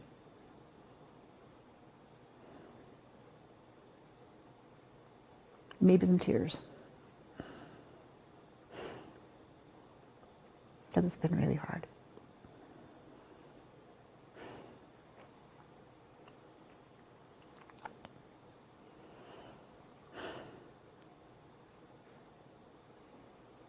It's still really hard.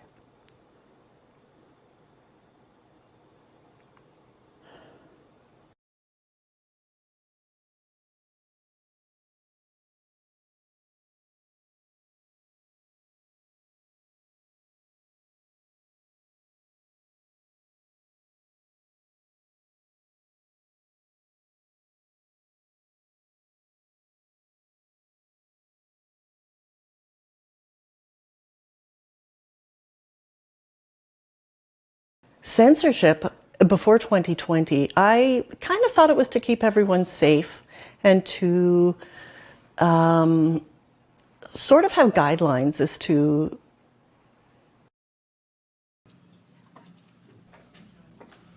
And welcome back. Our next witness is Sharon Vickner.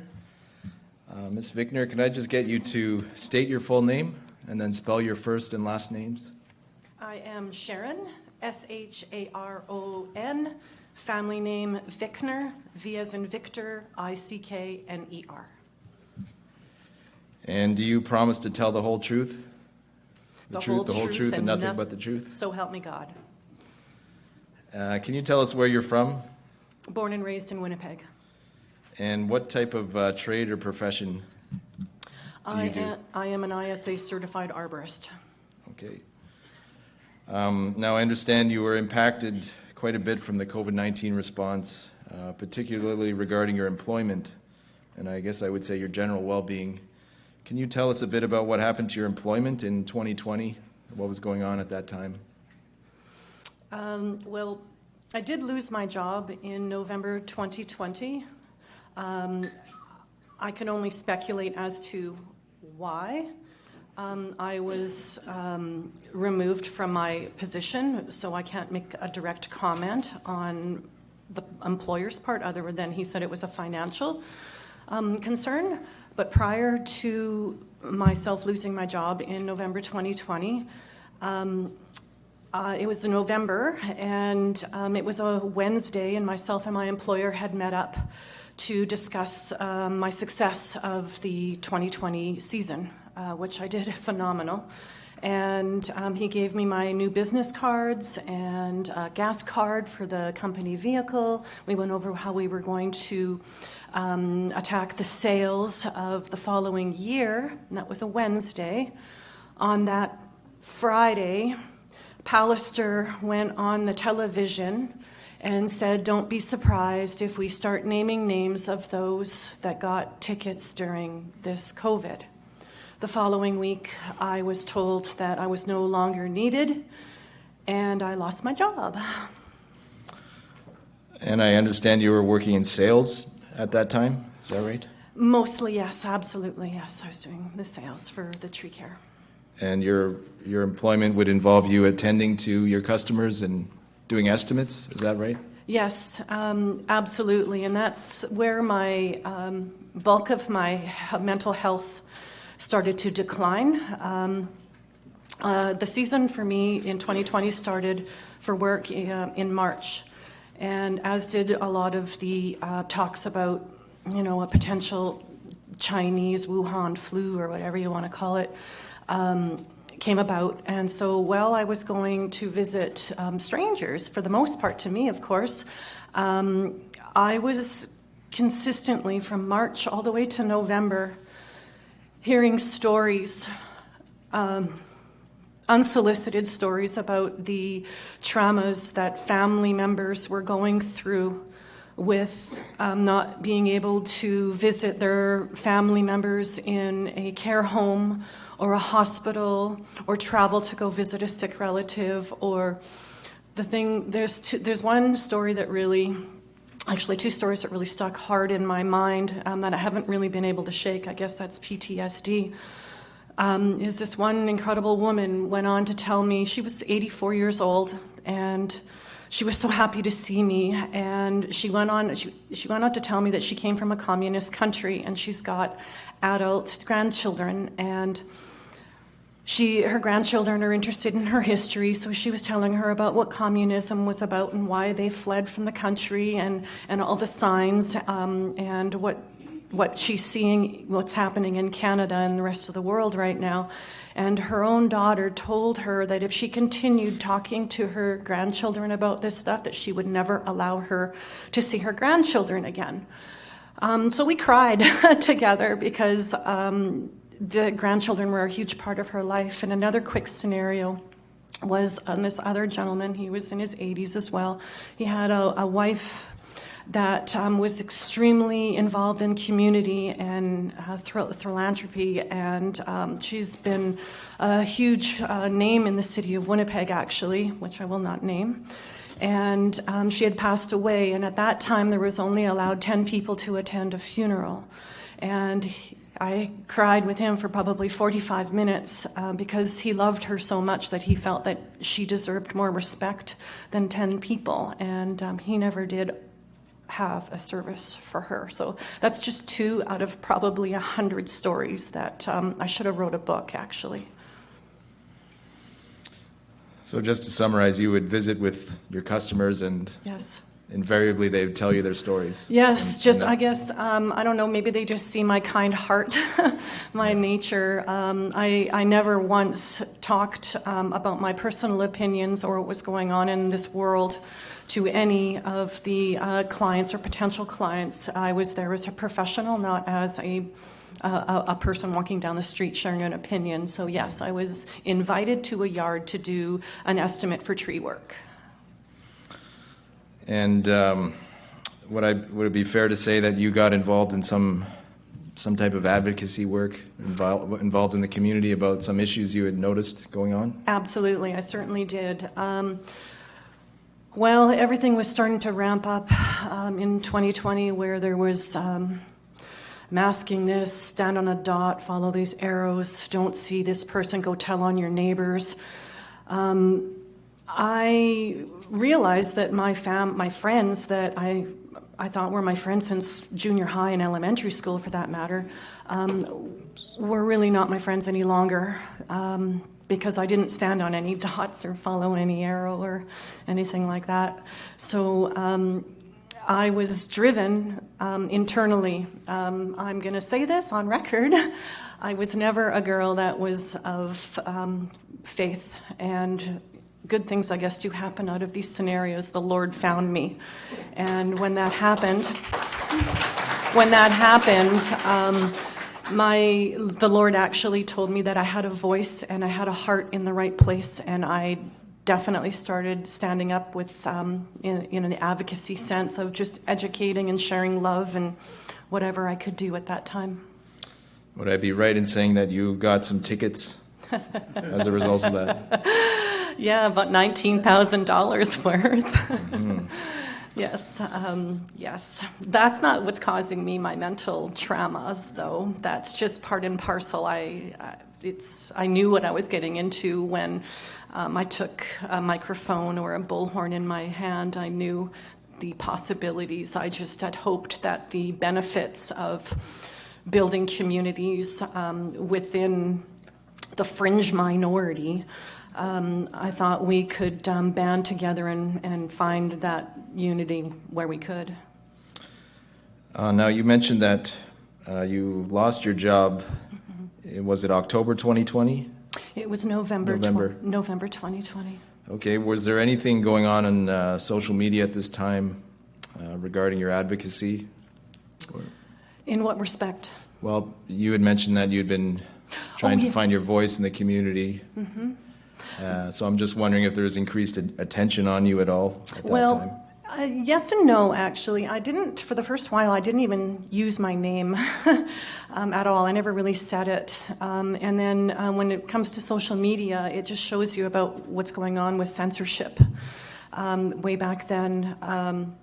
And hatred, in the sense that some complete stranger ended up finding me. I don't know, Kobe something or other. I don't know who this guy is. He ended up getting a picture of me with the company's logo on it, and he posted it and said, "Don't hire this girl," and he really slammed my character, really defamation of character in the big scheme of things. So that forced me to, I guess I should have just totally gotten off of Facebook, so forgive me, my friends, I stayed on.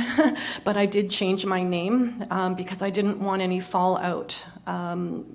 If someone, searched me and found that I was standing up for what I believe to be the truth.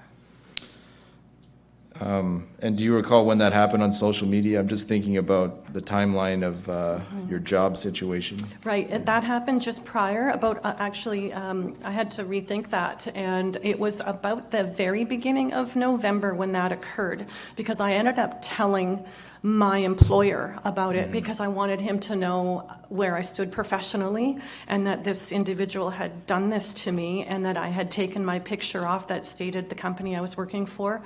And I changed my name so that there wouldn't be any backlash to his business or his potential clients. No, in your mind, why do you think you lost your job? You might have touched on that before, but... Again, I can only speculate, but it's just, some say there are no coincidences, and I can't help but think that he was concerned that I may be unprofessional when I go to visit clients that, while I'm representing his business. Now, I understand, unfortunately, you actually got arrested. Was that May 2021, around that time? Yes, it was. Yeah, May 28th, I believe. Can you describe that experience to us? Well, thanks to James reminding me of something, I want to say that firstly, I was not aware that I was on an arrest warrant. One of the others that were on the arrest warrant told me I was.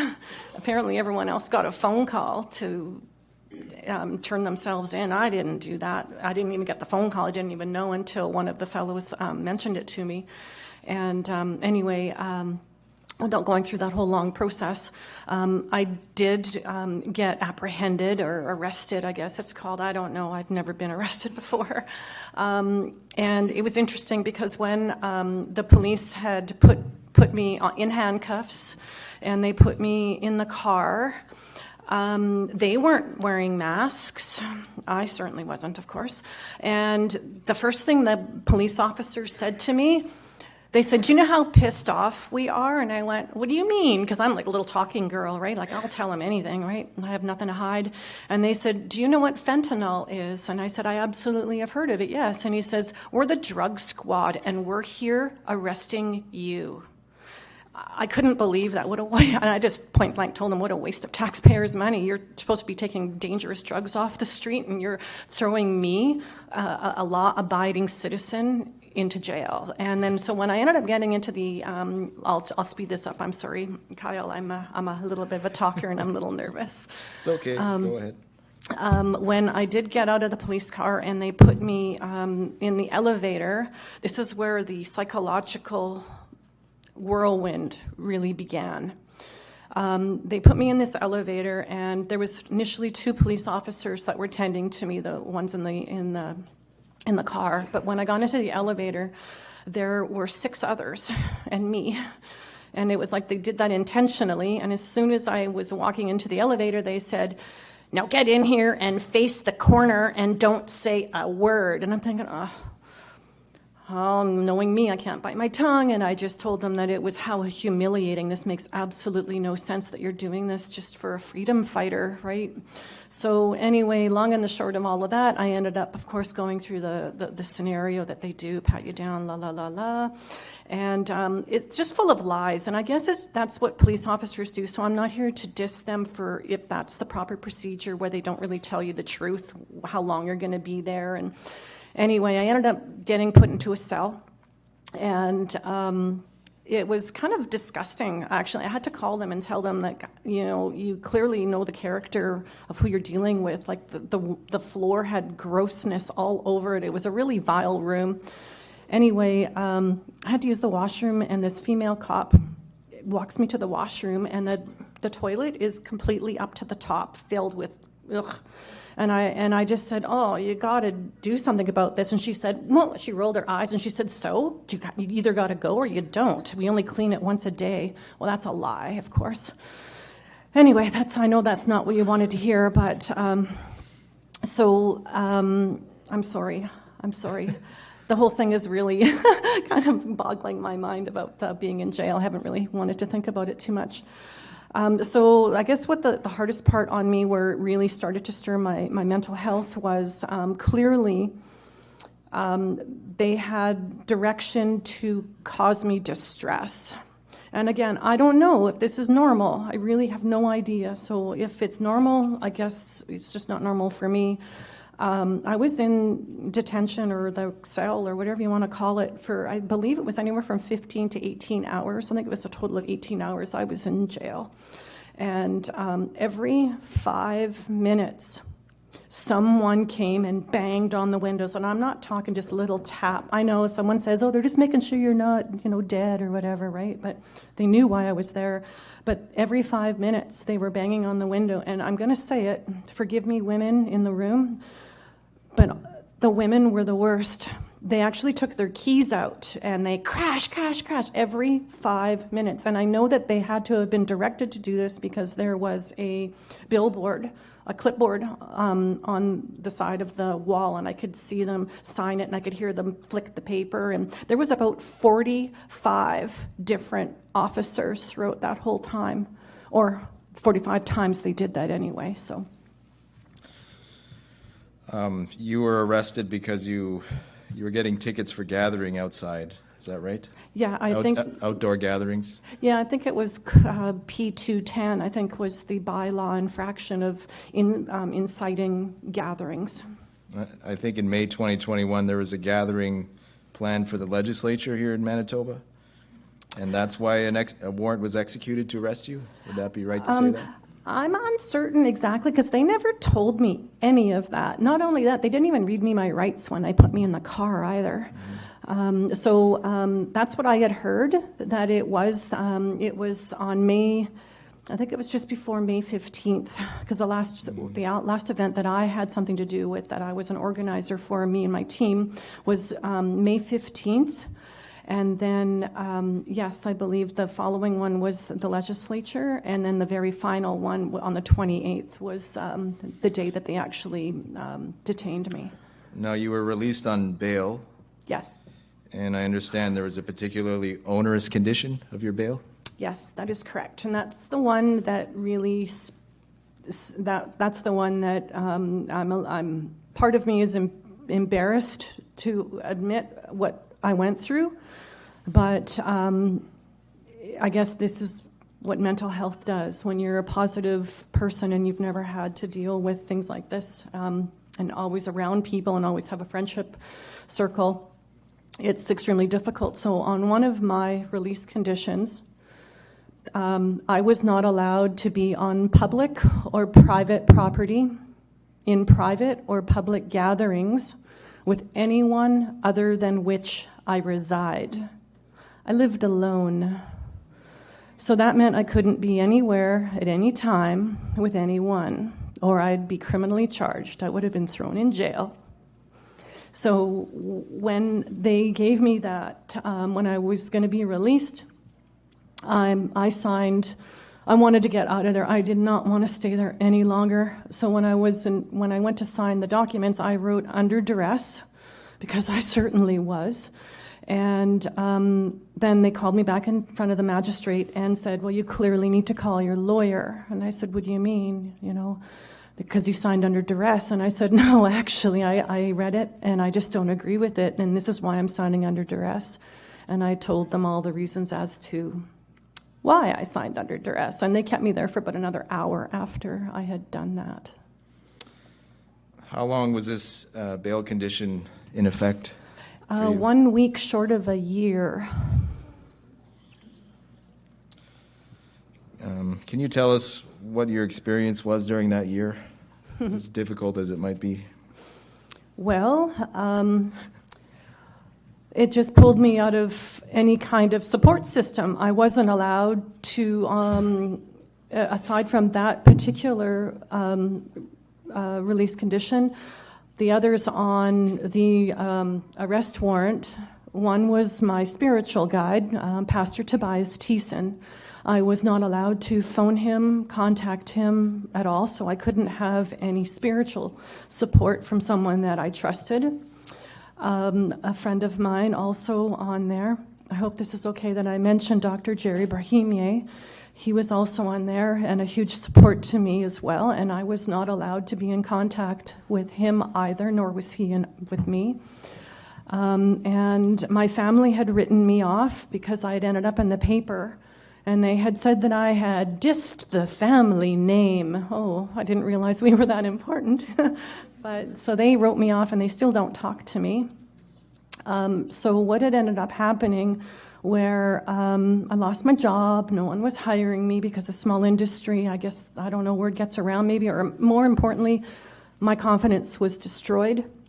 So I went to a very, very dark place, which I had no idea I even had capability to do that.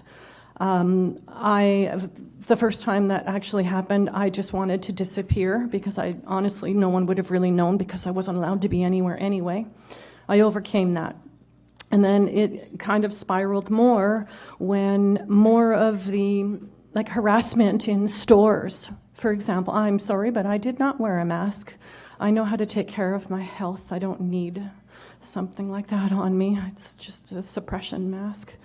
But I was attacked verbally over and over again by managers and customers, and the hatred in people's eyes. Oh my gosh, the trauma that so many people must be going through. I was taking that on my own self, as it's painful to see people treat others like that, but this time it was being treated to me. So it actually got to the point where,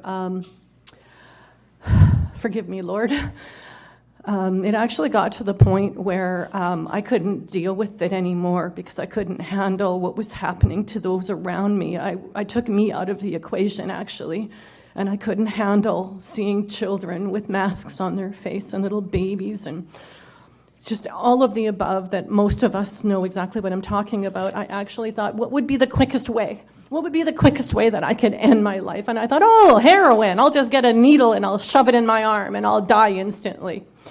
No, I did not look for it. No, did I go any further than that. But the thought entered my mind. And just knowing that a thought like that entered my mind added to my mental health decline, because I had no idea. I'm a loving person. I'm a peaceful person. I love life. I love nature. Never in my wildest dreams did I ever think something like that could come. I guess that's the devil for you, right, folks? But hallelujah, I think what really got me out of that is when you truly put your faith in something greater than yourself, you start to feel a hand on your shoulder when there's really no one there. So I want to get this on record. I am of no harm to myself, and I am of healthy, sound mind. I just want to make sure people know that don't be concerned. I love life, and I'm here for a long time.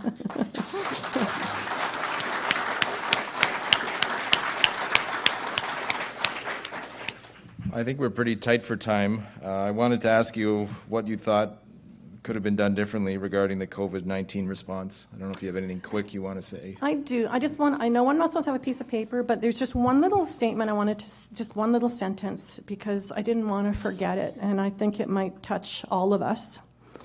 And it says, holiness does not come from being removed from the world, but from engaging in it. And that is exactly what I think should have been done differently. To protect our health, we need to be part of the world. And if we are removed from it, we're only going to get mentally ill. We're going to separate each other from everything. So what could they have done? Well, tell us the truth. That would have been really great. And talked about our actual health, about vitamins and supplements, and how about playing outside, getting sunshine? How about hugging your children? How about going to see your loved ones? All of those things is what they should have done. They should have left our own health concerns or our own health solutions to ourselves. The government is overreaching, and they should have no say on how we tend to our own personal health.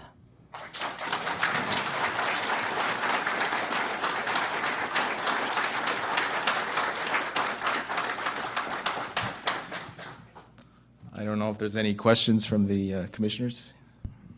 Dr. Bernard Massey. This is very touching. I'm wondering how you're doing now. Did you gather a group of people around you that really help you to go through life? Yes.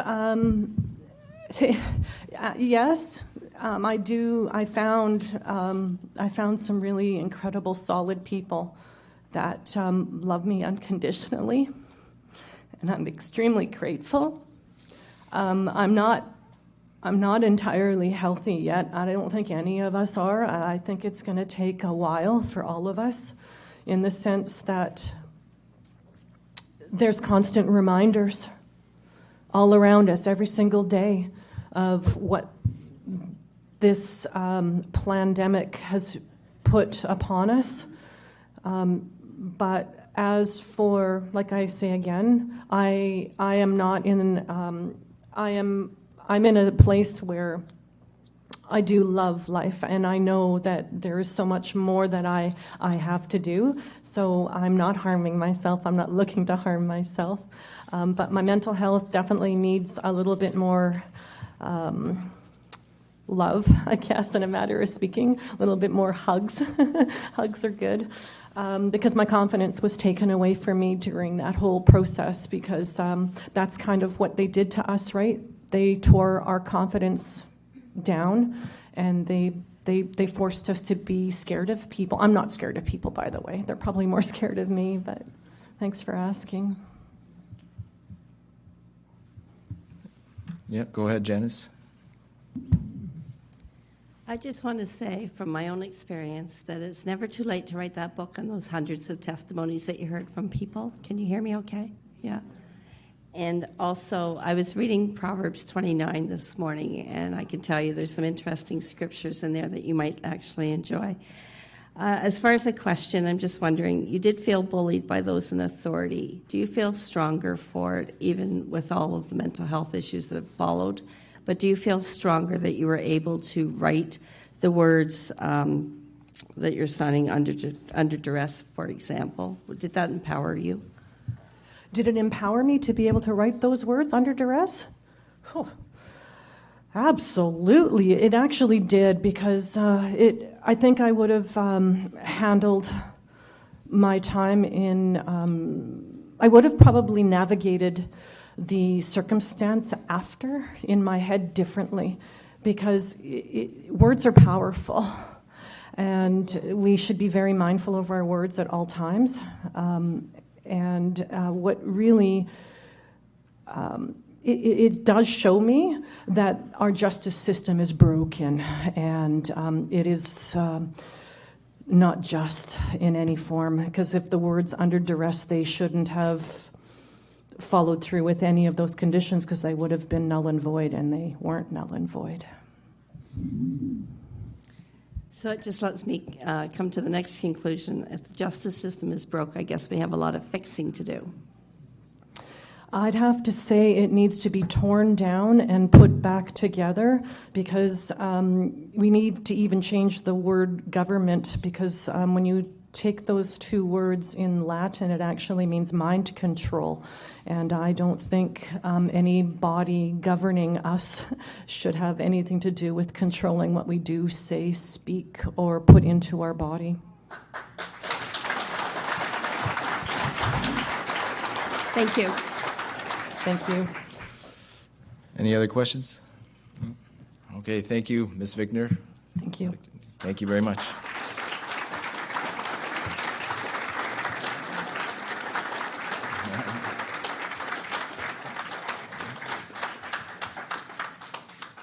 So we should go ahead with the next witness.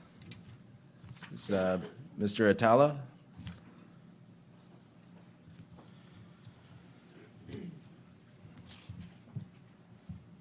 Hello, sir. Can you state your full name?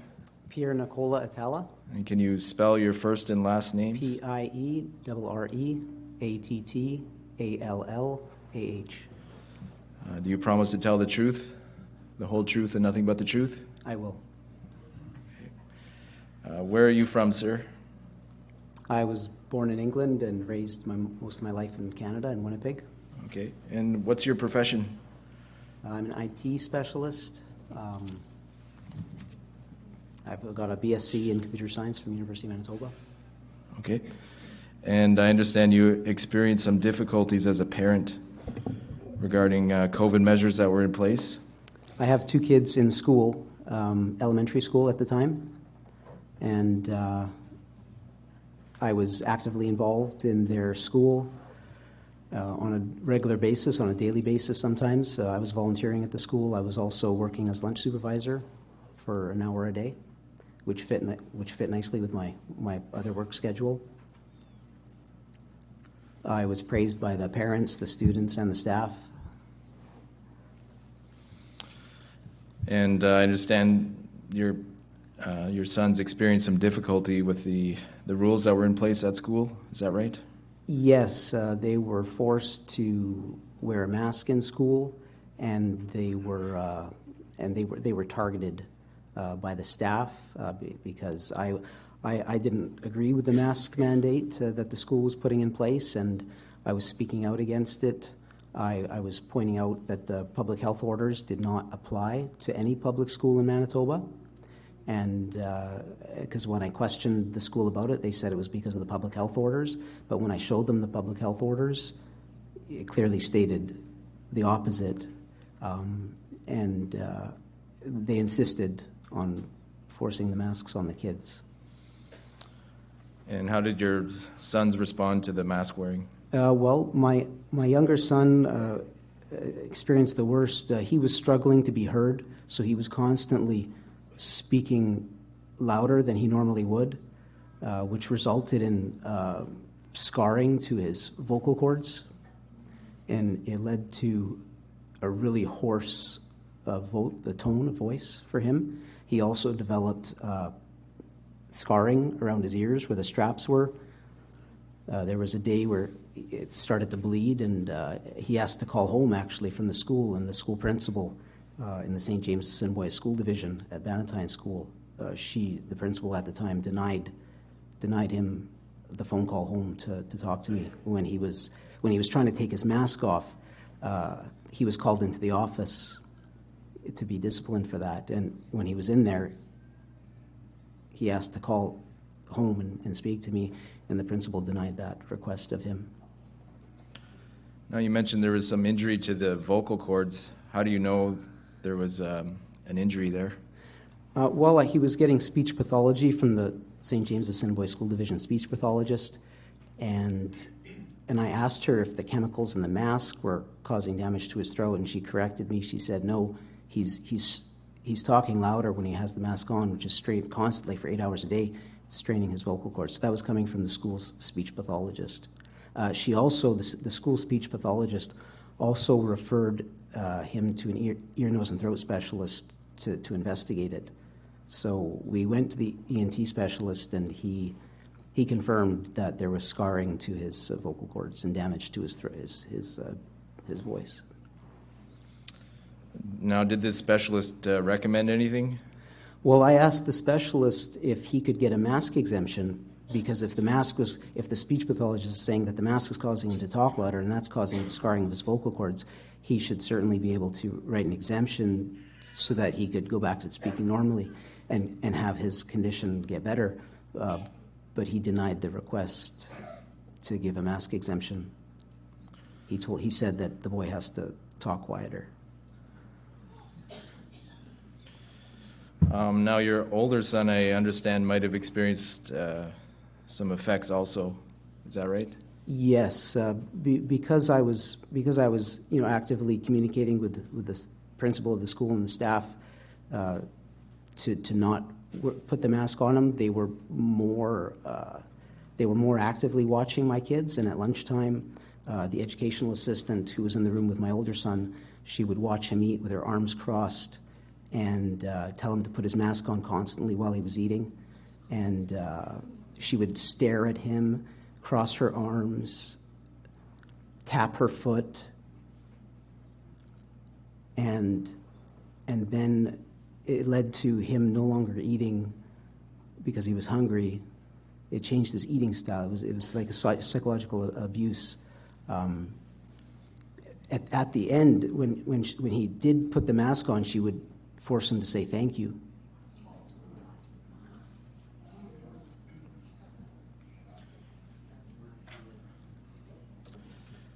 So did you try to speak to the school staff about these issues? Yes, when I found out that this was going on, I went to the school with a letter.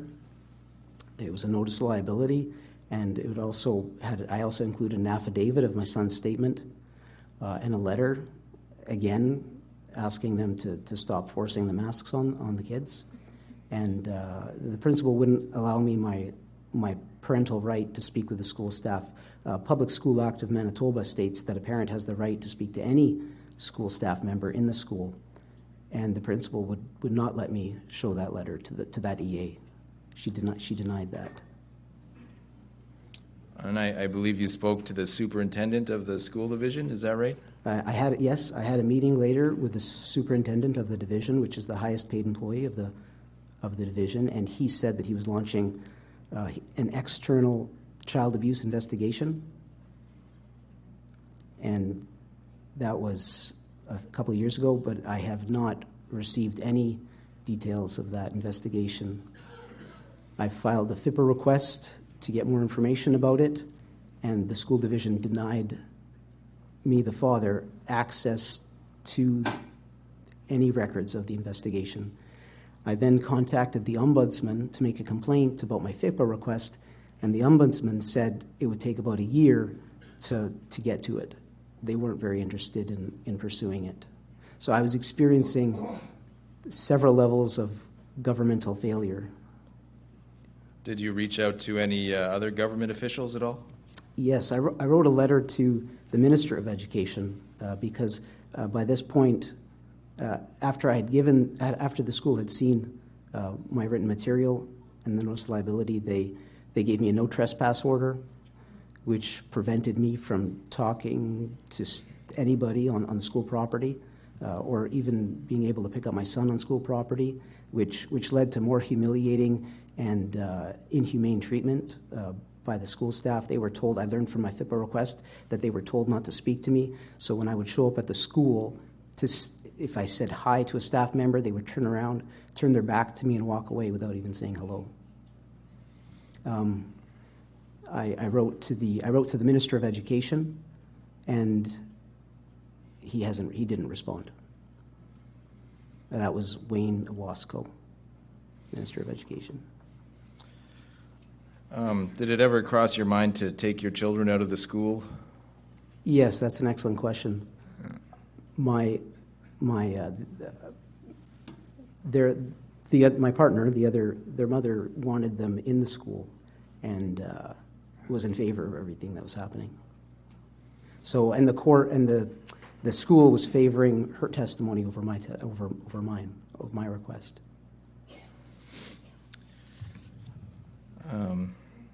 Now, just to get the timeline here, you said that you issued a notice of liability to the school staff. Do you know when that was? I gave them a couple. That would have been around December of 2020 or 2021.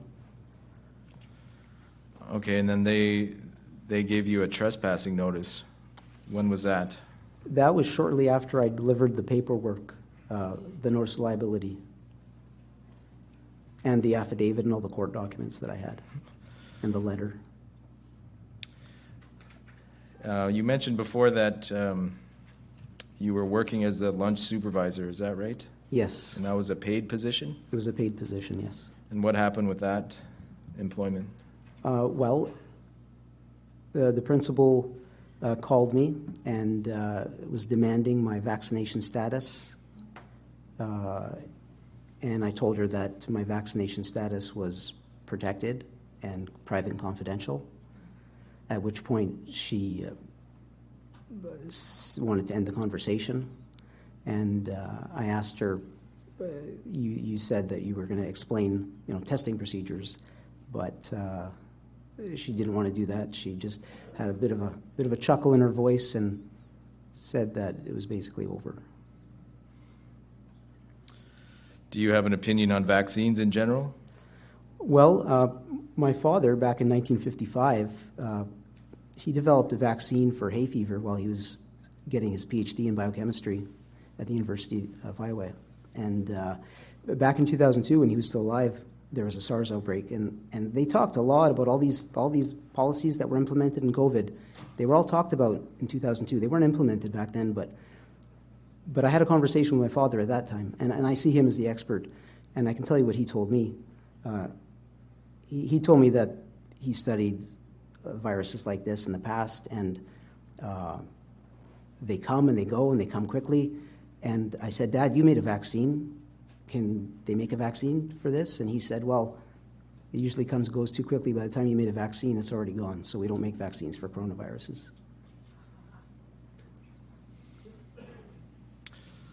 But you're somebody that isn't opposed to vaccines to begin with, is that right? No, I've had all my vaccines my whole life. And my kids prior to, they had received I was giving them vaccines as well. Can you describe any effects that your children might have to this day over the things that have happened? Yes, I mean, when they were not allowed to go to school, there was a major, I think the age group of 6, 7, 8-year-old children as a whole. I mean, for my kids, I noticed it for my kids, but there was being taken out of the school system. It was very detrimental to their education. There was a major delay to their education as a result of that, because it wasn't really possible to do the learning at home. Wasn't working. It was very infrequent, very short intervals of a video with a teacher. It just didn't make any sense.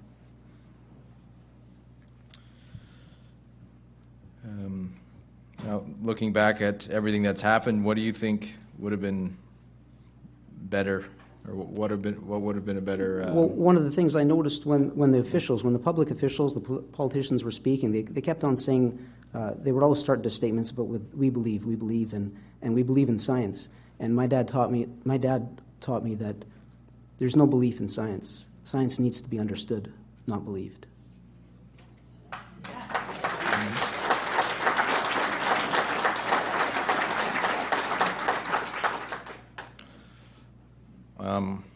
Are there any other effects that you've experienced did you want to mention? Or I can open it up to the commissioners if they have any questions. I'll take questions from the commissioner. Okay. Did anyone have any questions? I think those are all the questions I had for you. So.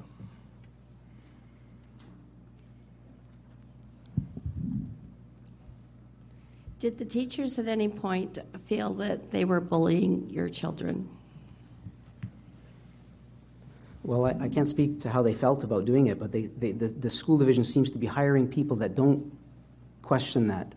I think if you're the kind of person that has a conscience, I think those people were pulled out of the system, And all that you're left with is these, Marxist people that will do whatever they're told to do. Like in the instance of the EA, who was told to target my son. I'm not sure what their thought process is, but that's the type of people that they're putting in there. I can also say that from the school system, I was completely disconnected from my children's education. I wasn't able to see the work they were doing. I wasn't able to speak to their teachers, and it escalated. It was almost like gaslighting, where they felt that the measures they took weren't strong enough. So after the trespass order came into effect, they said, well, now you can't speak to the school teachers. Now you can't, later it was now you can't even email them. Stop emailing them. Don't say hi to them. It was complete escalation to the point where I was completely cut off. And it affects till today. These things are still going on. And it affects my children's education and their ability to get the most out of their education, because it's hard. It takes, if I want to see some of their work that they worked on, it might take me 2 weeks of communication going through the principal just to get maybe an assignment that they worked on a few weeks ago. I don't agree with a lot of the things the school divisions are doing. They hold back all the student work for the entire year and give you an incomplete assignment bundle in June on the last day, right before the teacher leaves. You don't have a chance to ask questions. It's pretty ridiculous what's going on in the school system today. I applaud the people who are homeschooling, and that's my intention, is to move towards homeschooling for me and my kids.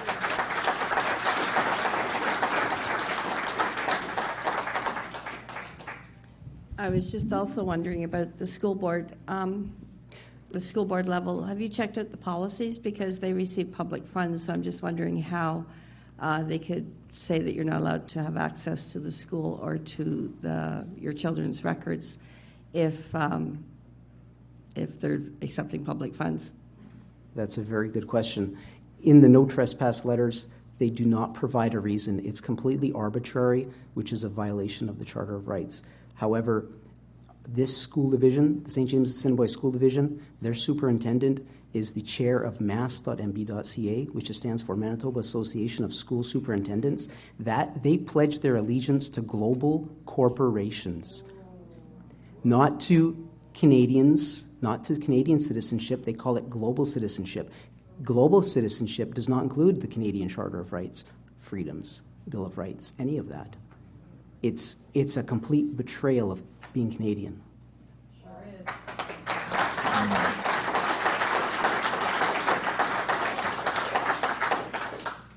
Thank you. I don't know if there's any other questions. Thank you very much, Mr. Atala, for your testimony. Thank you for having me.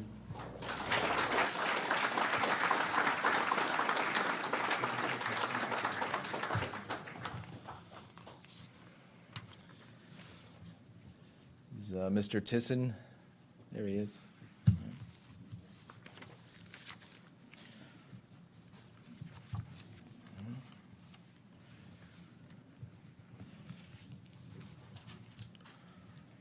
So the next witness is Tobias Tisson.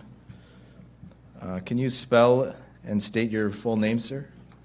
My name is Tobias Tisson, Tobias Tisen. And do you promise to tell the truth, the whole truth, and nothing but the truth? I do. Can you tell us where you're from, sir? I currently live in the Steinbach area, and previously I moved to Canada from Germany back in 2006.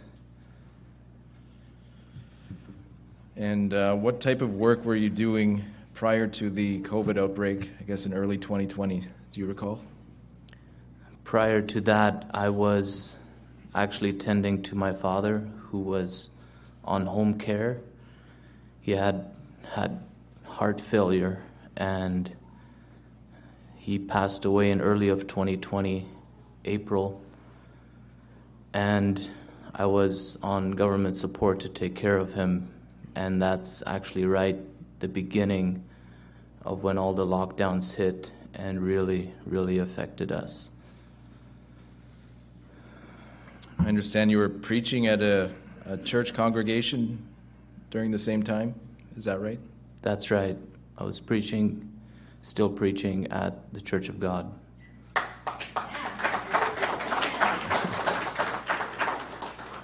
Are you a pastor? Would you describe? Sure.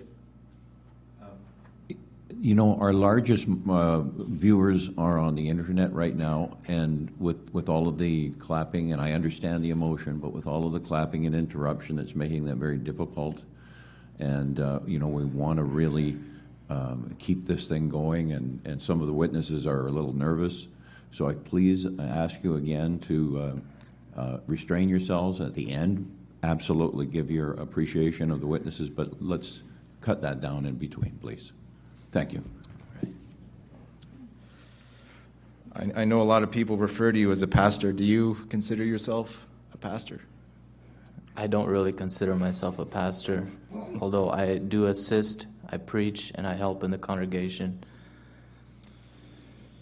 Now, what do you recall regarding once the first restrictions were put into effect in 2020? What do you remember from that time?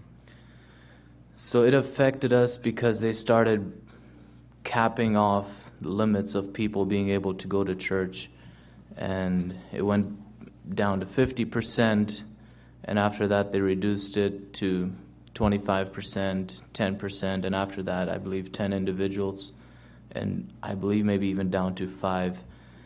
And we're a very close-knit congregation of about 160 people, and we really need each other, and there's a reason why church people gather, why they have church multiple times a week. It's because church functions like a family, and the family is there for one another. Another way it affected us is, like I mentioned already, my father passed in April of 2020, and he passed at a young age. I am only 28. I was 25 at the time. He was 48. And we were not able to have a funeral like we wanted to. It was right at the beginning, but it was already so far locked down that only 10 people were allowed to be inside buildings. And we were forced to pretty much have an outdoor parking lot funeral service. And when it came to the burial, human is human, and people flocked together. And by the time my father was buried, RCMP showed up. And we're wondering what was going on. Thankfully, I had friends that handled all that at the time. I didn't speak to the RCMP then. But it shows how inhumane this response was.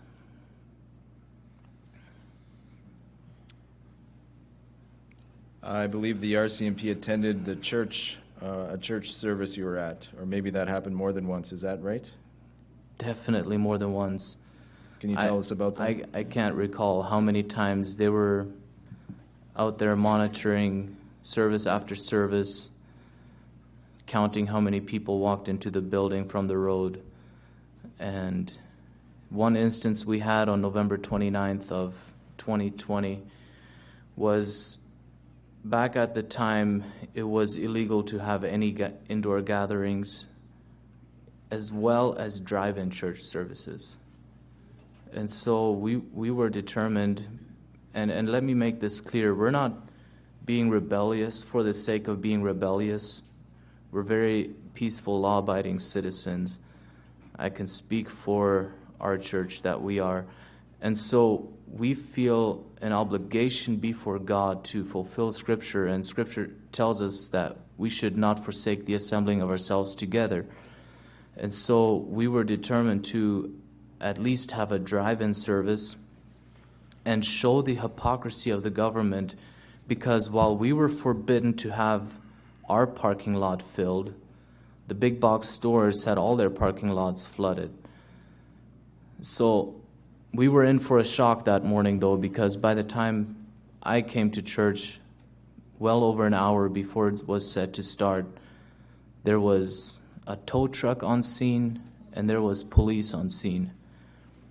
And by the time it was 45 minutes prior to service, an RCMP cruiser had blocked the entranceway to our parking lot.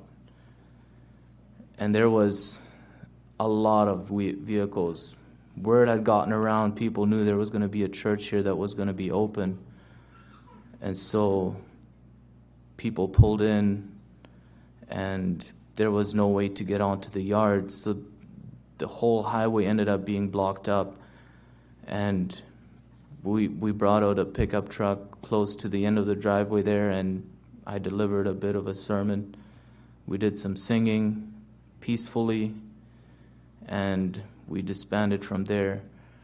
At the same time, though, big box stores were open, parking lots were filled. Same time, there was a car rally for the farmers of India, and people stayed in their car just like they stayed in their car at our parking lot. Nobody was fined there, nobody was in trouble, but the church and myself both received a fine for that instance. The church received a fine of $5,000, and I received a fine of $1,296. And I believe you received a number of other tickets on other occasions. Is that right? Many for simply being there for people, just like we've heard other witness reports of. There was a lot of loneliness, a lot of people having no one, and church was like their avenue of socializing, of getting together with somebody and exchanging human needs, spiritual needs, and I had to be there. It's being a preacher is not a career. Being a pastor is not a career, although maybe it's viewed as such, but being a preacher is a calling, is something that someone feels responsible before God and that someone would do without pay. Even pay is not what makes a pastor. It's their responsibility. I got to help people's spiritual need. And I understand you were arrested also. Is that right, sir? That's right. I was arrested on October 18th of 2021.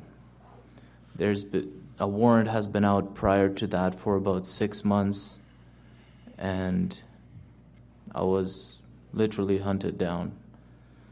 On the night of my arrest, my family and I were having a gathering at a park. My mother, who was living with us, had decided to move to Europe, and so it was her last evening, and we went out to have a little goodbye gathering, and someone saw me at the park, reported it, and as soon as I pulled off the park, there was several police cruisers that went and hauled me off. And how long were you in jail for? I was in jail for 45 hours, 2 nights, and it was a horrible experience. I've never had a run-in with the law before, I've never been to jail before, and I was placed in a cell facing away from the clock. I had no idea what time it was, basically ever. For one night I was in custody, the next day I was moved to remand, and in there I had to stay. I had half an hour within a 24-hour period to get out of my cell. And then you would have been released on bail with conditions, is that right? That's right. I was released on bail. I could have been released sooner, but I didn't agree to the conditions at the time because the conditions prohibited me from going to church, and I could not in good conscience sign that. And so the lawyers worked for me to amend those conditions so that I was able to still go to church.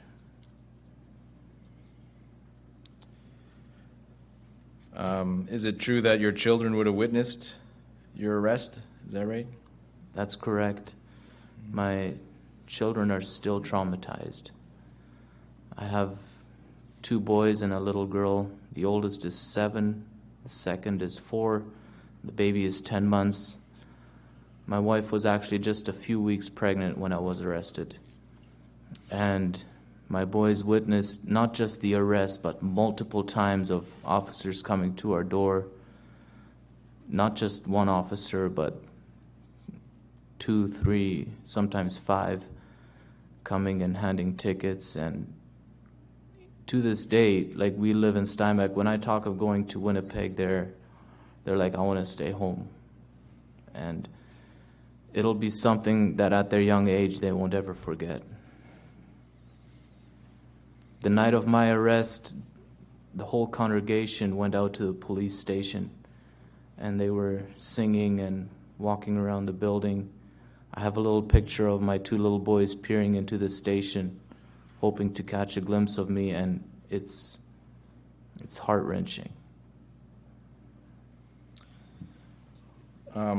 We know that there's been a lot of controversy and division in a lot of areas over what's happened. Was there any division in your church or that you experienced? There was none. We're a family. Everyone had my back. I'm part of the most amazing church. And not just in Steinbach, we're a global church. Worldwide, messages were pouring into my family of support and prayers. Within the wider community, did you experience a lot of support? There was a lot of friends, absolutely, but there was also a lot of hate going on.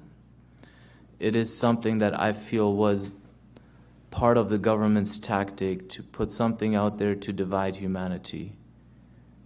The saying goes, divide and conquer, and that was their motive. Do you remember if there was much transmission of COVID in your church congregation?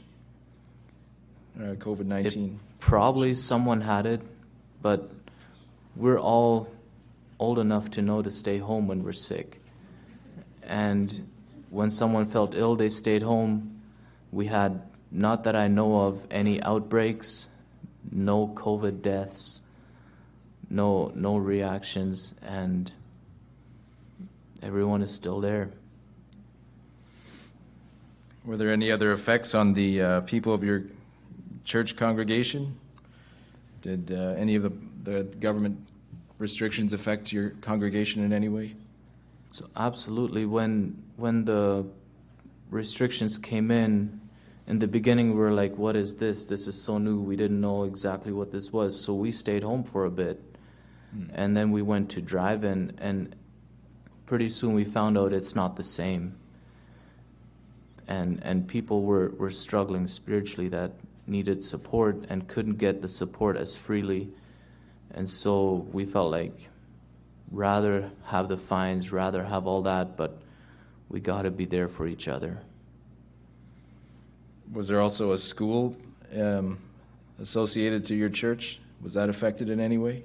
We have a private school, and every year we have a graduation ceremony, a little bit of a presentation, and a school picnic. And of course, those years when those gatherings were limited, we couldn't, which was really sad for the children, really the whole congregation, because it was a fun day for everybody to get together. I'll ask you one last question that I've asked all the witnesses. What do you think should have been done differently in the government's response to COVID-19? Does anything come to mind? There should have been more of a feeling out of how are people handling this, instead of a crackdown of a dictative approach. There should have been a, how are you treating this? I mean, if they have the resources to send all those officers to one little church, why not come out and see, how are you all doing? What are you doing about this? Are you protecting yourself? Are the sick ones staying home? And allow us to use our common sense.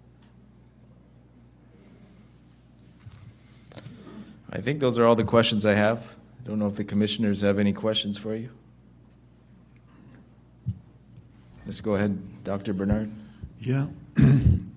I'm wondering if the oppression or the restriction that was put on the practice of religion is not triggering some sort of questioning from people that were not particularly inclined to do religious practice, to wonder whether this shouldn't be something they might consider in the future, as sort of, why is it that this was targeted as something that needed to be crushed? Definitely. Well, there was a number of people that came out to church that normally wouldn't have, and I'm sure the question was raised in many people, how come big box stores stayed open? How come liquor stores stayed open? But why was the target on the church? And I believe many were awakened.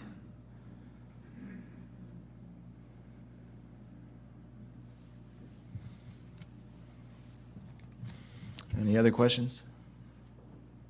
Oh, go ahead, Janice. I actually have a lot of questions, but I don't think we have time. I'm just wondering, when you got to court, when you went to court, did you have an opportunity to ask about the discrepancy between the box stores and the churches being open or closed? By the time we got to court, they took our rights to use the charter based on a previous court ruling that the Justice Center with several churches challenged the province, and all of those concerns were raised by those lawyers. I was a part of that lawsuit, and the Chief Justice Joyelle found that our Charter of Rights were not violated. Thank you.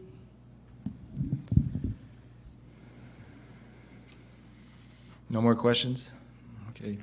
Thank you. Thank you very much, Tobias. Thank you, sir.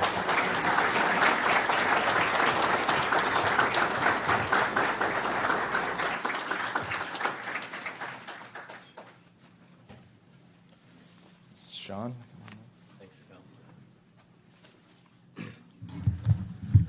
So, Michael, can you take the stand?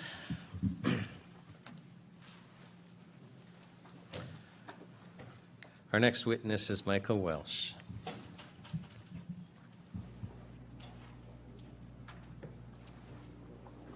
Okay.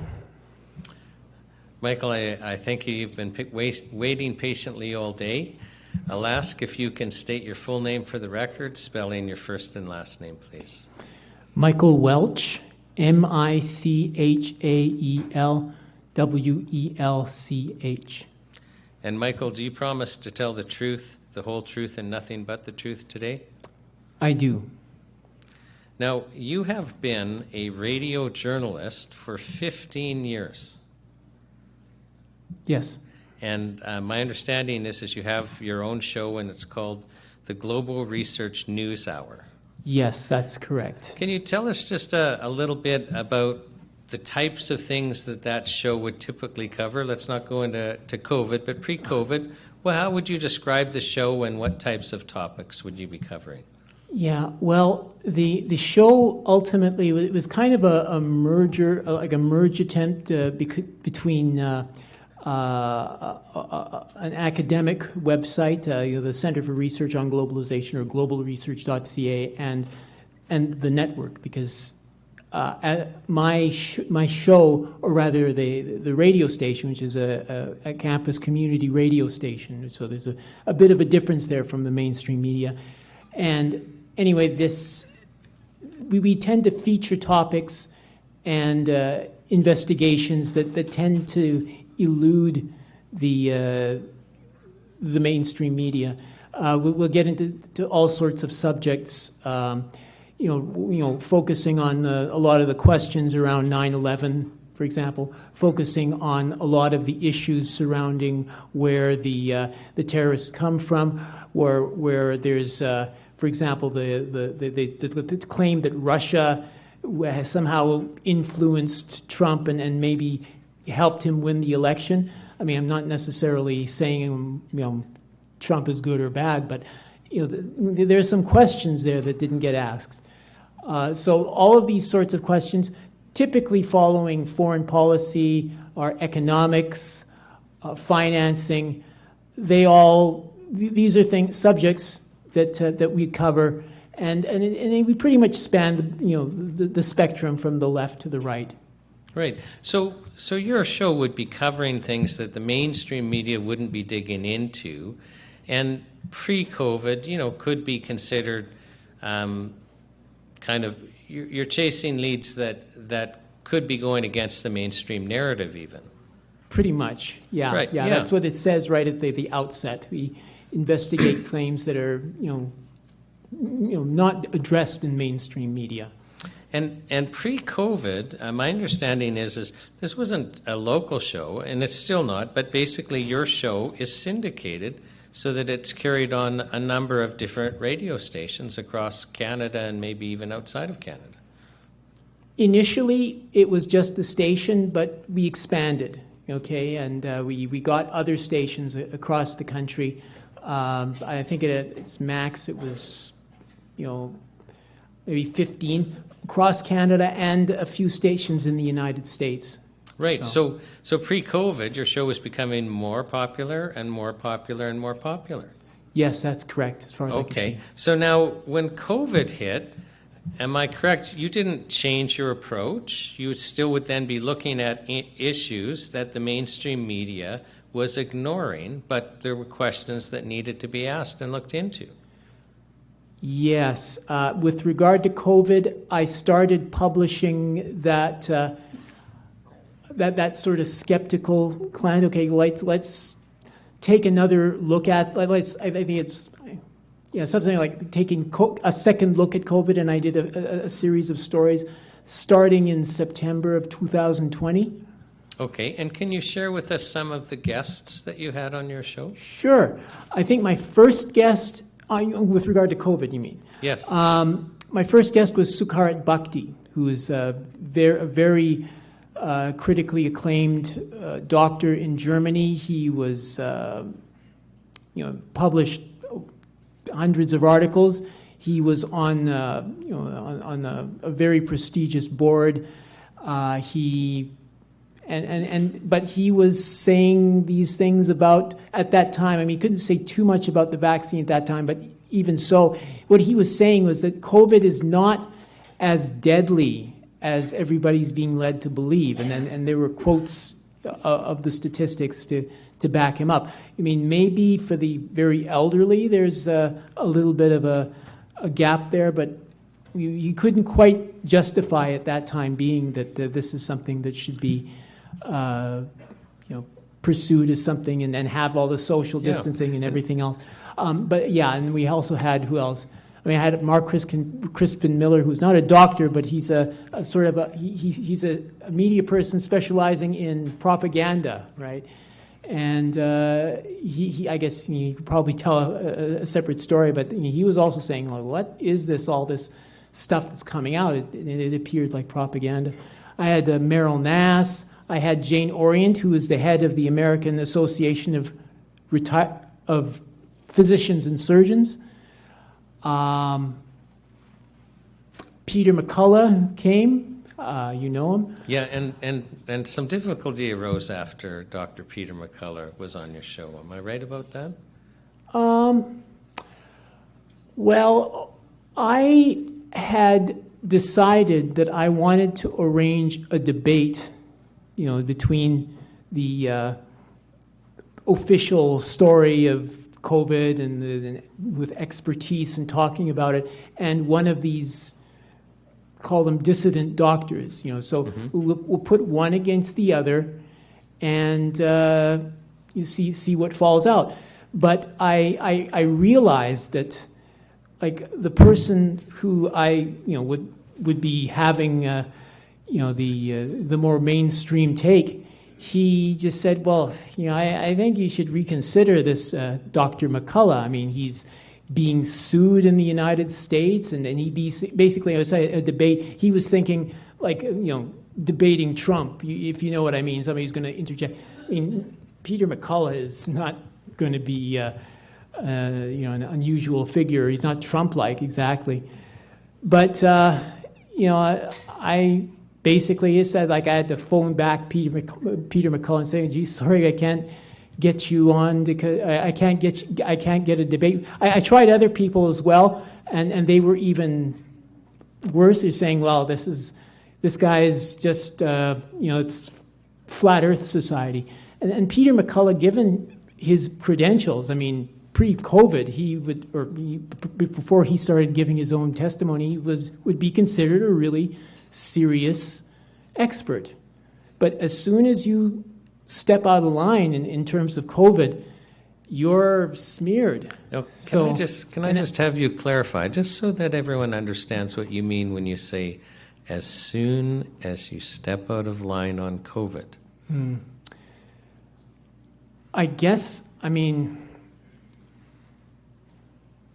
What I mean is that if you don't repeat the main messages of the World Health Organization, the CDC, and all the governments that are in charge, you're not credible. I imagine that would happen with Sukharit Bhakti as well. I mean, it doesn't matter. Apparently, I mean, it's so easy just to lose credibility. All you have to do is go against the mainstream narrative. And you had your own experience. So is it fair to say that, in the 11 years before COVID hit and you're running this show and more stations are picking it up, that really you had never had a serious listener complaint? I don't know. I mean, I suppose somebody might have complained and they didn't tell me. But as far as I know, I not only was without complaints, I had a fair number of awards, both within the station and nationally for my work. I was well respected as the news director for a few years. I think I was fairly well respected by our audiences. So, yeah. Right. Now, can you tell us how that changed with your running COVID shows and you're basically addressing issues like, is the vaccine safe and effective? That's when it really changed for you, isn't it? It seems so. I was talking, I found myself getting a lot of complaints. I don't know how many, but like staff told me, I was getting complaints, and I just talked to a colleague once. I just met out in a marketplace or something, and then he was, good friendly guy and everything, but he was mentioning that, said a lot of his friends are saying that, this guy's show is just not, it's pretty bad. So essentially, it seemed as if my show was going from one of the best shows on CKW to one of the worst. Okay, and I just want to make sure everyone understands. So you'd basically had 11 years really of positive comments. You'd won awards. The show was growing. Yeah. And you hadn't changed the type of news reporting you were doing. You were always doing that digging that the mainstream wasn't doing, but now it's on things like the COVID vaccine. Yeah. I can only think, and I don't know if I'm stepping out of line by speculating here, but I think the people who were listening, like everybody, I suppose, they were so terrified by by COVID, and then seeing all the deaths in Italy, and then there's all this monitoring of the hospitals, and so many people are dying that they're scared. And then here comes somebody, the authorities laying down directions. This is the way we move forward, and people say, okay. So when somebody comes out and actually tries to contradict that, I guess you're going to see them as like the most malevolent form of life ever known, Right. And I'll ask our AV person, David.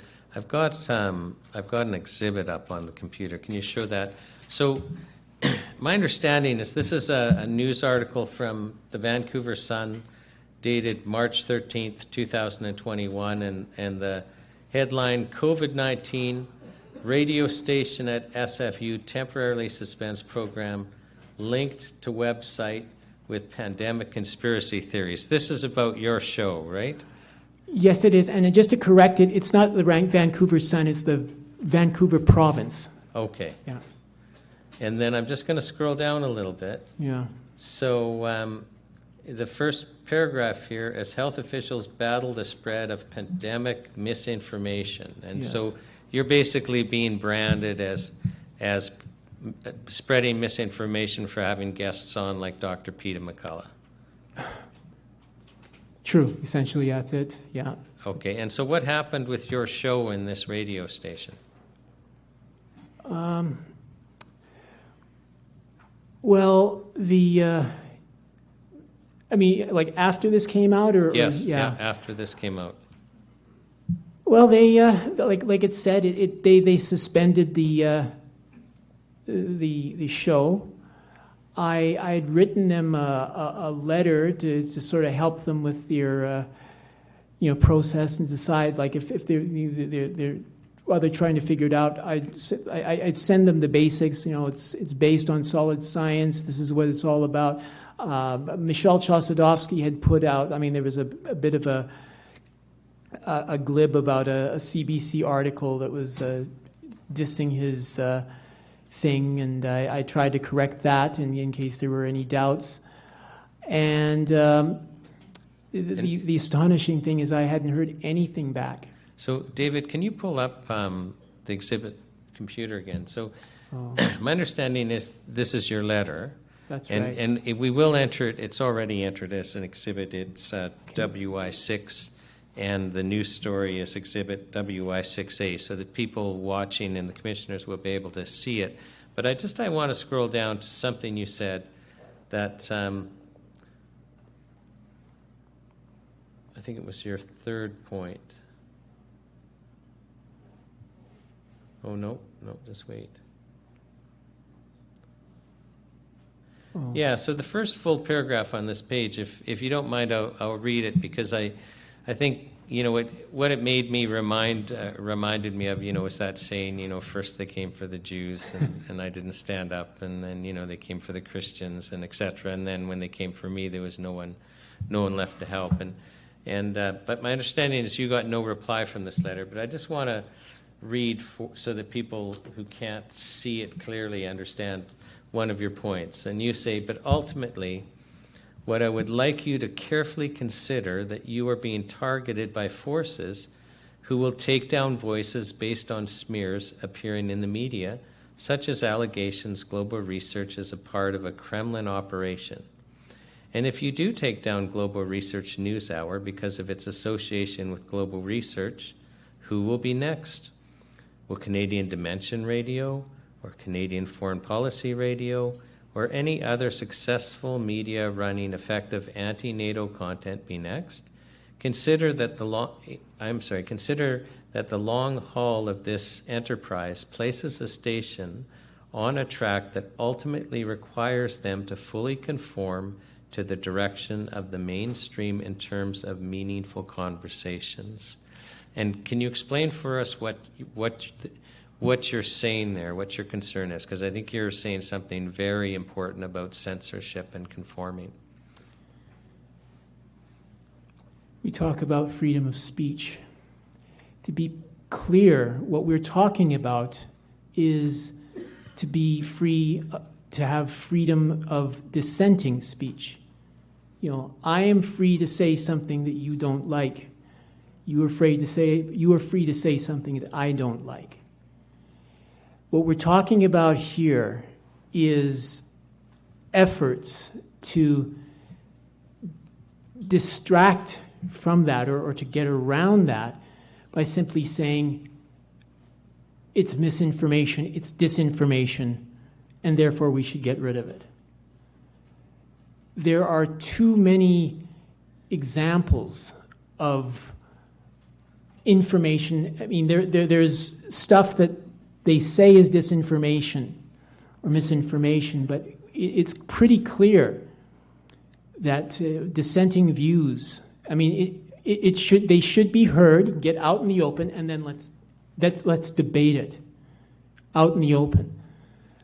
It's simply not acceptable to have one group of scientists saying, talking about COVID and vaccinate, lockdowns and social distancing and all that, and the other people are absent.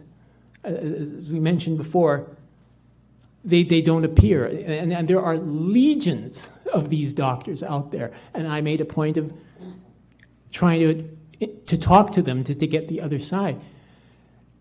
We're going down that road of freedom of speech, and we can't let that fable of disinformation, of anything that goes against the government narrative, prevail. It's got to get out in the open. And that's fundamentally what I have to say and what I'm trying to demonstrate as a part of my job in my role as a journalist.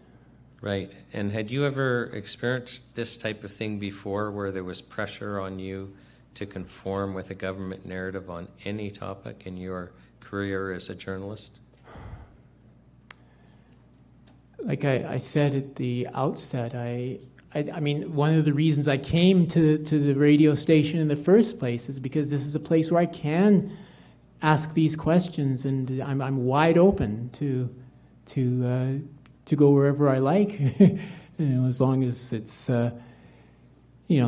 carefully measured, and So no, I didn't. Not now. Now it's different, and I don't know where this is headed. Hopefully it can be stopped, perhaps through an inquiry like this one, but I don't know. And just so that things are clear, is this station did drop your show? Well, they said it would be withdrawn temporarily, and that was 2 years ago. So it looks like it was a permanent.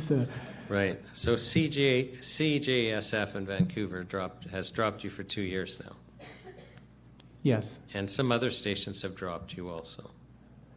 Yes. So and then for the first time, the board of your local station on this issue basically, made it clear to you that you have to be careful. I heard from, I think it was the chair of our board. I mean, we were just I met her outside, and you were just having a conversation, but then at the same time, I mean, the conversation got kind of serious, and she looked me in the eye and say, we've got to be keeping with these, the government narrative. It's, all the doctors are saying that all across the board, and she's trying to say, saying, and so you're going to align with these policies, aren't you? And I basically said no. But I mean, yeah, that's definitely something that's pretty sharp on her mind.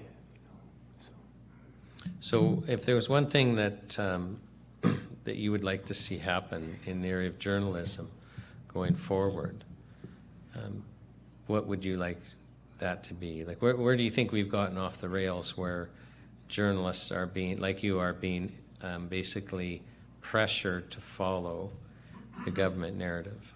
Okay. Are you talking just in my journalism, or journalism broadly, or? However you'd want to answer that. It's just you're an expert in the field. You've been a journalist for the last 15 years. And so I'm really just asking for your insight, whether it's locally or do you think nationally, however you'd like to answer.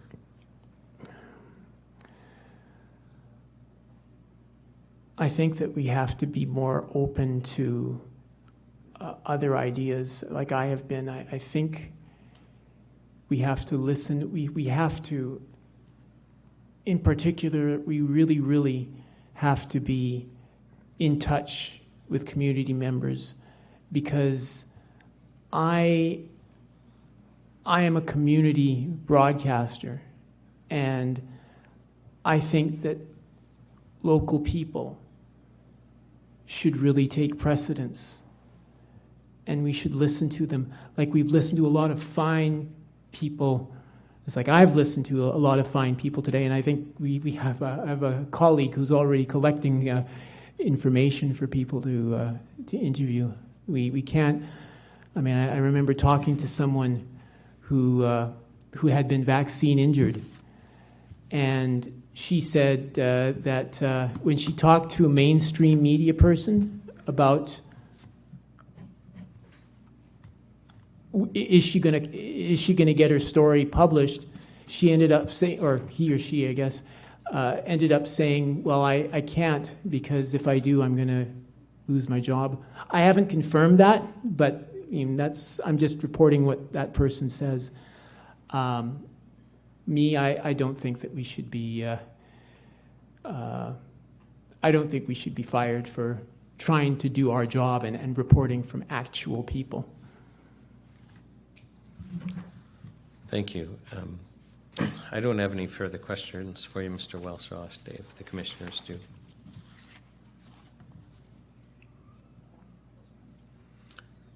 So the commissioners don't. Mr. Welsh, on behalf of the National Citizens Inquiry, I'm sorry. Oh. I misspoke. One of the commissioners does have a question for you.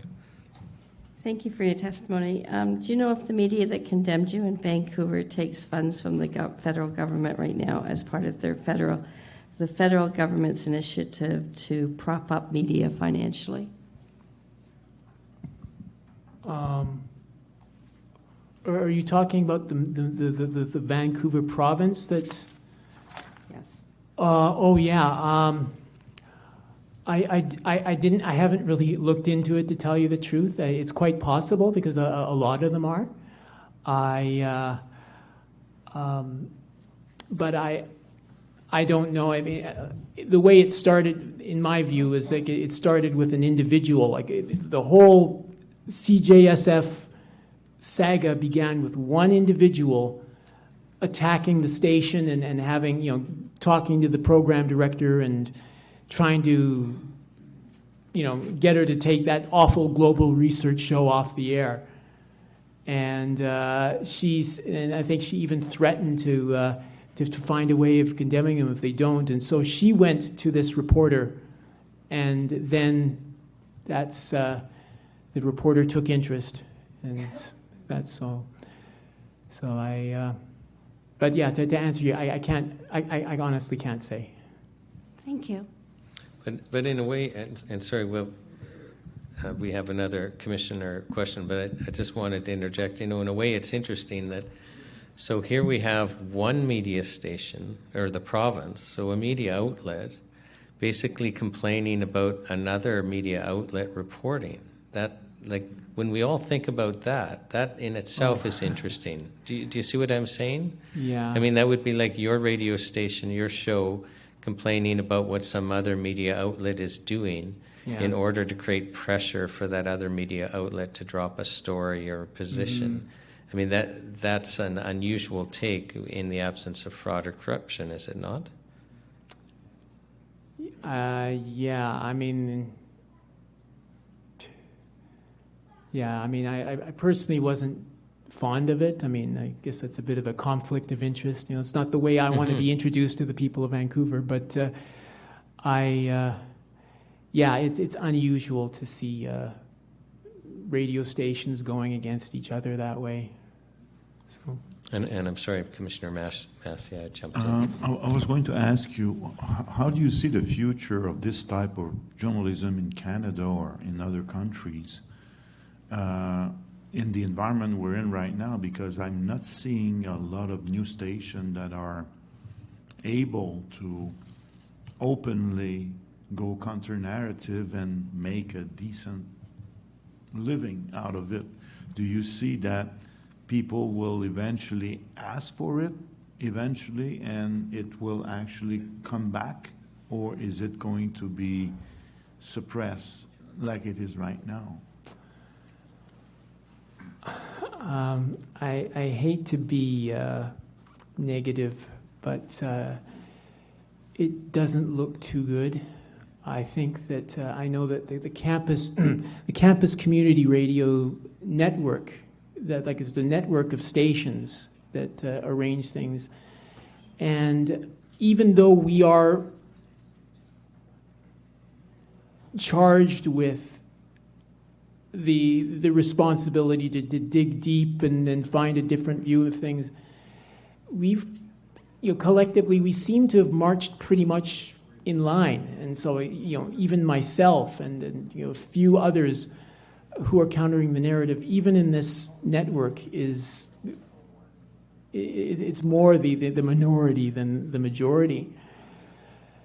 I find that things are not working so far, are not working in our favor. It's and we may, like even much of the, even in internet media, there's these increasing tentacles of conforming to standard narratives.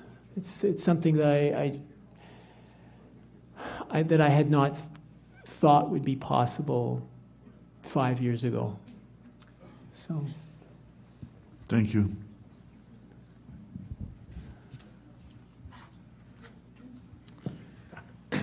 So, Mr. Welsh, I think that's it for questions. And again, on behalf of the National Citizens Inquiry, we sincerely thank you for your testimony, sharing with us today. I thank you for my...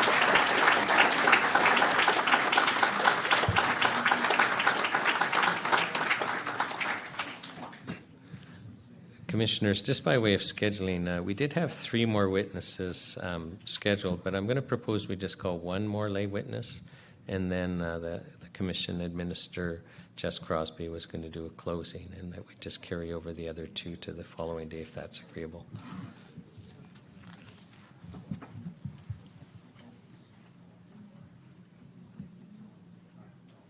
So...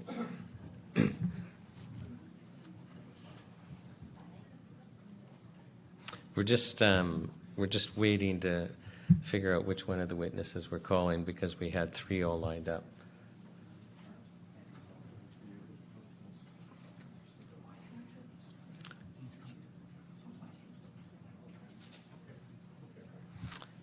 And Mr. Lenhart will be taking the next witness.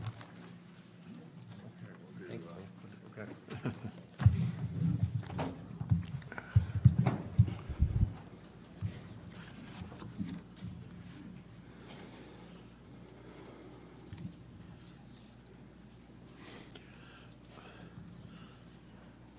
Okay.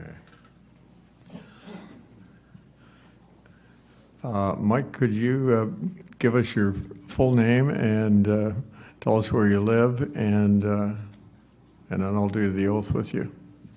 Michael Voyajakis. I live in St. Andrews, Manitoba. Okay, and you own a funeral home? I'm a general manager of Voyage Funeral Home. Okay. And do you promise to tell the truth, the whole truth, and nothing but the truth? I do.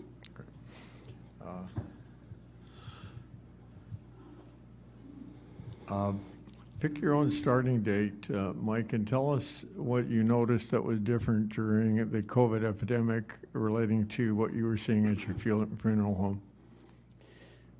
I think it all starts when COVID started, and the government put so much fear into us that even myself was afraid and thought I'd never see my family again because I thought I was going to die. I thought, geez, we're the guys who are going to be touching these bodies that are dangerous and that have COVID, and the blood is infected, and am I going to see my family again? And every time we went to a care home, we were frightened. We had staff meetings talking about this and offering staff to maybe not come to work if they didn't want because of what we were going to be facing. The fear was so real that it scared us. And I remember my mom, when they said you couldn't go see your parents and you couldn't be with family, and my dad had passed away a few years earlier. And when I went to my mom's house, I sat across the table from her and I said, "Mom, don't come near me. I don't want to get you sick. Please, Mom, stay on that side of the table." And she goes, "Oh, don't be silly. Give me a hug." I go, "Mom, I can't hug you. Stay on that side of the table." And then reality kicked in one day when I went into a care home. a friend that I grew up with, since I was a little boy, his dad came to the funeral home and said, Mike, I have stage 4 cancer. I'm going to die. My last wish is for you to come to this care home and take me into your care once I die. He goes, you promise me you'll do that? And I said, yes, sir. It was 3 months into COVID, and I got a call from the care home, and this gentleman passed away. So I made my way up to the care home, and as I was proceeding to take him off the hospital bed, it was just me and a nurse alone in the room. And I looked at this nurse, and I said, do you mind me asking how this person died? I'm just curious. And she said, oh, he died of COVID. And I said, yeah, but this is a palliative care ward. This is comfort care. Like, aren't people here just for comfort care? Aren't the people in here, everyone on this floor, don't they have cancer? And she said, yes. And I said, can I ask you a question? I said, what does the death certificate say? And she says, it says COVID. And I banged my head on the table and I said to her, listen, I want the truth. This is my friend's dad, and I want to know how he died. And she said, I don't want to lose my job. I don't want to lose my job. He died of cancer. Of course he died of cancer. And I said to her, you have 5 minutes to change this death certificate to the proper cause of death. Otherwise, I'm going to turn on my phone, I'm going to go on Facebook Live, and I'm going to make a mess out of this. 5 minutes later, this nurse came back with a new death certificate that said that this gentleman died of cancer. My fear of getting sick and dying instantly went away. I knew there was something wrong, and I knew that I was not in danger. And I was in every COVID room that you could imagine, double COVID, double mask, you can't do this, you can't do that. And that puts a lot of fear into a person. From that day on, I walked into care homes with confidence. And at times I didn't wear a mask because when you're removing somebody from a bed, you don't want things poking in your eyes. You want to be able to see what you're doing. You want to be comfortable with what you're doing. So that day changed my life as a funeral director. And it changed the staff's perspective on things. And during these 2 years of COVID, I want to go behind closed doors. Behind closed doors where families weren't allowed. Where I was able to look at your families in the eyes and see the fear that they were going through. The confusion. A lot of these families were lost. And they were scared. And it puts tears in my eyes when I talk about this because it is real. What the government did is real. And it hurt a lot of families. And it hurt a lot of people. And it killed a lot of people. And people died alone. And nobody should ever die alone. Nobody should ever be alone at the end of life. To hold your dad's hand. Or to say, I love you. Or just for your loved one to know that you're at the corner of that bed means everything in the world. But no. They took our rights away as human beings to say goodbye. They took our rights away as parents to be there for our children. They took our right away to go into a hospital and say goodbye. And it reminds me of a story of a lady that was in the hospital and she could hear her mom calling her clearly. And as her mom was calling her, the hospital called security and escorted this lady out of the hospital. And on the two-way radio, she heard that somebody had passed away. And she looked at the security and said, was that my mom's room? It was her mom's room. They took her right away to say goodbye to her mom on her deathbed. And how's that right? How's that right for us as human beings to put up with that? How's that right for a government that we voted in to do this to their people, to straight out lie to us? I want to just take you behind the scenes, and I want to share some stories with you. Stories that are going to touch your heart. Stories that cause division and hate and anger. It split a world in two instantly, just like that. And it breaks your heart to be able to go into these rooms and to see the hurt in people's eyes, to see the fear in their eyes, to know that they're going to die alone. I'm going to share a story with you about a care home that I went into. As I went into this care home to take this lady into my care, I was about to put her onto our stretcher. In the bed beside her, there was an older gentleman. And he looked at me and he said, please take me with you. Please, they're going to kill me. Please take me with you. And I looked at him and I didn't know if he was mentally sound or if he was just being delusional. And then he looked at me and he said, there's a glass of water just over there. He goes, pass me that glass of water. I just want a sip of water. And I said, sir, I can't give you that water. I didn't know if he had congestive heart failure. I didn't know if something was wrong with him. And I didn't give him that water. And I put this lady into my stretcher and I started to take her out of the room. He looked at me and said, my kids hate me. My kids haven't been here for me. What did I do wrong? Why are my kids treating me like this? And I said, sir, this is not your kids. It's the regulations that the government's put forth. Your kids can't come and see you because they're not allowed to come and see you. And this gentleman started crying, and my heart was truly broken for him. It reminded me of my dad laying there helpless. Nobody to help him, nobody to talk to. Our older generation was locked in homemade prisons. Homemade prisons, locked in their rooms, 3 or 4 people. As funeral directors, when we go to a room and we take somebody from that bed, we clearly see if a person was changed, if a person was taken care of, if there was bed sores, and we saw all of that and more. At times I had to call people to take the catheter out because that's not my job. What they did to people was disgusting. These older people worked so hard to build this country for us. They left their countries to come to Canada because Canada was a land of opportunity. Canada was a place where you could raise a family. Canada was a place where you could have freedom. Bang! In a fast second, they took the freedom away. This gentleman, as he was crying, he said to me, can you say a prayer for me? Could you please say a prayer for me? I didn't know this gentleman, and it's really not our job to talk to other people in the hospitals. Our job is to go in and take the person out who passed away. I went over to that gentleman, I held his hand, and I said a prayer for him. And he cried the whole time. And he said, don't leave me here alone. They're going to kill me. I had to leave the funeral home. And as I left the room, you walk down this hallway where all these eyes are just staring at you. And these poor people who were in hallways in wheelchairs were waiting for their turn. Waiting for their turn to die. These are your parents, your loved ones, that nobody had a chance to see what was going on behind those doors other than funeral directors and doctors. And let me tell you, the screaming and the noise and the beepers, there's nights I can't sleep at night. There's nights I wonder what's wrong with my head because I hear these noises and I see these people's eyes and I see their tears and I feel them. And I go home many times and I hug my son and I say, buddy, Dad loves you. Dad, don't hug me. What are you doing? Are you crazy? But he doesn't know what you've went through that day and the pain that you felt and the pain that you saw in other human beings. When I got to the funeral home with this lady, it wasn't even an hour later, I got another call from this personal care home. And the gentleman that I prayed for, the gentleman that he begged me to take him with me, he passed away. So I took this gentleman into my care next. And my heart was broken, and I'm a man. And I cried for this gentleman all the way back to the funeral home. And I told his story to his family. And the kids were heartbroken. Is that something you can get over, to hear that? To know that your family member died alone, that there was nobody there to help him, that there was really nobody to care because the care homes and the hospitals were overstaffed?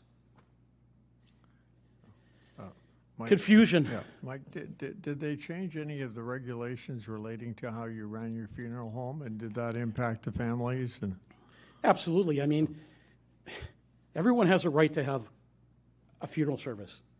Everyone has a right to say goodbye. Everyone has a right to have closure and healing in their hearts.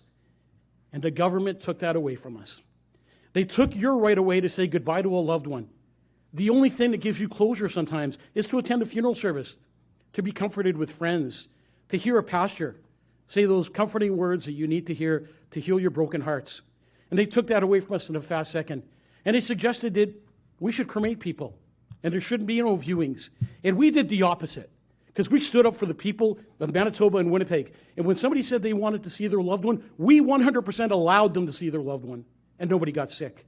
We embalmed people, and we didn't get sick. We had our hands in people's bodies, because that's what happens during embalming a lot of times, and we didn't get sick. We were breathing in the fumes. And a lot of times when you're in these rooms, you don't want to wear masks because you don't want to poke yourself with something. They changed the way funeral service ran. They changed the way funerals were held. You would go to a church service with a casket where you need 6 pallbearers, but the limit is 5. How do you carry a casket? These poor families had to carry a casket of their moms and dads by themselves, 5 people. I broke the rules finally, and I said, enough of this. Enough of this. We're going to hire your pallbearers at the funeral home, and they're going to work for us that day. And the inspectors didn't like it, but that's just the way it was, because families suffered enough, and we weren't going to tolerate this anymore, and somebody had to stand up and make a difference for these families. And that somebody just happened to be me. We had an outbreak of suicides like we've never seen before. Suicides that would break your heart. The families come in, not only are they dealing with a suicide, but they're dealing with vaxxed and unvaxxed and all this silly nonsense and tossing people out of the arrangement office because they weren't vaccinated and they didn't have a right to be there.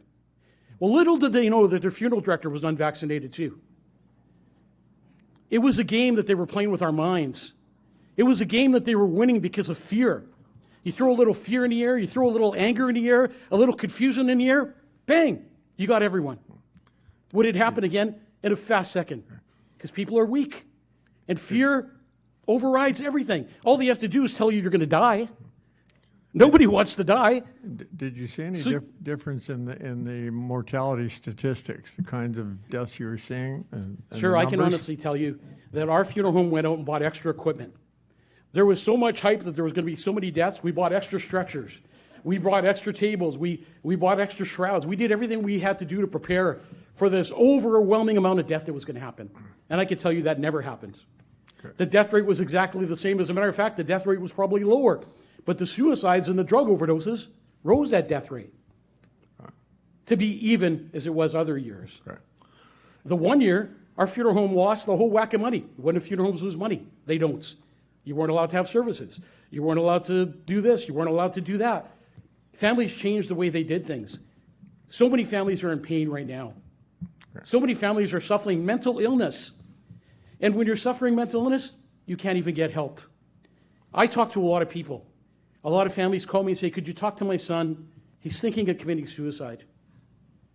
And I've taken these kids personally to myself to the hospitals, and they're simply turned away. No help. And one of them did commit suicide. One of them committed suicide after I did my best to help my friend's son. But there was nothing I could do. Is that unusual in your business? Suicides have been here since the beginning of time. Okay. But not at this rate. And they continue. Drug overdoses, we've never seen at this rate. I can tell you right now that if you lost a loved one during COVID of a drug overdose or a suicide, there was a 6 to 8 week hold because they're going to do an autopsy. Imagine that. You've lost your loved one. You're suffering this pain. Now you got to wait 6 to 8 more weeks in your mind, picturing that your loved one is sitting on some cold table somewhere. And it was heartbreaking to see for families. And I want to share a story with you about suicide.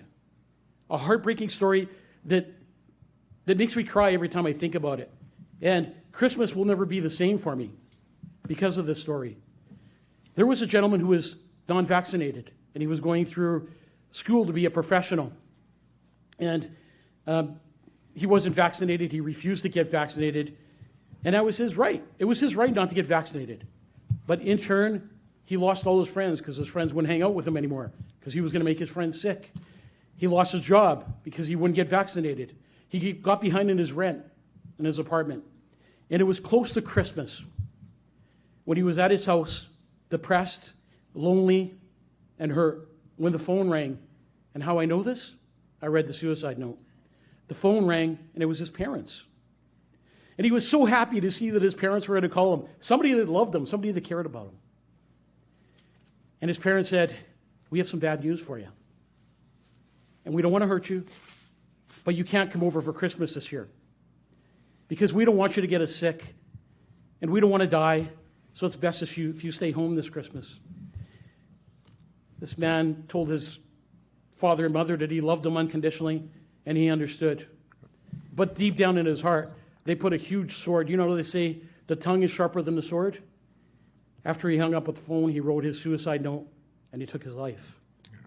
And I could tell you, a few weeks later, just before Christmas, that family was at the funeral home, crying over his casket, instead of having him home for Christmas. And these words the dad said are stuck in my head forever. if I can only turn back time. If I can only turn back time. And I said to him, sir, you can't. What was said, and what was done, was done. And we just need to move on. Yeah. We talked outside about what you were seeing when you were preparing the bodies, actually. And we talked about blood clots that you were seeing. Can you tell us a bit about that, and was that unusual? So blood clots are part of life. When a person dies of a stroke or dies of a heart attack, they had a blood clot. So blood clots have been here forever. Have blood clots been here like the way we're seeing them now? Absolutely not. And I have one of my funeral directors here in Morticians, and it would be great to get him to come up here and tell you what he's pulling out of bodies. He's our main mortician. He's the one who does the majority of the embalmings for the funeral home. And you should hear his story because it needs to be heard. Well, maybe I'll put it to the commissioners right now if you have any questions. And if you're interested in exploring that phenomenon of the blood clots, we'd be happy to bring Mr. Mike's associate that works with him, who apparently is quite knowledgeable on this. It's getting late, but is that your wish, commissioners?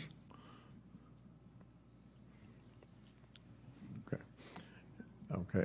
Are there any questions of Mike at the moment? And then I'll let his colleague come up and talk just on the blood clots for 3 or 4 minutes.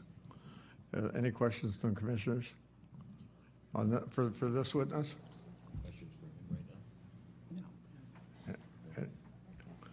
Okay, thank you very much, Mike. We'll bring Mike McIver.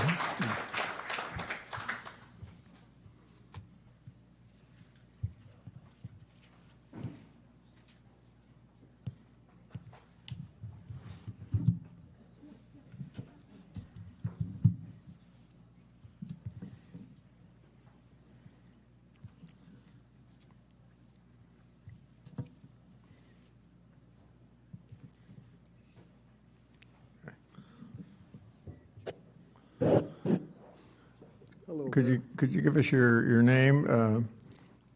Spell it for us, please, and then I'll do the oath with you. Michael McIver, M-I-C-H-A-E-L, and M-A-C-I-V-E-R. Okay, and you live in Winnipeg? I currently live in Winnipeg, yes. Okay.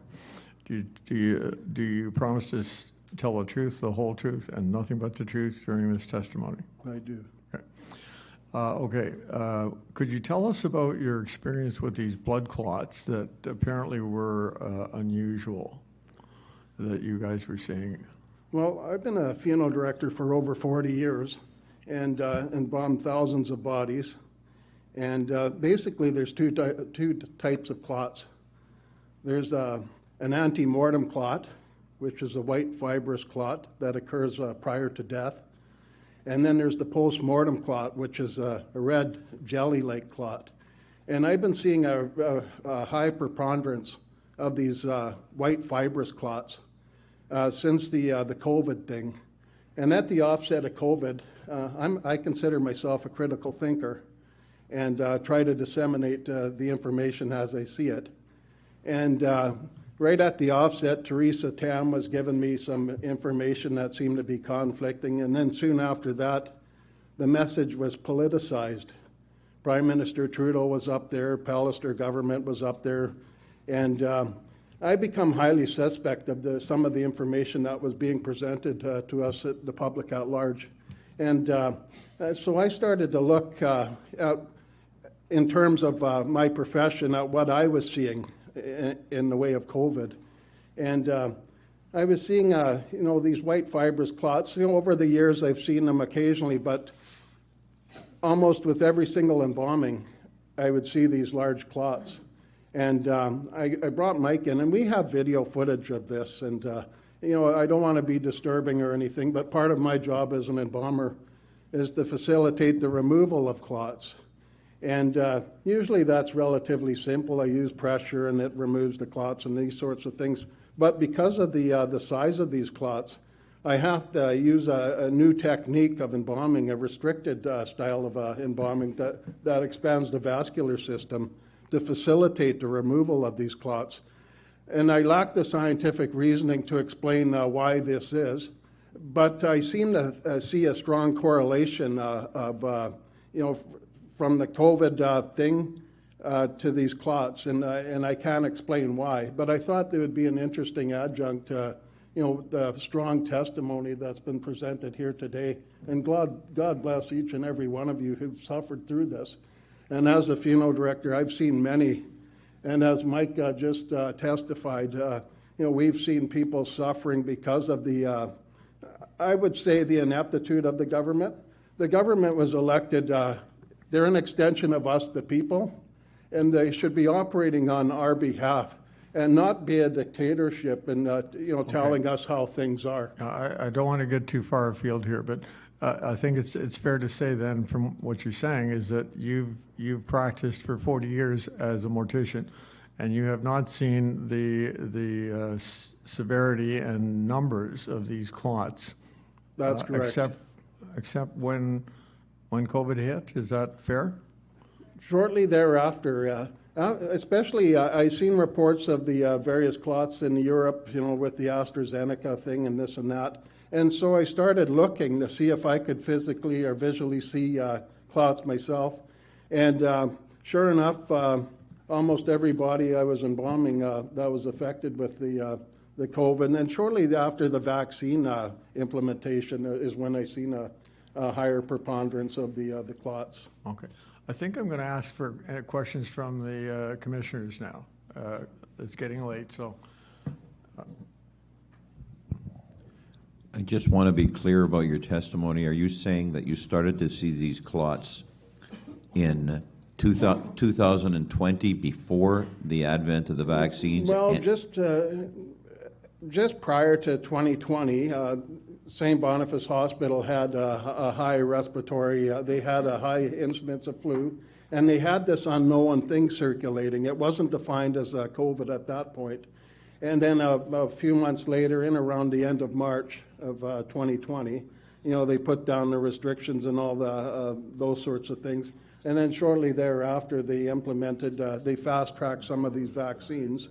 And I think AstraZeneca was one of the first, and there was a lot of, especially in Europe, they seemed to purport that there was a lot of, people suffering strokes and heart attacks and all these sorts of things. And so it was shortly thereafter where I started seeing more incidents of these clots. And all the bodies at the various hospitals, the Health Sciences Center, St. Boniface, and all the rest of them, they had the bodies clearly marked with a magic marker, COVID plus. And so, of course, I'd be practicing aseptic techniques, protecting myself in the eventuality if I got stabbed or something with a needle or these sorts of things. And I was very vigilant in observing, what was happening, with the body. And, of course, you try to minimize your work area to prevent contamination of the area and these sorts of things. And as Mike alluded to earlier, we didn't see, the danger. Initially, there was a large fear factor. You're kind of apprehensive about, and especially since I have suffered 33 heart attacks, I got blood cancer and all these sorts of things, and probably have a greater propensity towards catching something if ever.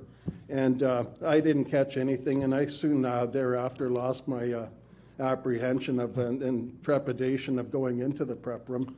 But it was shortly thereafter that I started noticing these clots, and I called Mike in, and he started photographing and videotaping what I was seeing.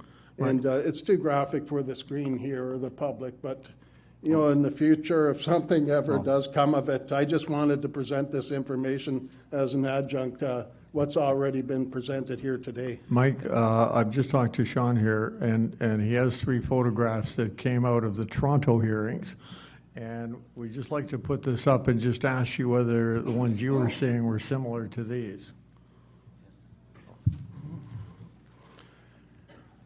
Yeah, that's exactly what I was seeing. And those are what we call ante-mortem clots. And basically the body, when it suffers a vascular injury, the body goes through hemostasis. It wants to prevent the body from bleeding out. So the liver kicks out an enzyme that reacts as a catalyst to the thrombin that's circulating through your blood. And it converts the fibrin into, which is a liquid protein, into a string-like protein, and that forms a patch to plug up the vascular damage. And sometimes if too many, excuse me, white blood cells and plasma get built up in there, it starts backing up and forming an extra large clot.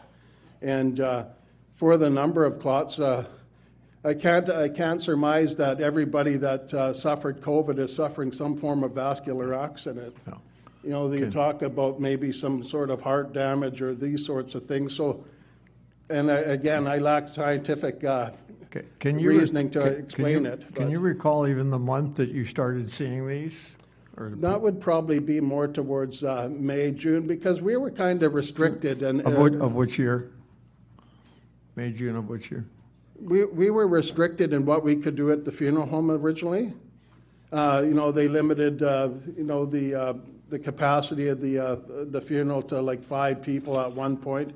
And then Mike was getting very frustrated with the rules and regulations and seeing all the heartache and heartbreak out there, where he just said, let's just do it.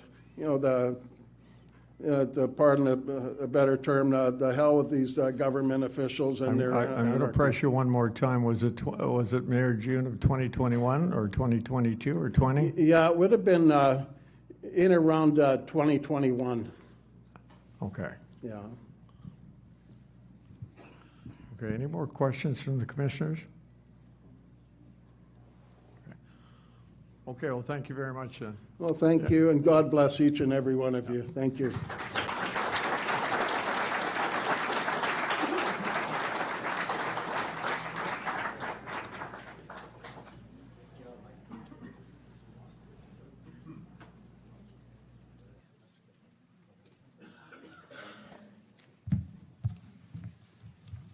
Chus Crosby is my name. I'm the commission administrator. I have a Queen's Counsel. I'm from St. John's, Newfoundland and Labrador. And commissioners and everyone in the audience and out there, we've heard very compelling testimony today, but you may recall that in the opening remarks of counsel, he talked about hatred. Well, we've certainly heard the theme of hatred throughout the testimony of the folks who testified before this commission today. People might wonder why this is an inquiry into the truth, because oftentimes we hear of inquiries which are inquiries of truth and reconciliation. But this, I submit, cannot be an inquiry of truth and reconciliation until the perpetrators of the hatreds and, I believe, the crimes we've heard about today come to terms with what they've done. There are apologies, there is true reconciliation, and there is accountability, which may often include, and for many people, those in leadership positions must include answering to the criminal law. Can I have the slide that we made available a little earlier? In this country, we have something called hate crime. Section 319, sub 2 of the Criminal Code of Canada says, everyone who, by communicating statements, willfully promotes hatred against an identifiable group is guilty of an offense. So what is hatred? It's not defined in the code. Rather, it's defined in case law from the Supreme Court of Canada. For example, Keegstra, written by Chief Justice Dixon in 1990. Hatred is an emotion that, if exercised against members of an identifiable group implies that those individuals are to be despised, scorned, denied respect, and made subject to ill treatment on the basis of group affiliation. You see before you an editorial or opinion piece that was published in the Toronto Star on August 26th, I think it says 2021, and it goes like this. If an unvaccinated person catches it from someone who is vaccinated, boo-hoo, too bad. I have no empathy left for the willfully unvaccinated. Let them die. And it goes on in that vein. We can get into the reconciliation phase of this commission if and when the authorities in Toronto, the police and the prosecutors, lay charges for this act of hate speech. Thank you.